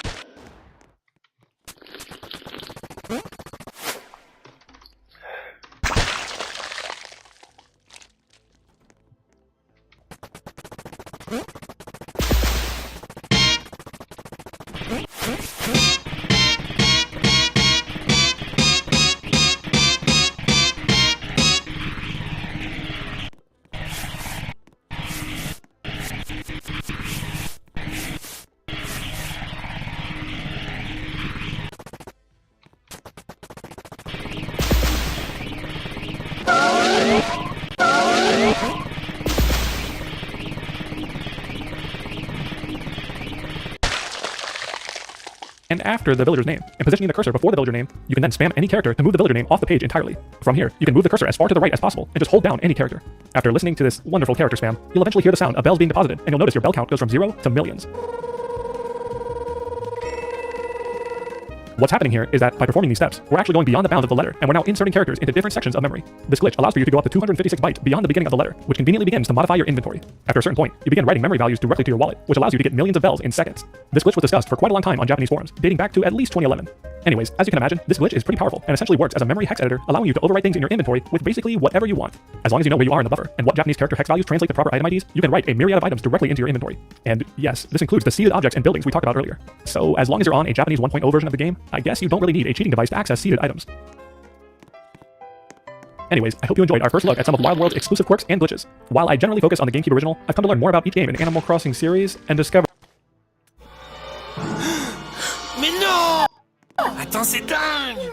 Le frigo consomme moins. We're going to be looking at some of the weirdest, most interesting, and sometimes outright creepy glitches that exist across the Animal Crossing franchise. So sit back and relax, or use the chapter select tool down below to jump ahead to your favorite Animal Crossing title, but all of these are pretty cool, so you're probably going to want to watch the whole video. Alright, ready, set, go. Let's start off looking at the glitches from Animal Crossing on the GameCube with one of the creepier ones that you probably heard of, the gyroid face. In the original GameCube version of Animal Crossing, if you wanted to visit another person's town, you have to get their memory card, put it in the second slot on your GameCube, and then go to the train station to go and take the train to their town. From there, you could visit, talk to their villagers, and shop in their store. However, if the player who is playing resets their GameCube without properly saving by leaving the train station and heading back to their town, when they start up their game again, they'll notice something very, very off when it comes to their villager. Yeah, their villager will end up looking like this, which as a kid could be something absolutely terrifying. Now this has been debated whether or not this counts as a glitch or an Easter egg and whether or not it was deliberate, but also all of your inventory items will be gone as well, and we're leaning on classifying this as a glitch more than an Easter egg because normally when you reset your game without saving, Mr. Rossetti shows up, and in this case, Rossetti doesn't show up. Your face is just cursed until you save and restart again. On Animal Crossing for the GameCube, if you get a villager that maybe you don't like and you have them nearby a bridge, you can maybe accidentally push them into the river if you feel like it. This is doing so by pushing them a little bit and then hitting them repeatedly with a net when they're right on the edge, and they will slip into the water. Now this specific glitch has been done by JVGS Jeff, an Animal Crossing content creator who literally has some of the most amazing documentation of glitches, events, and other things of Animal Crossing from over the years, so he definitely is deserving of a massive shout out here. But yeah, I think it's really funny just seeing this villager soaking away in the river. When Animal Crossing was originally being developed, the developers utilized special beta maps to test out various features in Animal Crossing. But what you might not have known is that these maps, despite the fact that they are weird and kind of spooky-like, can still be accessed in any Animal Crossing game. Now this was originally discovered years back by using Action Replay to essentially hack the game and letting you see the debug menu, and then from there you could load the beta map, and you would see weird things like villagers that had odd names to them or weird dialogue to just other random things in a town that you wouldn't normally see, whether it's weird landscapes or just fruit everywhere or random items to just dark spaces that have nothing going on in them. Now of course this was originally done through hacking, so it wasn't too surprising that this would be accessible possible, but a method of accessing these locations was later on discovered without the use of using an action replay. About 5 years ago, D-Pad Gamer did an interesting video showcasing the methods of accessing the debug menu and getting to these beta maps without having to use any cheating devices. To pull this off, you have to have the day of a event going on. You also have to have enough bells and debt to pay off to Tom Nook. If you time yourself going to the post office right before an event is alerted to the town, pay off your debt, and then leave the post office, and things get really weird. So yeah, no matter how you slice it up, this is a part of the game that can be accessed, and it is really interesting. But if you've ever just wanted to explore the outskirts of your own town, there's another glitch you can pull off in Animal Crossing for the GameCube as well. Now, this has also been covered by YouTubers like D-Pad Gamer or Gyroid Gaming, but if you time a giant snowball that you roll to this section of the beach and then have it pushed into the water while you're grabbing an item right below it, the entire animation will force your villager into the ocean, allowing you essentially to explore the entire out-of-bounds area. From there, you can just freely run around. If you have data from a Game Boy Island, you can run over there, otherwise you'll just have this giant black void, and overall, it's a pretty cool glitch from the original game. Next, let's take a look at Animal Crossing Wild World. Now, in general, there's been duplication glitches throughout the course of pretty much every Animal Crossing game in one way or another. So we might not cover every single duplication glitch in this video just because they're very similar a lot of the time, but back in Wild World, there was a very common glitch that was really cool that allowed you to duplicate bells, and it wasn't too hard to do. Essentially, all you had to do was time yourself dropping an item and placing some bells and a table down at the same time, and then you could pick up the bells and move the table, and the bells would be there again, allowing you to pick them up a second at a time. There are a couple of nuanced things that can happen while doing this glitch, like messing up and losing some bells, but for the most part, people typically would become net positive doing this trick. Did it break some of the economy of Animal Crossing Wild World? Absolutely. But hey, when you're a kid and you need bells quick, this was a method that some people turned to. This next one is way creepier than it probably is going to sound by me explaining it, but just bear with me. This just happens from time to time when you're playing Animal Crossing Wild World, but sometimes when you're fishing, after you pull your reel up, the music will just cut out, and all you hear is the game sound effects, which for whatever reason just can be really, really eerie, just not having the undertones of the music that you're so used to hearing whenever you play Animal Crossing. I don't know if you guys get this, but I definitely feel like it's relevant. Now, I looked up and down throughout the internet for footage of this one, but I don't think that there's really anything out there video capture-wise of this happening, but there's documentation online of it happening, and because this glitch mostly occurred before the YouTube days, it kind of makes sense that there's not a lot of documentation of it. But back when Animal Crossing Wild World first released, there was a specific glitch involving Gulliver. Now, in this game, Gulliver will fly a UFO overhead, and you can shoot him down with your slingshot. After that, the game kind of goes into a cutscene announcing that this UFO had crashed. However, in the early days of this game, if you shot Gulliver down and he landed on a signpost, the cutscene would play indefinitely, and you would not be able to exit the cutscene without resetting your game, which would cause you to lose all your progress for the day, and Mr. Rossetti would show up. What's really interesting about this is while this glitch isn't really done anymore because most people who have the game either got the update that Nintendo eventually rolled out pretty quickly early on, or their cartridge was produced after the glitch was patched, but this is one of the instances of Nintendo very early on releasing a post-game patch for a glitch. Something that wasn't very commonplace in the 90s and early 2000s, but since this game did have internet connectivity, they were able to roll out a small patch fixing this glitch, which is why nowadays we never actually see this glitch happen, especially with documentation on YouTube or anything like that. Now, one thing I did actually find documentation on was a very simple but weird glitch, but there was someone playing their game once and they just saw a bunch of fleas, but no villager, which is really, really odd. Typically, you only see fleas if they're on a villager, but there was nothing here. And using the net to try to catch the fleas didn't work either. Were they witnessing some sort of ghost villager all of a sudden here and didn't know what to do? At least they ended up filming it, but to this day we still don't fully know what was happening here. Let's go forward to Animal Crossing City Folk, and once again we have this clip of JVGS Jeff, who found a way to push his villagers into the water. Again, this time this strategy utilizes snowmen near the sides of the river to force a villager into an area that they're not supposed to go into. But still, it's just funny seeing Jeff's track record here of pushing villagers into a river. Also, fortunately enough, like we talked about earlier in this video, Jeff has an amazing catalog documenting a lot of the things that have happened over the course of decades of Animal Crossing, and there's this glitch apparently that happens in online play that can occur if one player is glitched in the corner while connected on Wi-Fi, something you can't even do nowadays, and it would cause an online player to just become giant in size for whatever reason. And even if you leave the store and come back in, that character is just stuck there, and it's pretty hilarious. I don't know. I can't describe enough how much I really appreciate Jeff's content and other funny things that have happened.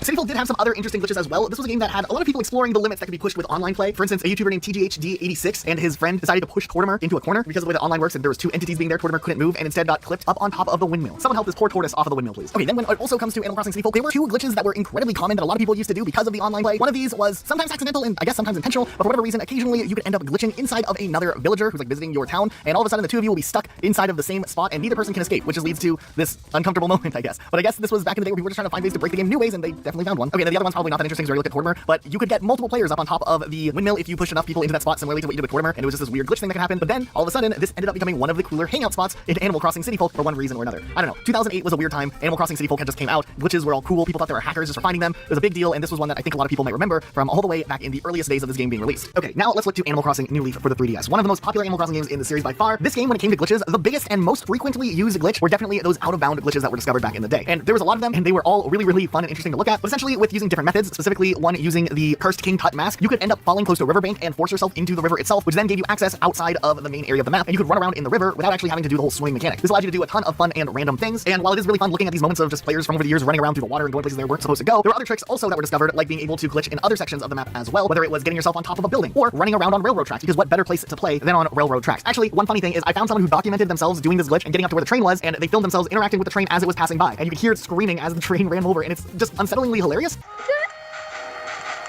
Nonetheless, the expanses that players were able to explore by utilizing these glitches were pretty cool, and it seemed like the fact that this had online play with it, and of course the duplicate item glitches that people would pull off in online play was there as well. It just led to a lot of really fun moments between friends who were just trying different ways to mess around in their game, and I think that's really awesome. Especially now, years later, looking back at old clips that are uploaded onto the archive of YouTube, where we can see people and what they were wanting to show off back in the days of Animal Crossing New Leaf still being relevant. There's also this glitch where apparently a villager can just sit in a bench that you have set up as a public works even before your bench is built, which is kind of funny, like, hey, I'm trying to pay for this here, I'm trying to set it up, and you're just gonna go ahead and fall asleep on this bench. Yeah, thanks. Over in Pocket Camp, there's not too many glitches to really get into, but there was one really weird one that kept occurring from time to time early on with Animal Crossing Pocket Camp, where essentially every once in a while one of your friends would show up as this default looking villager villager, and it was really creepy. It didn't have any of the clothing items you could pick out or whatever on just default. And if you went and visited this default villager's campsite, it would just be completely empty. Yeah, it was just odd that this would show up in replacement to one of your friends. This ended up being nothing likely, and it was patched out later on, but still worth noting here. There were also some other glitches that were discovered that let you clip through objects, which sometimes could let you stand inside of an object, which could make for some really funny or interesting or even cool screenshots that you couldn't otherwise do without doing these glitches. But yeah, Pocket Camp was pretty simple. Going into Animal Crossing New Horizons, though, there was a ton of different glitches over the course of New Horizons. Many would get patched out, some of them would remain, but let's go over some of the interesting ones that don't necessarily exist anymore and talk about those first, and then we'll get into some of the ones you still can do. Firstly, just like in Pocket Camp, there was a glitch that let you merge with objects, which led to a lot of people taking advantage of that while it still was in the game to get some really fun screenshots off of their villager before this would get patched out. So we would see some images of people sitting in swimming pools and other things that you couldn't actually do in the game, and it was just used lightheartedly. Now there was other ways you could use glitches like this to manipulate the game, get extra items, and duplicate stuff, and that's why I got patched out. But hey, the gentler side of just taking fun photos was kind of fun. There also for a while was a way where you could glitch up to the 4th level of your island, an area that you normally can't access. From there you can even place items, which is really cool for decoration, though this would end up getting patched out later on. And there was also a glitch for a while where if you had a cliff built all the way up to the 4th level, even though you couldn't get up onto it, if you shot a present in a balloon out of the sky and it landed on the 4th level, you would be out of luck as that present would just be stuck there with no way of getting up to it to grab it, and it wouldn't go away until you saved and quit and started up the next day. There were a few interesting glitches you could do by interacting with different objects to place your villager in a different location. Some of these would actually give you access to the water, and you could run around out of bounds in the water once again, just like you could in the older Animal Crossing games, or some people use this to try to get on top of buildings. It didn't serve too much of a purpose other than just looking interesting, but yeah, that was kind of cool. Okay, this next one might sound kind of silly, but back in the day before the camera gave you options to hide the HUD in Animal Crossing, you know, like the on-screen little things that pop up, there was a glitch that players used to do to be able to hide the HUD on their own so they could take screenshots without showing all of the stuff on camera. This would end up getting patched, though the feature would be implemented later on, making the need for the glitch not really necessary. Okay, this next one totally freaked me out when it happened to me in my own Animal Crossing game, but it turns out to be something that happened to other people also. If you have a villager who's moving out and is in boxes, and you have someone come over to talk to the villager to get them moved to their island, and then you disconnect while you're online, the villager's house will remain on your island, though if you try to visit them, there will be text that pops up saying, I moved out, and that's it. You can't go inside the house, you can't ever interact with them again, they're essentially lost to the void. I had a similar experience happen myself with the villager Bob, who I was trying to give away to make room for some other villager, and I made a listing on Nookazon, and someone came over and tried to scam me out of 20 Nook Mile tickets and just went to try to talk to Bob without dropping the Nook Mile tickets for me. This person already had some suspicious reviews on their Nookazon account, so I just disconnected altogether because I just didn't want to be scammed. I didn't really care too much if I made the 20 Nook Mile tickets or not, but then of course when I got back to my island, the house was in this weird state with it saying that they had already moved. So that was a little concerning. I was more worried about the fact that it said I had moved and the house was still there. Like, am I just gonna have this empty house stuck on my island forever? Am I not gonna be able to have a lot freed up to get a brand new villager to move in? That was my main concern. But fortunately, after a day, the house just mysteriously disappeared, and I had an open lot, and I was able to get someone else to move in and never worried about it again. I guess this glitch maybe got patched out later on, but still, it could be a lot worse if you had a high value villager and you were banking on trying to get some Nook Mile tickets and someone maybe disconnected or something, and then this happens. Honestly, in retrospect, buying and selling villagers is kind of goofy nowadays, but back then it was a really big deal. Now there are some glitches that still are in the game that are kind of fun to think about or look at. For instance, if you have some sort of furniture up on a cliff, there's a chance that one of your villagers will just launch themselves from the ground to go sit up on top of whatever furniture is up by the cliff. Also, for a long time, there's been restrictions on where you can put certain furniture pieces or where you can grow trees, but there is actually specific tricks you can do to put trees in places you aren't normally supposed to, like on cliff corners. Fortunately enough, these guides seem to mostly still work right now, where you can put trees in places that you normally aren't supposed to, which can really just tie your aesthetic all together in a way that maybe you were struggling with for something very specific. It's actually really cool. This next one's not fully a glitch, but I wanted to include it too because a lot of people have utilized it. But by placing different items like panels or furniture near each other, you can actually create full-on secret entranceways to different areas that you have hidden away on your island. And this is just a really cool touch if you're trying to hide some good stuff that you have, and maybe you have a sibling who could go on your account or something. You don't want them to find it. Using little tricks like this to hide them are pretty cool, or you just want to impress your friends in a good game of hide.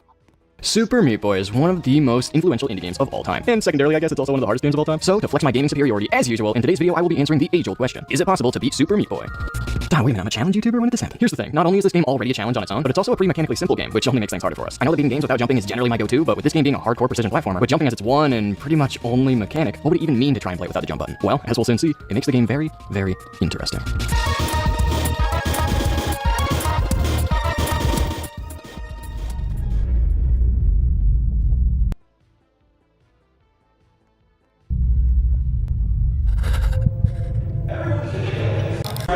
We can even do our sprint and run back and forth, neither of which are too terribly productive when it comes to gaining height. Luckily, however, we don't have to worry about this too much, for you can actually play these levels in any order that you want, and you only have to complete 17 of the 20 levels in order to unlock the boss and move on. So although the first level here might have a little too much verticality for us right now, all we gotta do is sift through these other levels and hopefully find a little bit more luck. Alright, second level's worse, third level's better. Still not great.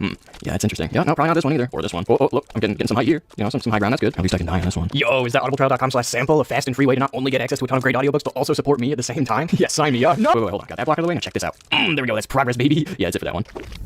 Hey, you know, I'll just go out on a limb here. Alright, you get the point. We don't have anywhere near the amount of resources we need to do literally any of the levels here, let alone 17. So at this point, we really only have two options to get those additional resources that we need. One could be to try this challenge off of an already completed file, so we could use an unlockable character like Nyjah here to gain height and complete levels without having to use the jump button. The issue with this avenue, however, is that every boss fight and the entirety of the final world requires you to play as Meat Boy, who, as we've seen, probably doesn't have what it takes to cover those levels on his own. So it looks like we'll have to give Meat Boy himself some new options via the second avenue, which might be a bit more sinister. Okay, so I know it looks like I just made a jump cut from the beginning to the end of the level, which would obviously be against the rules of the challenge, but I promise you that's not the case. Take a look at this replay and the unaffected timer up in the corner. As you can hopefully see, this apparent teleportation of Meat Boy is actually entirely possible in-game through the use of what I like to call the time stop glitch. By pressing and holding the Alt key on a keyboard, or in my case, clicking on the game's tab in window mode, the game will appear to completely freeze up. Although it looks like nothing is happening, during this time, the game is actually doing a bunch of calculations in the background to try and determine where Meat Boy will be after the game unfreezes. For example, if you jump. Anyway, if you stop and resume time while midair, the game will take note of the fact that Meat Boy is airborne and use it to determine how far down he would have fallen had time not been stopped. This also works when moving horizontally. When stopping time, the game will calculate Meat Boy's change in horizontal position by taking the direction being pressed, whether or not the sprint button is being pressed, and how long time was stopped for, and putting them all in one big equation. This effectively allows us to kind of move around even though time itself isn't moving, which, as we've already seen, can have some weird effects. Obviously, you usually can't just run across thin air. The game doesn't consider this when time is stopped. Since we start off on flat ground, the game doesn't even think about changing our vertical position, and instead just focuses on moving us horizontally, in this case across an entire gap. It gets even weirder though. Check out this level. Oh yeah, not only were we able to run across this gap while time was stopped, but we were also able to completely pass through these walls and saws. Again, the game isn't looking at the level at all when time is stopped. All it knows is that we were running to the right for a certain amount of time, and it just assumes that we were allowed to do that. This is clearly an incredibly powerful trick to have in our arsenal, as it allows us to completely cheese through many of the 4 levels. We can do 4 levels. Despite the time stop glitch's clear utility, it still doesn't solve our problem of gaining any height, as we can't really trick the game into calculating a position higher than our starting position. This means that we can really only complete levels in which Bandage Girl here is either at the same height or lower than Meat Boy, which is 4 levels. Obviously, 4 is a significantly smaller number than 17, and although I did also do a few of the Dark World levels, which are unlocked after completing the normal ones, they don't count towards our level completion goal. So here we are, yet again, scrambling around this world, hoping to find anything we can work with no hope to be found. Sure, we could turn this into a minimalist challenge and try and count how many jumps we'll need for each level, but even that seems pretty daunting at this point. We're gonna need another breakthrough. And I think I might just have the exact right thing. Okay, let me explain.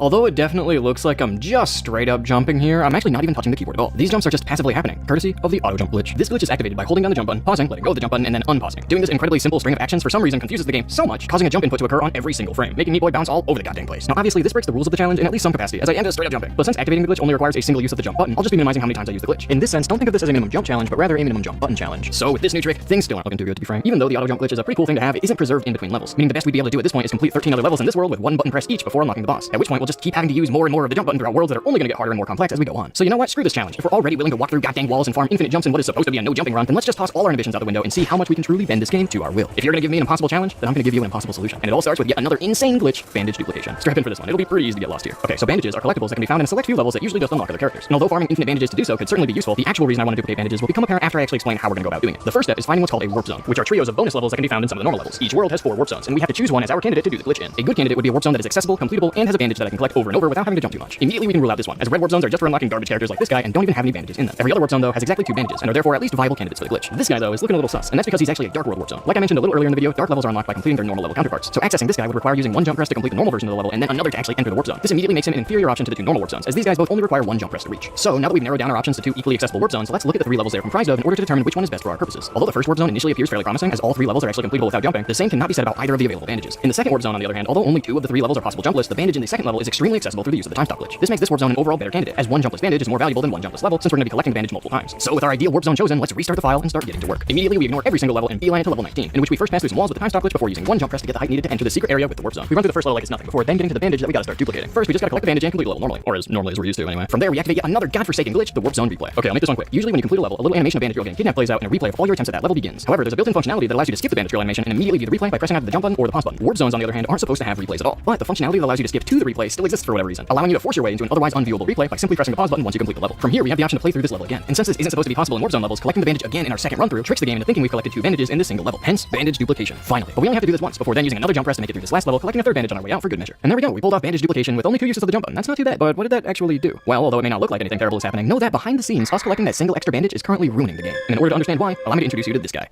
Bear with me on this one. This guy's name is George. Everyone say hi to George. He's the one responsible for keeping track of how many bandages you collected in the warp zone. He's initially just chilling in his cubicle at a certain memory address, which indicates that neither bandage has been collected from this warp zone yet. However, as soon as we collected that first one, George moved the memory addresses up a little bit. This is so that if the warp zone is completed, he can remind himself of which bandages were collected so that he can save them to the overall counter. Once we collected our second bandage, then he again incremented the memory address, business as usual. But then we collected a 3rd bandage. Warp zones are only ever supposed to have 2 bandages in them, and there is no exception. George doesn't know this though. Look at him. You think he's paying attention? Instead, he just does what he always does and pulls up yet another memory address, even though this one's not supposed to be accessible and has nothing to do with bandages. Then we completed the warp zone, and once we did, George placed a big old -1 next to the 2 memory addresses that contained bandage data in order to indicate that they had been collected. Now, yeah, but see, now he realizes his mistake. He knows there isn't supposed to be another memory address here, but what do you expect him to be able to do about it? He's just a bandage counter. Dealing with this is way beyond his pay grade. So he does the only thing he knows how to do and places another -1 here, just like the others, and hopes that it'll just happen to work itself out in the end. It does not. Turns out the memory address that George just put a fat -1 next to had nothing to do with bandages, and instead determines the current chapter that Meat Boy is in. Yeah, we're in chapter -1 now. George, buddy, what does that even mean? Naturally, Clyde from the chapter data department has absolutely no clue what's going on, because he just got the memo that we're supposedly in chapter -1, which isn't a real thing. He's currently working with memory address that stores chapter 1 data. So with no better ideas, he just scrolls through memory addresses until he finds where chapter -1 data would be stored if it even existed. Meanwhile, on our end, we go ahead and enter level 111 and feed it through the use of yet another jump press. Much like George, since it's Clyde's job to keep track of chapter data, he goes ahead and increments the value of what he thinks is the chapter -1 address to indicate that a level had been completed. But that's when Ultra shows shows up and is all like, bro, Clyde, what in the world are you doing at my address? I've only been gone for like 5 minutes. And Clyde's just like, your address? I thought this is where chapter -1 data is stored. And Beatrice is like, dude, chapter -1 doesn't even exist, you idiot. What are you talking about? This address is supposed to determine the level type that Meat Boy is in. See, now Clyde's also freaking out because he doesn't even know what he just did. So he's just like, oh, okay, so like hypothetically then what would happen if I say incremented this level type by 1? And Beatrice is like, nah, that'd be bad news because any value of 1 or above would indicate that Meat Boy is in a warp zone level. Yeah, bad news indeed, Beatrice, because now we're back over to freaking George, who's looking in horror at the memo saying that level 111 here is a warp zone level, which he knows isn't the case. But in a panicked attempt to try and right his wrongs from earlier, he again just tries to improvise with what he's got by going back to his starting address and treating this level as if it's a warp zone. We go ahead and spend 3 more jump presses to repeatedly replay this level, collecting the bandage every time, again triggering bandage duplication. The bandage isn't disappearing like it's supposed to because George over here, like the failure he is, isn't counting the bandages as we're collecting them, but is instead just continuing to pull up more memory addresses from the void as if we're in a warp zone, including this little problematic guy from earlier. Once we exit though, he doesn't put -1s on all the addresses like he did last time. This is because we got to the map by exiting the level, so the bandages we collected aren't actually going to be counted because that's how warp zones work. And someone decided that we're going by warp zone rule. It was actually Clyde. He accidentally did that by changing the level type, if you remember. Anyway, rather than putting -1 on all the bandages to indicate that they've been collected, George instead puts the number corresponding to the level ID of each bandage not collected, which is usually so he can remind himself of which levels still have bandages that have yet to be collected. So since we were in level 11 for all 3 bandages, he puts a fat 10 on all the addresses, including the one that determines our current chapter. So you know what that means. Clyde gets another memo, and there's no way he's happy about it, because chapter 10, much like chapter -1, shouldn't actually exist. But he sucks it up and scrolls on down to where chapter 10 data would be stored if it was real before coming across something peculiar. There's already some data there. He looks over at Beatrice, but this address is way out of her jurisdiction. She's just as clueless as everyone else at this point. Clyde then doesn't really know what to think of this, so he interprets this 1 as a little bit of chapter 10 somehow already being done. Namely, this bit represents the chapter's glitch level being unlocked. Glitch levels are kind of just like warp zones, but they're usually only available after completing the entire chapter. Thanks to Clyde's misinterpretation though, we can waltz on over to the wrongly unlocked level, use another jump press, and complete the glitch level way earlier than we're supposed to. Clyde watches this all happen, and like he usually does, he turns over to the address that stores chapter data and prepares to flip the bit that would indicate that the chapter 10 glitch level had just been completed. However,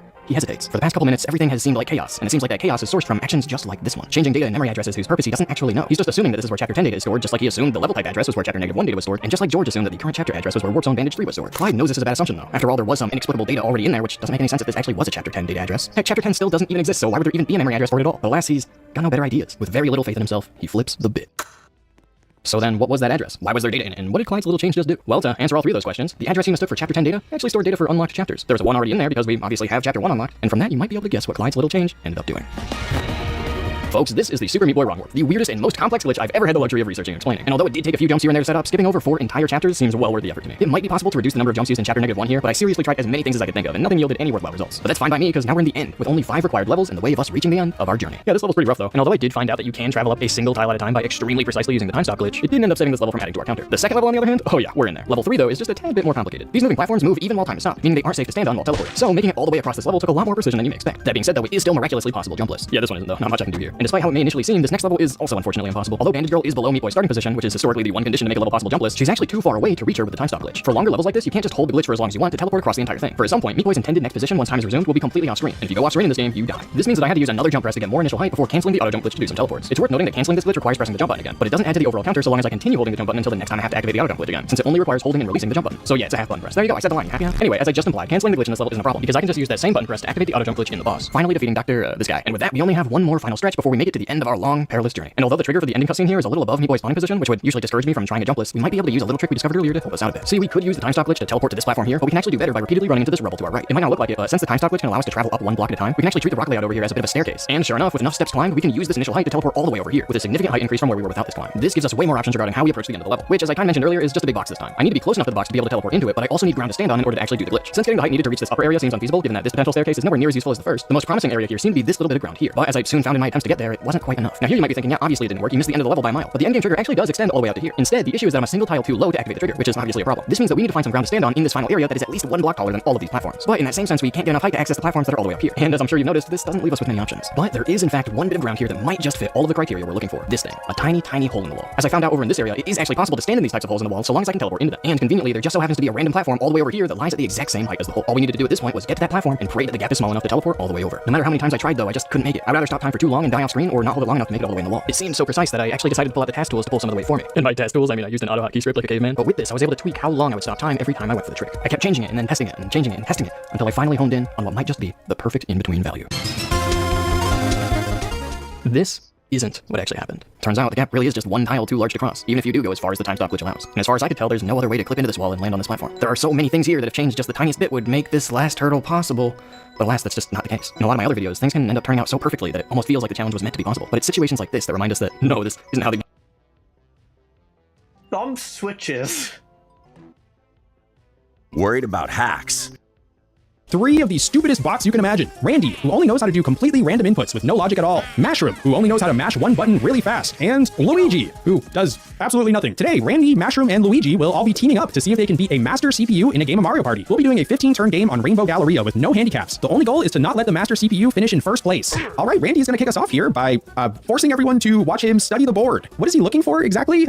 Nobody knows, but I'm sure it will help him beat the master CPU. Mashroom's got no time for any of that, though. He's got one mission, and that mission is pushing A really fast. Now, it'll be interesting to see what kinds of decisions the master CPU makes, especially with Randy constantly spamming stickers the entire game. Okay, let's send it over to Luigi now. Oh, right. So for Luigi, he'll be doing absolutely nothing in all the minigames, but he does still need to move around the board. So we'll be doing the bare minimum and pushing A for him only when it's required. All right, first minigame. And this is a good one for Mashroom. I think he has a shot at actually winning this one.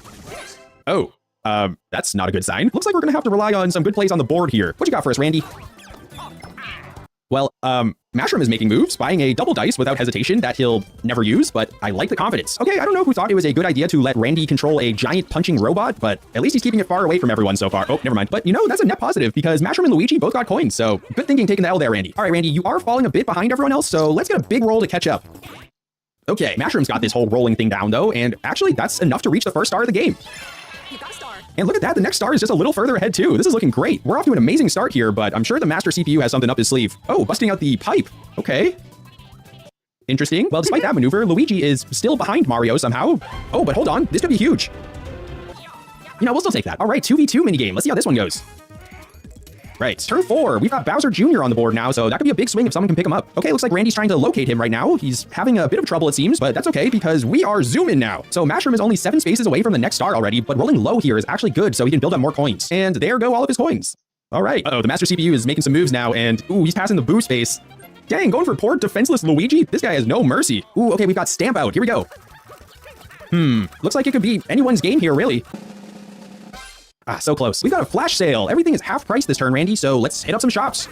Almost. All right, Mashroom, we gotta get you some more coins here so you can afford another star, so make sure you... Oh, no. Okay, what's the damage gonna be?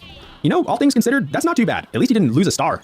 Oh, come on, Randy, read the room, man. That means the master CPU is most likely gonna pick up his first star here. Or not. Okay, Luigi is making up some ground, landing on a shop, but, you know, in the spirit of doing absolutely nothing, we're just gonna...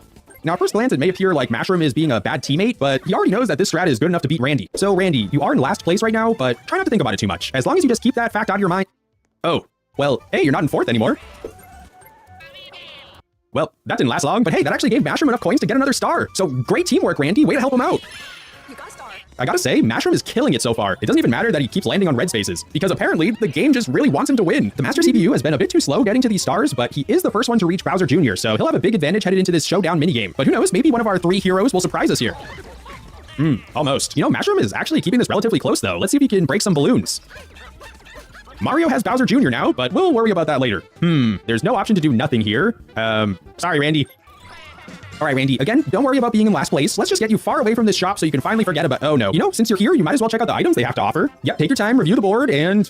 Yeah, I mean, you didn't really need any of those anyways. This game has been the Mashroom show, and honestly, he's pretty close to the next star, too. He's just gonna have to beat Mario there. But what do you think, Randy? Do you think he'll be able to do it? Well said. So I think the master CPU has won every single minigame so far, but we've got a double coin bonus minigame this time. Let's see if one of our bots can step up here.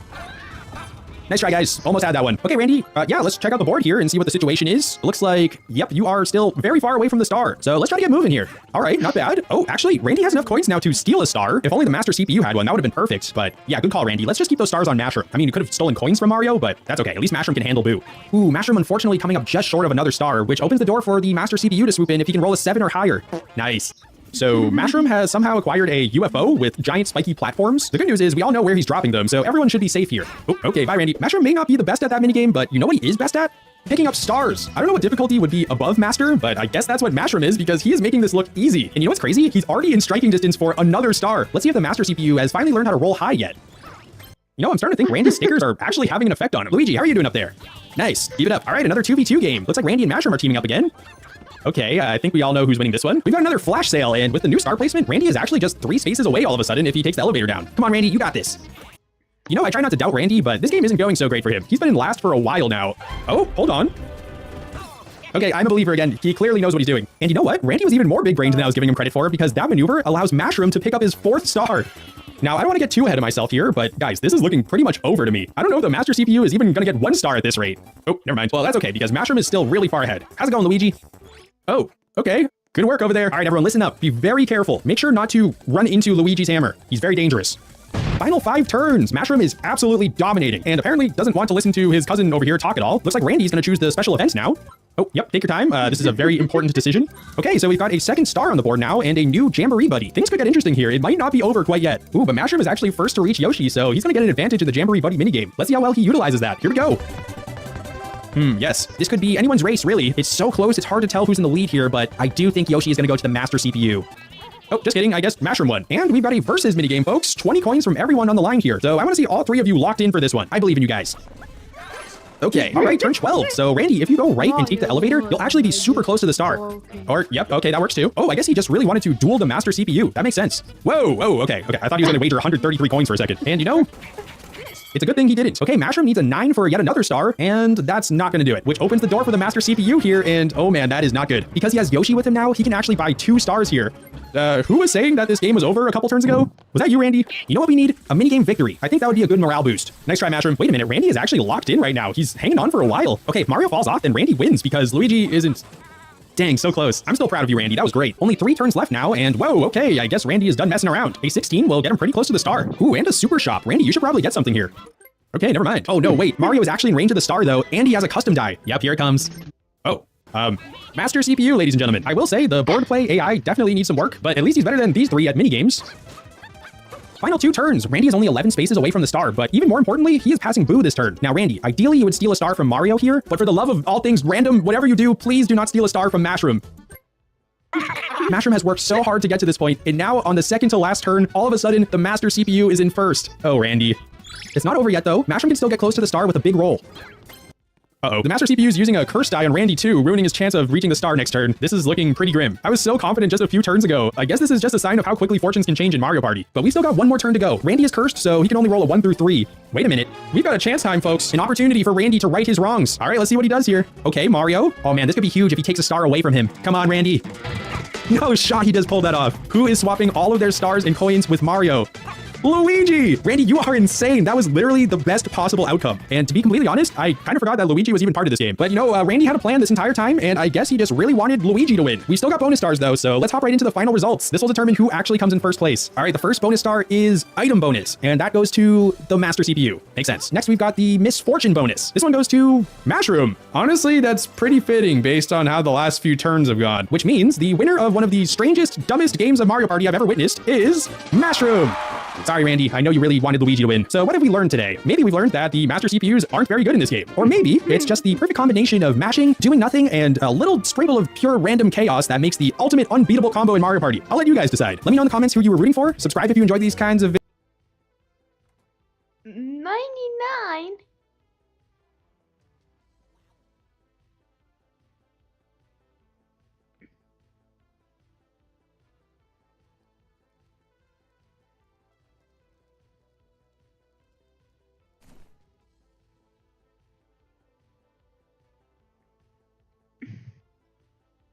From online sweepstakes to limited real-world events, the Animal Crossing series has held some bizarre, yet... I'll let you after this game. That was my fault, Holly. This is probably the only game I'm going to add anyone, by the way, just so chat is aware. This is the only time I'm adding them. I also need you lot to keep an eye on like my viewer count and my sub count, because I can't see them, and I don't want to get botted again.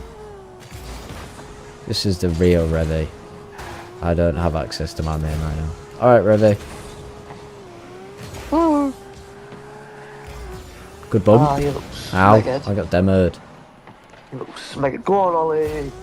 W. Nice, Holly. Did you enjoy that wall? How was your trip? I did lose the botted subs, and I'm quite chuffed about it. I mean, I had to enjoy it while it lasted, having 20k subs, but like, they weren't 20k subs. There were 20,000 bots and 1k subs. How have I missed Shit, that? what the hell Why have we everybody- all gone for that? I went for it in case you missed some content. Best tracks in Minecraft. And if that wasn't enough, Cray and Hauziki, 2 incredible data pack developers, have made an entire cart system complete with Lakitu, drifting, hopping, items, gliding, and more. I've been loosely following this project for a while, but I wasn't super invested into it until about a week ago when Grazzy asked me to join him and a few other creators to record for his video. I was super excited, but when he sent me the roster, I realized that I was the only Mario Kart creator there. Now, was this meant to be competitive? Probably not, but I wasn't going to let a bunch of Minecraft YouTubers beat me at my own game. I needed a way to guarantee that I could finish the races before anyone else. And what do Mario Kart players do when they want to finish courses faster? That's right, we're cheating. Luckily, I have access to Grazi's Breath of the Wild and Minecraft building server, which is what he's using to work on the Mario Kart project. I logged onto the server and noticed that one of the Datapack developers, Cray, was online but AFK. I kicked him from the server so he wouldn't notice what I was doing and started a race. But as soon as I got teleported, I noticed something weird. Cray seemed to have left some sort of debugging mode on while he went AFK. There was a scoreboard off to the right that would count up as I went through the track, and this line of white particles down the middle of the track, along with a single green one that would follow me. I figured that this probably had something to do with how they were determining when you complete a lap, so it was this system I needed to break. After a bit of testing, I figured out how it worked. These particles are essentially little dots that follow the path of the track called splines. While driving down the track, the game determines the closest spline to you and changes it green, marking it as the active spline. There are exactly 10,000 numbered splines on each track, and the value of the active spline is stored in a scoreboard variable called the spline score. When you cross over the finish line, the game checks to make sure your spline score is within 10 of 10,000, and if it is, the game gives you the lap. But this system has a failsafe. If the spline score ever goes up by more than 3,000 at a time, the lap is invalidated until you go to a spline within 3,000 of the one you left from. This means that we can cut off up to 30% of a course and be completely fine. Now, 30% probably doesn't seem like a whole ton, but cutting off this entire part of Coconut Mall is only 2,800 spline score, which is still 200 below the 3,000 limit. But now we needed some way to actually be able to cut off this track. I tried finding a way to go through walls, but whatever system they used for collision detection is really good, and I couldn't get as much as a front tire in. But then I realized that we don't need to clip through walls if Lakitu will do it for us. You see, the way that Lakitu is set up is the major flaw with this whole system. Lakitu will set you down based on where your active spline is, and the thing is, the active spline will always go to the nearest spline to the cart, regardless of any walls in the way. So all I needed to do was find a place that had 3 key elements: a spline on the other side of a wall that increased my spline score by less than 3,000, Lakitu pickup blocks that are closer to the spline on the other side, and for it to be faster than doing the course normally. And after just a bit of searching, I found a spot exactly like that on Bowser's Castle in this corner. Now, there's nothing behind this wall, but there is a part of the track directly above it with a spline that's really close to the side of the lower track. I tried jumping off the side of this, and it wasn't working until I tried running into the left side of this pillar. No way! No way! No way! It works! It works! And after completing the race, I confirmed that the skip did in fact work, which meant that I now had a massive advantage over everyone else, but I wanted to find more. After a bit more searching, I discovered another on 3DS Rainbow Road right after the starting line. This one was a bit less consistent, but after some practice, I was able to get it somewhat reliably, about 70% of Record myself reading the script for the ad, except something wasn't making sense. The company claims to be a free VPN service that was established in 2024. But how would a free VPN service make any money, especially one that started last year? How would they have $16,000 in marketing budget? It seemed too good to be true. And so I searched YouTube looking for other creators they may have sponsored, but I was met with nothing. I could find no mention of SurfNet VPN, and when I searched Google, all my results were redirected to be about Surfshark, a safe VPN browser extension. It was almost as if they purposely chose a name that would make it hard to research. And while I kept up with the sponsorship opportunity through emails, I was beginning to think this company wasn't what it seemed. Until I found a subreddit. Yeah, it turns out there really is a niche obscure Reddit post for everything. This one, which is a question posed by AskWonka202 asking if SurfNet VPN was a legit sponsor. The original post isn't that helpful, but I managed to find a few replies from small creators that had actually gone through with the sponsorship, one of which included this quote. They posed as sponsors, and when we worked out all the details of the video, we went to log into their app, and they pulled all the data they needed from us. Now they're in control of our Gmail account and changed all the two-factor authentication credentials, so we can't get it back very easily, if at all. So basically, the way the SurfNet scam seems to work is they scour the internet looking for small growing YouTube channels, and then they send them an email offering a sponsorship for thousands of dollars. At this point, the creator agrees they have to download SurfNet and record an ad, giving the person running the scam just enough time to utilize the malware in the SurfNet files on the creator's computer to hack into their YouTube account and lock them out of their Gmail. This isn't a sponsorship to promote a shady company. This is a scam to try to steal YouTube accounts, and they were trying to scam me. After getting a full perspective of what was going on, I decided I'm going to turn this franchise around, and I began to gather information on that. I started by decoding the link that learned to detect it. Also, my internet went. You can always undo it. If you like this video, you should. About why.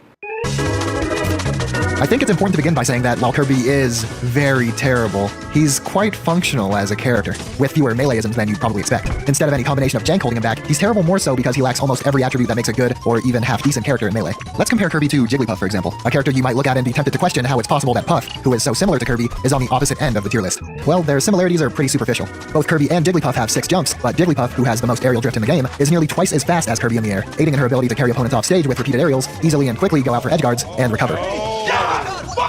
Kirby, on the other hand, struggles to replicate Jigglypuff's back and forth air strings, can edgeguard well but not nearly as well as Puff, and has significantly worse recovery, in part due to the aforementioned drift difference, but also due to lacking Pound, a move that allows Puff to virtually always recover from hits off the side that don't outright kill her. Kirby, however, is probably fucked if hit toward the blast zone more than once when being edgeguarded, which is pretty average among Melee's cast. Like Puff, though, Kirby is among the lightest and floatiest characters in Melee, and can be killed extremely early. Unlike Puff, Kirby can't easily kill opponents extremely early to kind of offset that. Kirby also lacks something most top tiers or even okay characters have: good grabs.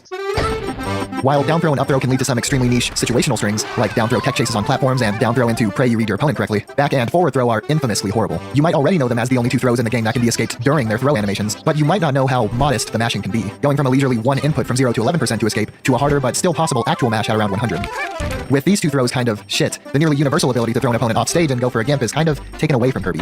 This also makes going for Kirby side at low percent unwise. Even disregarding these 2, with his other throws you have to read your opponent to get a follow-up off of, Kirby has an entire aspect of his character almost nullified. An aspect of his game that's massively important in Melee. Compare this to the top tiers, mid tiers, or even other low tiers. Throw follow-ups are a huge part of punishes and kill confirms, and Kirby is just shafted. Kirby's aerials are pretty lackluster as well. In fact, his neutral air is broken, neutered by a programming error, leaving its first and strongest hitbox inaccessible, a mistake originating from Smash 64 that just wasn't ever fixed. His aerials are also deceptively short range. You may expect Kirby's back air, a move so similar in appearance to Puff's, to be a long, ridiculous hitbox as well. Instead, it doesn't even extend past his foot. You may also expect his neutral air, a move in which Kirby spins around, to have hitboxes surround his limbs, you know, the parts he would be hitting you with. But neutral air is just a single bubble barely extending past Kirby's body. His up air and forward air are similarly small, although not nearly as egregiously. It's not all bad though. Forward air can sometimes be used to combo into itself on floatier characters. Up air is a pretty slow but very powerful kill move on paper, with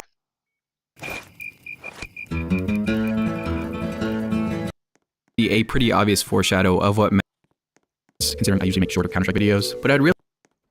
One thing every Minecraft player has done before is build an automatic farm. With so many different farms out there, these contraptions are incredibly useful for getting resources automatically. But there are two problems with the current farms in Minecraft. Problem number one is that most farms only produce one resource, so you have to build multiple farms to get multiple different resources. And problem number two is that many resources, such as diamonds, aren't renewable, so it's impossible to farm them. To fix these problems, I made a farm so powerful that it can produce every resource in the game. This is the automatic player farm. Over the years, many traps have been made that bait players using a valuable block, but this trick has become so obvious nowadays. The idea with the player farm is to use a ruined portal, which naturally spawns with a gold block. Since players are used to seeing this, they won't suspect there's a trap, and they'll mine a gold block. A redstone circuit will then detect the gold block being mined, and it'll open a 3x3 hole below the player. All I have to do is rearm the trap and collect the insane loot. But this was all just speculation. Would the player farm actually work against real players on Hotlight?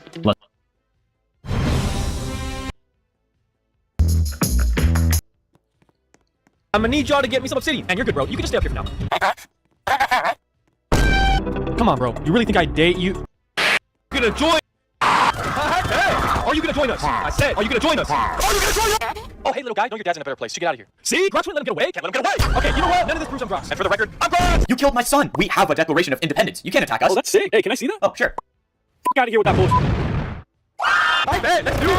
Thanks for everything. Have fun. Let's go. See you, dog. You may now kiss the bride. Build a bridge. Do nothing. Who would shoot their own? Oh, what do we have here? Someone sleeping on. Are staying here and. No. Let's go. You can control bees. Oh, let's go, bro. Shoot. Shoot. We got him. What? Nah, you can't tell us apart. I bet. It's me. I bet. Oh my god. Nah, bro is stuck. All right, tell me why I shouldn't kill you right now. Bet. Subscribe to Grox. You're good, man. Who would hide in a furnace though? My merch is gonna protect you guys. Huh? Nah. Now I'm concerned about your health, bro. You're lucky I brought this one. Alright, it's finally over. You're done for my man. Wait, but I'm still a little kid. I can change my ways. How are you gonna hurt a baby villager like me? I guess you're right. I can't see myself hurting a baby villager. I guess it's your lucky day. Hey, bro, I'm gonna help you out. No matter what, you're dying, bro. You actually can't win. You can still walk away. Bro, wow. You have a full life ahead of you. Whatever. Oh, there's a pig. I bet. Food. Oh my god, bro almost got me. Oh, I said we don't really need you though. I thought I told you to get out of here. Maybe if you had a drippy shirt, then I'd let you in. Man, you're looking fresh. But if your shirt was blue, dude, if you had a chain, then you'd convince. Okay, 3 sunglasses. Now, you know what? Maybe if you had 1 arm. Nah, I'll just kidding, bro. You need 2 arms. Each one of these bad boys is a blaze rod. It's disrespectful if we don't use them. Sorry, it had to be you, bro. Oof, well, no one can block it like you. Alright, let me check it out. It's gonna be easy to get in. Oh, I take that back. It's a nightmare. Oh, nice. When did they add that update? Bro, what? Fine, let's make it come true. What? Hey, did you just say something? Hey, he said your mom loves food. He also said he wants you to rub a patties on him. He also said he wants your homies to beat him up. Now right on him. Hey, no problem. I know she ain't fat. Hey, yo, freeze. Oh, what's up, bro? You coming with me? Nah, don't get near me or I shoot. All right, left or right. We're almost there. Chill, back up. Don't move any closer or else. I'm gonna make a brave one. Oh, he big. I'm gonna hide behind you. Oh, never mind. Bro, what? Get him. I'm gonna put... Oh, bro is colorblind. I'm just a skeleton. Time to end this. Daddy, I missed you. Yo, stay away from me. But I missed you. What? That was uncalled for. Hey, don't listen to her. Oh, nah, you're ugly. He's just a freak. It wasn't because of my merch. Hey, no hard feelings, man. I understand why you did all this. Zach, you about to see your dad. I bet. You guys got statues of me? Yo, I think you guys are my favorite. Wait, hold up. Bro, chill. Oh, this one seems fine. Nah, I'm gonna need help. What's up, everyone? I brought my friend Dream. What? You guys don't think it's him? Code Red, say the line. See, I told you this was the right. Oh, careful. Bed. Dude. Okay, there's no way you guys can't move this bed now, though. All right, go. Let's see how much we move it. I'm cooked. Let's go. Time to swing your sword. Time for my daily PvP check, but this time it'd be different. You know how it goes. You owe me 1 PvP attack. I bet! I got you. For the longest time, I've been the weakest player in PvP Civilization, but it all changed when I found a mysterious barrel with a gun inside. Hey you, I heard you found your first kill. Must be beginner's luck since you're the weakest player in PvP Civilization. Oh, hell no. Let's go. Just need 1 more kill. I am the deadliest player in PvP Civilization. I just got my 3rd kill. Just have to walk through here. And my wooden sword upgraded into a stone sword. Are these shops? I need to get some steak. I'm starving. Damn, this is too slow. Oh, no way. I'm never getting hungry again. Come on. I got to find my way to level 2. Maybe I need to ring this doorbell. Dude, stop ringing the doorbell. I heard you the first time. Or what? Wait, what? How did you get that? Take me to my new room now. Alright, I'm sorry. This is your room right here on the left, sir. Let's go. Now drop all your armor. Oh, is this really necessary? Now start dancing in a circle. No fake prison. Nah, chill. Alright, read this and you can live. I like being in Quibi videos more than CWATs. Appreciate. We're not, but I loved her. I'll kill you for this. Whoa, dude, I got a gun. I'll let you leave if you go right now. You can't kill me. I am the chosen one. That guy's crazy. Come on, it's time to rank up to an iron sword. Okay, looks like there's some things to buy, but I think I have enough stuff. Alright, I wonder how many people I have to kill on this floor to rank up. Stop. What are you doing? You don't need any kills to level up to the next floor. We just all choose to be here. Do you mean I don't have to kill any players here? Yes. Wait, I didn't hear you. Damn, so I really just did all that for nothing. Oh wow, he really was telling the truth. I could just go right through. Let's go. Thanks for the gold sword. I guess if I just jump down here, I'll get my diamond sword. Huh? Wait, why is this taking so long? I spawned 1 million villagers on the side, and they're gonna recreate Civilization. Y'all built this? Video's canceled. Bro, could I take a selfie with you? A stadium. This is crazy. Oh, 360. Oh, apart. Diamond says spin. Oh, okay. Period. Now jump. Nah, bro has a weapon. Why are you throwing that chest? All right, what's in? Oh, give me emeralds or else. Nah, your son? Nah, you ain't gonna do nothing. Who would shoot their own? Oh, it's the leader. Thank you for electing me as your leader. Looks like I'm in charge. Just like to say that Grox is a bozo. Too far. All right, what if I just delete you guys real quick? Let me just place a command block and... I bet. Oh, it's the leader. You can't kill him. He has a loving wife. Your wife. Oh, he's also got a loving mom. Your mom. Well, he's also. No, stop. I don't want anyone else. Nah, don't tell me you forgot about your 3 kids. I have to stop this guy. Bet. Oh, hell nah. Okay, this one looks interesting. Nah, who just gave me their clothes? Nah, go ahead. Hey, yo, scroll up. So what you gonna save? The little kid or the emerald and keep them for yourself? Nah, you gonna be greedy? Time's about to expire. Hurry up. Let's go. I'm proud of you. Nah, come on, get out of there, bro. Hey, yo, get back here. All right, I'm tired of looking for you guys. You should get a few of them. Bro, that had to have gotten a few of them. Congratulations on graduating. Nah, why y'all sleeping? Nah, you're getting distracted. Just gotta line up my shot and... Oh, TNT. That's a good idea, bro. Let's go. Bro, your name will never be forgotten. He's actually gonna do it. Oh, what was even his name? We're almost there. Jump back up. Don't move any closer or else. He's in survival mode. I bet. We did it. You're off. Let's go.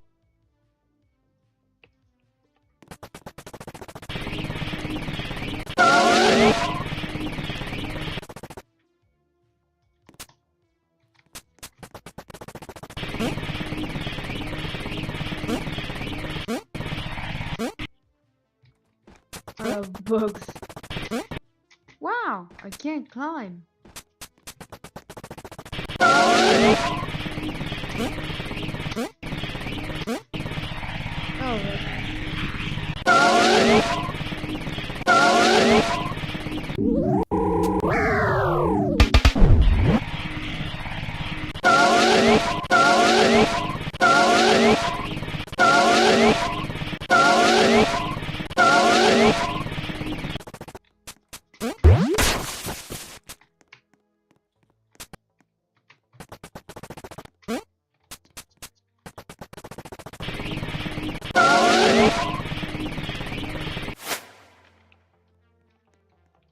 Pagpitayan.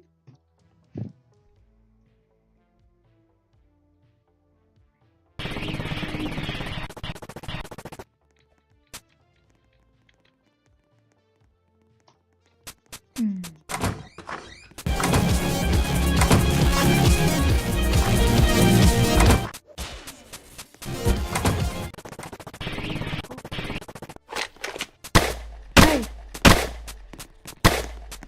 No killing people.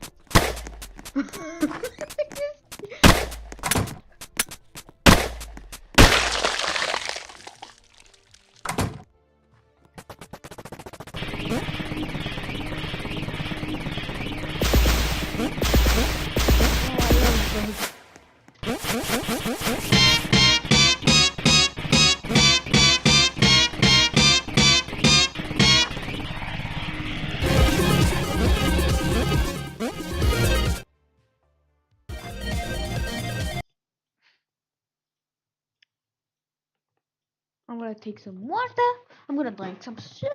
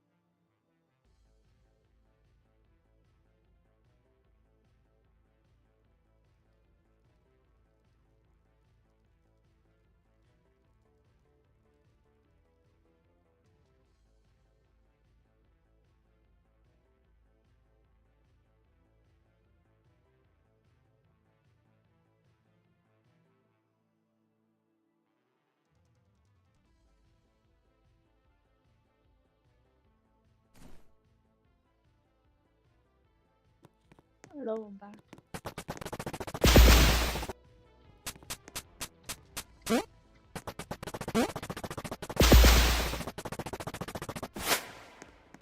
What? Ah, yes. Yes, I love physics. Mail.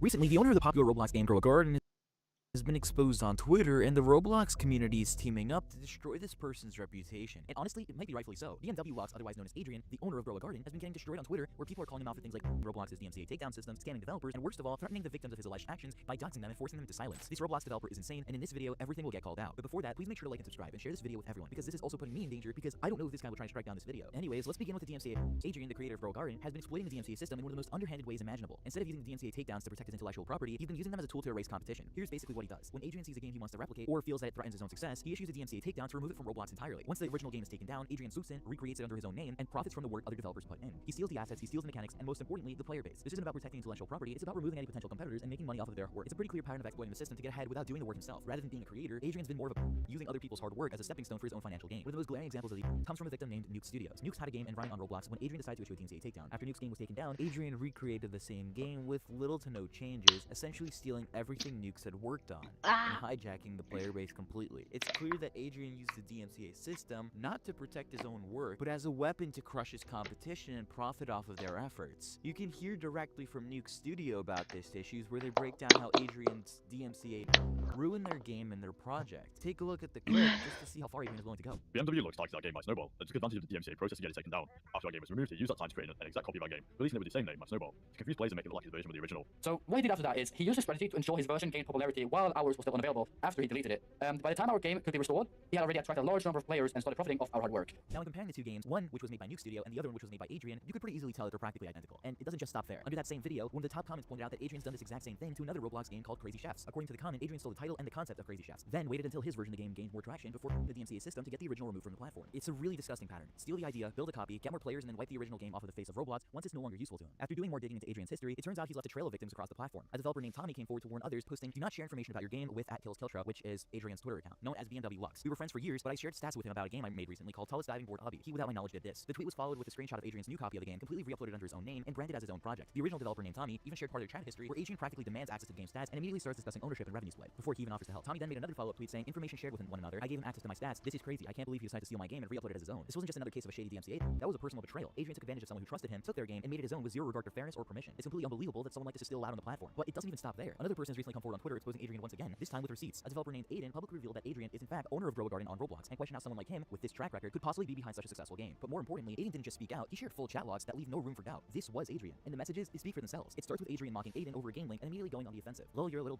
I don't give a f if something is stolen or isn't. It's over, buddy. When Aiden brings up countering a DMCA, Adrian just laughs. When Aiden said, "I'll make sure to counter the DMCA," Adrian responds with, "Lol, you think this is about a DMCA? Lol, if I told you what this was about, that would ruin the surprise." And then, probably the most telling line of them all, Adrian says, "I'm not here to talk, literally just here to dominate." He's not even trying to hide it anymore. This isn't someone defending their work, this is someone actively bragging about wiping out others' developers, taking control, and doing whatever it takes to win. To make matters worse, Adrian even includes screenshots of emails from Roblox DMCA agents confirming that his takedown requests were successful. These aren't just idle threats, he's Roblox's legal system, weaponizing it to eliminate the competition and flexing when it works in his favor. This isn't just Roblox drama, it's manipulation, power tripping, and systematic of trust and tools, and it's all laid out word for word in his own messages. And when you think you've seen the worst of it, there's even more. Joshua, the same person who originally helped bring all this to light, also had a personal run-in with Adrian. According to Joshua, Adrian tried to pull the exact same move on him. He took a game Joshua had worked on, flipped it into his own version, and once again used the Roblox DMCA system to get Joshua's original game taken down. This wasn't just a misunderstanding or creative overlap. Adrian intentionally waited until his version gained traction, then filed a takedown to erase the competition. Just like with the other crate cases, he didn't build something original. He built a clone, slapped his name onto onto it and then erase the real creators from existence. And it's been allowed to happen over and over again because the system lets him. That's the pattern and that's the strategy. At this point, it's not just speculation. We're looking at a developer who has repeatedly and deliberately used Roblox's own system, not just to get ahead, but just to wipe out anyone standing in his way. It only gets worse from here because Adrian's response to the was somehow even more disgusting than his original actions. Instead of defending himself or pretending to deny the claims, Adrian responded with threats. Real, dangerous threats. When Joshua, the same person who exposed everything, confronted Adrian about doxing a developer, Adrian didn't apologize, he didn't try to clear the air. Instead, he messaged Joshua and directly said, "I have your address, Josh, and your wallet's names." It's not just a red flag, that's a straight up threat. A blatant targeted attempt to silence people calling him out. Adrian wasn't just flexing power here, he was crossing a legal and moral line. When I personally tried to confront Adrian in his Discord server, I wasn't even allowed to type a full sentence. The moment I started typing mid-message, I was instantly banned. No warnings, no response, just silence. He's not just silencing criticism, he's deleting it, banning it, and threatening it into submission. This is the behavior of someone who knows he's guilty and he's terrified of the truth getting out. Please make sure to like and subscribe for more information since this is an ongoing... This wild-looking indie game from 2021 involves nothing but squirrels, surveillance cameras, and a forest that's hiding something big. Welcome to Short Games, a show where we talk about video games whose impact on you far exceeds their playtime. And this is Nuts. Nuts is part puzzle game, part walking simulator, part detective game with a dash of photography mixed in. If you love the environmental storytelling of Firewatch, the quiet mysteries of Return to Obra Dinn, or the cycle of progression in Blueprints, then Nuts belongs in that conversation. The mechanic at play here is what I've never seen in a video game. You position cameras at different angles around the game world, hoping to capture a bit of a squirrel in frame. You go back to your caravan at night to review the footage, where you can fast forward and rewind until you see exactly what you need. And based on what you learn for that footage, you progress to the next day, reposition your cameras, and keep going. Early on, your goal is to find where the squirrels are burrowing. It expands significantly after that in ways I don't want to spoil in this video. I found myself completely drawn in by how this game blends spatial and temporal puzzle solving. You're not just figuring out where to place the cameras, you're understanding patterns across time, anticipating movements, and piecing together a mystery. In an era of games that constantly explain themselves through tutorials and waypoints, Nuts just trust that you're going to figure things out. You always have your camera, your recording equipment, and your caravan. But how you use them and how you think about using them, that is all up to you and the discoveries you make along the way. The game was created by a small team of 5 devs, and it shows it in the best possible way. Instead of going for photorealism, they embrace this striking, bold color palette, and it shifts between day and night. Sometimes the forest is bathed in neon oranges and pinks, and other times it's cool blues and greens. It's palatable and it's striking, especially in screenshots. After the 3-hour mark, I did find myself craving a bit more color. The game's UI is incredibly satisfying. It's all designed around analog tools. You receive instructions through a fax machine. The narrative unfolds via telephone. There's a physicality to setting up your environment and positioning your cameras and tripods. It creates a really relaxing yet provocative atmosphere that I haven't experienced in many other games. I do have to be honest though, the game dances on that line of potentially overstaying its welcome in the 3rd act.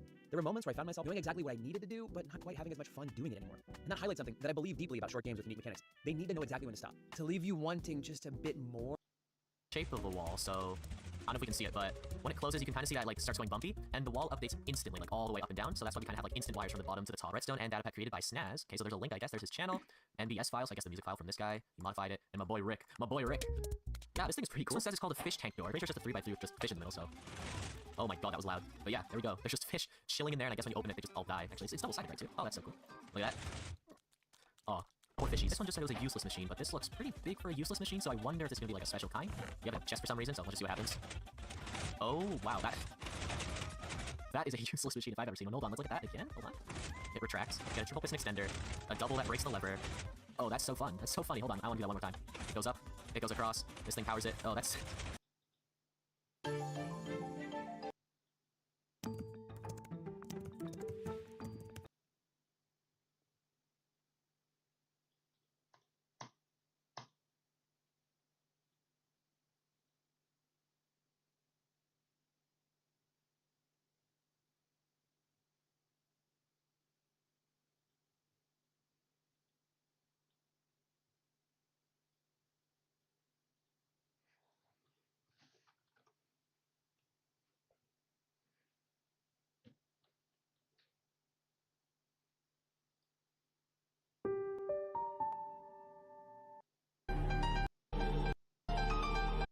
So, I just saw this video on Twitter and I was like, what is this?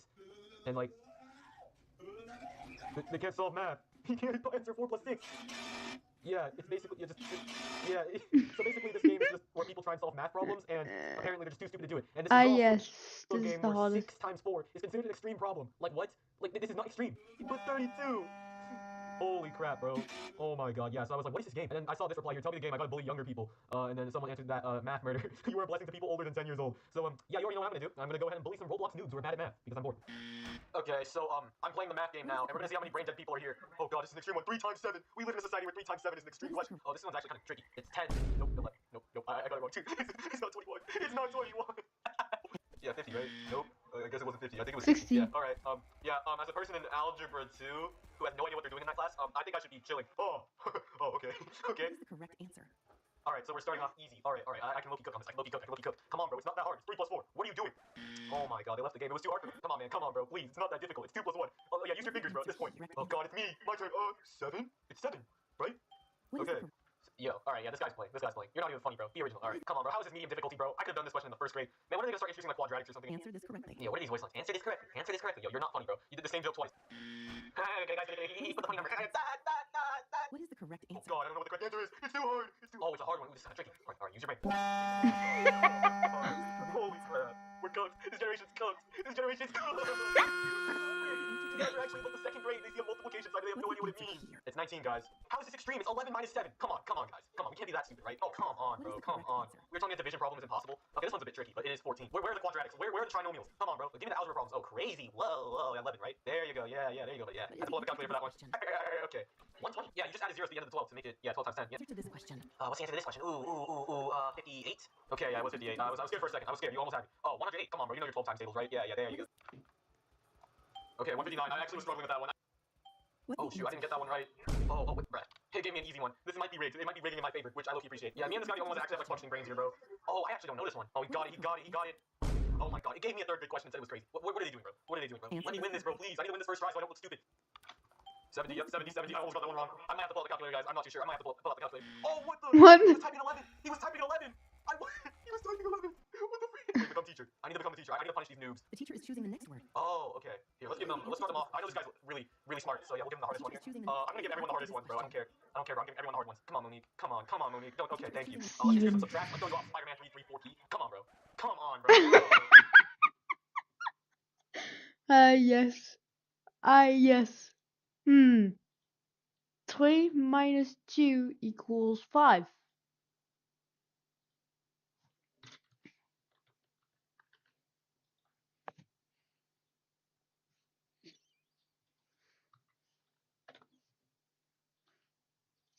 Right. Yeah, kill though. Yeah, just die. Freaking idiot. 3 minus 2 is 1, not 5. Here, let's see if we can trick up someone else. Okay, guys, this is 5 minus 5. If you put 10, I swear to God. Okay, thank you. Alright, we're at a medium one. Okay, but that wasn't really medium. I don't know why I put it in medium. Who is categorizing these difficulties? This is not medium. No, you almost just stole the bag. Oh, let's get a little tricky addition here, you know? This one's 23. Apparently it's hard. Come on, bro. Use your brain. No, it's not 24. Yes. Oh, 49 minus. Bro, this is taking forever. This is actually, please get, yes! He got it wrong. I can kill you, yes. You stupid idiot. Finally, someone got it wrong. I finally found joy in my life by killing random Roblox people. Oh no, you were also so close. I think she was trying to type 26. Oh, I'm sorry. Yeah, but freaky, you're stupid. Yes! I can finally rest.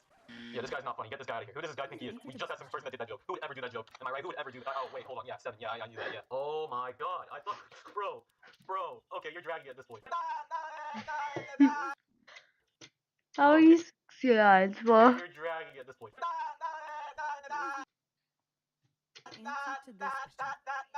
Yeah, we're cooked. We're cooked. We're cooked as a generation. Yep, we're all cooked. Yeah, fuck this. Yeah, just kill me. I want to die. I don't want to be here. Answer was 25. Hey, thank you, man. Yeah, see, this game actually taught me more math than any of my math teachers did. So freak them. But anyways, guys, thanks for watching. Hope you enjoyed the video. I'll see you guys in the next video. So, yeah, bacon. Ready to unlock Damn, which one should I even pick? Hello, sir. How may I help you? You know, I'm looking for an operating system that gives me a sense of nostalgia and also serves me well. Well then, look no further. We have the operating system built exactly for you. Windows Vista. Are you sure this is a good operating system? I've only heard negative stuff. You know, like user account control, security updates, and always bottlenecking the CPU with tasks that it can't handle. And don't even get me started on drivers. I understand your complaint. I hope you allow me to recommend a different operating system. Windows 7. There you go. Now you're talking my language. Thank you for the recommendation. I've created what is possibly the stupidest bot to ever play Mario Party. All it knows how to do is completely random inputs with no logic at all. Its name? Randy. And today I've invited Randy's 3 cousins, Randolph, Randrew, and Brandom, to see what happens when everyone has random inputs in every minigame, starting with Mushroom Mix-Up. Alright, let's see how this goes. Yeah, I don't know what I was expecting. On to Bombs Away, and I've got a feeling this one won't go much better. Hey, at least Random survived. Okay, guys, this one is simple. All you have to do is lift up the same flag as the Shy Guy. Right. Next up is Crazy Cutters. Let's see what beautiful creations the Randys come up with here. Good job, Randy. On to Tipsy Turny, which is a nice, safe environment for the Randys to play around and get hurt. And it looks like it's going to be a win for Randolph. You know, it doesn't really matter if your controls are mixed up if you're confused all the time anyways. Oh, hey, Brandon actually got one. And 1 is good enough to win. All right, Bumper Balls, here we go. Okay, there go Randy and Randrew, and there goes Brandon. What was that, 3 seconds? Well, maybe they'll last longer in Hot Rope Jump. Let's see. Ooh, this one should be good. This is like the equivalent of handing your kids fireworks and telling them to go have fun in the backyard. Randrew, you might want to face the other way there, bud. But it looks like his strategy ended up working out because everyone survived. Okay, now this one is more like handing your kids scissors and locking them all in a cage together. Oh, nice try there, Randrew. All right, let's see what you got, Randy. Okay, looks like the spin attack didn't work this time. Brandon going for a butt-first approach now. Bold move. Over to Sneak and Snore now, and yeah, that's not going to cut it. Looks like Randy is the last one remaining, but unfortunately for him, there's only moral victories in this one. Okay, I'm not seeing a lot of twisting going on here, but who knows? Maybe you guys know what you're doing. All right, here's what I know you guys can definitely do. Just take your time, contemplate all the different colors here, and... It's... Randrew going straight for his own color, though. I like the strat. Never mind. Okay, now again, Randy, you don't always have to choose the first option. Next up, we've got Asphalt Legends Unite. Today's sponsor, Asphalt is a free-to-play arcade... These idiots.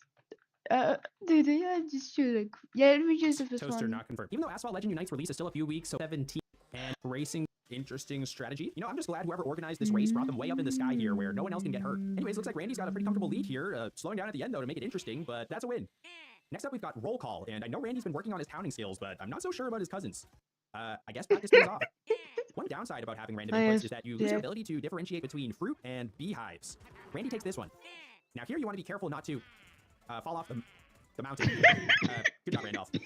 Okay, let's get you guys back in an enclosed area. Now this enclosed area does also happen to have dangerous spiky shells in it, but I'm sure you'll be fine. All right, bouncing trounce. Now I'm seeing a lot of bouncing, but not as much trouncing, so this one is called Storm Chasers, but I don't think the Randys realize that they're the ones supposed to be doing the chasing. Now it's time to behold Big Randrew. Wow, Randy is not afraid at all. Okay, guys, time to show off those swimming skills now. Let's see it. How about we try some golf instead? Just gotta get the ball as close to the hole as possible. You got this. Just a little bit off there. Okay, Randolph, so you want to put a little less on it than what Randy just did. Honestly, that might be good enough to win. All right, Randrew, Random's turn, and oh, that is actually good enough to win. All right, it's time for our annual high-speed donkey race. Here we go. You know, if the race was allowed to go for 3 days, we might get a winner, but unfortunately, they have to close the track. Next up is Messy Memory, and oh, Randrew, that was actually already in the right place, but that's fine. You can just hold on to it for a while. Good work, everyone. All right, let's see who has the best drawing skills now. This is like grading babies on how well they draw between the lines, but it's time for the results. Dang, I think we finally found Randrew's true calling. Now onto the Randy Family Squishing Simulator. Okay, never mind. Brandon is insane. Next up, we've got Paths of Peril, or in this case, just one Path of Peril. I just hope these Lakitus are getting paid overtime for this. Time for some baseball now, and what's that saying? Even a blind squirrel can find a nut every once in a while? Well, apparently even a Randy can hit a home run every once in a while, except for Randrew. Onto Leaf Leap, and right away, I gotta say, I'm impressed they're managing to jump on any leaves at all. I thought they would all look like Randolph down there. All right, you guys, in this one, you need to dodge the penguins, and also not fall in the water. Okay, well, at least Randy's got it down now. Over to Coney Island, where it looks like ice creamophobia runs in the family. Oh, except for Brandon, I suppose. He just really likes mint chocolate chip, and who can blame him? Next, we've got spinning around in a circle for 5 hours. And yeah, this one's gonna take a while. 5 hours later. You guys must be so dizzy at this point. How are you even standing? Okay, there we go. Okay, Nightlight Fright. So for this one, you want to hold out for as long. Good job, Randolph. Mais non! Attends, c'est...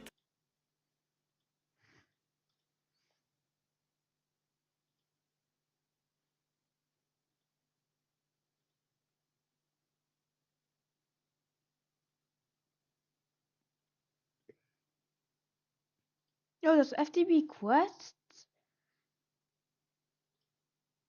Yep, it goes straight up down, back.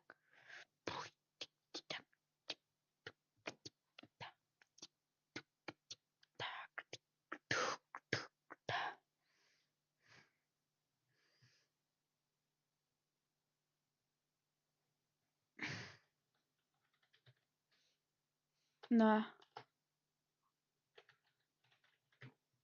Crafting tweaks.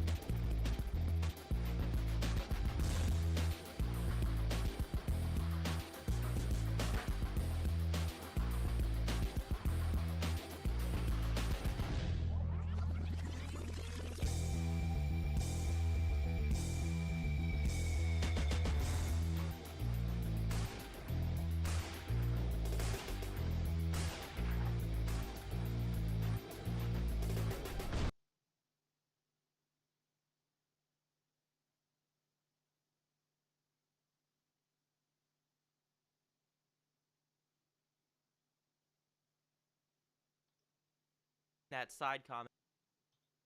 Salut, c'est Franck Leboeuf. Vous voulez... That side comment, and he. Salut, c'est Franck Leboeuf. Vous voulez savoir combien vaut votre voiture? Allez sur vendezvotrevoiture.fr. Rentrez simple. You know, you might have seen a video a few days ago where I talked about a Roblox YouTuber breaking the golden rule. And that YouTuber was KreekCraft, and he wrote a very mundane tweet on Twitter, but this tweet broke a golden rule on YouTube, and that was making fun of K-pop. And it wasn't even making fun, it was just a simple, lighthearted joke. But K-pop fans, they took it as a declaration of war. Now, I started off this video by saying that I will most likely get attacked for making this video, and I was totally right, because soon after that video released, about a day after, the mob was alerted. And little did I know, well, I didn't know, I would be breaking the golden rule by playing into it, and I received even more harassment. You had K-pop fans creating false allegations about me. You had them saying slurs and the worst things you could possibly imagine. I'm gonna break down this whole drama because it's something you're definitely gonna lose brain cells. By the way, we're trying to get 100K before the year ends, so make sure you subscribe to the channel. Now, I just want to start this video off by saying, if you like K-pop, there's nothing wrong with that. If you are a fan of Twice, absolutely nothing wrong with that. I've never heard their music or know anything about them, so I can't really give you guys my analytical opinion on if they make good music or not. But to each their own. I have no hate if you like these groups at all. But I do hate the people on Twitter that are just absolutely toxic and idolize these people to a point where they worship them like gods, because that is the only way you can simply describe the actions these people are willing to take over people that don't even know them. The parasocial levels are off the radar with these people. After I released my video talking about what these people did to KreekCraft, his fiance, and all of these horrible people, I started receiving messages on Twitter.com, and not just like one message. It was a ton of messages, and they all spawned out of one singular account on Twitter, and his name was A1. Now, I want to say, do not send any harassment, but this guy is definitely the main protagonist of today's video. Now, he was requesting I take down my video talking about this whole drama, and of course I said no, I was going to take them down. I was saying, these tweets are public, you made these tweets on Twitter, and he responded back saying he was going to send a copyright strike for public tweets on Twitter. A copyright strike on YouTube. And here's what I said to him back. I said, ha ha ha, copyright strike for your dumb public tweets. Nice one. If the video gets falsely strike, I'm appealing it, and then I'm making a video on you. It's actually free content, so do it. Now, I'm not gonna lie, I was kind of like trolling these people, okay? I can't take them seriously, especially like what they're saying about KreekCraft. I mentioned this in my last video. It's like, how are these people just so idolized to these random Korean pop artists, the way they're just willing to make fake allegations against people? I kind of was fed up with them at this point because they were just like flooding my Twitter feed, so I just went all in on the rage bait. I said to the Twice fans in my feed, I hopefully go does another raid on this, specifically the meet and greet. This is not a joke, you guys. So just a little bit of context for me. This is the first video. Flamingo accidentally raided the Little Nas X Roblox experience, and KreekCraft got me a joke on Twitter, as I showed earlier. And they did not take it to this very kindly. The message just started off with slurs, so I started experiencing a lot of those in my feed. Honestly, I didn't really care too much. I thought it was funny that these people were so upset that they idolize these people on such a high pedestal that they are willing to defend someone at this great lengths. Well, when I started actually taking offense to it was when they started calling me a cupcake lover. Yes, they were calling me a P3O. Simply this A1 guy and all these other small accounts were following in his footsteps, and it started getting more traction within the Twice community. But we'll get back to that a little. Hey, Twice owns you. Twice owns you. Yes. Yeah, that's really too much. Later, but it was just very weird. Like, why do you worship these people so much that you're willing to just create fake allegations against someone? You're willing to call people the worst of the worst thing. You don't even know me. You know nothing about me. You know anything about my content. You know I get these people arrested, okay? Like, that's just like such a stupid thing to say. It really made me think seeing all this go down on my Twitter feed. Like, these people actually worship these random K-pop artists more than actual religions do to their gods, okay? They're on such an insane pedestal to where if they told them to...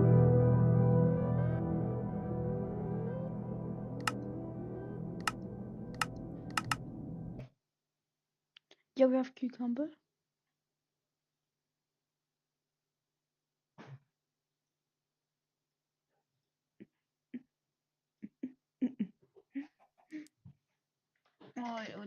Oh.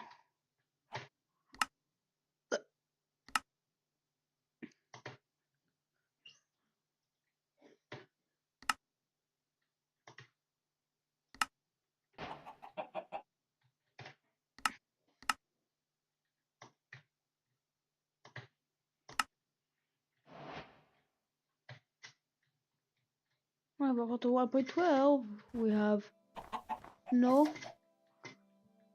big old open worlds, compact machines. Wait, it says 3, but it's actually 2. Let's say, like, how do you make this? You need a multi-block miniaturizations, which requires diamonds and personal shrinking, which requires 4 2 ender pearls for these.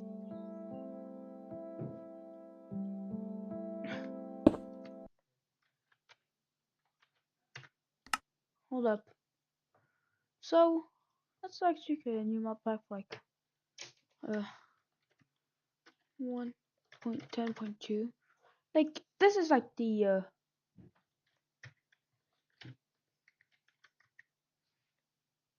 like, if we do compact machines, we have one mod. It's compact machines 2. It's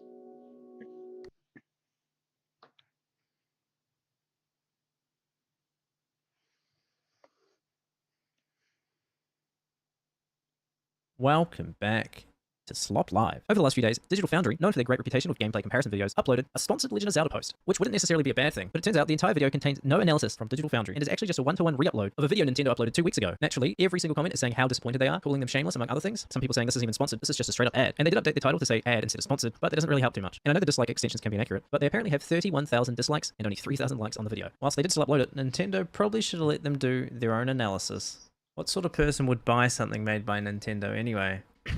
Thanks for slopping by.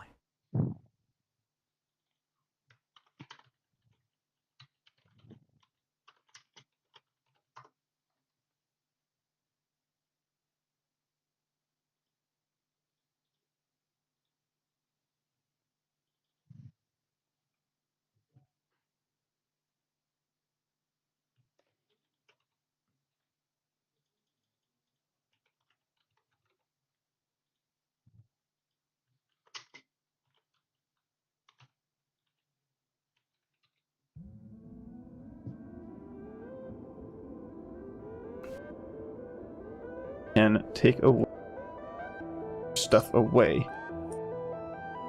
Anyway, probably go with just a drawer, but that drawer is still.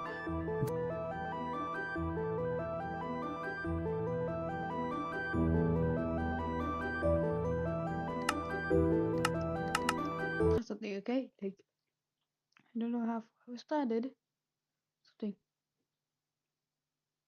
Sure, that opened it. What?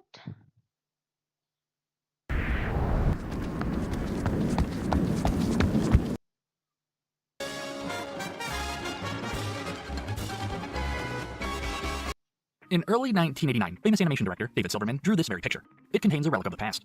No, not 30-year-old coffee. Rather, some of the earliest depictions of Simpsons characters from the show's first season. These 5 can be spotted waiting for the bus in the original opening credits. Removed from the show after just 10 episodes, the nameless characters are notable because they're among few things ever cut from the Simpsons opening. With over 700 episodes to date, there are more intros with that circus line pouch gag than there are these faces. Now, it's no mystery why these characters disappeared. DVD commentary reveals the segment was cut to save time. It was replaced with a shorter shot of more recognizable Springfieldians come season 2. Well, that, and these characters break the rules. Rules that were created after the season 1 intro was already animated. Whoops. These internal guidelines tell Simpsons animators to no longer draw hair like this, arms like these, and eyes doing that. This is what the Bus Stop Bunch might look like if they were still on the show today. These commissioned illustrations follow many of the rules of modern Simpsons character drawing. Today, this rulebook spans hundreds of pages. And down the rabbit hole we go. Behind the bus stop is a world of art, science, and math. It's a place where complex ideas are broken down into simple parts, then arranged in ways so delicate that just a few little line changes can sway our emotions. Or in other words, I just think they're neat. So let's investigate these characters to figure out. Right, welcome to the world. What? Okay, apparently 1.10.2 has double this. But does they have FTB? Ultimate? Yeah, Ultimates. What's they use better questing? Yep. And it's like, you know, it's used just like let's get like a crafting table and a bucket. Like what you do is boom, boom, and then like you take your drops and you turn that. And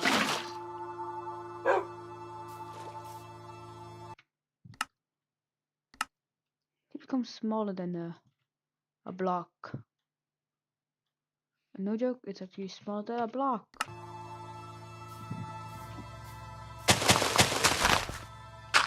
Look at this.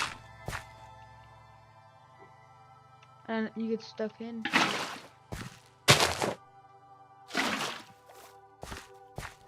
Yeah. Get it on. Oh, tiny dog. Shrunk too.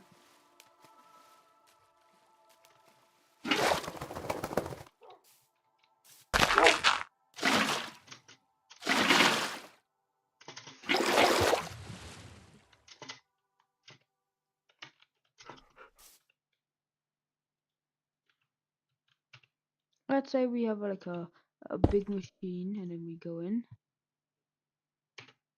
It becomes somehow smaller. Yes, very small. Yes.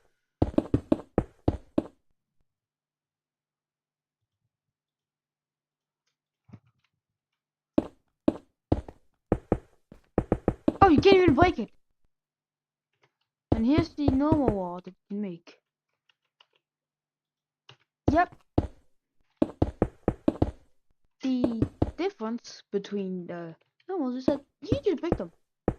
You can't break them.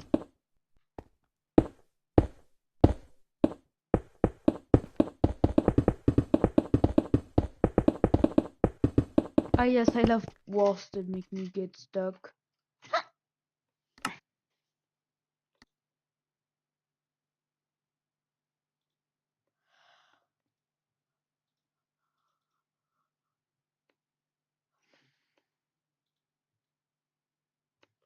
Leverstein, let's wait for Leverstein.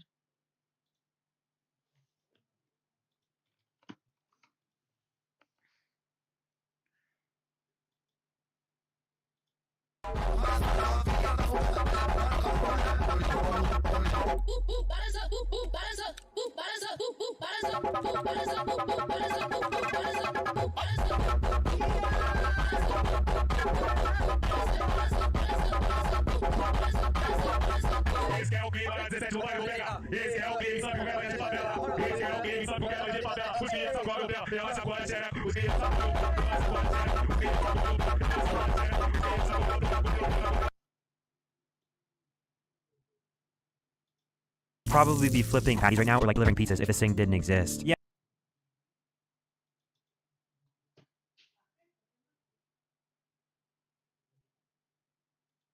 Sadly, the rumors are true. The temper stat is gone for good. I'll explain. It all starts with this video right here that I posted 6 months ago. This video was a short story about this Roblox item known as the Maldork mask changed my life. To celebrate the Maldork mask, I thought it would be cool to make a spin-off item called the Temper hat. Yeah, very creative, I know. But making this hat turned out to be kind of a bad decision. About a month after posting the video, the Temper hat suddenly got banned. The reason? Spam? What does that even mean? Surely this is some type of mistake, right? It actually was a mistake. Operation undid the ban and it was back about a week later. Or so I thought. It's been about 5 months since then, and once again, the item just recently got deleted for spam. Surely another mistake, right? This time around though, their decision was final. They wrote back to me and Danny saying that it was not a moderation mistake and that it was against TOS to be copying the Maldork mask. I commissioned Danny Polar Cup to make the Temper stat, and I think we had good intentions. Our plan was to make a hat that captured the vibe of the Maldork mask without copying it too closely. That way, anyone could have a big bearded yellow bald head. She did a pretty great job in designing the entire mesh and textures from scratch. But I guess in hindsight, it is pretty dang similar. I probably should have thought of making it more transformative so we didn't run into this issue, and that's my bad. As much as it sucks, I kind of see why they had to ban it. There is some good news that comes from this though. The Maldork mask is a pretty classic Roblox item. Roblox choosing to smite my item means that hopefully they still care about protecting the rarity and the realness of their classics. Which, as an older player, I think that's kind of cool. It's too bad we lost this guy in the process, but if it means they're cleaning up the catalog, then I'm kind of here for it. Maybe I'm giving Roblox too much credit though, and I just got unlucky.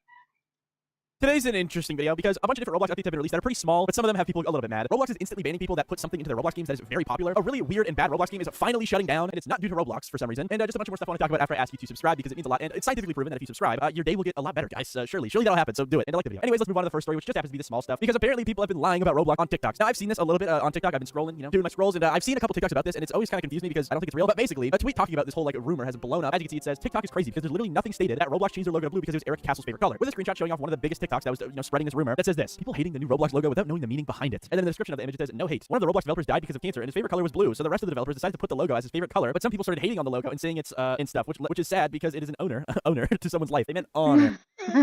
Yeah, so this is not true, I don't think. I mean, Roblox has never ever said that is the case, but in the account. And also, just to make it extremely clear, basically anywhere on the console you can get your token. If you go to local storage, there's a token right there that they can get from you to try and compromise your account. So now that it is screen recorded, and I send the screen recording back to the fake no text-to-speech saying, here is my innocence, this is everything you want, you send the video, what they're going to do is grab your Discord token and log into your account. And when they were inside Rand's account, what they did is they made this fake announcement. At everyone recently, there have been some allegations against me being a pedophile. While this is partially true, which by the way, let me make it extremely clear, this is all fake, bogus nonsense, and I'll get into a little bit more detail later, but they make this whole entire thing in the announcements channel, and it was them doxing Rand with his personal information on display for anyone that joined the server. But it gets even worse. We have an announcement of someone asking how to bypass this, and when they say this, they mean this warning that says your search could be for illegal and abusive sexual material where children have suffered harm, which is absolutely grotesque and disgusting. But the unfortunate thing is that it gets even worse. But before I dive into that, I also want to point out that the N-word is plastered everywhere. There's a mass amount of extreme racism just everywhere. Role names have racism. It's just a complete mess. This is a charcuterie board of absolute vile filth, and it keeps continuing on with random gun violence. In the announcements channel, they send a video, and I'll play the video right now. But basically, it's someone outside of a house. They have a gun. They're hooded up. They walk towards the back of someone's house. They yell a name, and they shoot rounds into some random innocent person's house. So yes, gun violence against random people as well. So they continue on with trying to push the narrative of Rand being a pedophile. They said we knew they were pedophiles from the start, and sure enough, once in the staff's account, we find evidence of pedophilia within minutes. As in, we made the evidence within minutes and then posted it. And this is unfortunately the worst part of the server. But they start spam pinging, basically saying they're selling CP and they have a price and they want you to DM them, and they keep on continuing with more and more vile stuff, which most of the stuff's going to be completely blurred from the screen because I don't think it's worth really talking about. But as you can tell, these people are far from mentally there. But after all that crazy vile garbage, they also continue the narrative of saying that Rand is a bad guy. And of course, the people that raided the server got banned, and they're saying they're trying to cover up the truth. Now let's get into this truth. First off, this one message is nested between someone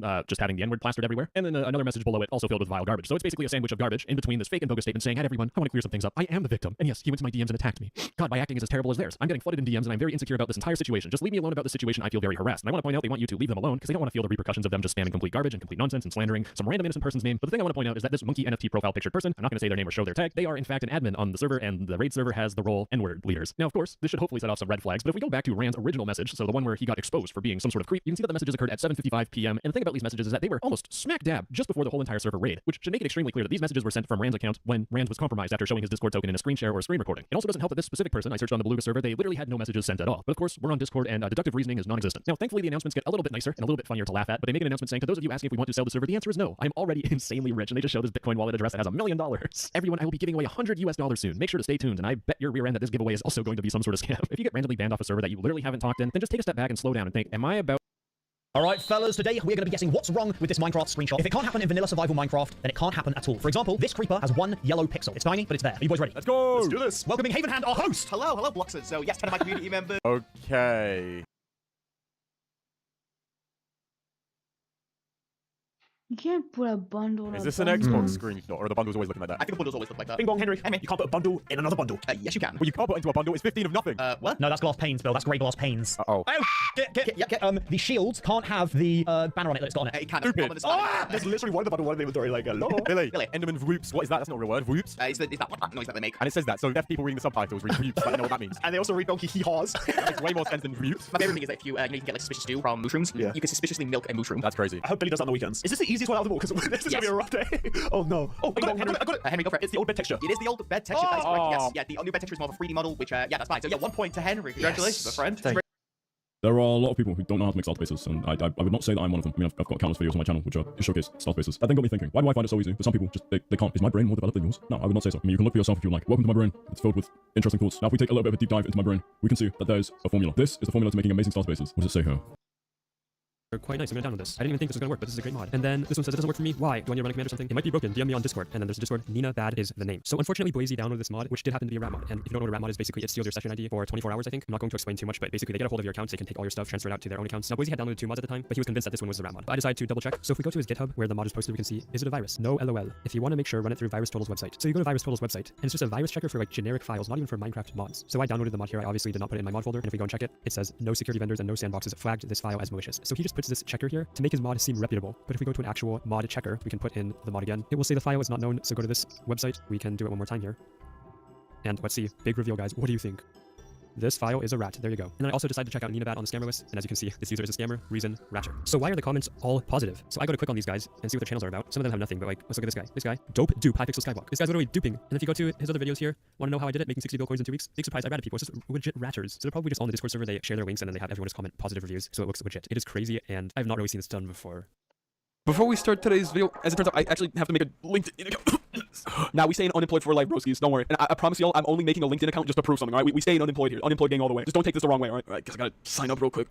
How's it going, guys? Peepers, allergy information contains soy lecithin, phenylnurics? Bro, what are they putting in gum, bro? I'm just reading the back of this, the Take 5 packet I got. And it is impressive how a company with such a high reputation, such a praised reputation, can ruin their entire company in just irrelevant at the moment. Like who invited, bro? Like, you get what I'm trying to say? Here's Duolingo tapping into the TSPMO SM right now. And Jesus Christ. And that being said, I think we can all agree that these interactions they have with meme culture, with fans, etc., it seems very lifelike, right? Very human, if you will. I hope you guys are picking up what I'm putting down here. Because recently, if you go on Duolingo's official link... Sorry. If you go on Duolingo's official link... Oh my god, you can't say it. Trigger warning, by the way, trigger warning. LinkedIn. If my unemployed viewers gotta take a breather real quick, take a minute. I know I had to say that, I'm so sorry. Just come back to me in a second. Anyways, they made an official post talking about how they're slowly going to start replacing all of their human contractors with AI. This is actually the most dystopian thing you can post on LinkedIn, bro. And how they're going to be AI first from this point on. Now, if you want to pause and read all this, you can. A lot of shady things are said throughout this entire post, like... I was recommended a video where the woman in the thumbnail looks suspiciously similar to my high school biology teacher. Naturally, I had to click on it. When I heard the voice, my suspicions were confirmed. This was definitely Mrs. Wilson. Not her real name, of course. But the more of the video I watched, the more I doubted myself. You see, the topic of the video was something I hadn't quite understood in class because my teacher had explained it poorly. She was like a zombie in class, reading directly from a slideshow and not bothering to even stand up or add her own words in between. If kids were passing notes, using their phones, or just straight up talking loud enough to drown out her voice, she would just give them an empty stare before going right back to reading from the slides. It was like she was just going through the motions and barely even existed in the same universe as my class. But the woman in that video, who looked and sounded exactly like her, was filled with passion about her subject. She clearly and concisely explained exactly what genetic drift was. Her 10-minute video helped me understand what my teacher couldn't explain in an entire hour, and I wasn't even the only person she helped. The video had over 1 million views, and her channel had nearly 500,000 subscribers. The comments were filled with people thanking her for helping them do their homework and pass their exams. And all of her other videos were about biology, presented just as passionately and clearly, and she truly looked and sounded exactly like a more motivated version of my teacher. Could this really be the same woman as the zombie I saw in class? The next day in class, I pulled up one of the videos on my phone to compare her face in person. There were small differences I didn't pick up on before. The bags under her eyes, the slight frizz to her hair that was perfectly combed in the video, but it was still definitely her. What happened? I wanted so badly to ask if that YouTuber was really her and what happened to all her passion for biology, but I didn't even know how to begin approaching the topic. I didn't know how to talk to a teacher about anything besides class. I didn't even like talking to my friends about anything besides class. So I waited and watched and tried to figure it out on my own. First of all, the slides she showed us in class didn't read like something the passionate YouTuber I watched would ever say. Did someone else make them? I did quote search from some random text on her slides and found a PDF with the exact slides she was presenting. Looking at the rest of the website, I found slides from all of her previous lessons too, and a short description that told me all of these slides were included with the teacher's edition of my biology textbook. So she didn't even make the slides she was reading from in class. I felt so cheated. As a student, all of my assignments had to be fully written by me. I could use other resources for research, of course, but never pass off existing work as my own. But somehow, my teacher got to just use some pre-made slides to do her job for her. Sure, she never claimed to be the author of the slides, but it still felt so hypocritical. And knowing that she was capable of doing so much better with her lectures just made it worse. I would rather have her just play the videos in class than watch her drone on soullessly with someone else's slideshow. I was already disappointed with how dull my biology classes were, but knowing how great it could have been, with the very same teacher no less, just made me angry. How could she just give up like that? How could she just give all her passion to YouTube and then totally neglect the students right in front of her? How was this fair to me when I was trying so hard to understand the awful slideshows that I now knew she could have easily explained better? After that, I didn't even pay attention anymore. If she was gonna be mentally checked out during class, then so was I. I would just find a video she made on the same topic on YouTube and listen to that instead while she was reading those awful slides. Occasionally, I caught her looking at me with an expression that somehow seemed more dead and tired than usual. I guess she was disappointed that I wasn't paying attention to her anymore. I think I was the only student in class that actually put in effort before I found out about the plagiarized slides. Honestly, the look on her face made me feel a little guilty. But you know what? It serves her right for not having any integrity. I was here in education, and her very own YouTube videos were better for that than her class was. Things only got worse when the next exam rolled around. I saw multiple choice questions that was phrased poorly and had 2 correct answers. I read and reread it a few times in case I was misunderstanding it somehow, but I felt confident in my knowledge, so I took the test up to the teacher and asked about it. Hey, on this question, I think both B and C are correct. Let me see. Huh, you're completely right. So you were paying attention. For a moment, I could see the woman who actually cared about biology shining through her eyes. I wasn't. I was watching YouTube videos instead. Your YouTube videos, actually. Class, there was a poorly phrased question, so I'll give everyone a free answer on that one. Just choose option B for question 32. She handed my exam back to me with an unreadable expression on her face. I still wished to ask more, but time was ticking and I had to finish the rest of the test. When I finally got the test back, I did quote search on the questions in the test. My teacher's reaction made it seem like she hadn't even written the questions, and knowing that her slides weren't her own, I thought it was pretty likely that the test questions came from somewhere else too. And lo and behold, an entire PDF question bank of exam questions that also came with the teacher's edition of my textbook. I saw literally every question from my exam in that PDF. Looking back at earlier chapters, I saw questions I recognized from previous exams too, and the whole question bank came with an answer key. Well, that complicated things. I was already getting an A in biology. It wasn't like I needed to cheat to succeed, but now I had the answers to every question that could ever be asked on any exam in my biology class. The thing that angered me most about this situation was how much my teacher was cheating. I felt cheated out of my education, and I wasn't about to cheat myself out of an education by studying an answer key instead of studying the subject itself. No. I was determined to confront my teacher about all of this stolen material and demand answers. After school the next day, I found her in her classroom grading last night's homework. Despite my resolve, I wasn't sure where to begin. All the fiery objections I rehearsed in my mind evaporated when I saw the dead look in her eyes. Did you have a question? She asked after I stood too long in the doorway. No, but I do want to tell you something. Yesterday I searched up the questions from our last exam. I ended up finding the answer key for the entire question bank that goes with our textbook. Does anyone else know? No, unless they found it themselves. That's all I said out loud, but on the inside I was screaming. That's the part you care about? Getting caught in your mass plagiarism? You don't even care if I was cheating. You only care that other people don't know that you've been cheating us out of an education this whole time. Sorry. What? I know you found my YouTube channel, and I'm sure you have a lot of questions. All I can say is that school asked me to stop working on that and not to talk about it to students. I wish I could do better for you, but I can't right now. Please just don't tell anyone else about any of it. I don't know what I could do if I don't have this job anymore. Are you okay? It's been a long time since...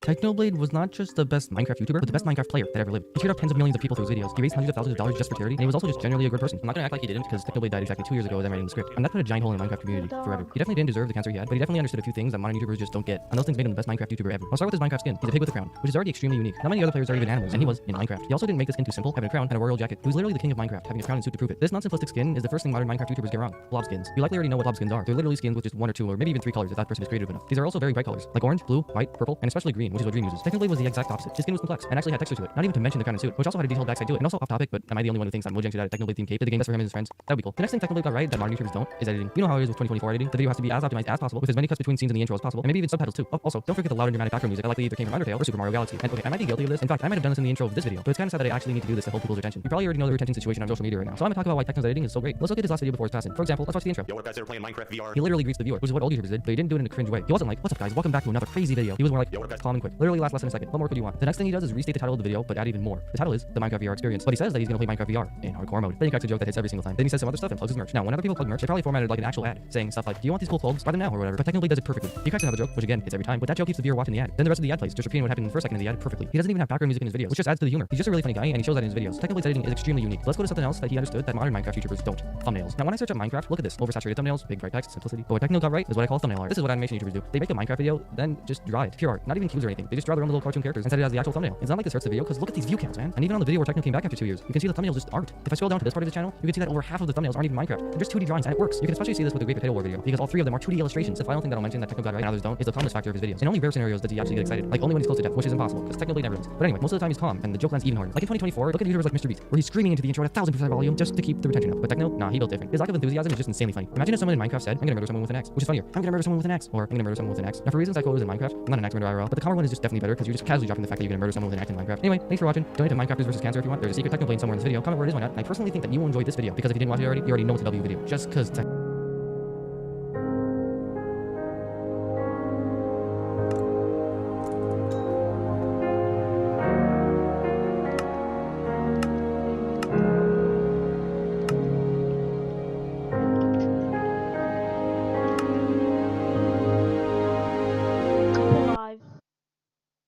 and extra utilities. I have small fluid that's meant to be smaller. I guess.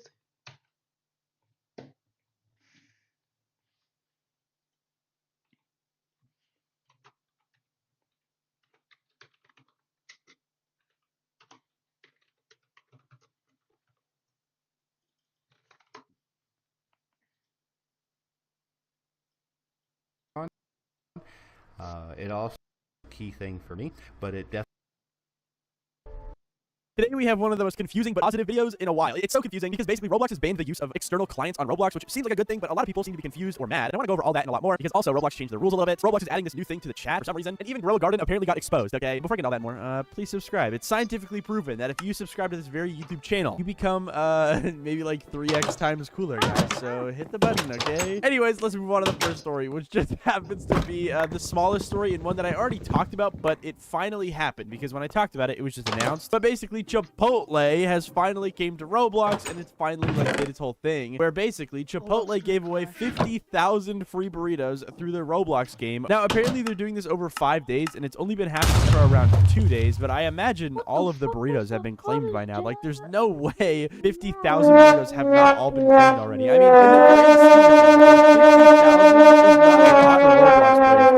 there's like literal tens of millions of people that play Roblox on a daily basis. These 50,000 burritos probably were gone within the first 6 hours. But either way, I saw one funny tweet about this whole thing, and it was from Waffle Trades, I believe. Yeah, he said, thank you at Roblox at Chipotle tweets. And he just had like a picture of like a bunch of Chipotle bags. I don't know if this is real. I don't know if this is actually him. I'm too lazy to reverse search the image, but I thought that was kind of funny. Because if that is real, that's awesome. Yeah, tell me in the comments if you guys got one of those free burritos, because dude, I'm not able to claim them. I really wish I was, because I would kill for a free burrito, but I don't think you can get free burritos from this whole thing if you live in Canada. You have to live in America for it, which sucks, but whatever. Yeah, that's going on with the Chipotle thing. It just finally is happening, and I guess it's still happening over the next 3-ish days if you care and want to try and get a free burrito. But let's move on to the next story, which just happens to be Roblox adding something new to the chat, I guess. So I saw this tweet from Julian that says nothing, actually. There's no text, but there's an image that says, or that shows the chat box, where apparently when Julian opened a chat with Pays, it says, now on Roblox, first conversation with Pays, your safety matters. Not feeling comfortable, you can block or report this person anytime from their profile, which is interesting. So I guess Roblox is kind of just adding this little blurb to the chat box whenever you first open a chat with somebody. So yeah, I don't know. I don't know. It's just like a small update I guess Roblox is releasing. And in the comments, you can see Julian saying, no, this is not Rose Seal, by the way. It's literally just Roblox. So yeah, they're clarifying that this isn't due to an extension or anything. So yeah, I don't know. Interesting. But without further ado, we can now move on to the next story, which is basically Grow a Garden being exposed. So this tweet has been blowing up on Twitter, and I don't know how much I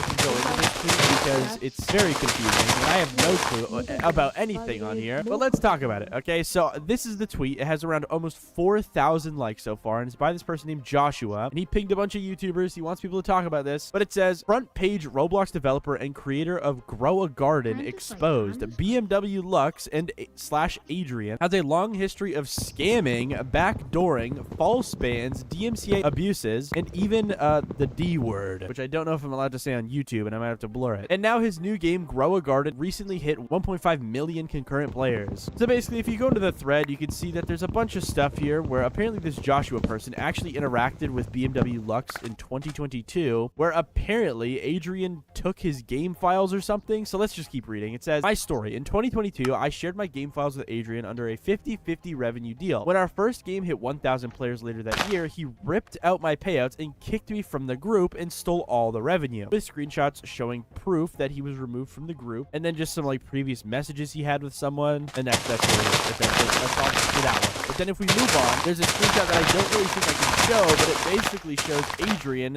kind of low-key threatening this Joshua person to leak his information. But it says threats. Shortly after I exposed him publicly, Adrian publicly revealed my full name in a Discord chat and threatened to post my home address. But then scrolling down to the third part of this thread, it says a pattern of abuse. Since 2022, Adrian's victim list has grown, outright scamming, backdooring collaborator games, leaking project files, and a lot more. Dozens of developers have been harmed. Here is a few examples. Showing off a bunch of screenshots from Discord where apparently people are just talking about this BMW Lux person in not the most favorable way, I guess you could say. There's also this screenshot where apparently you can see BMW Lux allegedly sharing a game file for a game, and then under it, you can see another developer saying that BMW added a backdoor while I was sleeping and then tried to cover it when I woke up. Now I'm going to skip one of these tweets and I'm going to go to this one because I feel like it's also pretty important, because apparently BMW Lux has also filed multiple bogus takedowns on Roblox games. There's a dev forum post that says BMW Lux stole our game concept after a DMCA takedown, where apparently on the dev forum, somebody claimed that BMW Lux stole their game called My Snowball, and once he re-uploaded that game, he filed a DMCA takedown against their game, even though it was the original, to steal all of their players. Apparently, he also did the same thing with a game called Crazy Chefs, according to this comment, stole the title and concept, then abused the DMCA system to get the original taken down once his game became more popular. He's probably done this to countless of other games, and I've reported him explaining in detail everything he's done, yet he's still on the platform. Thank you for making this video. Here's even another tweet where someone claims that he stole a game. It happened again. You lock up your ideas and share them with nobody except your dad. Context: me and a man named BMW Lux were longtime friends that shared in-game stats and information with each other on games, and I gave him the stats of these games, and he decided to personally release copies of my game after seeing the ARPDAU, which is the revenue per player, I think, every day, I think. I don't know. But yeah, either way, that's the main information about this whole thread. Dude, I don't even know what to think, but I think after this thread kind of gained popularity, BMW Lux, I think, has stepped down from the Grow a Garden team because he is no longer a high rank in the group. So, and the Garden Games group is now solely owned by Jandel, which I'm pretty sure was owned by BMW Lux before. So yeah, I'm not really sure what's happening internally at Grow a Garden, but it seems like they are kind of secretly responding to this drama in their own way by, you know, having BMW Lux step down or something. But either way, we can move on to the next story, which just happens to be Roblox banning modified clients, and it's a lot more positive than a lot of people think. So here is the original tweet about it from Bloxy News. It says, starting this week, if Roblox detects that you are using a modified client downloaded from a third-party website, your account may receive moderated action, up to including a termination. So apparently, in this dev forum post that they link here, Roblox says that if you are caught exploiting or using these modified clients, you could get terminated now, which before, if you were caught exploiting, you would kind of just get like a couple-day ban, maybe you'd get 7 days. But now, apparently, you get terminated for exploiting, which is really cool. But there's a lot of things that need to be clarified about this, because this has absolutely freaked out a bunch of people, such as this tweet right here that says, does that mean extensions count? In which Bloxy News clarified, saying extensions only modify the website, not the actual Roblox application. There's also a lot of other people talking about Blockstrap and asking if Blockstrap is affected, but I'm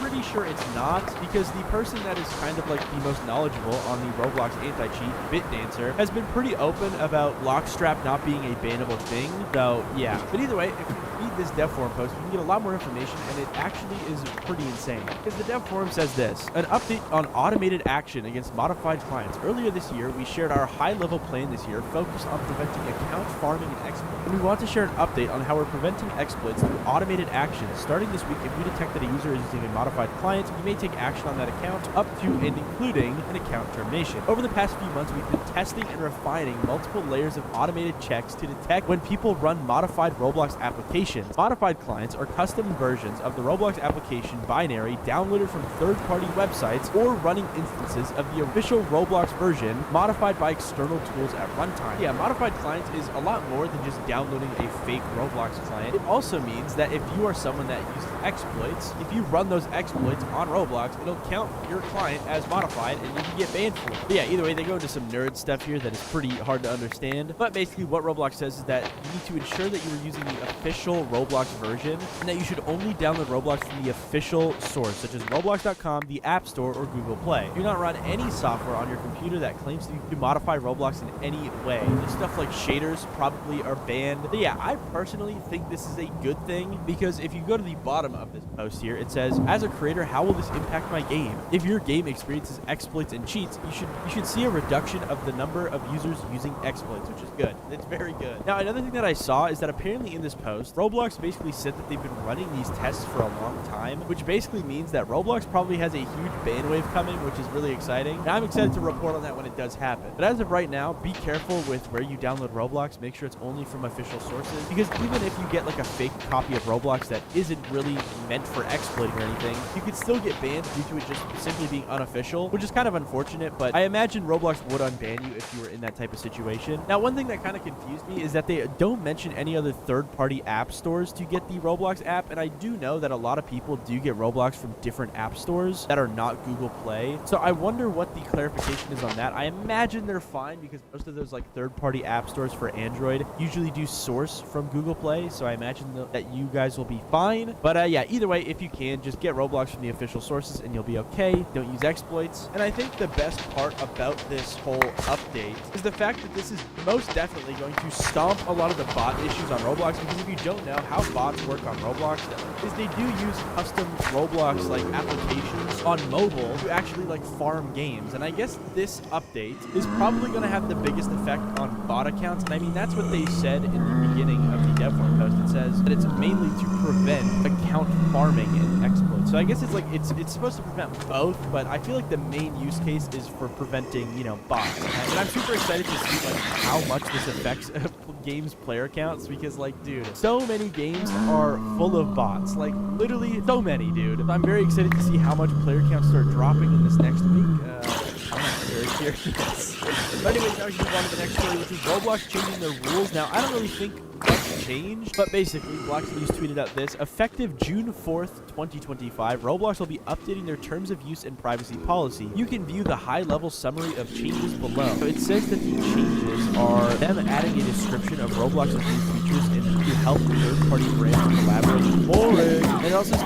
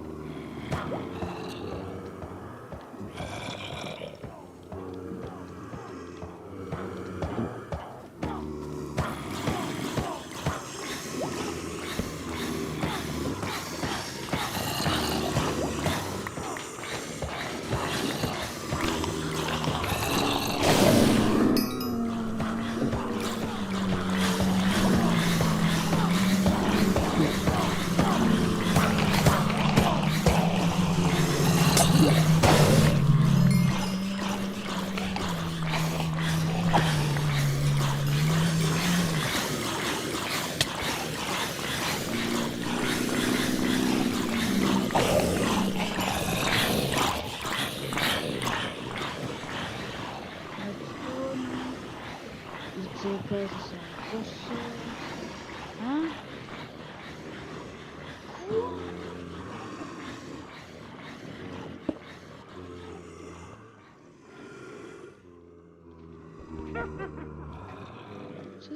Yeah?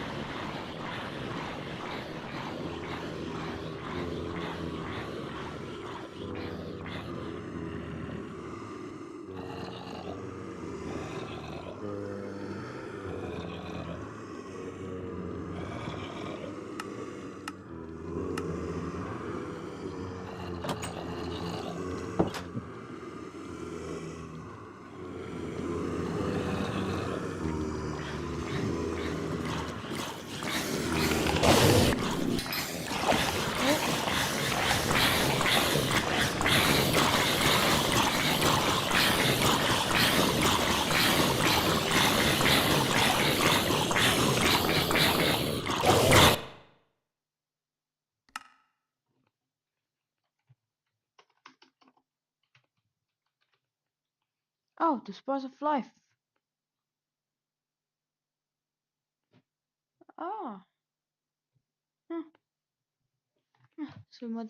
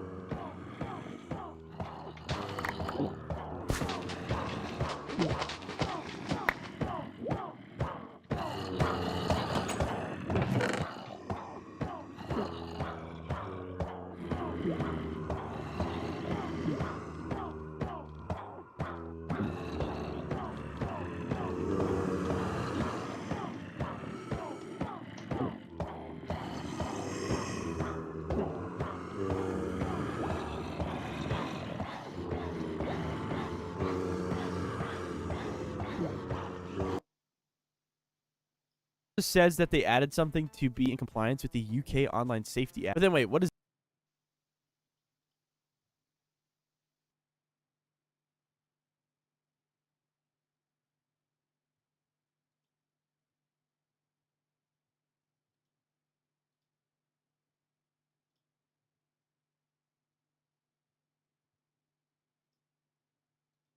Go.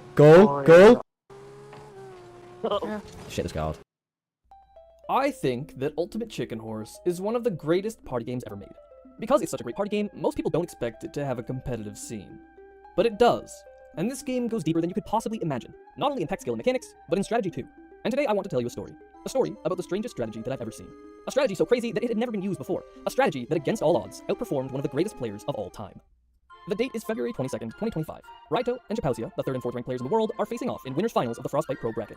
Top players have a tendency, for better or for worse, to make the map extremely difficult as quickly as they can. And Japausia is no exception. So on the second round, she placed this. An inner spin jump. Something Pausia is specifically known to be good at. Placing things that you're good at is the basis of all strategy in UCH, so of course it makes sense. But by the same token, preventing your opponent from getting an advantage is crucial, and this setup is Pausia's bread and butter. Most players in this spot would try to find a way to change this setup to benefit them instead. Raito had a crossbow, and he could have easily placed something like this, or this, both of which would remove the inner spin jump. But Raito let it stay. While the setup is good for Pausia, these are two of the best players in the world, so the map isn't hard enough for anyone to score yet, so both players made it. A common strategy in UCH is to play until you find some sort of advantage, then push it as far as you can during the building phase. Pausia has an advantageous setup in the inner spin jump, so naturally she adds this crossbow to make a variant of the setup, one that is overwhelmingly difficult. Again, this is normally the time where Pausia's opponent would try to find a way to nerf the setup, but Raito chooses not to. Instead, he decides to make it way harder. In order to get past this setup, you need to position yourself on the far corner of this block where the arrow can't hit you. Right as the arrow is about to pass by, you jump up past it, curve inwards, then curve back towards the left wall to avoid the spike ball and jump across to safety. Somehow, that was the easy part. Next, you need to jump on this block at the exact moment that the arrow passes, perform an inner spin jump. The second you hit this top block, you wall jump across over the spike ball. If you're too slow by even the tiniest amount, the arrow will get you. We're only in the 3rd round here, but already this map is so hard that the 3rd and 4th best players in the world can't make it to the finish. It is so difficult that Palsia decided to nerf her own setup, the one that benefits her. While it might seem crazy to take away your own advantage, Palsia is the 4th best player for a reason, and this move was exactly what she needed, allowing her to score in the next round. Let's zoom out for a second. In UCH, whoever has the most points after the last round wins the game. In casual games, you'll often see people make the level impossible as soon as they have a lead, guaranteeing their victory. For obvious reasons, this isn't allowed within the competitive scene. But it is possible to achieve something similar by either making the level so easy that both players make it to the finish and nobody scores, or making the level so difficult that nobody can make it to the end. This is known as stalling. This is generally considered a dishonorable thing to do, but it is allowed in tournament rule sets. Back to the game, and we see that this crossbow was placed during the building phase. When doing the setup before, having to worry about the timing of the arrow already made it extremely difficult, but now you have to worry about the timing of 2 arrows. This setup is so ridiculously hard that I wouldn't bet on any player in the world to be able to make it. Surely Palsia is stalling, right? Well, that's what I thought too, but this crossbow was placed down by Raito. Both players tried their best, but neither could score on such a difficult setup. On to the next build phase, and Raito places this. These wires make the setup so much more difficult that makes the last round look like a joke. I'm the 5th ranked player in the world, and I couldn't even tell you how it's supposed to be done. Again, nobody manages to score. If the game continues like this and nobody scores, Palsia has the lead, so she wins. But this is so ridiculous that she decides to bomb this crossbow to make the setup more possible. That wasn't enough though, because Palsia nerfs it again. She doesn't care about winning with a strategy like this, she wants to win by making it to the finish. A very honorable way to play. But doing so opens up the path for Raito to score. Which is why what he did next will go down as the most confusing play of all time. This cannon is ridiculous, because in order to get past this setup, you need to enter the cannon, get shot out, immediately jump back, then during the small amount of downtime before the cannon can shoot you again, you need to curve around to avoid this arrow and wall jump off this block here.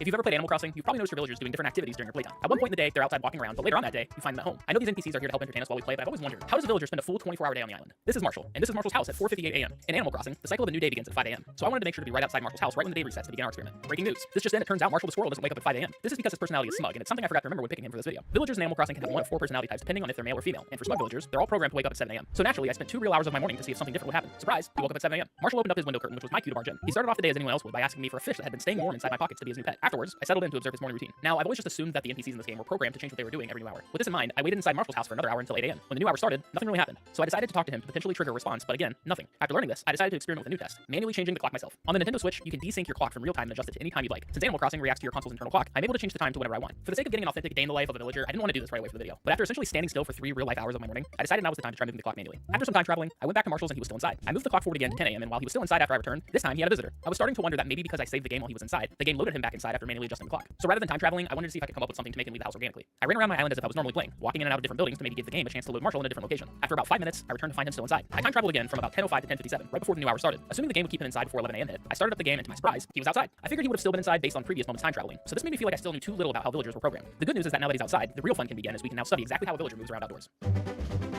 At this point, Marshall began doing some standard things you'd expect for a computer living in this world to do. He walked around, sat by a tree, watered some flowers. Code red. Do you see this? This squirrel should not be watering flowers. A small detail in Animal Crossing that people may not know about is the fact that villagers can have hobbies. Villagers are assigned different hobbies and are often seen doing these around the island to occupy their time. Aside from general hobbies such as walking around or sitting, some specific hobbies are reading, gardening, and more. Marshall's hobby is music and dancing, which is why it threw me off to see him doing some gardening. I learned more about hobbies later in this video, so we'll come back to that for now. Let's just see what Marshall does. I continued following him around until it was almost noon, and again wanted to see if he would be programmed to go anywhere at the new hour. At this point, I still clinched to the idea that something would happen when a new hour began, especially because we were outside. When 12 o'clock hit, everything seemed to remain the same, but I noticed we were starting to move to a new part of the island. At our new location, Marshall started fishing, got distracted by a bug, fished some more, and then took a nap. Some other activities happened for another half hour until we made it to 1 p.m. This was an exciting hour because this means we were officially 1/3 done with the day. Although this was just the beginning part of my day with Marshall, I felt I had learned a lot already despite thinking I knew so much. Little did I know, more confusion was on the horizon. While we watch Marshall enjoy my decorating, I'd like to take this moment to remind you all to subscribe and like the video if you made it this far. For every person that leaves a comment below and lets me know that they subscribed, I'll catch a fish for you. For the next 20 minutes, Marshall hung out in what was my most abandoned and neglected part of my island. This area probably has the least amount of foot travel through it, so it was nice to see a villager naturally walking up here and enjoy some of my older decorations. During the rest of the hour, Marshall slowly began making his way up to the front of my island. Right before 2 p.m., I got ready to anticipate a programmed walk cycle, but guess what? Nothing happened. Marshall stayed right where he was. It was at this point I felt like something was really off. In all the hours of playing this game, I definitely felt some things were programmed for villagers to do at the beginning of new hours. I tried to trigger some movement from Marshall by leaving my island in numerous ways instead of just saving and quitting the game. I left through the airport for a few minutes to visit Harv. This area is loaded separately from my island, so I figured it was a clever way to force the game to randomly load my villagers back home upon returning. But when coming back, the game kept all of my villagers in the same spot. I then traveled with Captain by going on a special boat tour, which again loads a brand new island on the screen. Hoping this would maybe randomize some movement from my villagers, I returned home after about 5 minutes and Marshall was still in the same spot. It was time to not only study Marshall, but to study the movements of other villagers on my island as well. At 2:15, Marshall started to dance. This makes sense because again, that's supposed to be his hobby. I let him be and turned my focus to find the villager who was inside crafting an item for me. I had a vague memory of once hearing that at all points during your playtime in this game, a villager must be inside crafting a recipe for you to discover. At this time, it was Wally. After making a mental note of where my villagers were at this point, I stood outside Wally's house for the remainder of the hour. I wanted to see if at the start of the new hour, Lolly would automatically stop crafting. But when it finally became 3, I found Marshall still singing and Lolly still inside crafting.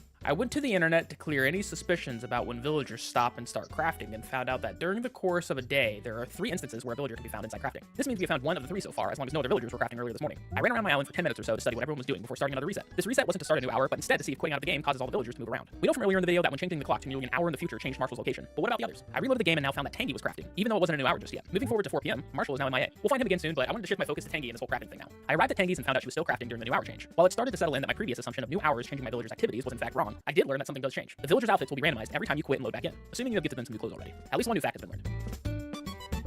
As we approach the 12-hour mark, I wanted to give a quick recap on Marshall's day. So far, Marshall has spent 2 hours sleeping in, 4 hours of his morning inside, part of that hanging with a friend, and 5 hours outside doing various activities before heading to the museum. I'd say it's been a pretty solid day so far. Moving forward another 10 minutes from Marshall's current museum location, Lolly could now be found inside. Another 10 minutes forward, and Tangy was inside crafting still, but this time in a new outfit. Fact confirmed. Marshall still remained inside the museum as I saved and moved forward to 5:02, the beginning of the new hour. Lolly could now be found outside, Bob was inside his house, Tangy was starting hour 2 on crafting, while Marshall was nowhere to be found. I returned to the museum to find Genji the bunny at the art museum. Speaking of Genji, I also found him gardening the same spot Marshall was earlier, which answers my question of Marshall's hobby being messed up. I believe this animation of spraying the hedges doesn't count as the gardening hobby, and instead is another random activity any villager can be found doing. I continued walking through the museum, and surprise, Marshall appeared here again. But this instance was super strange this time because I had just checked the room prior to where he was and no one was there at all. I even replayed back the footage to make sure I wasn't crazy, and yeah, turns out he just randomly appeared after walking in the room again. I saved and moved forward to 6 p.m. and found Tangy had now been crafting for 3 hours total, and again, had on a different outfit. With her starting hour 3 of her crafting and having 11 hours left of the day, this meant there should be at least 1 more villager who could be found inside crafting according to the information we found earlier. Checking the museum again, Marshall was still here, but maybe Marshall just happened to be a scripted villager when me, the player, is forced to see while viewing the museum collection. I ran around to different rooms to see if the game would force him to appear in any other section of the museum, but surprisingly, the game kept him in the same exact spot. I time traveled from 6:30 to 7:30, and guess what? Tangy was no longer crafting. I found Tangy and Freya outside, while Azayla was found inside as the new crafting villager. I found Marshall still in the museum, which marked almost 4 hours spent inside this one building.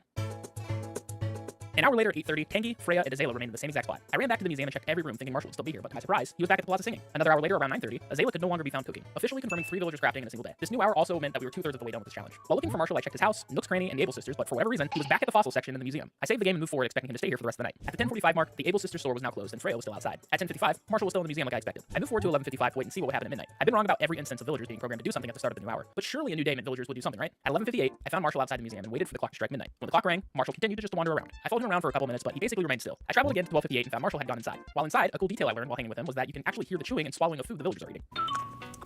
Small details like that are super interesting to me. I always just thought it was a random animation, but it's kind of nice that they added, the chewing and swallowing sounds. Anyways, I mentioned earlier in this video that smug villagers were programmed to wake up at 7 a.m., but forgot to mention when they sleep. Marshall should be programmed to sleep at 2 a.m., which meant I had 1 more hour with him until my observing hours ended. Despite him having to sleep in an hour, Marshall actually made an espresso around 1 a.m. I left his house to find some other villagers had gone to bed. Moving forward to 1:56 a.m., right before Marshall was supposed to sleep, I explored to see if anything else was going on around the island at this hour. I've never really played this late before, so it was fun to hear music from this hour and take in the atmosphere of this time. I returned to Marshall's house at 1:59, and while he was outside, the clock striking 2 a.m. meant he had to walk back to his home to begin his sleep cycle. I ran around for about 5 minutes after 2 a.m. hit, and he was nowhere to be found. There's no way he's at the museum, right? Marshall was back at the museum. I interacted with him and wondered if I left. Would he teleport back home? Turns out he stayed at the museum. I finally found him outside after moving forward to 2:59. The only explanation that I could come up with as to why he was still wandering around outside was because the game must keep villagers outside even at these hours to have some sort of interaction while someone is playing at this hour. But when 3 o'clock hit, something amazing happened. He turned. Coincidence? Is he actually going home? Am I finally going to be right about something before this video ends? This is one thing I thought would happen. Follow a villager at a scripted moment at a certain hour.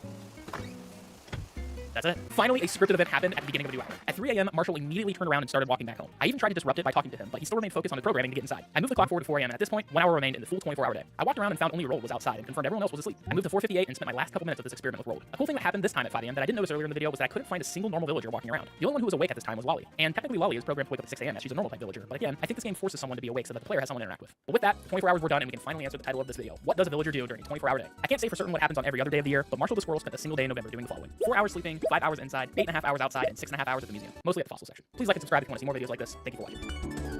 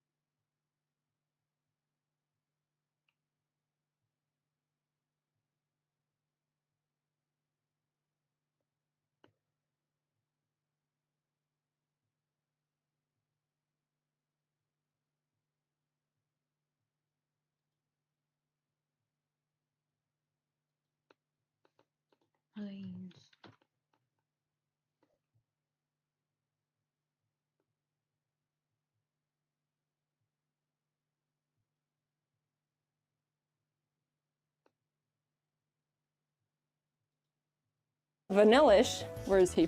Hosada? She got a lot to say tonight. She's got zoomies right now. She gets the late night And zoomies. the The talkies and the zoomies. Hello? How are you doing? Playing with batteries? You took our battery away. Well, there's so many other things you can play with Tostada. Not batteries. Tostada, oh, are you trapped? Come out here. Will you come look at her? Oh my god. She got stuck. Tostada, you pitiful. You pitiful $4 game. Car. Yeet. I just can build a wall. Tiny wall. As I'm driving so good. Thing. Der musst du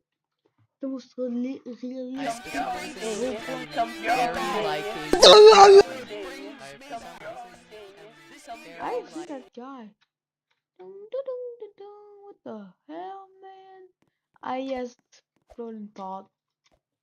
Those are thing also known as the destroyer, which was here, but it's gone.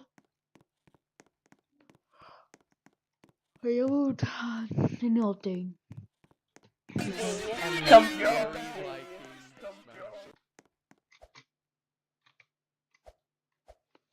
Destroying.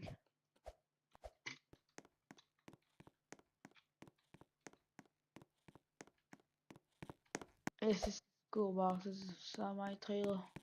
And this is an airplane.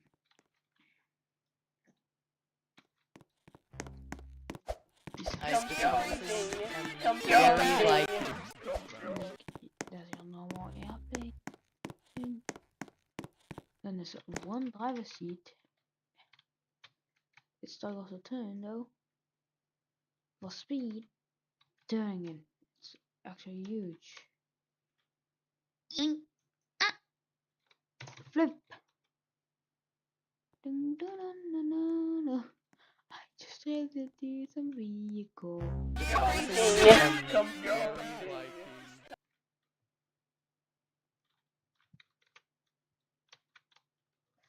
Yoink. Oh.